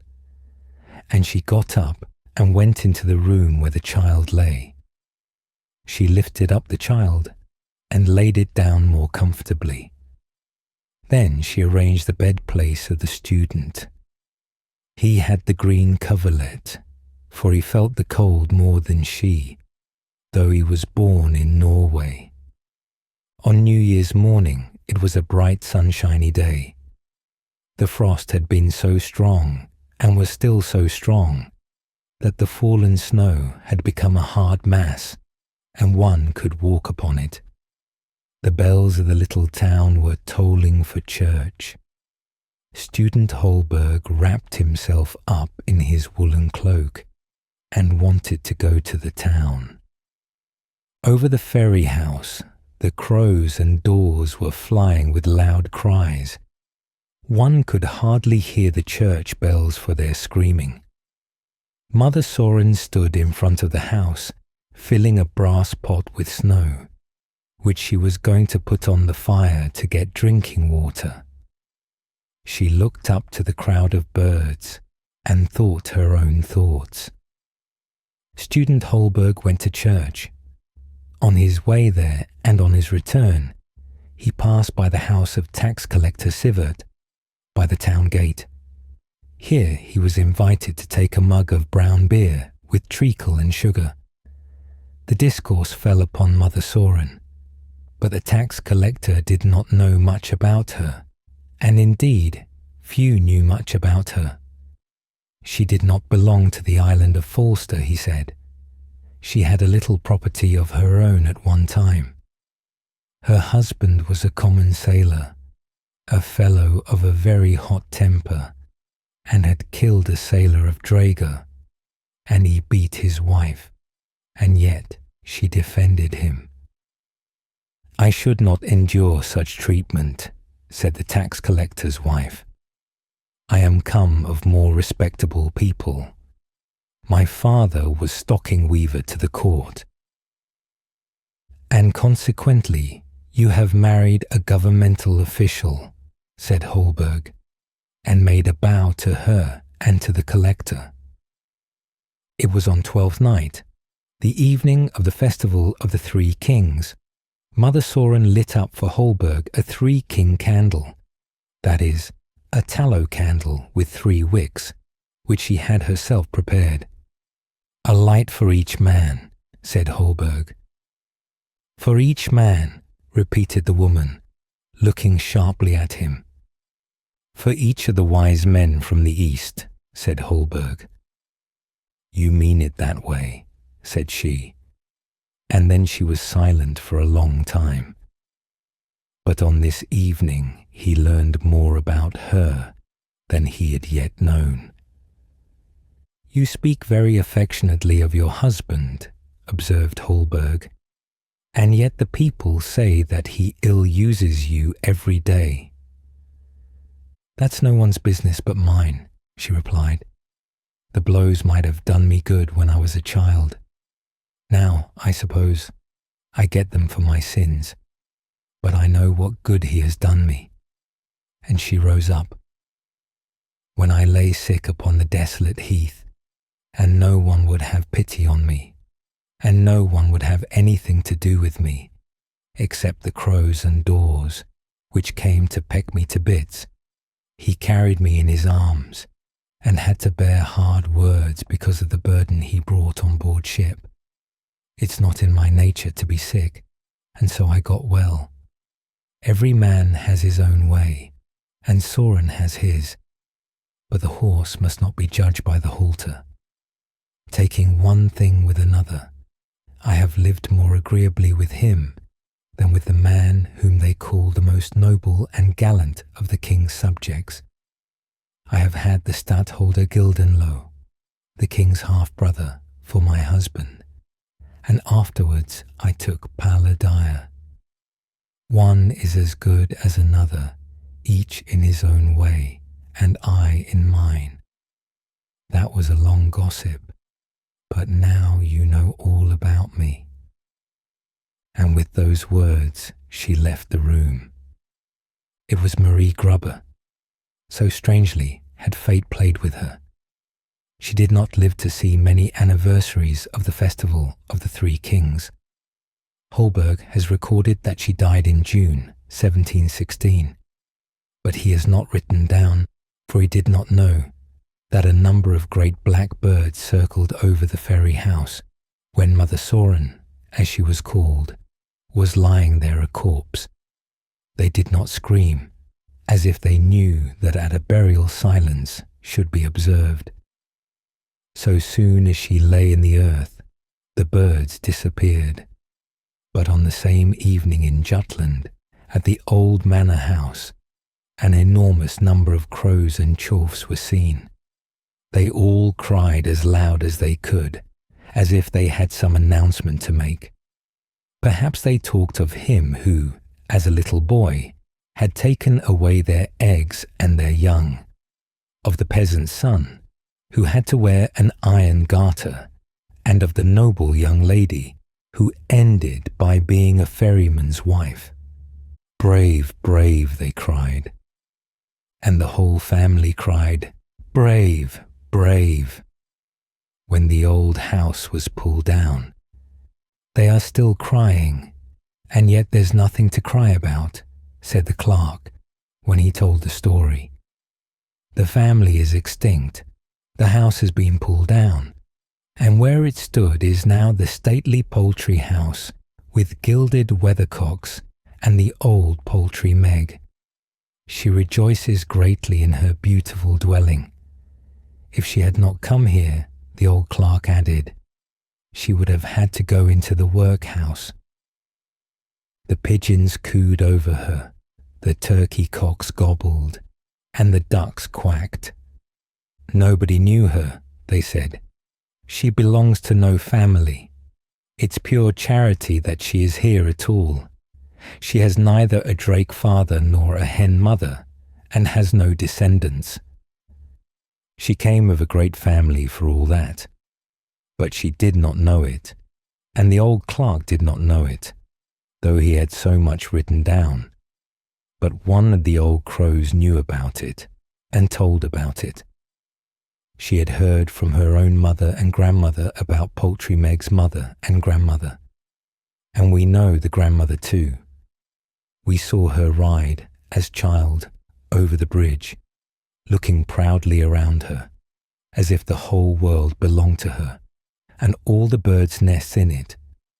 And we saw her on the heath, by the sand dunes, and last of all, in the ferry house. The granddaughter, the last of her race, had come back to the old home, where the old castle had stood, where the black wild birds were screaming. But she sat among the tame birds, and these knew her and were fond of her. Poultry Meg had nothing left to wish for. She looked forward with pleasure to her death, and she was old enough to die. Grave, grave, cried the crows. And Poultry Meg has a good grave, which nobody knew except the old crow, if the old crow is not dead already. And now we know the story of the old manor house, of its old proprietors, and of all Poultry Meg's family. She was good for nothing. The mayor stood at the open window. He looked smart, for his shirt frill, in which he had stuck a breastpin, and his ruffles were very fine. He had shaved his chin uncommonly smooth, although he had cut himself slightly, and had stuck a piece of newspaper over the place. "Harkee, youngster," cried he. The boy to whom he spoke was no other than the son of a poor washerwoman, who was just going past the house. He stopped, and respectfully took off his cap. The peak of this cap was broken in the middle, so that he could easily roll it up and put it in his pocket. He stood before the mayor in his poor but clean and well-mended clothes, with heavy wooden shoes on his feet, looking as humble as if it had been the king himself. "You are a good and civil boy," said the mayor.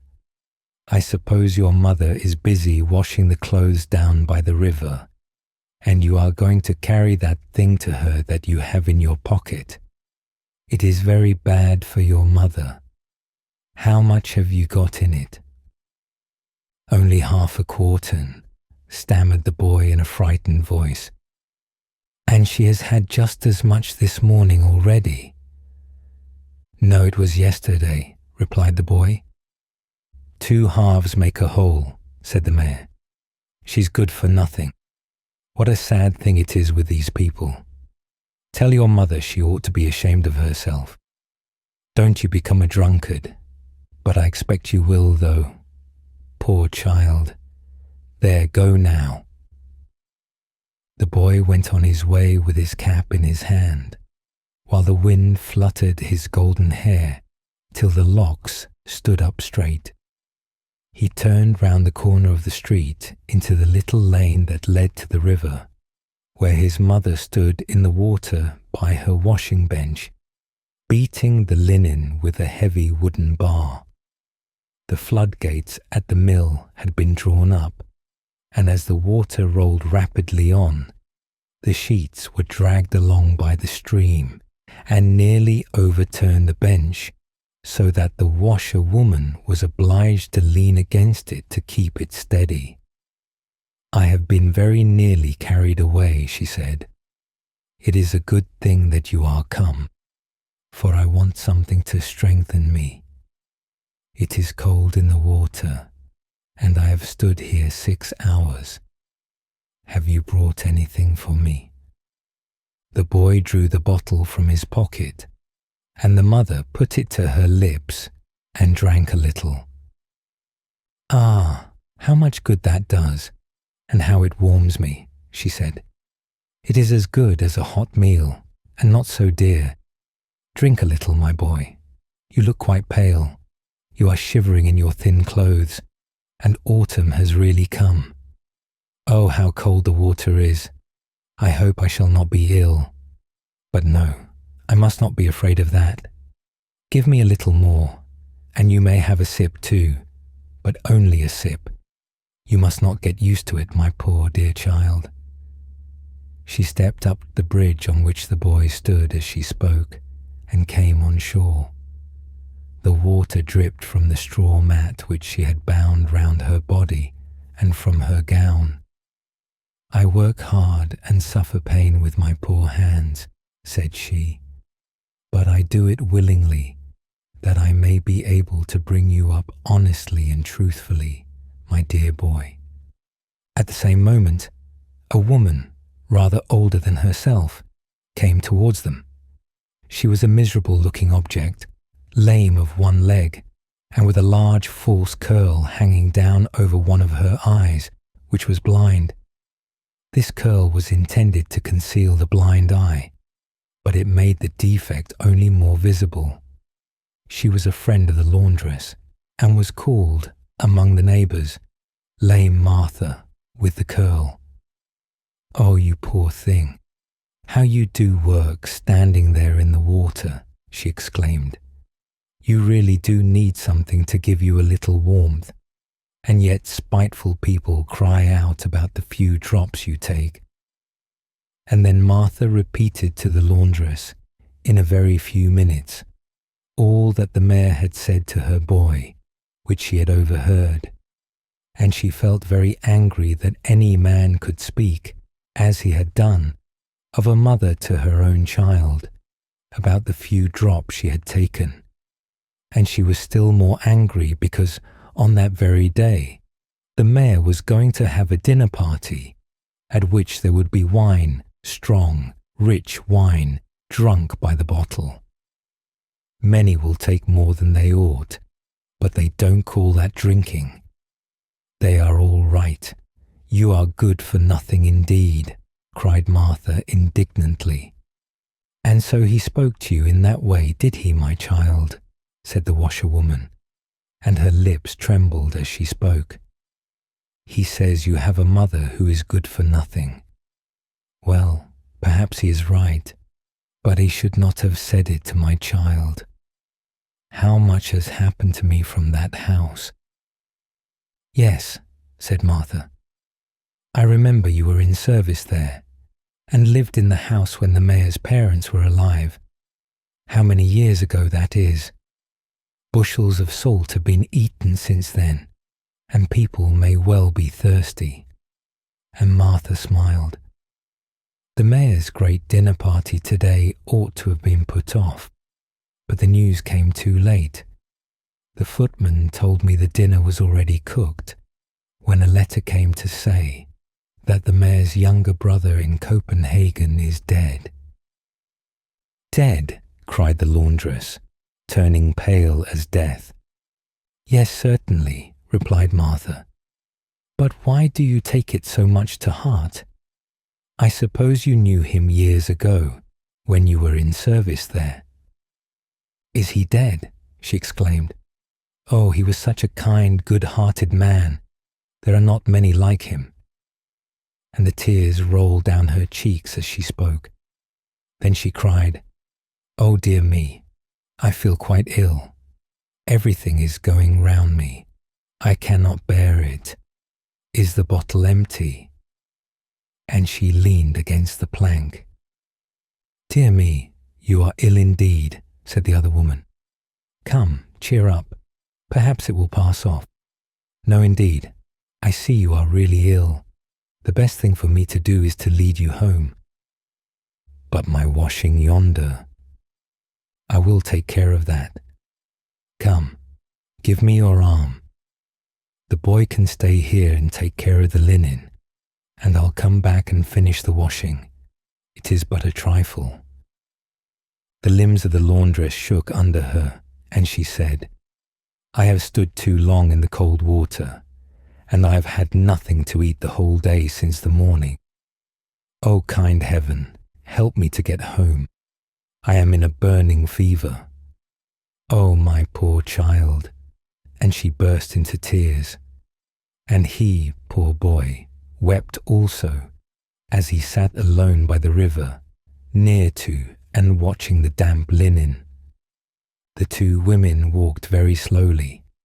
The laundress slipped and tottered through the lane, and round the corner into the street where the mayor lived. And just as she reached the front of his house, she sank down upon the pavement. Many persons came round her, and lame Martha ran into the house for help. The mayor and his guests came to the window. "Oh, it is the laundress," said he. "She has had a little drop too much.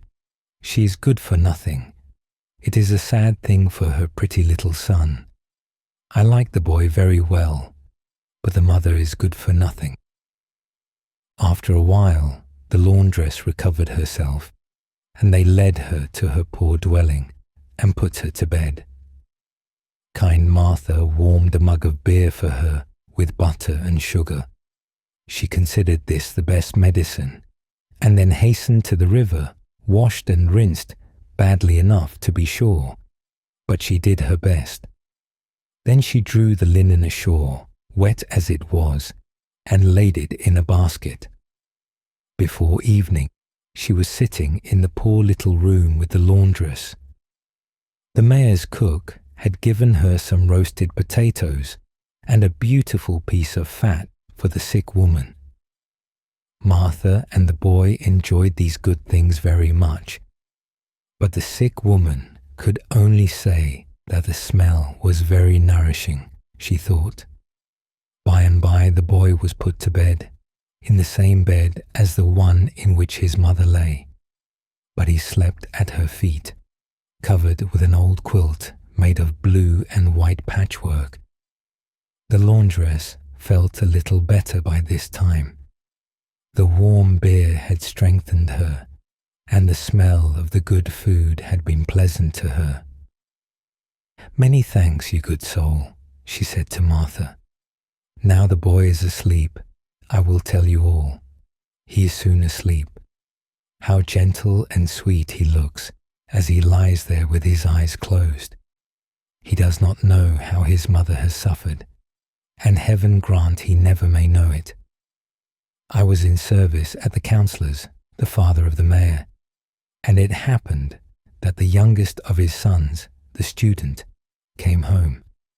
I was a young wild girl then, but honest, that I can declare in the sight of heaven. The student was merry and gay, brave and affectionate. Every drop of blood in him was good and honourable. A better man never lived on earth. He was the son of the house, and I was only a maid. But he loved me truly and honourably, and he told his mother of it. She was to him as an angel upon earth. She was so wise and loving. He went to travel, and before he started, he placed a gold ring on my finger, and as soon as he was out of the house, my mistress sent for me. Gently and earnestly she drew me to her and spake as if an angel were speaking. She showed me clearly, in spirit and in truth, the difference there was between him and me. He is pleased now, she said, with your pretty face, but good looks do not last long. You have not been educated like he has. You are not equals in mind and rank, and therein lies the misfortune. I esteem the poor, she added.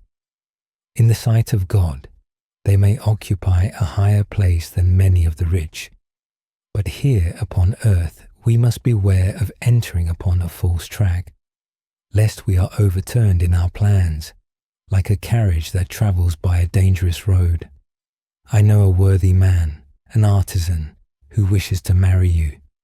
I mean Eric, the glove-maker. He is a widower, without children, and in a good position. Will you think it over? Every word she said pierced my heart like a knife, but I knew she was right, and the thought pressed heavily upon me. I kissed her hand and wept bitter tears, and I wept still more when I went to my room and threw myself on the bed. I passed through a dreadful night. God knows what I suffered and how I struggled. The following Sunday I went to the house of God to pray for light to direct my path. It seemed like a providence that as I stepped out of church, Eric came towards me. And then there remained not a doubt in my mind. We were suited to each other in rank and circumstances. He was, even then, a man of good means. I went up to him and took his hand and said, "Do you still feel the same for me?" "Yes, ever and always," said he. "Will you then marry a maiden who honours and esteems you, although she cannot offer you her love? But that may come." "Yes, it will come," said he, and we joined our hands together, and I went home to my mistress. The gold ring which her son had given me I wore next to my heart. I could not place it on my finger during the daytime, but only in the evening when I went to bed. I kissed the ring till my lips almost bled, and then I gave it to my mistress and told her that the banns were to be put up for me and the glove-maker the following week. Then my mistress threw her arms round me and kissed me. She did not say that I was good for nothing. Very likely I was better then than I am now, but the misfortunes of this world were unknown to me then. At Michaelmas we were married, and for the first year everything went well with us. We had a journeyman and an apprentice, and you were our servant, Martha. "Ah, yes, and you were a dear, good mistress," said Martha. "I shall never forget how kind you and your husband were to me." "Yes, those were happy years when you were with us, although we had no children at first. The student I never met again, yet I saw him once, although he did not see me. He came to his mother's funeral. I saw him, looking pale as death, and deeply troubled, standing at her grave, for she was his mother. Some time after, when his father died, he was in foreign lands and did not come home. I know that he never married. I believe he became a lawyer.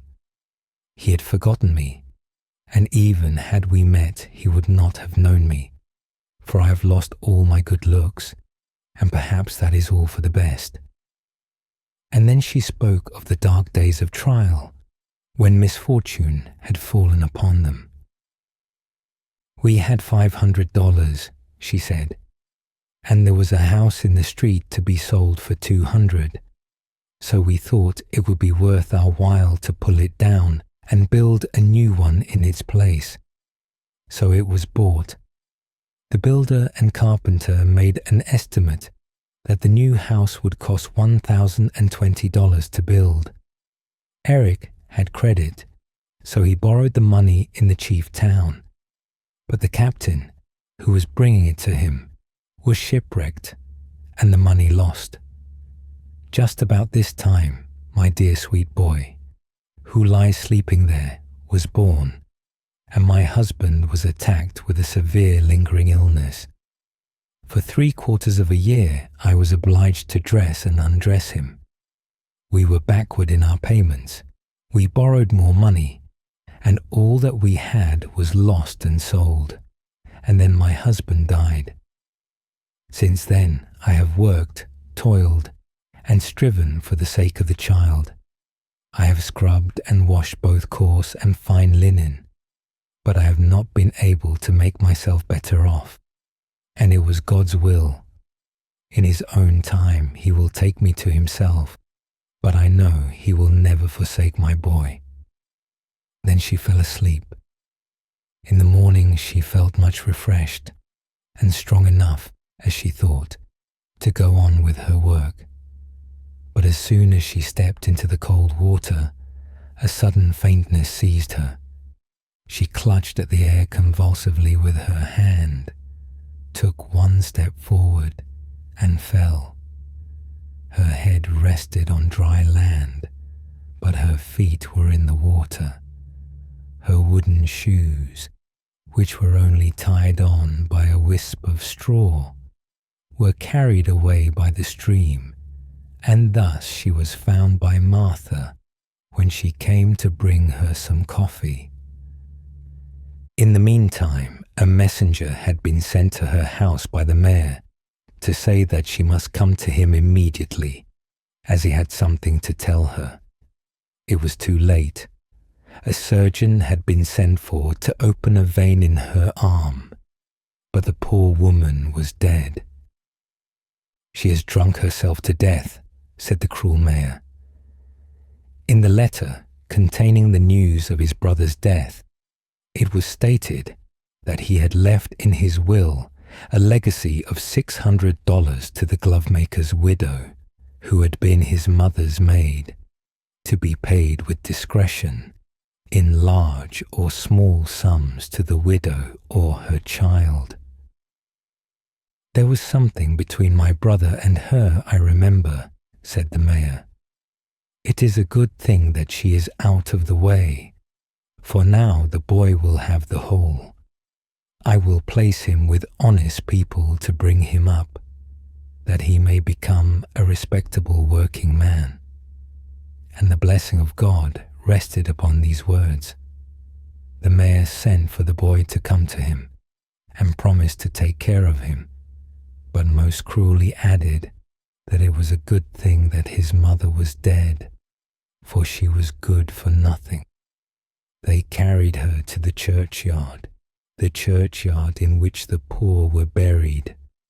Martha strewed sand on the grave and planted a rose tree upon it, and the boy stood by her side.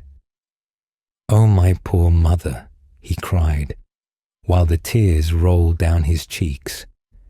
"Is it true what they say, that she was good for nothing?" "No, indeed, it is not true," replied the old servant, raising her eyes to heaven.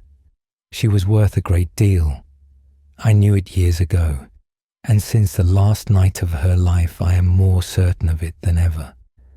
I say she was a good and worthy woman, and God, who is in heaven, knows I am speaking the truth, though the world may say, even now she was good for nothing." Something. "I mean to be somebody, and do something useful in the world," said the eldest of 5 brothers. "I don't care how humble my position is, so that I can only do some good, which will be something. I intend to be a brickmaker. Bricks are always wanted, and I shall be really doing something. "Your something is not enough for me," said the second brother. "What you talk of doing is nothing at all. It is journeyman's work, or might even be done by a machine. No, I should prefer to be a builder at once. There is something real in that. A man gains a position, he becomes a citizen, has his own sign, his own house of call for his workmen. So I shall be a builder. If all goes well, in time I shall become a master and have my own journeymen, and my wife will be treated as a master's wife. This is what I call something." "I call it all nothing," said the third. "Not in reality any position. There are many in a town far above a master builder in position. You may be an upright man, but even as a master you will only be ranked among common men. I know better what to do than that. I will be an architect, which will place me among those who possess riches and intellect, and who speculate in art. I shall certainly have a rise by my own endeavours from a bricklayer's labourer, or as a carpenter's apprentice, a lad wearing a paper cap, although I now wear a silk hat. I shall have to fetch beer and spirits for the journeymen, and they will call me thou, which will be an insult. I shall endure it, however, for I shall look upon it all as a mere representation, a masquerade, a mummery, which tomorrow, that is, when I myself as a journeyman shall have served my time, will vanish, and I shall go my way, and all that has passed will be nothing to me. Then I shall enter the academy and get instructed in drawing and be called an architect. I may even attain to rank and have something placed before or after my name, and I shall build as others have done before me. By this there will be always something to make me remembered, and is not that worth living for?" "Not in my opinion," said the fourth. "I will never follow the lead of others, and only imitate what they have done. I will be a genius and become greater than all of you together. I will create a new style of building and introduce a plan for erecting houses suitable to the climate, with material easily obtained in the country, and thus suit national feeling and the developments of the age, besides building a story for my own genius." "But supposing the climate and the material are not good for much," said the fifth brother, "that would be very unfortunate for you, and have an influence over your experiments. Nationality may assert itself until it becomes affectation, and the developments of a century may run wild, as youth often does. I see clearly that none of you will ever really be anything worth notice, however you may now fancy it. But do as you like. I shall not imitate you. I mean to keep clear of all these things, and criticize what you do. In every action something imperfect may be discovered, something not right, which I shall make it my business to find out and expose. That will be something, I fancy." And he kept his word, and became a critic. People said of this fifth brother, "There is something very precise about him. He has a good headpiece, but he does nothing." And on that very account, they thought, he must be something. Now you see, this is a little history which will never end. As long as the world exists, there will always be men like these 5 brothers. And what became of them? Were they each nothing or something? You shall hear, it is quite a history. The eldest brother, he who fabricated bricks, soon discovered that each brick, when finished, brought him in a small coin, if only a copper one, and many copper pieces, if placed one upon another, can be changed into a shining shilling. And at whatever door a person knocks, who has a number of these in his hands, whether it be the baker's, the butcher's, or the tailor's, the door flies open and he can get all he wants. So you see the value of bricks. Some of the bricks, however, crumbled to pieces or were broken, but the elder brother found a use for even these. On the high bank of earth, which formed a dike on the seacoast, a poor woman named Margaret wished to build herself a house.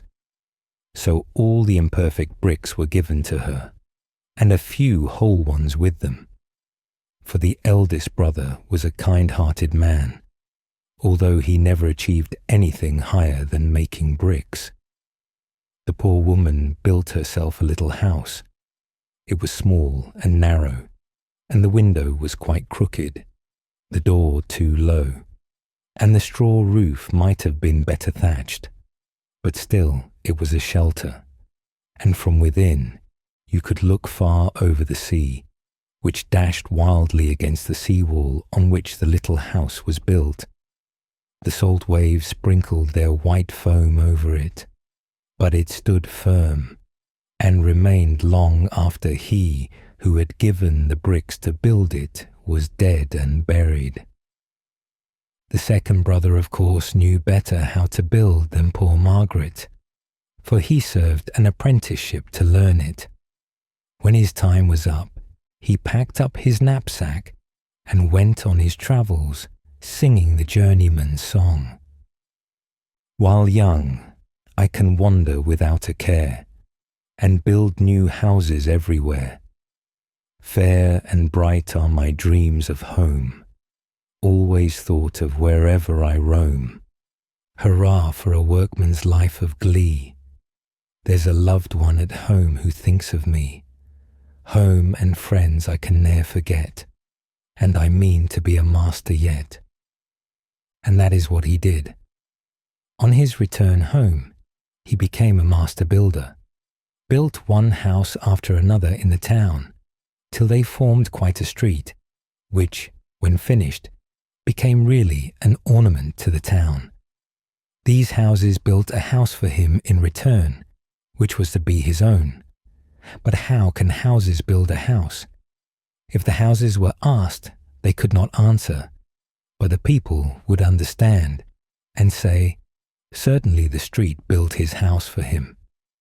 It was not very large, and the floor was of lime. But when he danced with his bride on the lime-covered floor, it was to him white and shining, and from every stone in the wall, flowers seemed to spring forth and decorate the room as with the richest tapestry. It was really a pretty house, and in it were a happy pair. The flag of the corporation fluttered before it, and the journeymen and apprentices shouted, "Hurrah!" He had gained his position, he had made himself something, and at last died, which was something too. Now we come to the architect, the third brother, who had been first a carpenter's apprentice, had worn a cap, and served as an errand boy, but afterwards went to the academy and risen to be an architect, a high and noble gentleman. Ah yes, the houses of the new street, which the brother who was a master builder erected, may have built his house for him, but the street received its name from the architect, and the handsomest house in the street became his property.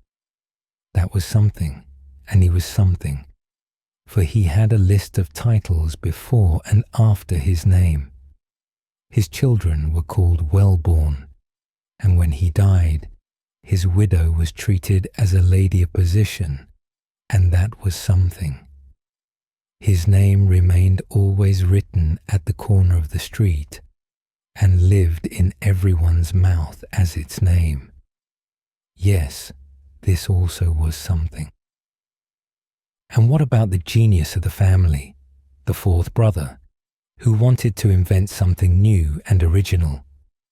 He tried to build a lofty story himself, but it fell to pieces, and he fell with it and broke his neck. However, he had a splendid funeral. with the city flags and music in the procession.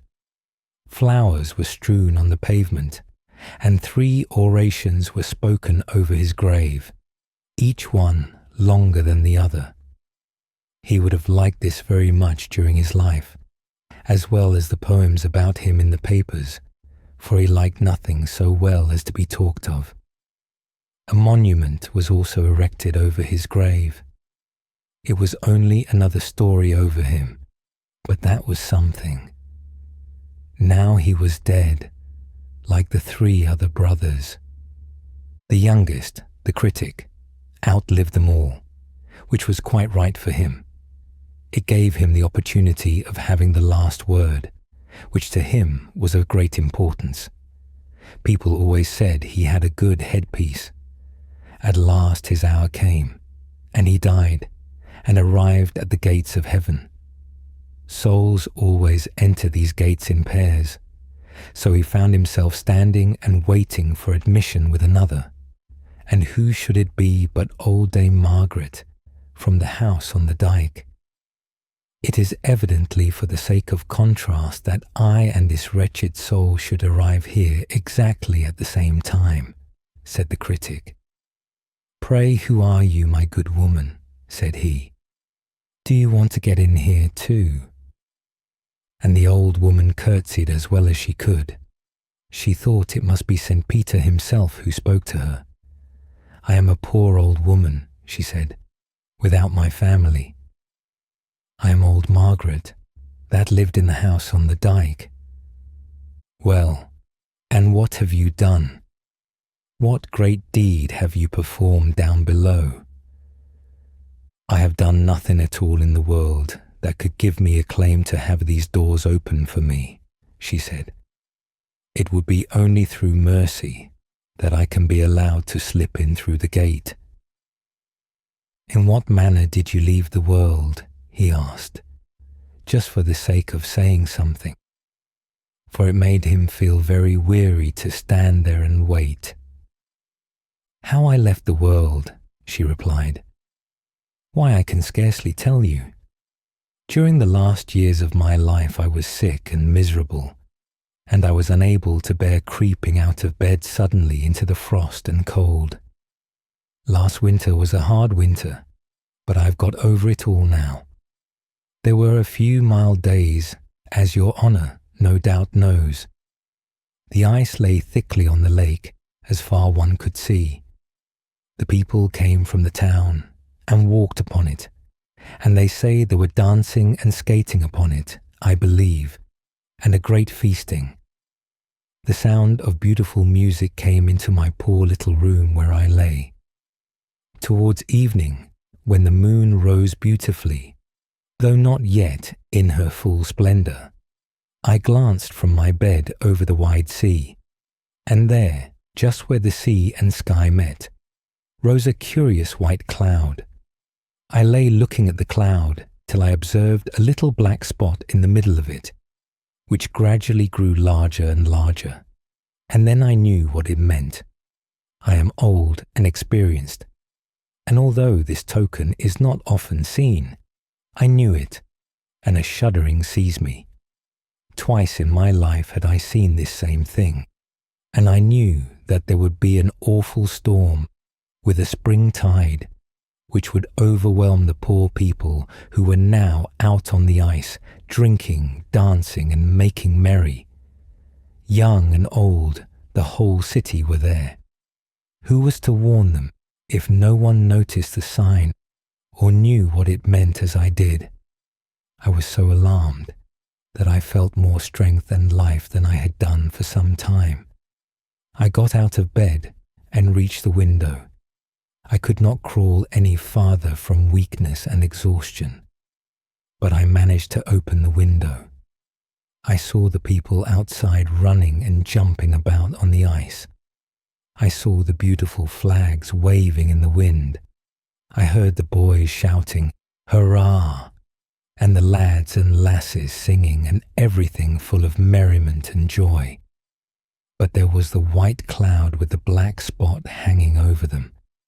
I cried out as loudly as I could, but no one heard me. I was too far off from the people. Soon would the storm burst, the ice break, and all who were on it be irretrievably lost. They could not hear me, and to go to them was quite out of my power. Oh, if I could only get them safe on land. Then came the thought, as if from heaven, that I would rather set fire to my bed and let the house be burned down than that so many people should perish miserably. I got a light, and in a few moments the red flames leaped up as a beacon to them. I escaped fortunately as far as the threshold of the door, but there I fell down and remained. I could go no farther. The flames rushed out towards me, flickered on the window, and rose high above the roof. The people on the ice became aware of the fire, and ran as fast as possible to help a poor sick woman, who, as they thought, was being burned to death. There was not one who did not run. I heard them coming, and I also at the same time was conscious of a rush of air and a sound like the roar of heavy artillery. The spring flood was lifting the ice covering, which brake into 1,000 pieces. But the people had reached the sea wall, where the sparks were flying round. I had saved them all, but I suppose I could not survive the cold and fright. So I came up here to the gates of paradise. I am told they are open to poor creatures such as I am, and I have now no house left on earth. But I do not think that will give me a claim to be admitted here. Then the gates were opened, and an angel led the old woman in. She had dropped one little straw out of her straw bed when she set it on fire to save the lives of so many. It had been changed into the purest gold, into gold that constantly grew and expanded into flowers and fruit of immortal beauty. "See," said the angel, pointing to the wonderful straw. "This is what the poor woman has brought. What dost thou bring? I know thou hast accomplished nothing, not even made a single brick. Even if thou couldst return, and at least produce so much very likely when made, the brick would be useless, unless done with a good will, which is always something. But thou canst not return to earth, and I can do nothing for thee." Then the poor soul, the old mother who had lived in the house on the dike, pleaded for him. She said, "His brother made all the stone and bricks, and sent them to me to build my poor little dwelling, which was a great deal to do for a poor woman like me. Could not all these bricks and pieces be as a wall of stone to prevail for him? It is an act of mercy. He is wanting it now, and here is the very fountain of mercy." "Then," said the angel, "thy brother, he who has been looked upon as the meanest of you all, he whose honest deeds to thee appeared so humble, it is he who has sent you this heavenly gift. Thou shalt not be turned away. Thou shalt have permission to stand without the gate and reflect and repent of thy life on earth. But thou shalt not be admitted here until thou hast performed one good deed of repentance, which will indeed for thee be something." I could have expressed that better, thought the critic, but he did not say it aloud, which for him was something after all. Soup from a sausage skewer. "We had such an excellent dinner yesterday," said an old mouse of the female sex to another who had not been present at the feast. I sat number 21 below the Mouse King, which was not a bad place. Shall I tell you what we had? Everything was first-rate. Mouldy bread, tallow candle, and sausage. And then, when we had finished that course, the same came on all over again. It was as good as 2 feasts. We were very sociable, and there was as much joking and fun as if we had been all of one family circle. Nothing was left but the sausage skewers, and this formed a subject of conversation, till at last it turned to the proverb, soup from sausage skins, or, as the people in the neighbouring country call it, soup from a sausage skewer.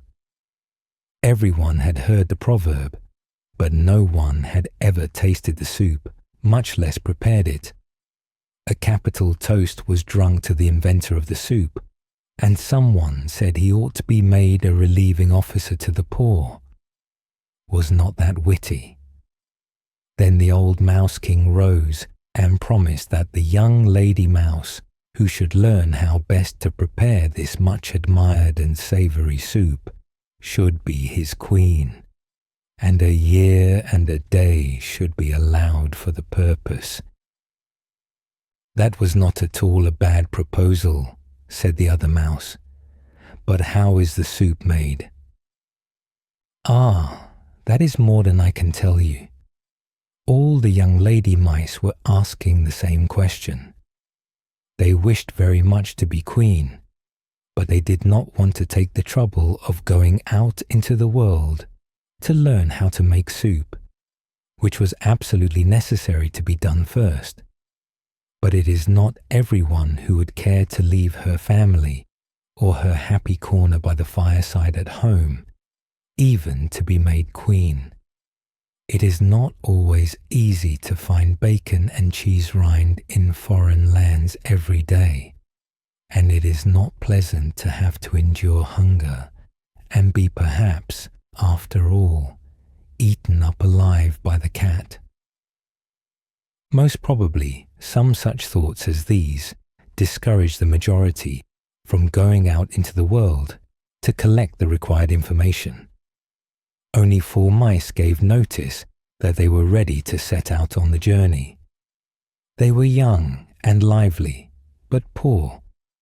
Each of them wished to visit one of the 4 divisions of the world, so that it might be seen which was the most favoured by fortune. Everyone took a sausage skewer as a traveller's staff, and to remind them of the object of their journey. They left home early in May, and none of them returned till the 1st of May in the following year, and then only 3 of them. Nothing was seen or heard of the 4th, although the day of decision was close at hand. Ah, yes, there is always some trouble mixed up with the greatest pleasure, said the Mouse King. But he gave orders that all the mice within a circle of many miles should be invited at once. They were to assemble in the kitchen, and the 3 travelled mice were to stand in a row before them, while a sausage skewer covered with crepe was to be stuck up instead of the missing mouse. No one dared to express an opinion until the king spoke, and desired one of them to go on with her story. And now we shall hear what she said, what the first little mouse saw and heard on her travels. When I first went out into the world, said the little mouse, I fancied, as so many of my age do, that I already knew everything, but it was not so. It takes years to acquire great knowledge. I went at once to sea in a ship bound for the north. I had been told that the ship's cook must know how to prepare every dish at sea, and it is easy enough to do that with plenty of sides of bacon and large tubs of salt meat and mouldy flour. There I found plenty of delicate food, but no opportunity for learning how to make soup from a sausage skewer. We sailed on for many days and nights. The ship rocked fearfully, and we did not escape without a wetting. As soon as we arrived at the port to which the ship was bound, I left it and went on shore at a place far towards the north. It is a wonderful thing to leave your own little corner at home, to hide yourself in a ship where there are sure to be some nice snug corners for shelter, then suddenly to find yourself thousands of miles away in a foreign land. I saw large pathless forests of pine and birch trees, which smelled so strong that I sneezed and thought of sausage. There were great lakes also, which looked as black as ink at a distance, but were quite clear when I came close to them. Large swans were floating upon them, and I thought at first they were only foam. They lay so still. But when I saw them walk and fly, I knew what they were directly. They belonged to the goose species. One can see that by their walk. No one can attempt to disguise family descent. I kept with my own kind, and associated with the forest and field mice, who, however, knew very little, especially about what I wanted to know, and which had actually made me travel abroad. The idea that soup could be made from a sausage skewer was to them such an out-of-the-way, unlikely thought, that it was repeated from one to another through the whole forest. They declared that the problem would never be solved, that the thing was an impossibility. How little I thought that in this place, on the very first night, I should be initiated into the manner of its preparation. It was the height of summer, which the mice told me was the reason that the forest smelt so strong, and that the herbs were so fragrant, and the lakes with the white swimming swans so dark, and yet so clear. On the margin of the wood, near to 3 or 4 houses, a pole as large as the mainmast of a ship had been erected, and from the summit hung wreaths of flowers and fluttering ribbons. It was the maypole. Lads and lasses danced round the pole and tried to outdo the violins of the musicians with their singing. They were as merry as ever at sunset and in the moonlight, but I took no part in the merrymaking. What has a little mouse to do with a maypole dance? I sat in the soft moss and held my sausage skewer tight. The moon threw its beams particularly on one spot where stood a tree covered with exceedingly fine moss. I may almost venture to say that it was as fine and soft as the fur of the mouse king, but it was green, which is a colour very agreeable to the eye. All at once I saw the most charming little people marching towards me. They did not reach higher than my knee. They looked like human beings, but were better proportioned, and they called themselves elves. Their clothes were very delicate and fine, for they were made of the leaves of flowers, trimmed with the wings of flies and gnats, which had not a bad effect. By their manner, it appeared as if they were seeking for something. I knew not what, till at last one of them espied me and came towards me, and the foremost pointed to my sausage skewer and said, "There, that is just what we want. See, it is pointed at the top. Is it not capital?" And the longer he looked at my pilgrim staff, the more delighted he became. "I will lend it to you," said I, "but not to keep." "Oh no, we won't keep it," they all cried. And then they seized the skewer, which I gave up to them, and danced with it to the spot where the delicate moss grew, and set it up in the middle of the green. They wanted a maypole, and the one they now had seemed cut out on purpose for them. Then they decorated it so beautifully that it was quite dazzling to look at. Little spiders spun golden threads around it, and then it was hung with fluttering veils and flags so delicately white that they glittered like snow in the moonshine. After that, they took colours from the butterfly's wing and sprinkled them over the white drapery, which gleamed as if covered with flowers and diamonds, so that I could not recognize my sausage skewer at all. Such a maypole had never been seen in all the world as this. Then came a great company of real elves. Nothing could be finer than their clothes, and they invited me to be present at the feast. But I was to keep at a certain distance, because I was too large for them. Then commenced such music that it sounded like 1,000 glass bells, and was so full and strong that I thought it must be the song of the swans. I fancied also that I heard the voices of the cuckoo and the blackbird, and it seemed at last as if the whole forest sent forth glorious melodies, the voices of children, the tinkling of bells, and the songs of the birds. And all this wonderful melody came from the elfin maypole. My sausage peg was a complete peal of bells. I could scarcely believe that so much could have been produced from it, till I remembered into what hands it had fallen.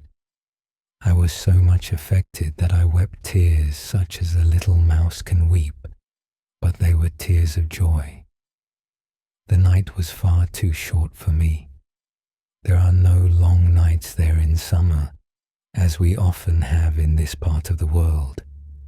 When the morning dawned and the gentle breeze rippled the glassy mirror of the forest lake, all the delicate veils and flags fluttered away into thin air.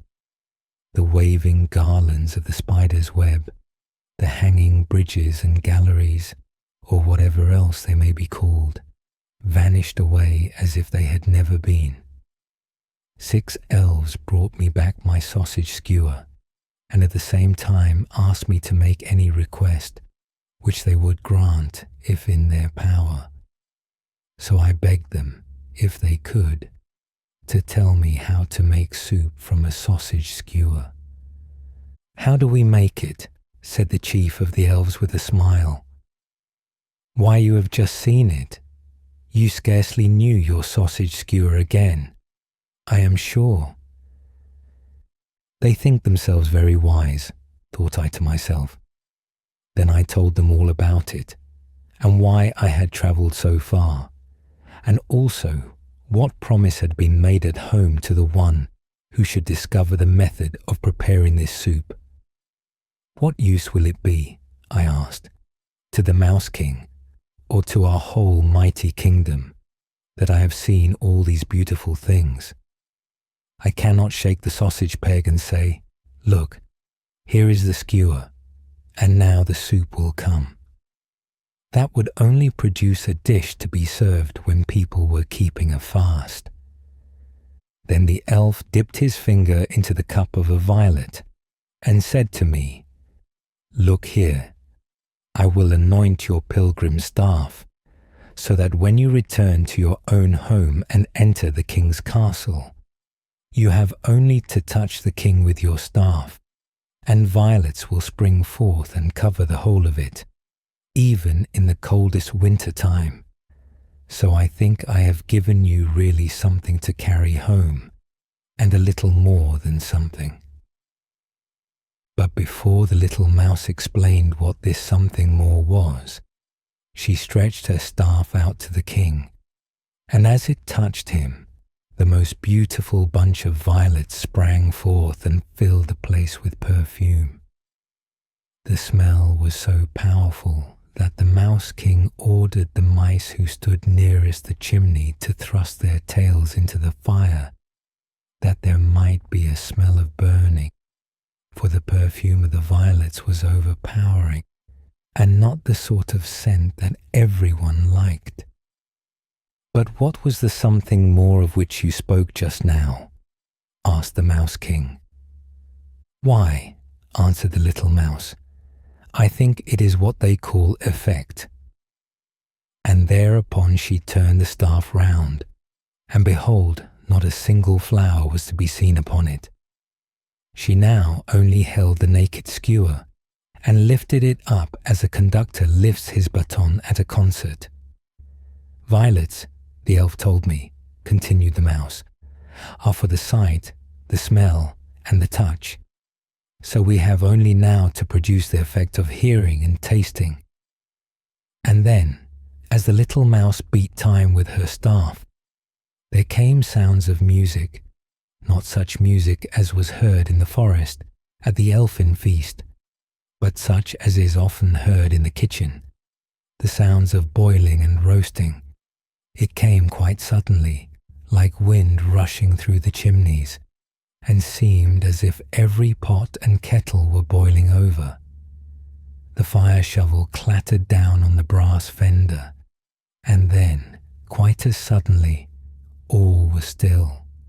Nothing could be heard but the light, vapoury song of the tea kettle, which was quite wonderful to hear, for no one could rightly distinguish whether the kettle was just beginning to boil or going to stop. And the little pot steamed, and the great pot simmered, but without any regard for each. Indeed, there seemed no sense in the pots at all. And as the little mouse waved her baton still more wildly, the pots foamed and threw up bubbles and boiled over, while again the wind roared and whistled through the chimney. And at last there was such a terrible hubbub that the little mouse let her stick fall. "That is a strange sort of soup," said the Mouse King. "Shall we not now hear about the preparation?" "That is all," answered the little mouse with a bow. "That all," said the Mouse King. "Then we shall be glad to hear what information the next may have to give us," what the second mouse had to tell. "I was born in the library, at a castle," said the second mouse. "Very few members of our family ever had the good fortune to get into the dining room, much less the storeroom. On my journey, and here today, are the only times I have ever seen a kitchen. We were often obliged to suffer hunger in the library, but then we gained a great deal of knowledge. The rumour reached us of the royal prize offered to those who should be able to make soup from a sausage skewer. Then my old grandmother sought out a manuscript which, however, she could not read, but had heard it read, and in it was written, 'Those who are poets can make soup of sausage skewers.' She then asked me if I was a poet. I felt myself quite innocent of any such pretensions.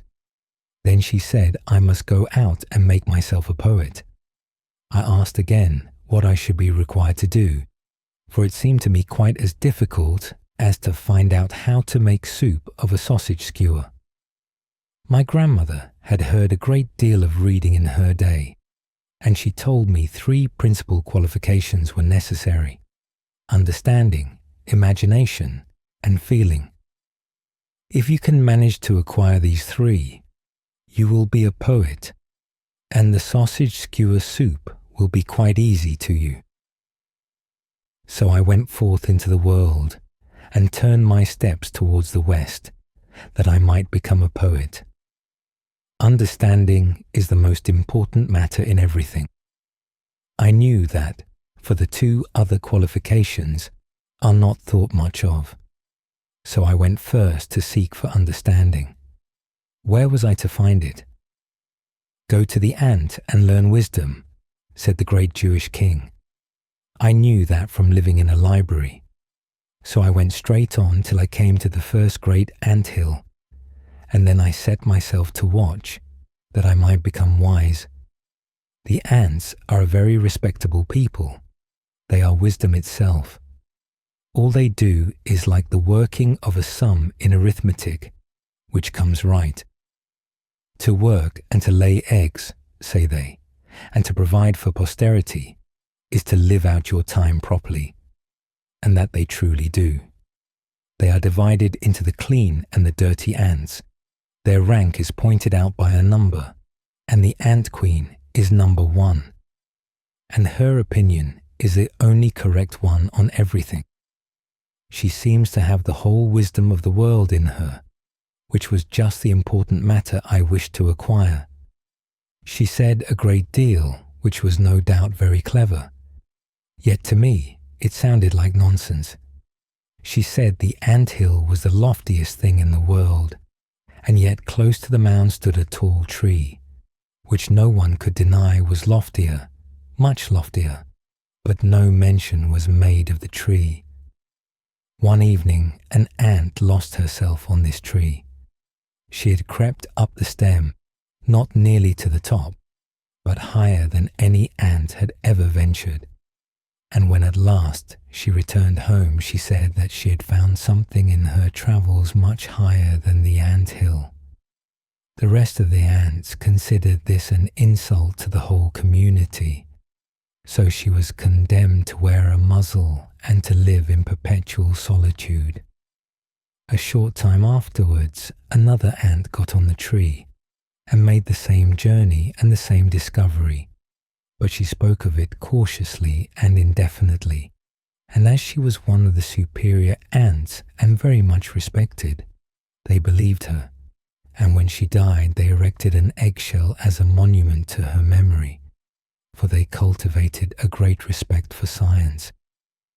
I saw, said the little mouse, that the ants were always running to and fro with her burdens on their backs. Once I saw one of them drop her load. She gave herself a great deal of trouble in trying to raise it again, but she could not succeed. Then two others came up and tried with all their strength to help her, till they nearly dropped their own burdens in doing so. Then they were obliged to stop for a moment in their help, for everyone must think of himself first. And the ant queen remarked that their conduct that day showed that they possessed kind hearts and good understanding. These two qualities, she continued, place us ants in the highest degree above all other reasonable beings. Understanding must therefore be seen among us in the most prominent manner, and my wisdom is greater than all. And so saying, she raised herself on her two hind legs, that no one else might be mistaken for her. I could not therefore make an error, so I ate her up. We are to go to the ants to learn wisdom, and I had got the queen. I now turned and went nearer to the lofty tree already mentioned, which was an oak. It had a tall trunk with a wide-spreading top, and was very old. I knew that a living being dwelt here, a dryad as she is called, who is born with the tree and dies with it. I had heard this in the library, and here was just such a tree, and in it an oak maiden. She uttered a terrible scream when she caught sight of me so near to her. Like many women, she was very much afraid of mice, and she had more real cause for fear than they have, for I might have gnawed through the tree on which her life depended. I spoke to her in a kind and friendly manner, and begged her to take courage. At last she took me up in her delicate hand, and then I told her what had brought me out into the world, and she promised me that perhaps on that very evening she should be able to obtain for me one of the two treasures for which I was seeking. She told me that Phantasus was her very dear friend, that he was as beautiful as the god of love, that he remained often for many hours with her under the leafy boughs of the tree, which then rustled and waved more than ever over them both. He called her his dryad, she said, and the tree his tree, for the grand old oak, with its gnarled trunk, was just to his taste. The root spreading deep into the earth, the top rising high in the fresh air, knew the value of the drifted snow, the keen wind, and the warm sunshine, as it ought to be known. Yes, continued the dryad, the birds sing up above in the branches, and talk to each other about the beautiful fields they have visited in foreign lands, and on one of the withered boughs a stork has built his nest. It is beautifully arranged, and besides, it is pleasant to hear a little about the land of the pyramids. All this pleases Phantasus, but it is not enough for him. I am obliged to relate to him of my life in the woods, and to go back to my childhood, when I was little, and the tree so small and delicate that a stinging nettle could overshadow it, and I have to tell everything that has happened since then, till now that the tree is so large and strong.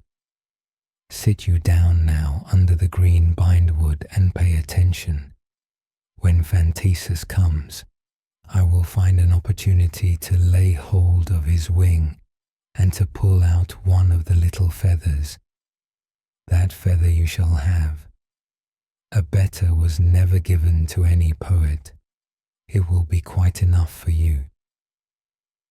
And when Phantasus came, the feather was plucked, and, said the little mouse, I seized and put it in water, and kept it there till it was quite soft. It was very heavy and indigestible, but I managed to nibble it up at last.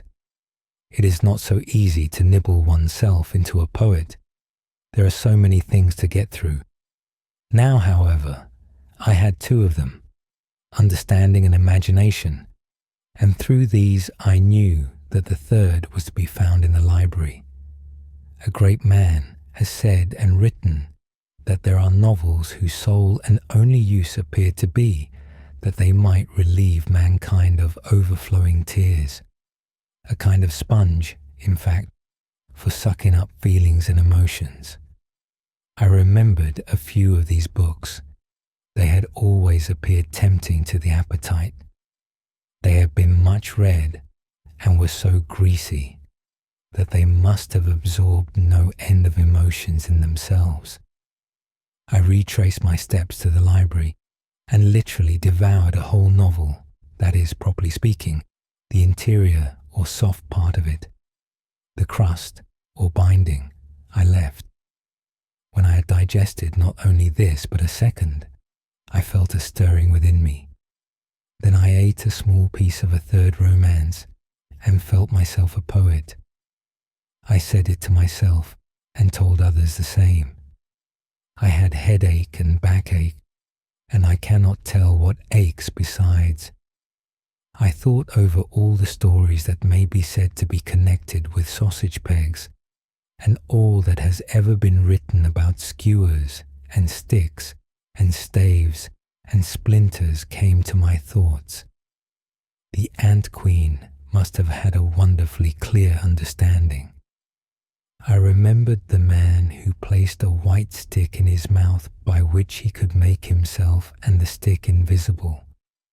I thought of sticks as hobby horses, staves of music or rhyme, of breaking a stick over a man's back, and heaven knows how many more phrases of the same sort relating to sticks, staves, and skewers.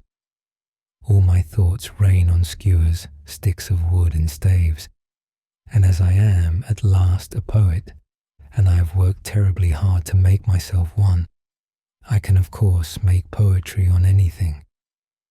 I shall therefore be able to wait upon you every day in the week with a poetical history of a skewer, and that is my soup.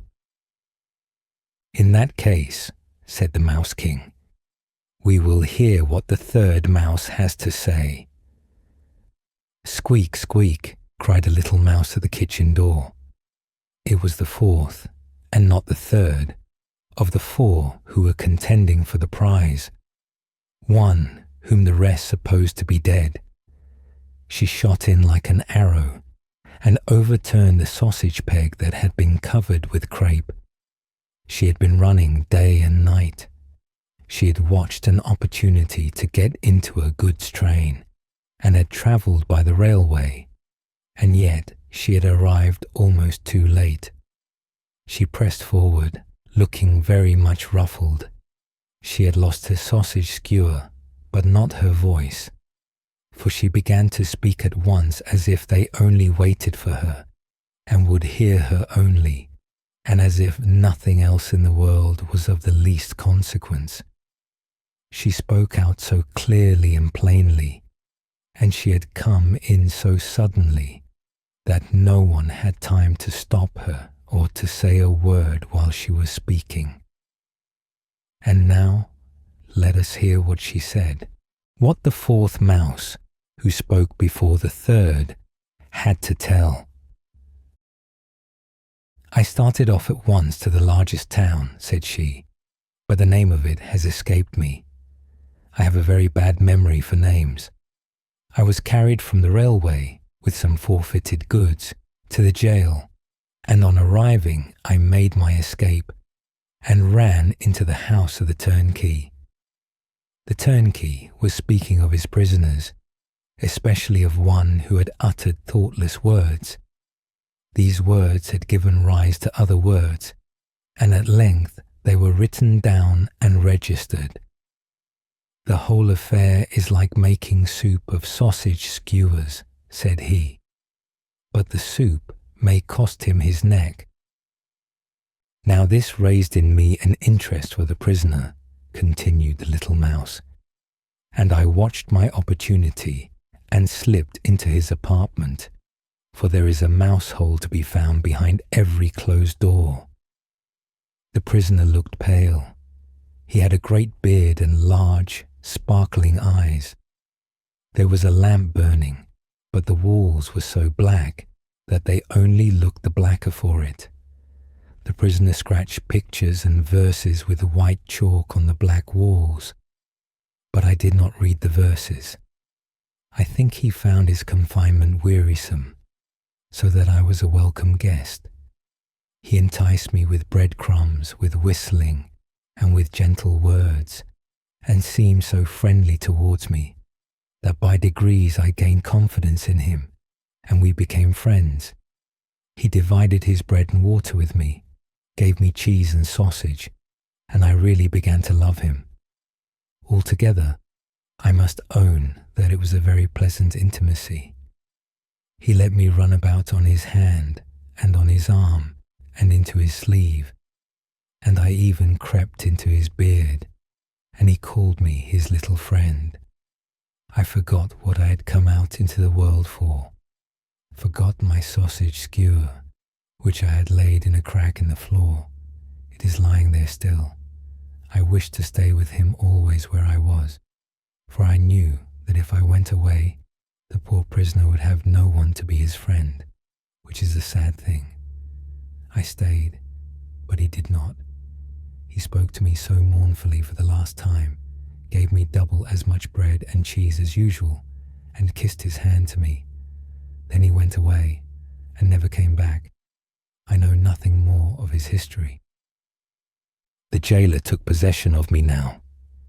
He said something about soup from a sausage skewer, but I could not trust him. He took me in his hand, certainly, but it was to place me in a cage like a treadmill. Oh, how dreadful it was! I had to run round and round without getting any farther in advance, and only to make everybody laugh. The jailer's granddaughter was a charming little thing. She had curly hair like the brightest gold, merry eyes, and such a smiling mouth. "You poor little mouse," said she, one day as she peeped into my cage, "I will set you free." She then drew forth the iron fastening, and I sprang out on the window sill, and from thence to the roof. Free, free. That was all I could think of, not of the object of my journey. It grew dark, and as night was coming on, I found a lodging in an old tower, where dwelt a watchman and an owl. I had no confidence in either of them, least of all in the owl, which is like a cat, and has a great failing, for she eats mice. One may, however, be mistaken sometimes, and so was I, for this was a respectable and well-educated old owl, who knew more than the watchman, and even as much as I did myself. The young owls made a great fuss about everything, but the only rough words she would say to them were, "You had better go and make some soup from sausage skewers." She was very indulgent and loving to her children. Her conduct gave me such confidence in her that from the crack where I sat I called out "Squeak." This confidence of mine pleased her so much that she assured me she would take me under her own protection, and that not a creature should do me harm. The fact was, she wickedly meant to keep me in reserve for her own eating in winter, when food would be scarce. Yet she was a very clever lady owl. She explained to me that the watchman could only hoot with the horn that hung loose at his side, and then she said he is so terribly proud of it that he imagines himself an owl in the tower, wants to do great things, but only succeeds in small, all soup on a sausage skewer. Then I begged the owl to give me the recipe for this soup. Soup from a sausage skewer, said she, is only a proverb amongst mankind, and may be understood in many ways. Each believes his own way the best, and after all, the proverb signifies nothing. Nothing, I exclaimed. I was quite struck. Truth is not always agreeable, but truth is above everything else, as the old owl said.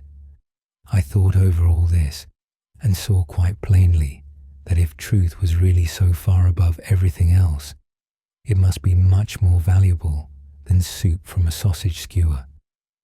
So I hastened to get away, that I might be home in time, and bring what was highest and best, and above everything, namely, the truth. The mice are an enlightened people, and the Mouse King is above them all. He is therefore capable of making me queen for the sake of truth. Your truth is a falsehood, said the mouse, who had not yet spoken. I can prepare the soup, and I mean to do so, how it was prepared. I did not travel, said the third mouse. I stayed in this country. That was the right way. One gains nothing by travelling. Everything can be acquired here quite as easily. So I stayed at home. I have not obtained what I know from supernatural beings. I have neither swallowed it, nor learnt it from conversing with owls. I have got it all from my reflections and thoughts. Will you now set the kettle on the fire? So? Now pour the water in, quite full, up to the brim. Place it on the fire. Make up a good blaze. Keep it burning, that the water may boil. It must boil over and over. There now I throw in the skewer. Will the Mouse King be pleased now to dip his tail into the boiling water and stir it round with the tail? The longer the king stirs it, the stronger the soup will become. Nothing more is necessary, only to stir it. Can no one else do this? Asked the king. No, said the mouse. Only in the tail of the Mouse King is this power contained. And the water boiled and bubbled, as the Mouse King stood close beside the kettle. It seemed rather a dangerous performance, but he turned round and put out his tail, as mice do in a dairy, when they wish to skim the cream from a pan of milk with their tails and afterwards lick it off. But the Mouse King's tail had only just touched the hot steam, when he sprang away from the chimney in a great hurry, exclaiming, "Oh, certainly, by all means, you must be my queen, and we will let the soup question rest till our golden wedding, 50 years hence, so that the poor in my kingdom, who are then to have plenty of food, will have something to look forward to for a long time, with great joy." And very soon the wedding took place. But many of the mice, as they were returning home, said that the soup could not be properly called soup from a sausage skewer, but soup from a mouse's tail. They acknowledged also that some of the stories were very well told, but that the whole could have been managed differently. I should have told it so, and so, and so. These were the critics who are always so clever afterwards. When this story was circulated all over the world, The opinions upon it were divided, but the story remained the same. And after all, the best way in everything you undertake, great as well as small, is to expect no thanks for anything you may do, even when it refers to soup from a sausage skewer.